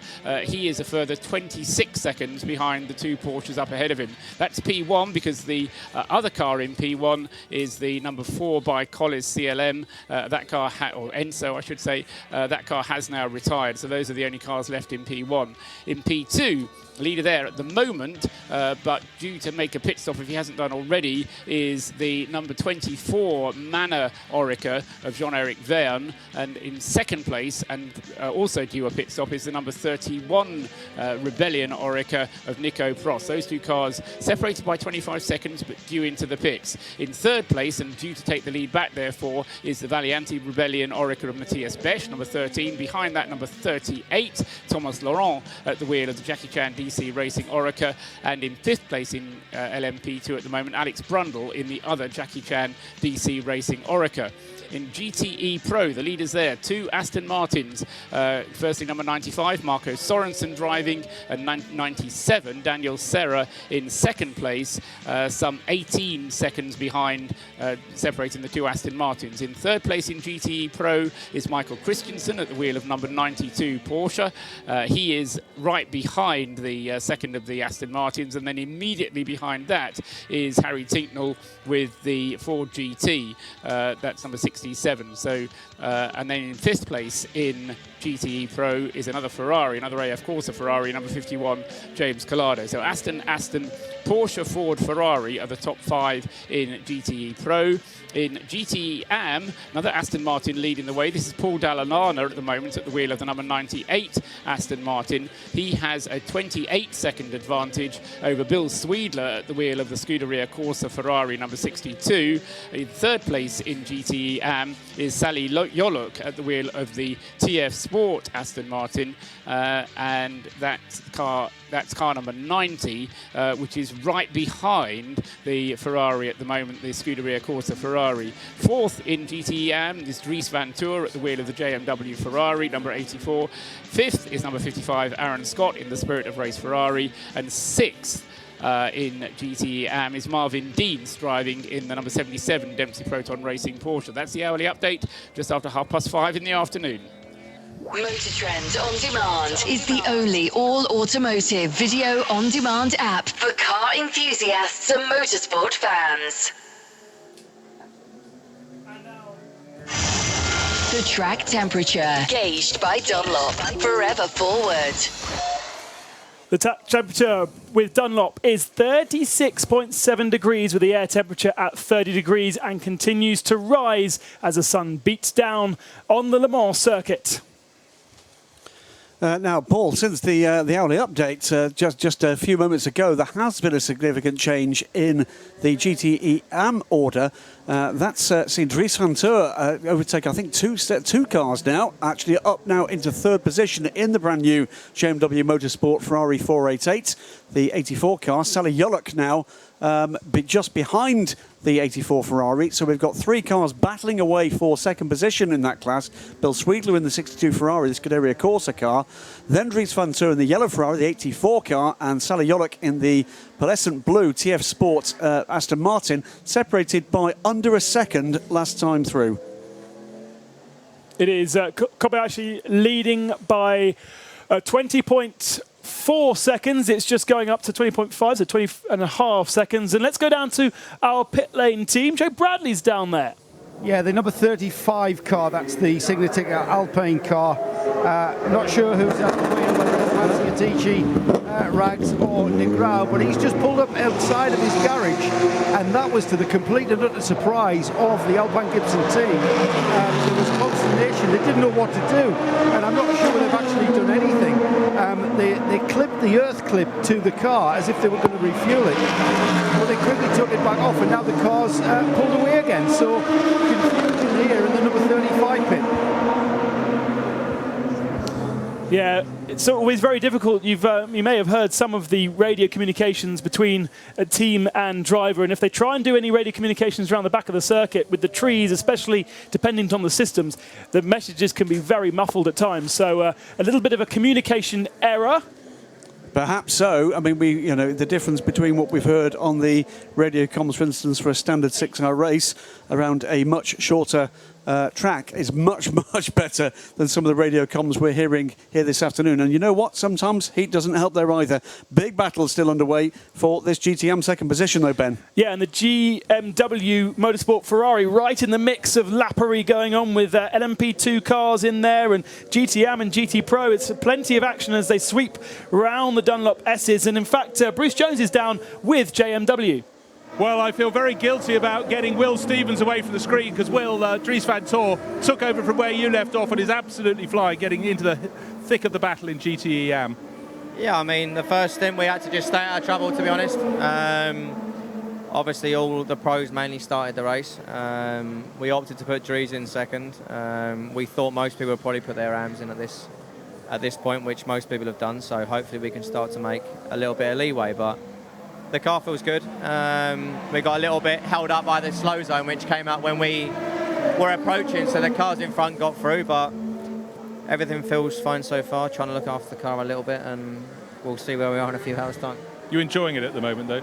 Yeah, it's good, actually. To be honest, the traffic was a lot better than I thought it would be.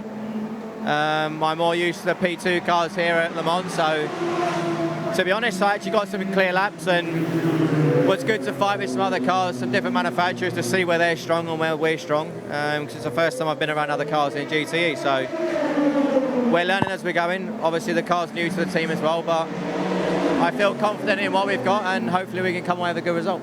Good stuff. Thanks very much, Will Stevens. I'll let you go back and look at the live action. And that's the JMW Motorsport team who, for this event, stepped up to a 488 Ferrari and really making a good rub of it there. And a fantastic battle going on circuit down the Mulsanne straight between the JMW Ferrari and the WeatherTech Ferrari just ahead in second position, and then the TF Sport Aston Martin, all three locked together and heading round towards the Indianapolis section of turns. And as I said, that is for second position in the GT AM class. Yes, and there's yellow flags out on the circuit as well. And as far as I know, can work it out. That's at the second chicane. It's where a 60 car. You just saw that what was going on there. Yes, it is. It's the number 60 car in the gravel, being the Clearwater Racing Ferrari, which was started by Hiroki Kato and is now being driven by... Need to scroll down on that one. He's outside the top 50 places, hence why we struggle to see anyone below 50th. Yeah, so let's scroll right down to there. Is currently in the hands of Richard Wee. Okay. That's but for the aficionados of Clearwater Racing cars, it is the chrome-based livery car, not the matte black. Yeah, and Richard Wee has already been off, certainly when I've been speaking, at least 4 times. So one of the tips to spend some time in gravel traps of various sorts around the Circuit de la Sarthe. It is only a yellow zone at the moment. It is not a slow zone, and that's important as far as lap times are concerned, in that it just means you have to do the no overtaking, slow down business, but you don't have to slow down to 80 kilometres an hour for the period where the slow zone is being displayed. But great battling going on, continuing to go on, not only in GTE Pro, but also in LMP2.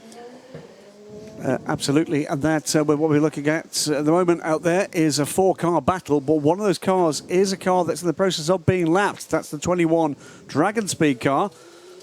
That car in the hands at the moment of its owner, Henrik Edman, 18th overall, 13th in this hotly contested LMP2 battle. And finding itself in the sandwich between both of the Vaillant Rebellions, piloted at the moment by Prost. Nico Prost leading the category from Matthias Besch, and then Laurent in the first of the...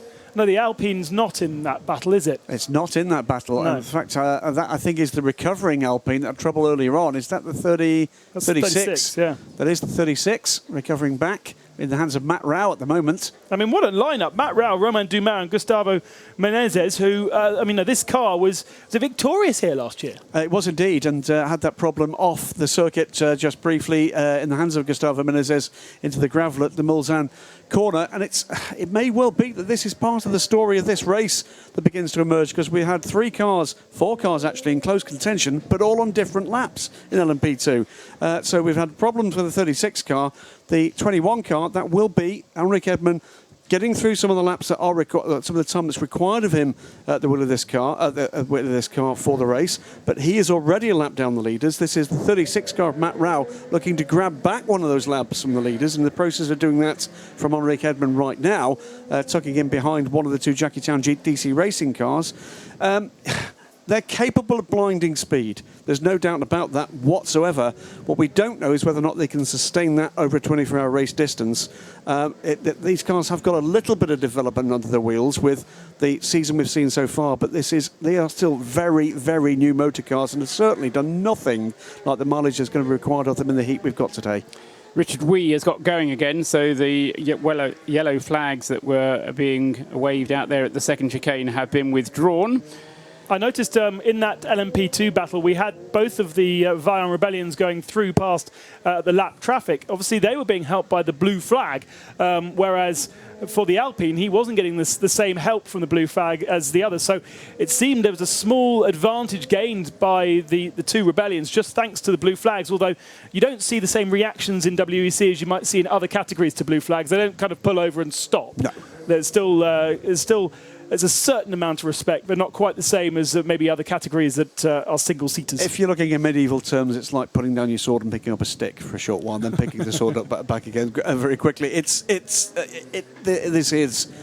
not motorsport chess. It's far more involved and, how can I put this, rather more physical than that at times. There's certainly not the kind of contact that we see, for instance, in touring car racing, but what we do see is a real wheel-to-wheel action, and we're seeing more and more of that in GTE and in LMP2 as this race develops. Pattern seems to be to do triple stints if you're in a prototype, but double stints if you're in a GT car. And we're coming up towards another set of pit stops. Some have already happened. Michael Christensen has been in the number 92 Porsche. Harry Tinknell has been in the number 67 Ford. Those cars not having driver changes. Third in class, Laurent has gone round over at Indianapolis, I believe. Thomas Laurent in the JC-DC entrant. He was, as I say, third in class, just 4 seconds behind the leader, but now parked up at Indianapolis on the tarmac bit, not the gravel bit, so he will get going again once he manages to get out of reverse gear and back into forward gear again. Doesn't look like he's made any contact with anything. I think he's struggling to start the car.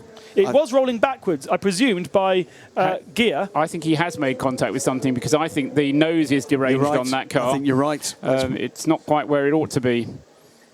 And he went for the Indianapolis turn, but didn't get the slowing down and punted the barriers head on. And that will be quite an easy fix. That'll just be a front end replacement. Let's hope so. But it wasn't a huge impact, was it, with the tyre wall? But it will be enough that car will be on pit road once Thomas Laurent has got the car back underway, which he has now.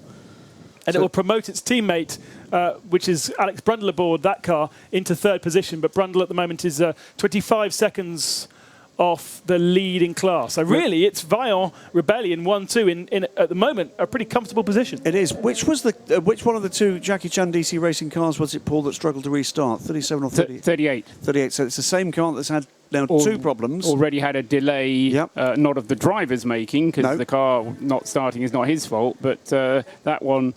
Again, we don't know whether it was of the driver's making, but certainly it did look like it was just a straight-on understeering moment. It looked like he turned in and then it snapped away from him. Maybe something broke on the car or something happened. Anyway, we'll see when he brings it into the pits, whether the pit lane crew, fueled by Esso Fuels, will be able to find out what's going on if that car comes into the pits. And we've got side-by-side for the leading category. We've got both the Vaillant Rebellion side-by-side down the Mulsanne, although and I can't tell which one's which because they look identical. Oh, no, they don't. They've got red tops to them. So the 31 has... 13 goes through. 13's ahead, and the red-topped 31 drops into second position. So that is a change, and that's Matthias Bech ahead of Nico Prost. So Swiss ahead of Frenchman.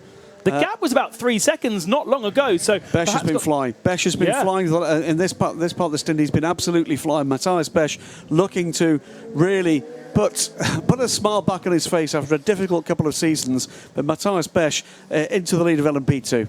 And at the other end of the LMP2 category, we have the LMP2 car of Rubens Barrichello. He's out there in the Dallara, which is the Jumbo team, and Rick Breukers is with Joe Bradley. Not quite same colour, Ben, but different team. 49 is the ARC Bratislava Legia, and the man who started the car, Rick Breukers. Rick, welcome to Le Mans. Welcome to Le Mans. You had quite a character-building start to your Le Mans career. Do you want to take us through it bit by bit? Well, yeah, of course it isn't the start we wanted. On my warming up lap, they called me in because we got a warning on the alternator belt. When I continued driving, I kept on getting warnings and pushing them away, reading them to the team. Then we also got tire pressure warnings. I missed them because of all the reading and the pressing away. Then I spun because of the tires.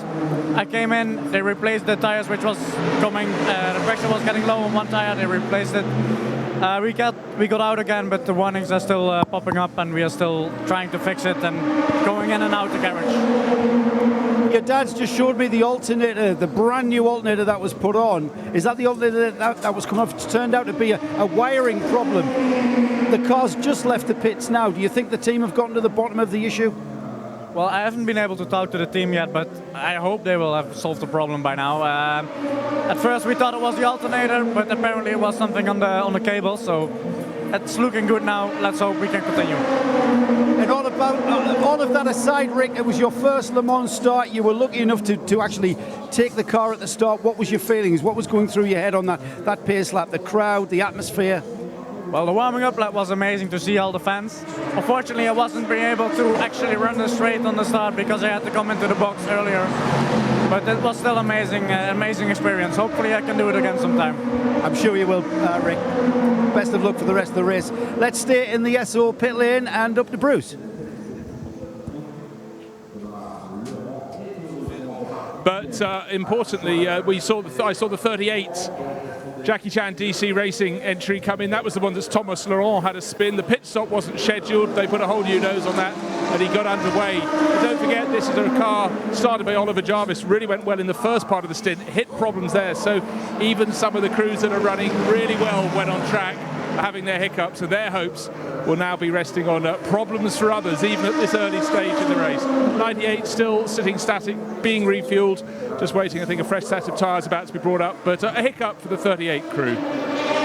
Yes, and you were giving credit, and rightly so, Graham, to the progress that Matthias Bech was making in the number 13 car. But behind him, don't ignore, Alex Brundle is at the wheel of the number 37 Jackie Chan racing car. That hasn't had any problems up until now. And Alex Brundle, since taking the car over from Tristan Gomondy, who started it, has been closing in on the two Rebellions. So there is going to be a bit of a bun fight as far as LMP2 is concerned. And with Alex Brundle closing in, it could be a three-way battle. Absolutely. Both the lead Aston Martins in GTE Pro are on pit road at the moment. We've got a new leader because the number 98 Aston Martin was in ahead of them from the lead in GTE AM. Dries van Toor's got past Bill Sweetler. The 84 JMW Ferrari, for the moment at least, leads GTE AM.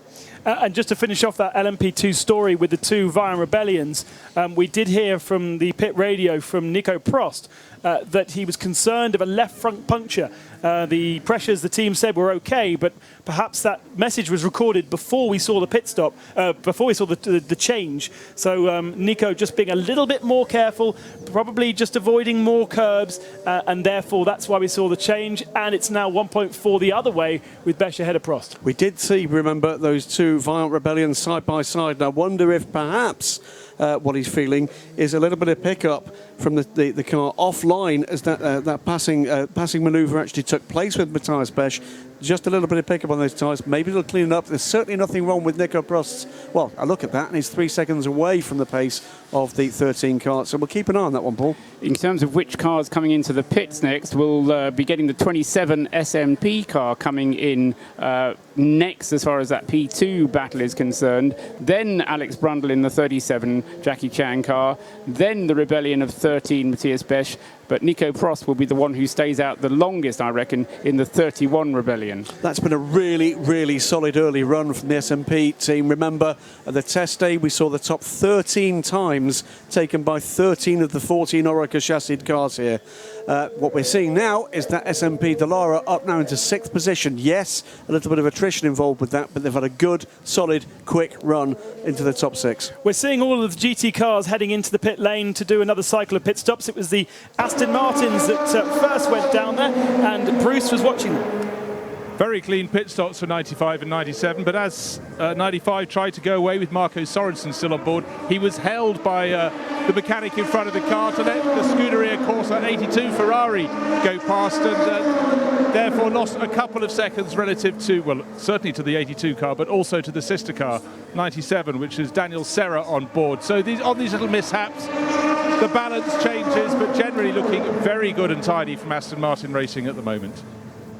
Getting the answers to the questions that matter. The Pit Lane Team, fueled by Esso.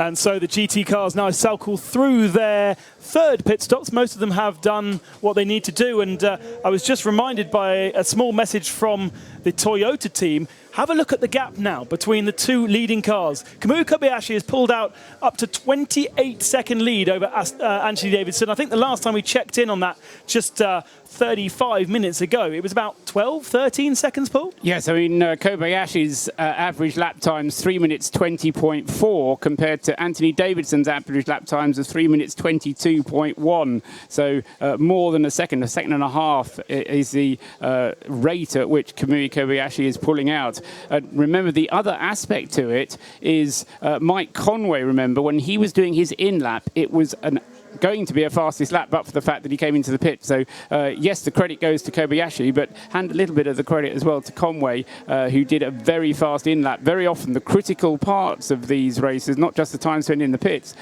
the time spent in the in-lap and the out-lap as well, absolutely crucial. And they have been pushing both the 7 and the 8 car. We've seen more warnings for them, track limits-wise. I'm going to kind of... And the 9 now. And the 9 as well. So they're all pushing, and Eduardo Freitas, the race director, is getting perhaps a little bit less patient with them. And I can see every minute and a half on one of our timing screens, there's respect track limits in zone 33 and zone 6. Those two areas will be monitored by marshals. Those marshals then report people overstepping track limits up to race control. Then race control put that on our timing screens. That's the process. That's how it works. So many people can be missed, for starters, and then really race control have to decide what they're going to do about it. We're only 3 hours into the race. Yeah, 2 hours 53 minutes to be precise. That's absolutely. And it is the car that commits the offence, not the driver. So each time you cycle through the drivers, you need to tell him on the radio how many warnings you've had already. The process normally is, having had 3 warnings on the screen, they get the black and white flag. Having had the black and white flag, next time they offend, they should get brought in for a penalty. But we'll see. It hasn't happened yet. As and when it does, we'll keep an eye on it and we'll be able to tell you. Well, I mean, I can see in front of my timing screens, car 43 has offended on the one lap and then the next lap at the same zone 6, which is Tete Rouge, I think. And so he's done it once. And he's done it again, and he's been given warnings for both. So in theory, he gets a penalty third time round. But if that begins to happen, then we're going to see penalty after penalty on an hour-by-hour basis, and Eduardo Freitas won't be able to keep up. So this is the problem about track limits. It winds me up, but from a driver's perspective, it winds me up if I'm inside the car. If I'm watching racing, it's frustrating. We should go back to grass. But let's not rant after 3 hours. No, I did say we were going to be controversial, didn't I? The Porsches... both Earl Bamber and Nick Tandy have improved their best Sector 1 time. We're talking about the way the Toyotas are stretching their legs at the head of the field. Well, at the moment, Nick Tandy is lapping more quickly than Anthony Davidson, and Earl Bamber is lapping more quickly than Anthony Davidson as well. And we know that Anthony is no slouch, so I'm slightly puzzled. Well, not puzzled, but heartened in that it'll give us a close race if Nick Tandy and Earl Bamber can continue to close on Anthony Davidson, because at the moment, Anthony's not just losing ground to Kamui Kobayashi in the lead Toyota, but he's losing out to the two Porsches behind him, Nick Tandy and Earl Bamber driving in cars 1 and 2. Silpajito Lopez in the 5th place car, number 9, that's Jose Maria Lopez at the wheel. And he in the number 9 car is only 22 seconds behind Earl Bamber in the Porsche. But the gap to kind of keep an eye on at the moment, if you've got a stopwatch around the track, Nick Tandy 7.8 seconds behind Anthony Davidson. Turning our attention to GTE AM for a second, it's the Aston Martin 98 car that leads that category. We just spoke to Dries van Thor's teammate Will Stevens, who is second in GTE AM in the Ferrari 84 car. And then it's a Porsche in third in the 77, the Dempsey Proton team. In sixth position is Duncan Cameron, who's just taken over the Spirit of Race Ferrari. And down in with our pit lane report powered by Esso Fuels team, Joe Bradley has his teammate Aaron Scott. Well, it's a beautiful day, Aaron. It's a beautiful day for lying by a pool with a cool beer in our hands. But here we are sweating. What's conditions like in the Ferrari out there? It's okay, actually. It's you know, there's a lot of mental concentration at Le Mans, but physically it gives you a bit of a breather. So, yeah, it's okay.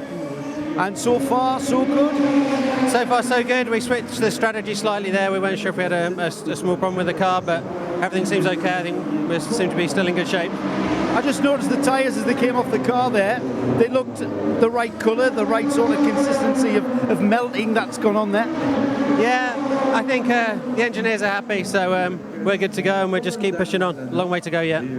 Oh, that's a pound in the box for you. First one to say that. So what do you do now? I mean, I'm keeping you in the sunshine here. How do you now relax before your next stint? Well, obviously it's hard to relax, but I just have a bite to eat now, and I'm not sure when I'm next in the car, so I'll find out when I'm next in, and then make sure I'm ready. And I would imagine you're not worried about where you guys are at the moment. As you said, there's still a long way to go. Yeah, I think at this stage we're thereabouts, and that's where we need to be. Great stuff. Thanks, Aaron. A fantastic battle on circuit for second in class in GTE Pro. It's third in class between Ollie Platt and Harry Tinknell, who's been on an absolute mission in that Ford GT, the Team UK car. They had for a brief moment, they had an LMP2 car splitting them. They're in the Ford chicane now, and it is Aston Martin just ahead of Ford.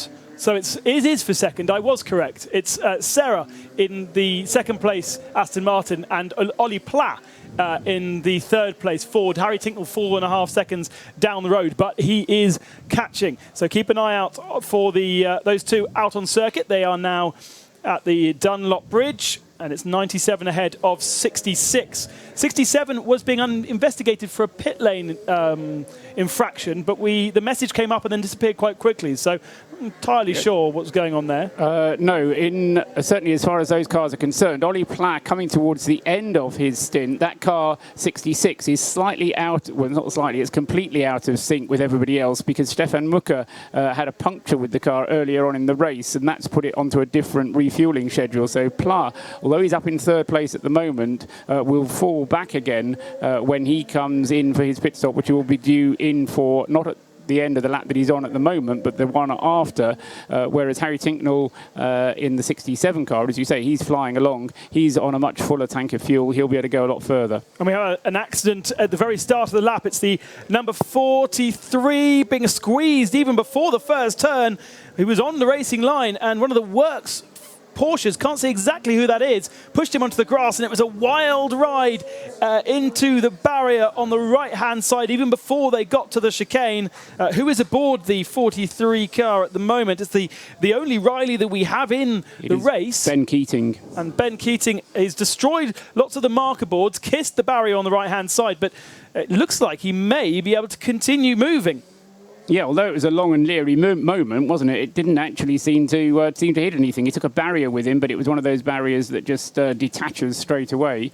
And I think Ben Keating has already got going again. Yeah. So heading on round the track, and the yellow flags up there at the Dunlop chicane already having been withdrawn. Definitely damage to the right-hand side of that car, and the rear will need to be changed when he gets back to the pits. But it's a long old journey from there, because it's at least 4 minutes in one of those cars if you're going a little bit slower than usual. With us in the box, as part of our Mobil 1 Radio Le Mans team, is Alex Kapadia. We're going to say hello to him in just a second, because for the moment we have the weather update with DuraGarages.com. The weather brought to you by DuraGarages.com. Inspirational garage interiors.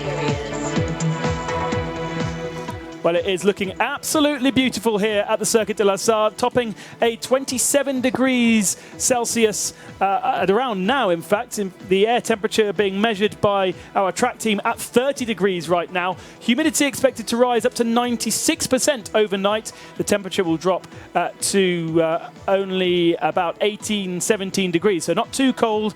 And then it's going to warm up even further on Sunday, up to potentially 33 degrees by race end. It is an absolutely scorchio day. Make sure you have your sun cream and your water if you're here at the track.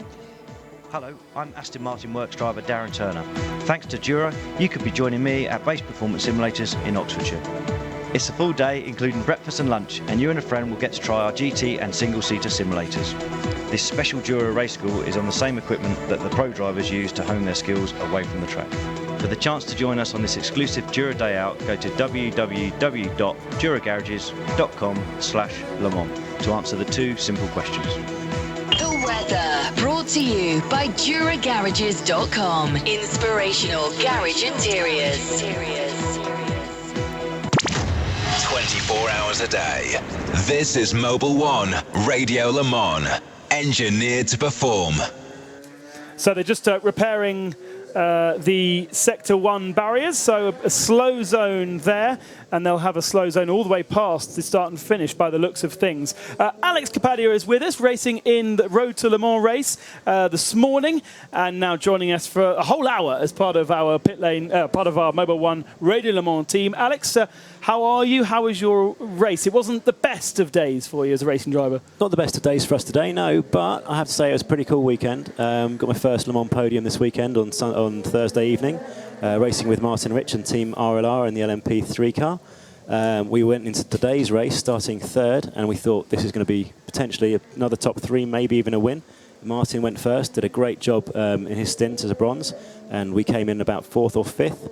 Unfortunately, as I left the pits, one of the United Autosports cars got released into my path, and basically his front splitter caught my rear tyre as I came past, and I then got on the straight and had a puncture. So that put us out of the race. It wasn't worth trying to get the car back for the remaining 25 minutes. We already had our result gone. So had it been a longer race, we'd have got the car back, whatever happened. But for us, a bit of a disappointment, but very excited to have got a Le Mans podium here this weekend. And we're seeing, for information around the circuit, we're seeing the next lot of LMP1 pit stops happening at the moment. If anything untoward happens, we'll update you. But we're expecting just a fuel-only stop for all of the cars over the next couple of laps.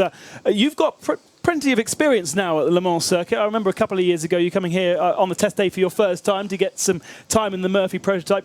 You know, how do you assess the circuit this year? It looks wonderful from the outside perspective. This is the best year for this circuit I've been to. Because of the temperatures, the rubber is just getting hotter and hotter. And the Dunlop guys were telling me yesterday that because the rubber is getting hotter, most of it is staying on the circuit. You know, is staying.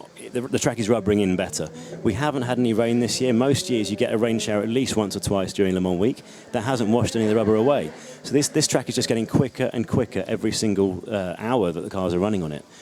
You know, between Thursday and this morning, which was only really the only running that was on the circuit between my Road to Le Mans race on Thursday and this morning was the Porsche Cup race and also the qualifying for the LMP. Or the Le Mans cars. And a bit of road traffic as well. A little bit of road traffic, but the circuit got about 2 seconds quicker. So as this race goes on, it's just going to get quicker and quicker. And I expect that tomorrow morning, sort of 5 to 8 a.m. is going to be the the witching hour where you're going to see some ultimate lap records being set. The difficulty you have this year, though, is that these LMP2 cars are just tearing through their tyres. The tyre manufacturers have been a little bit caught on the hop this year and didn't realise these cars were going to be this quick. So there's going to be a lot more marbles left on the circuit this year. So when cars start going offline, you may see some issues. We have a slow zone in Sector 1 after the squeezing of the Riley by a Works Porsche. We didn't identify which of the two it was. The Riley now is back in the pits and with Bruce. Well, the side I'm looking at looks absolutely fine, but that wasn't the side that... that was the side that took out those marker boards, if you will, on the right-hand side before the first of the Dunlop curbs. Walking round to the front, well, they very kindly turned the front towards me on the pit wall. No damage there, but the damage might be under the car. So it's being wheeled back in the garage. Ben Keating's still on board, so for the WeatherTech Keating team, big frustrations. I think they're going to pop the nose off and have a look, but running repairs. The Viorba course, Dalara's come in for a pit stop, and so is number 28. So impressive, that Orica with Mathieu Vassivia having done such a brilliant job in qualifying. But those are like standard pit stops. For Keating Motorsports, it's not standard. Thank you very much, Bruce. Part of our pit lane report, powered by Esso Fuels. And we've seen our first or second proper track warning for the 90 car, the TF Sport car. Yes, that's the second black and white flag that has been shown, and that's kind of the next process. You get the warnings on the screen, then you get the black and white flag, and I can't remember actually who it was. I'll try and look that one up, who the offender was who got the black and white flag before. Certainly we haven't had a repeat of that yet. Haven't had any drive-through penalties awarded yet, but I think it's one of those things that is kind of inevitably going to happen at some point.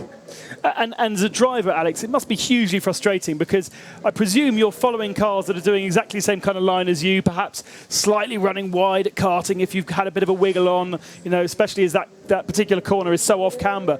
They might not be penalised, you might be penalised, and it's very hard to kind of assess where you can do and what you can do. Yeah, I mean, you just got to be careful with your own track limits, and just watch your own drive. It's all you can affect. You can't control anyone else's driving, so all you can do is worry about the things that are within your control and do that. As we were talking about with the rubber on the circuit at the moment, as you go into Porsche now, there is a completely black line on the right hand side and there's a completely brown line on the left where all the normal dust is there, because that's a link road. That's not used all year round, so that part of the track hasn't really been used very much. And as we're just seeing a couple of the P2s having a wheel-to-wheel battle into Indianapolis, but you've just got to stay on your line really wherever possible. Is that the 25 car? Yes, it is the 25 car. So that's one of our Manor machines, and that's a battle for 6th position. So that is the second of the Manor cars. Simon Trummer, and he was fighting against Victor Scheitar. So that is for 11th and 12th overall, but 6th in class. So you would expect Trummer to be forging past Victor Scheitar pretty fast, and indeed he starts to scamper away through the Porsche curves. For me, track limits is a frustrating one, because sometimes people are gaining an advantage in front of you by doing track limits. You might be being well behaved, but they are benefiting from straightening out those corners, and yet if you do it yourself, you're at risk of getting penalised. We're in the steward's hands here, and the race director's hands. They have to act on every single opportunity that they see, every single instance they see of a track limits violation. They've got to clamp down on it. Otherwise, you don't know where the boundary lies. A racing driver is always going to take every last bit of opportunity he can possibly take. I remember in a driver's briefing a little while ago, there was one of the officials was saying, in the next slow zone, as you're supposed to be slowing down to 80 k's, we want it to be a gentle slow down all the way through the slow zone until you get to the actual slow zone, to the point where you have to be 80 k's. And all the drivers just said, no, we're gonna stop at the exact last minute, so we're not losing any time. We're always going to take every last advantage. We just saw a replay of Simon Trummer actually quite dramatically passing Victor Scheitar. It was on the kink in Indianapolis, and he had 2 wheels over the curb, the other 2 wheels on the track, and the curb ran right underneath the car, which meant the car was spat sideways, and thankfully no contact between the two, but it could have been a huge moment for Simon Trummer.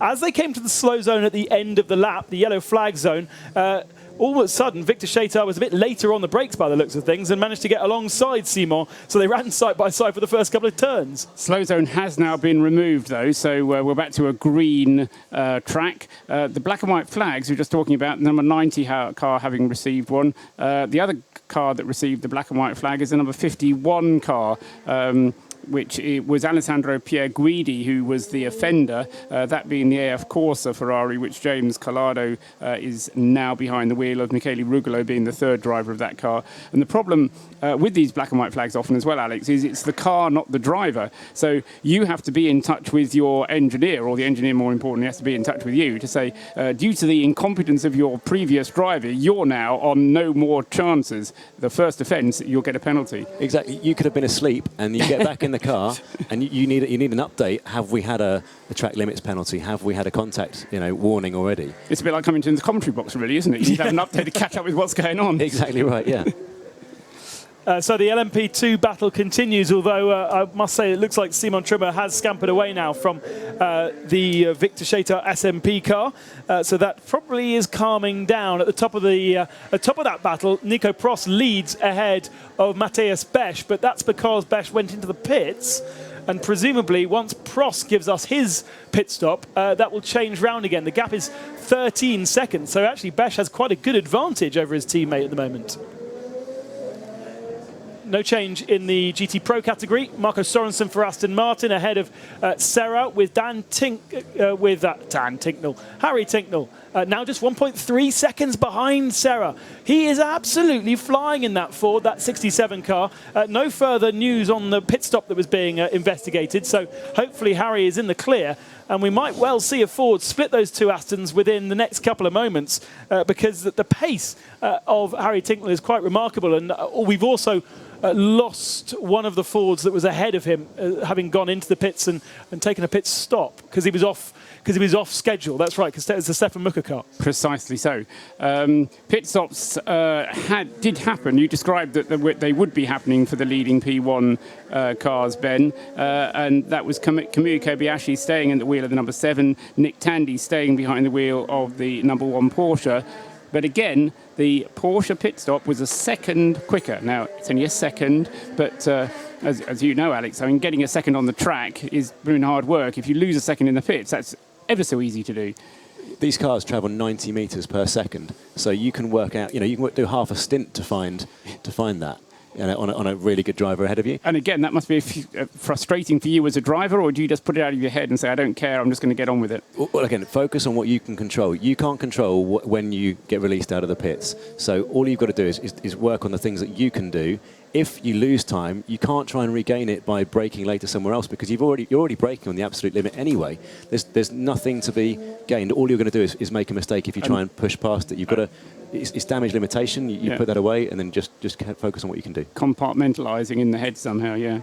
We're seeing an interesting battle now for 6th position in GTE Pro, and that is Davide Rigon, I think, and Tommy Milner, the 71 and 64. It was... yes, indeed. So just confirmation of that. And it's for 6th position, the Ferrari ahead of the Chevrolet. Sam Bird aboard that car at the start and has handed over to Davide Rigon.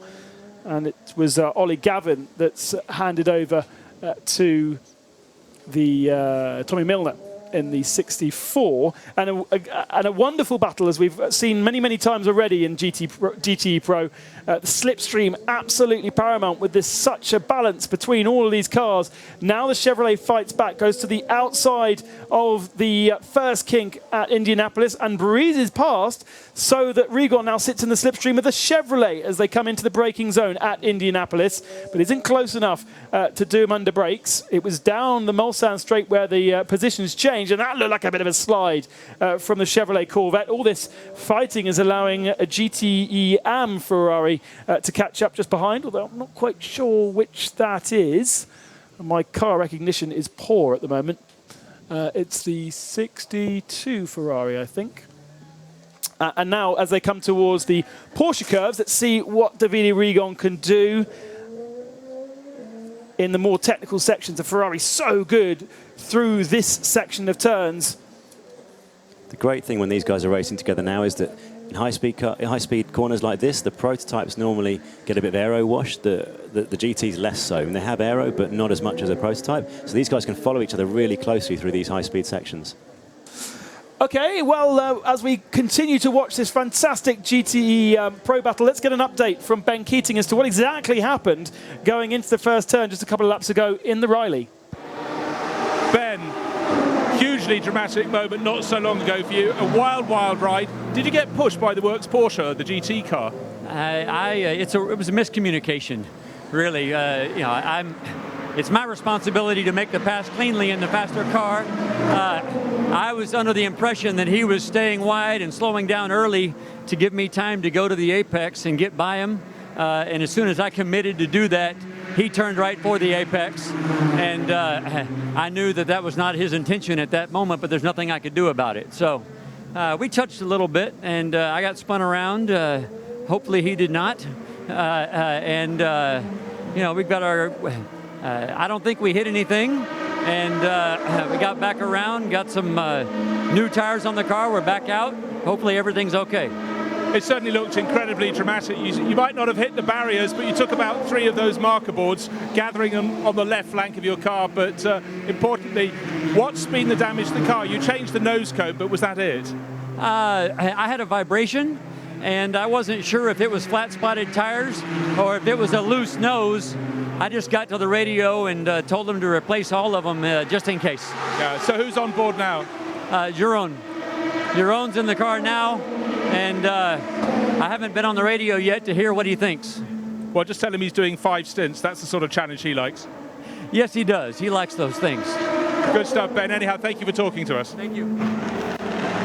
I'm not sure if we mentioned this before, Ben, but with having Alex here as well, we do have a change for second place, which just happened through that pit stop. I mentioned Nick Tandy's pit stop was 1 second quicker. Well, Nick was pushing on, and I mentioned it before that he was lapping more quickly than Anthony Davidson. And through the pit stop, Nick has taken over in second place. Now, let's not think about it. It's far too early. But as I say, the rate that Nick Tandy is going, and we already drew attention to the fact that Kamui Kobayashi was pulling away from Anthony Davidson. Anthony Davidson isn't being able to match the times and is now falling to where, by the end of this stint, he's going to get caught by Earl Bamber as well in the number 2 Porsche. So I don't know if Alistair will tell us, Alistair Moffat, the PR guy, but I just wonder whether there's a little problem on that number 8 Toyota, because it's not quite going as fast. And this is not, I mean, taking anything away from Kobayashi, but as fast as we would expect it in Anthony Davidson's hands, because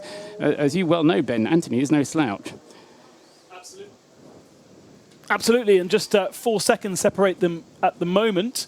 Davidson, as you say, in 3rd position, and doesn't have to worry too much about an attack from behind. He's got 24-second gap to Earl Bamber in 4th position. Well, he does, because they're only on the 4th lap of their current stint, and by the end of the stint, Bamber could be up with him. The rate he's going. At the rate he's going, yeah, absolutely. The last lap a lot better. He comes across the line at a 3:20. So again, it's all that traffic and which car you catch at which point on the circuit, and if you do get caught up in just 1 or 2 corners, it can really, really cost you time. Presumably, Alex, in Road to Le Mans, when you're in a LMP3 car, you don't have to worry so much about traffic as perhaps these guys are. We do a little bit, but not as much, because we're racing for 55 minutes. So by the end of that sort of 55 minutes, you're just coming around to lap some of the other guys. And to be honest, if they have lost a lap in 55 minutes, we're going to be able to get past them pretty quickly. It's not the sort of guys that you're going to be worrying about too much. But yeah, obviously, being able to overtake is a prerequisite skill of racing in Le Mans, and multi-class racing, you've just got to be able to do it and lap people and be lapped yourself if you're in a slower car without losing time. So being that's a skill in itself, isn't it? Huge skill. Being in GT-AM or GT Pro, you need to learn how to let people pass without putting yourself offline, without picking up marbles, and ultimately costing yourself the race because you're being too nice to people. That gap between Davidson and Tandy 4 seconds 3 laps ago went out to 4.6 and has gone back to 4 again. So it'll be interesting to see on this lap what it is again. in terms of, as you say, 4 seconds. Actually, they're not on the same piece of tarmac. There is a significant amount of tarmac between them. They're catching battles at different points. Well, yes, but I think Tandy is drawing away from Anthony Davidson. You know, the change happened just before the pit stop, and as they came out of the pits, Tandy emerged in second place of the race. So I think Tandy is actually drawing away from Anthony rather than Anthony closing in. I mean, different things happen on different laps, as you say, as they come through the traffic. But let's watch it. As I say, we're early into the stint, so, you know, it's a bit of the kind of pattern that I like. You know, we've got a solid bit of green racetrack. We've got 2 drivers, top of their game, 2 Brits, one in a Porsche, one in a Toyota, and, you know, the battle is on. And it's interesting to see that if that is the case and Porsche do have some kind of strength, then all of this chat about Toyota being dominant and we may not see a race between the marques, we're going to see a race between the drivers and the teams, that goes out the window. Absolutely, absolutely. This turns into the proper motor race that we were hoping it would be. You know, the qualifying is only the qualifying, and time over a single lap isn't the same as time over a stint. And, you know, we've got Alex here, we talked about pit stops. You know, it's not just the drivers battling with each other, it's the teams as well. But there's a problem out on the track, Ben. And I think it's the puncture. It is a rear left puncture for the 95 Danetrone. Marco Sorensen was leading the category, and he's only halfway around the lap. He's picked that puncture up either on the Mulsanne straight or at Mulsanne corner, so he's got a long way to bring the car back. We saw them doing this in practice very, very slowly to preserve the car, but every second counts now, so he has to be incredibly careful but incredibly fast at the same time, and that's a huge challenge, isn't it, Alex, to bring a car back basically on 3 wheels with rubber flailing around, not to damage that car too much. This is the worst thing, because he could drive that car back probably 50 miles an hour faster than he's doing it. Yeah, you might be a little bit more at risk, but the big problem is the rubber's going to flail around, it's going to rip the wheel arch off. The repairs could take 5 minutes longer, rather than if he can just bring it back carefully, they'll just bolt the wheel on and off they go again. But it might take him a minute more to get the car back driving it at a steady speed. So it's this horrible mental battle about not going as fast as you feel you can go, but you can just see people passing you. It's just a horrible feeling. And in practice, we saw them going at about 30 or 40 kilometers an hour, super, super slow. But he can't afford to do that. He would lose too much time. So Marco Sorensen has that real challenge, and he's dropping down the order, and it's put his teammate Daniel Serra into the lead of the race, but only by a second, because Harry Tincknell is closing the gap every single lap. And Tincknell is pretty much, other than Davide Rigon, the fastest GTE Pro car out there at the moment. So we're going to have a real battle on our hands in not so very long. 0.8 of a second now as they go through the second sector of their lap. I mean, it's a great indication of just how close that GTE Pro battle is when, you know, at the beginning of the lap, the 95 car was in the lead of the class, and, you know, Marco Sorensen, and he's already dropped down to, what is it, 8th in the class, you know, just in a matter of losing that having that puncture. So close it is with GTE, you know, you lose so many places so quickly. So now the battle to watch is Daniel Serra in the 97 Aston Martin, with Harry Tincknell in the 67 Ford chasing him down. And we've got a yellow flag at Indianapolis, which is about where the Aston Martin should be now. Yeah, I wonder if the tyre has come off the rim and they've now stopped or put the yellow flag out so that the marshals can retrieve the tyre. Trussers is always correct.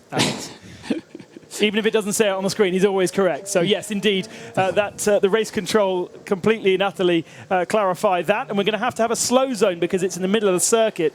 So the marshals need to get out to the middle of the circuit to remove it, and therefore a slow zone in that area, which will prevent any overtaking and will mean the cars will be very slow through that particular section of circuit.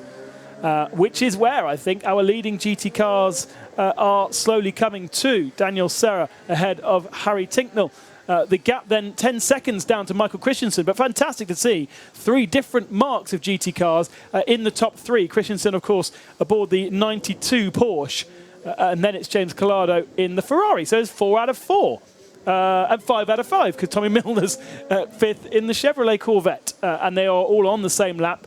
Milner is about 25 seconds off Serra's lead. Oh, it is very close in GT Pro. Fantastic to see. Not quite so close in GT Am. It's Paul Danilana who leads that in the Aston 98, as he has done for much of the WEC season so far. A fantastic team. Dries van Thor, younger brother of Laurent van Thor, the Audi driver.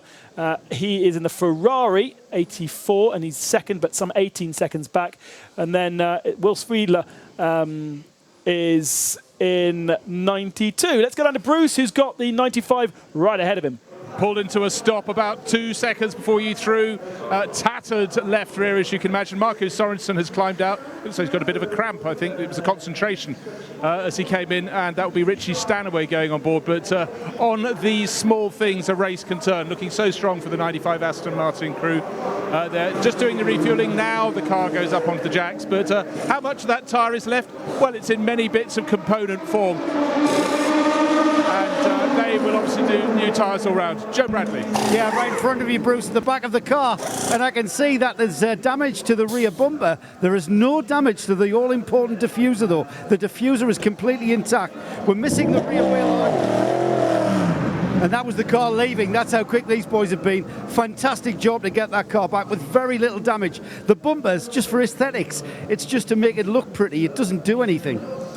Our pit lane report powered by Esso Fuels. Both Bruce Jones and Joe Bradley down there in pit lane. And I've actually seen the Aston Martin boys change those rear diffusers. It's very, very quick. They have two little clips underneath the bumper that sort of allow the rear diffuser to suspend.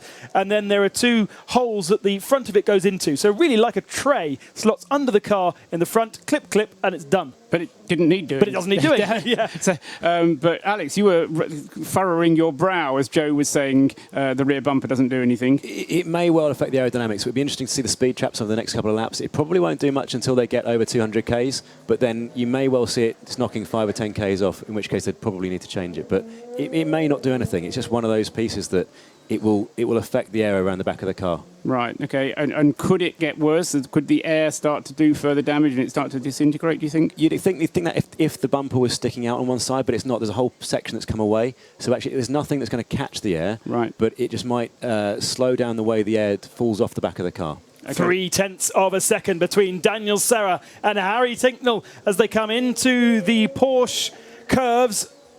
And we may well see a change here. Well, certainly a fantastic battle. They're not due a pit stop for the next couple of laps, are they? So we're going to see it on track. That's right. Yeah, no, Harry Tincknell is further into his stint than Daniel Serra is. One of the things I mentioned earlier on is the Astons go further, or have been going further on their tanks, or at least they kind of established a little bit of a margin. So Tincknell will be in the pits first. But this is the battle for the lead of GTE Pro now, with the Marcus Sorensen car having dropped back and changed drivers as well. So this is now, Aston Martin, Ford and Porsche and Ferrari in the top 4 places, as you were saying. So great battle at the top of GTE Pro. That slow zone is still in place. I would have thought they'd have been able to get that tyre out of the way, unless there's lots of other bits as well, perhaps bits of that bodywork as well that need sweeping up. And while the leading GT Pro cars make their way down through the S's at the start of the lap, we can talk to the second of the two Chevrolet Corvette cars down in penultimate position in GT Pro. Jan Magnussen is with Joe Bradley. Jan, you guys at Corvette have been in this situation many times where you haven't got necessarily the ultimate pace, but you know how to win this thing. Yeah, I think we're in quite good a position here. We're maybe not the fastest car, but we're right there. Everybody's right there. Every car's within 1 second or so.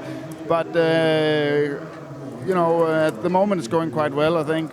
Unfortunately, we had a puncture with Antonio, so he had to come in off sequence. But maybe that allows us to kind of develop the car a little bit with the setup and the changes that we can make without being around everybody else. So maybe it'll be fast when it counts. Without giving too much away, obviously, what sort of changes can you make in such short pit stops? You can do small aero changes, tire pressures, stuff like that. Thanks, Jan. The Hourly Update. The Hourly Update is brought to you by Motor Trend On Demand.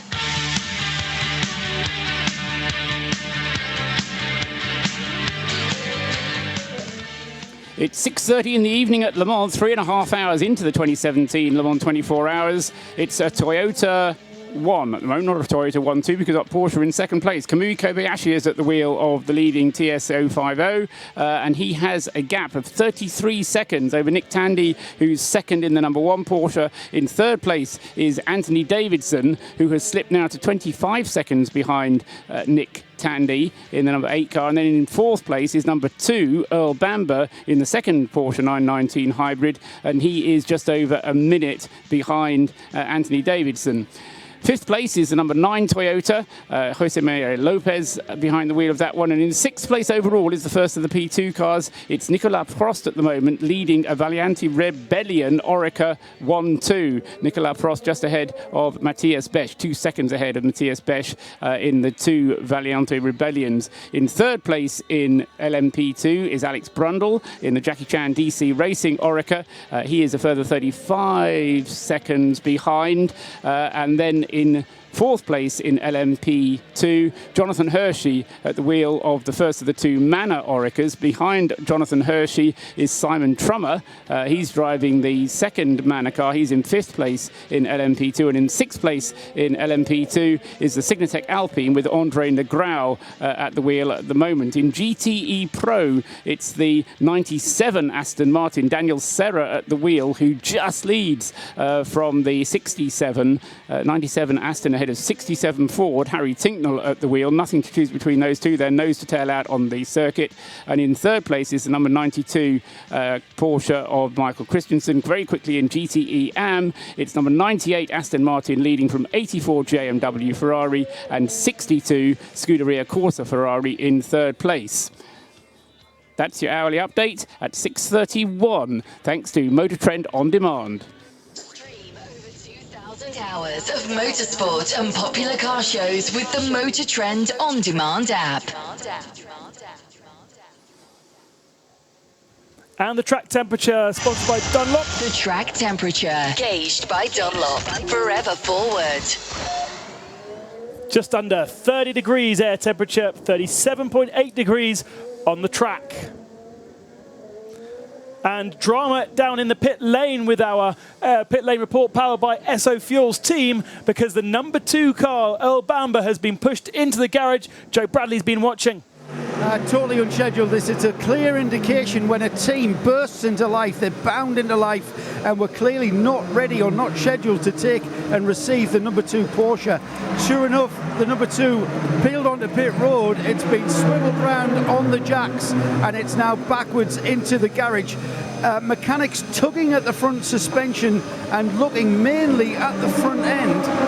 Now, whether that is a braking issue, they haven't touched the reservoirs. The reservoirs have still got full amounts of brake fluid. I can clearly see that, but there is clearly some kind of handling issue, and it only is an assumption of what I've seen them do. They're turning the wheel now by hand, and there's a mechanic in the cockpit of the car. Earl Bamber has jumped out. Now the rear bodywork comes off, and that's purely to let the air blowers in to get some cool air to this car while it remains static. Number 2 Porsche, though, problems. We'll try and clarify what they are. Alex Capadia in the booth here at Mobile One Radio Le Mans. What do you make of that?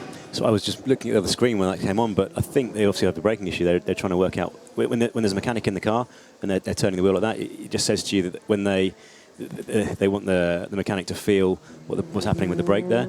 I would expect it's something to do with, it was the front brake they were looking at, wasn't it?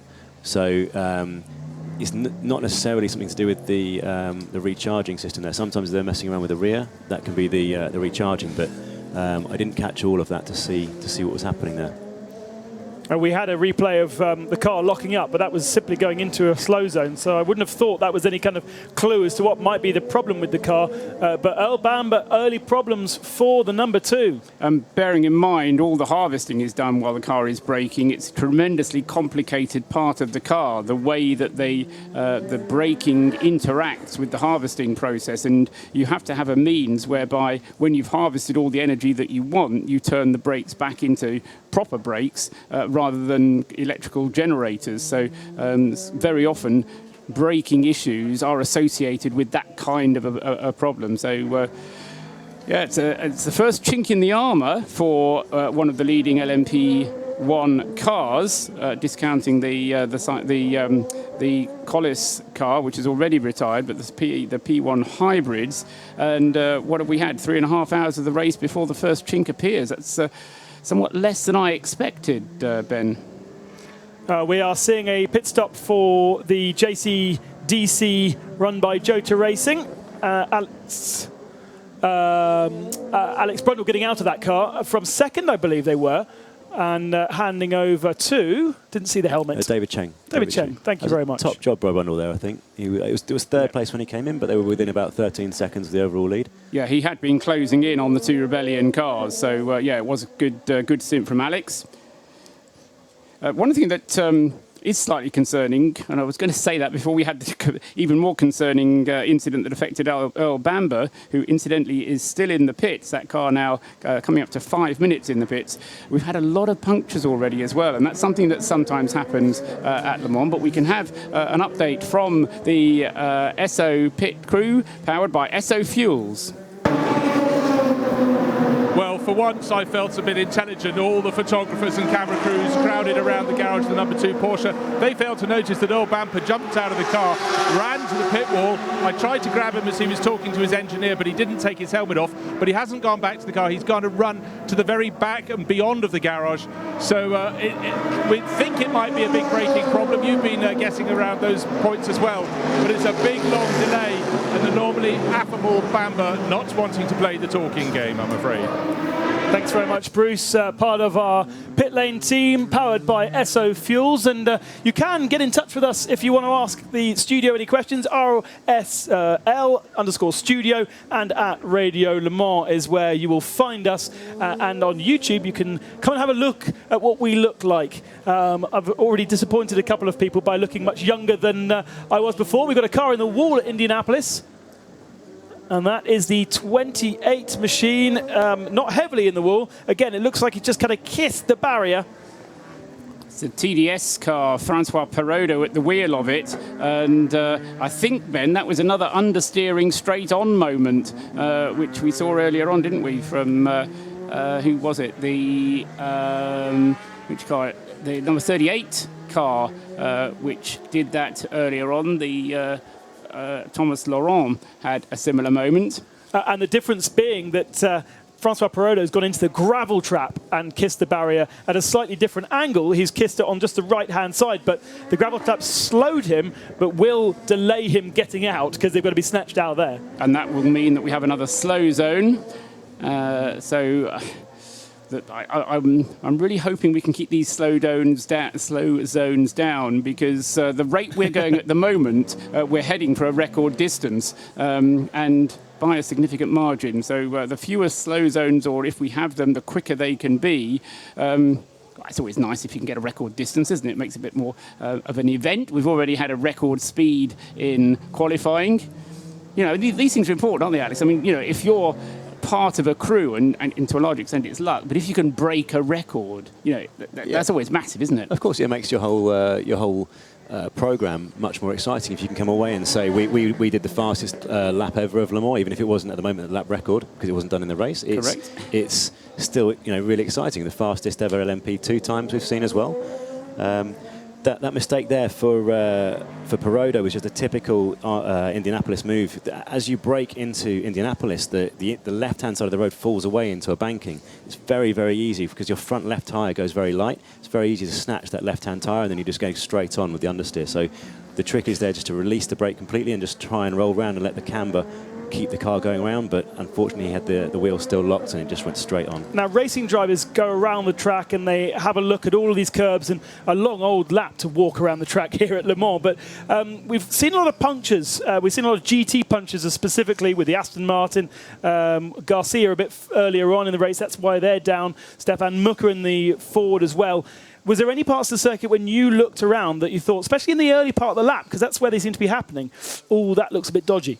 There's a couple of curbs, like the inside of Tête Rouge. If you're a GTE car, I mean, all those numbers you just talked about there were GTE cars. Yeah. So if you're a GT car, you can take the inside curb on Tête Rouge, for example. You can't do it in a prototype.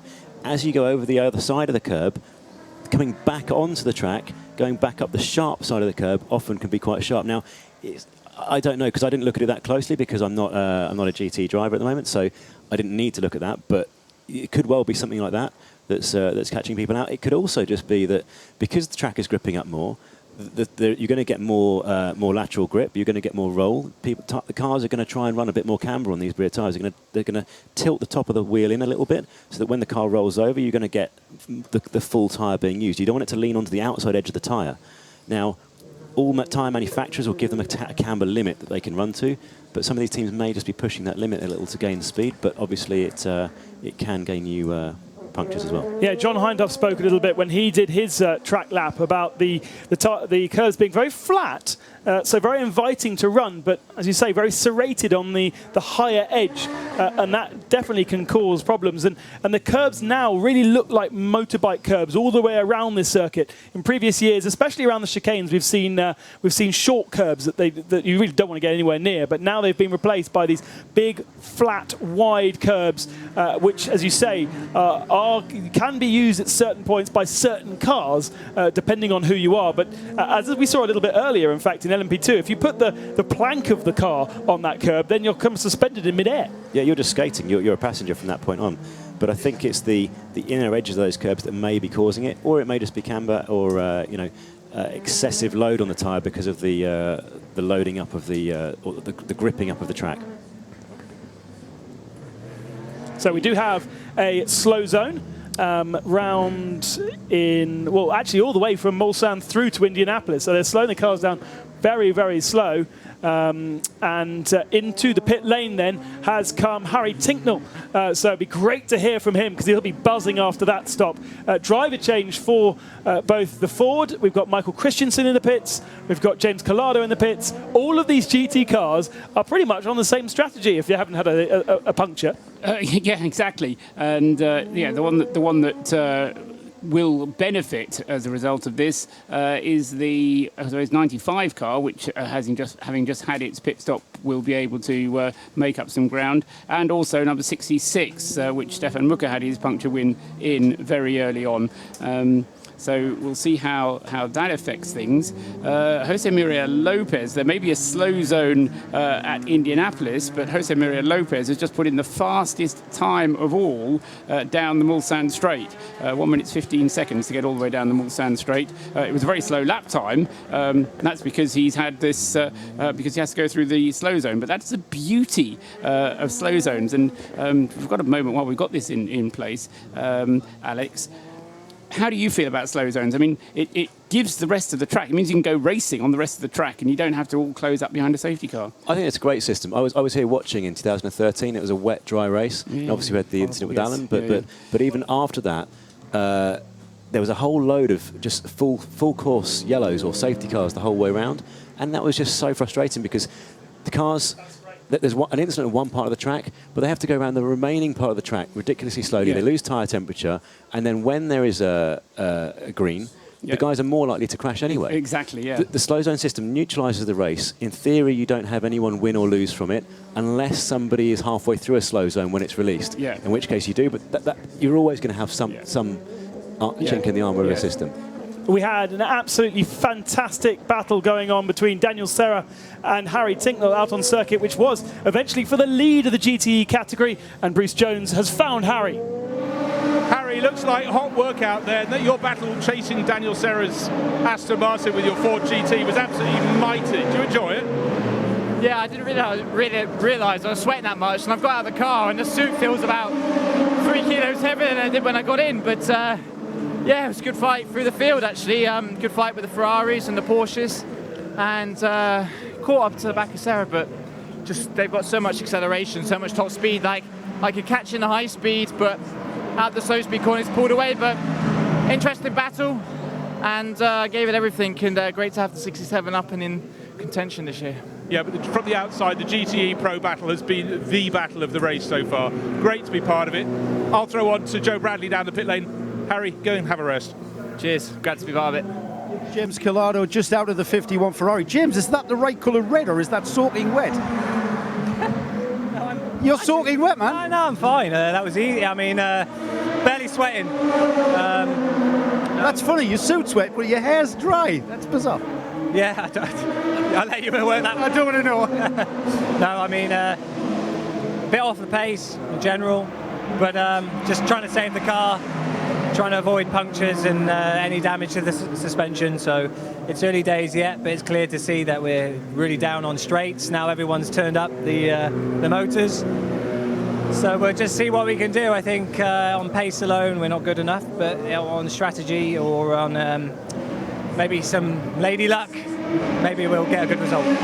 That's what Le Mans is all about, James. Percentage-wise, how are you guys driving out there? 90%. I think the other 10% is just missing curbs. So it's not as if we're just, it's not, I'm not making it sound easy. I mean, it's of course not easy, but we're just trying to preserve the car as much as we can. So you're actually 100%, but you're stopping yourself going over the curbs? Yeah, basically 100%, and obviously concentration levels are 110%. The P1s and the P2s, they come past like lightning bolts compared to us. So we're just positioning ourselves in the correct position and making sure they can get alongside us easily. As we saw, there was a crash with the G Drive and the Porsche, so we don't want that happening to us. Touch wood. Thanks, James. Thanks, man. The Pit Lane Team, fueled by Esso. And whilst we were speaking to those two drivers, we've seen Pipo Derani, who took over from Harry Tinknell in the 67 Ford. It was released behind Bill Johnson in the team's second car. He had to take to the grass to get past because at the same time as overtaking Bill Johnson, Bill was overtaking a GT Am car. And therefore a very, very touch and go moment as Derani ran the ragged edge of the Indianapolis part of the circuit, which is pretty narrow, and they only recently put in the extra bit that he was using to manage to get past Bill Johnson. There's a third Ford just behind them that wasn't able to get in. Going to be very exciting to see what Pipo Derani can do now. The gap was only 1-point-something seconds when Harry handed the car to Pipo for Daniel Serra, chasing down Daniel Serra. Serra's still in the car and still owes us a pit stop. So when he comes into the pits, then we'll see it all shake out. But plenty of traffic at the moment out on circuit. And let's get down now to Bruce, who has Earl Bamber. Earl, what's it all about, this number 2 Porsche in the garage? Yeah, unfortunately just out of the full course yellow, something happened with the front axle, lost drive. So now the guys are trying to work out what it is. They're not 100% sure at the moment, so it's unfortunate, but now we keep the fingers crossed for the number 1 car, and hopefully they last. Yeah, well, let's hope their guesswork is the right guesswork. Earl, I'll leave you to, because I can see how disappointed you are. Thank you. Joe Bradley. I'm actually underneath the number 2 while this work goes on, or virtually, it feels like it. They are replacing completely the front corners of the car. Now, what I mean by that is the unit of top and bottom wishbone drive shaft coming off the hybrid system. That, for me, of what Earl has said, is clearly the complete renewal. They've taken what was on the car off, and a complete unit is now being prepared to go onto the car on both left and right of the number 2 Porsche. So they're ready for it because the units, the components were already there as a one unit bolted together in readiness to go straight onto the car. So whatever the issues are, this is how you win Le Mans. It's not how fast you can go necessarily, it's how you react to issues like this. Meanwhile, on circuit, a fantastic battle between Porsche and Ferrari. It's 7th position Dirk Werner and 8th position whoever took over from James Collado, because our TV graphics and our... It is still Collado. No, because we just spoke to Collado. So that'll be very tricky. Right, okay. So we're not quite sure who's in the Ferrari. He's not turned the switch or whatever it is that he's supposed to have done at the wheel of the Ferrari. 51 this is. Yeah, that's true. Being shown on the screen as being... Collado, but we think it's Michele Rugolo who's in the car. It's certainly his turn to get into it because he hasn't driven it yet. The 51 car having been started by Pierre Guidi, who got a black and white flag for abusing track limits. Collado had a clean run, and now, as you say, Michele Rugolo, it must be him behind the wheel despite what it says on the screen. No, we're hearing from pit lane team, in fact, that it is Peragidi who's gone back into the car. Okay. So that's quite interesting to see that Rugolo yet to go into the car without that limited experience that he's got in the GTE car. Yes, never driven a 488 GTE car before, and so a last-minute addition to replace Lucas de Grassi, who should have been in the car. Just to finish up on the point going back to Joe Bradley's report from the pit lane, 19 minutes that number 2 Porsche has now been in the pits, and that's 5 laps, in fact now 6 laps that he has lost off the lead group. So to all intents and purposes now, there is no way that car can now play any further part in the race for the lead, although I'm sure they will repair it and get it back out again. A very, very messy couple of Porsche curves for the Porsche of Dirk Werner, so Pierre Guidi then challenging the Porsche coming into the Ford chicane. Meanwhile, the leader of LMP2 is taking a wild ride. Yeah, that's the 13 Rebellion, which Julien Canal is now at the wheel of. And as you say, yes, he was bouncing over the curbs and kept his foot in it and then took down one of the marker posts as well. I think it's Jaime Hansen, is it? Is it? 13. Oh, yes, no, you're right. Absolutely, sorry. Yep. Yep. Yes, it's the 13, not the 31. Julien Canal is at the wheel of the 31 car. 13 is Heinemeier Hansen. Thanks, Alex. Yeah. Before we lose Alex, because I know that he has to go in about 10 minutes, as do I, we leave Paul Truswell here for the whole 26, 7 hours, however many hours that he wants to stay in the box for. Alex, we heard from James, we heard from Harry just how hot they were. James's suit turning a different colour, red because of the sweat. We've got air conditioning in these cars, right? So the whole sort of situation should be controlled with this air conditioning, but actually, in reality, it's very, very hot in these cars. They're extremely hot. I mean, I expect that. I mean, they'll have a temperature gauge in the cockpit anyway. They have to, yeah. But it's still going to be 30 degrees or so in the car. But bear in mind that they're wearing fireproof suits. They've got underwear on as well. And not only that, it's the nervous energy that you're expending which makes you sweat. In most cases. So a lot of these guys, they could drive around in this heat and not sweat that much. It's when they're pushing that last little bit, and you see this battle's like, nip and tuck the whole way through. That's what's making them sweat. It's probably 50% the temperature and 50% the stress that they're under. And it'll be very interesting tomorrow when it gets even hotter. It's 30 degrees now. We've just tipped over the 30-degree mark, despite it being 7 o'clock in the evening. It is expected to get over 33 degrees tomorrow. The change of position has happened between Pierre Guidi and Dirk Werner. Now, is there a penalty, Paul, if you don't change your driver ID? I'm sure I read that somewhere. Not in this category of racing, no. Okay. So there, we can watch James Collado drive around for the whole stint. Yeah. Well, yes, what you do have to do is to tell race control that there has been a problem. So they can do it manually? Well, normally what happens is the timekeeping system can update it, but it has to be manually adjusted. But they have to be told officially to manually adjust it. They can't just do it because we've told them to. The pass happened at Indianapolis, or going towards Indianapolis. No, it already happened at that point. At the front of the field then, 35 seconds now the gap between Kamui Kobayashi and Nick Tandy in second position. We're seeing pit stops from Anthony Davidson and Jose Maria Lopez. So we have all 3 Toyotas still running, but remember we have a big problem for the number 2 Porsche in the pits, Earl Bamber, with a braking issue, we think, or certainly some kind of issue with the maybe the front hybrid system, and therefore just 4 for the lead, with Heinemeier Hansen in the Vaillant Rebellion in 13th position ahead of his teammate Julien Canal. Those two looking strong ahead of the rest. And we have a change in GTE AM as Dries van Thor heads Matthias Louden now. So the Ferrari ahead of the Aston Martin, and looks like it may have been done with a slow pit stop from Aston Martin. 1 minute 33 second pit stop, as opposed to Matthias Lauden's 1:21. Jose Maria Lopez has come in and made his routine pit stop at the end of another 13-lap stint.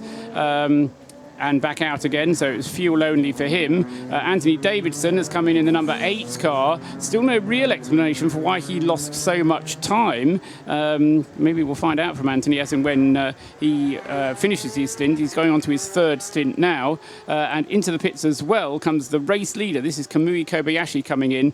He will be leading into the pits and should lead out of the pits, because Nick Tandy, although Nick is only a little way up the road, 30 seconds behind, will be bound for the pit lane as well. And he bounces over the curbs as he comes into the pits. So hot was Nick Tandy as he came in on that in lap. Into the pits, though, comes the number 1 Porsche, the 2nd place car, and he will be staying behind the wheel for a triple stint as well, and getting fuel only.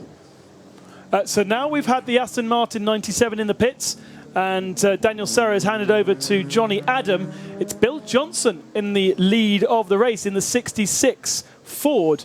I'm not quite sure how that's happened, because it should be certainly Pipo Derani. Yeah, that's the car that's out of schedule. Right. The Billy Johnson having taken over from Olivier Pla, Stefan Mucker, the 3rd driver, who was the one who had the puncture. So that car will stay out, but then it'll lose the position when it comes in for his pit stop out of schedule. Therefore, for the virtual lead then, Johnny Adam is only 0.7 of a second ahead of Pipo Derani, and that is another battle to watch out for. Just 2 seconds behind is Ryan Briscoe in another of the Fords, and then Patrick Pilet in the Porsche is 5 seconds behind him. So we've got effectively for the lead, Aston Martin still leading, but just ahead of Derani and Ryan Briscoe.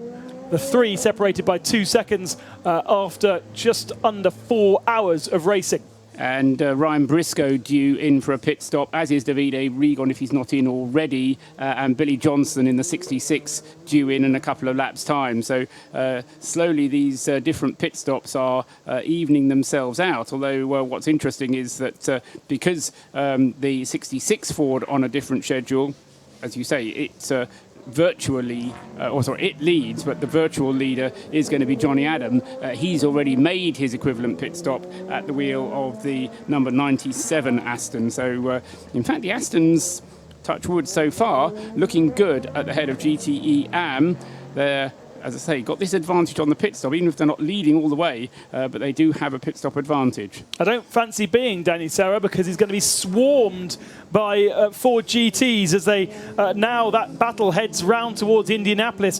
Bill Johnson is the leading Ford on track at the moment, but as we say, out of sequence, and he is only just a couple of tenths ahead of the Aston Martin.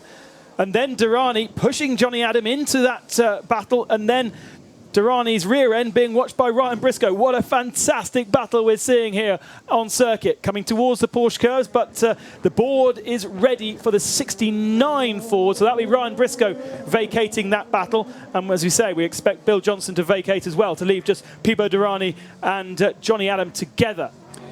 And looking back to those pit stops for the Toyota and Porsche, Kobayashi staying behind the wheel and Nick Tandy staying behind the wheel as we expected. But again, Porsche saved another second on the pit stop. So, you know, it's battling driving as fast as you can when you're out there. But all of a sudden, you come into the pits and refuel, and all they're doing is putting fuel in. And it's just the only thing you can do which helps as a driver is making sure you stop in exactly the right place so that the guy with the fueling hose can get it on straight away. Otherwise, there can be a little bit of a delay, and that's the only thing I can imagine that's the difference between those two cars. So Nick Tandy gaining a second again on the pit stop. Let's take a quick breather from the GT Pro battle and indeed the LMP1 battle and head down to the pit lane where Bruce Jones has a very famous Rubens Barrichello. Rubens, it's great to have you racing here at Le Mans. Practice is one thing, qualifying another. How much do you enjoy your first couple of stints? It's been wonderful, honestly. I mean, it's I've said it before. When I was offered the seat, Lemmer said, "Look, we don't have anything competitive to your level, but I think you're going to enjoy." So I am enjoying it. It's I gave everything I had there, and the car is a little bit on the edge. There's a little bit of oversteer going. But it's nice. It's really nice. I mean, you have to be careful with some of the cars going so slow, but apart from that, it's been wonderful. Obviously, you still have a full racing program at home in Brazil, as well as all of your Formula One commentary. How hot was the Dallara in comparison to your car in the stock car V8 series? Because obviously you race in heat there as well. Yeah, I think it's actually cooler than the stock car, but the fact that it's more effort on this car because it goes faster.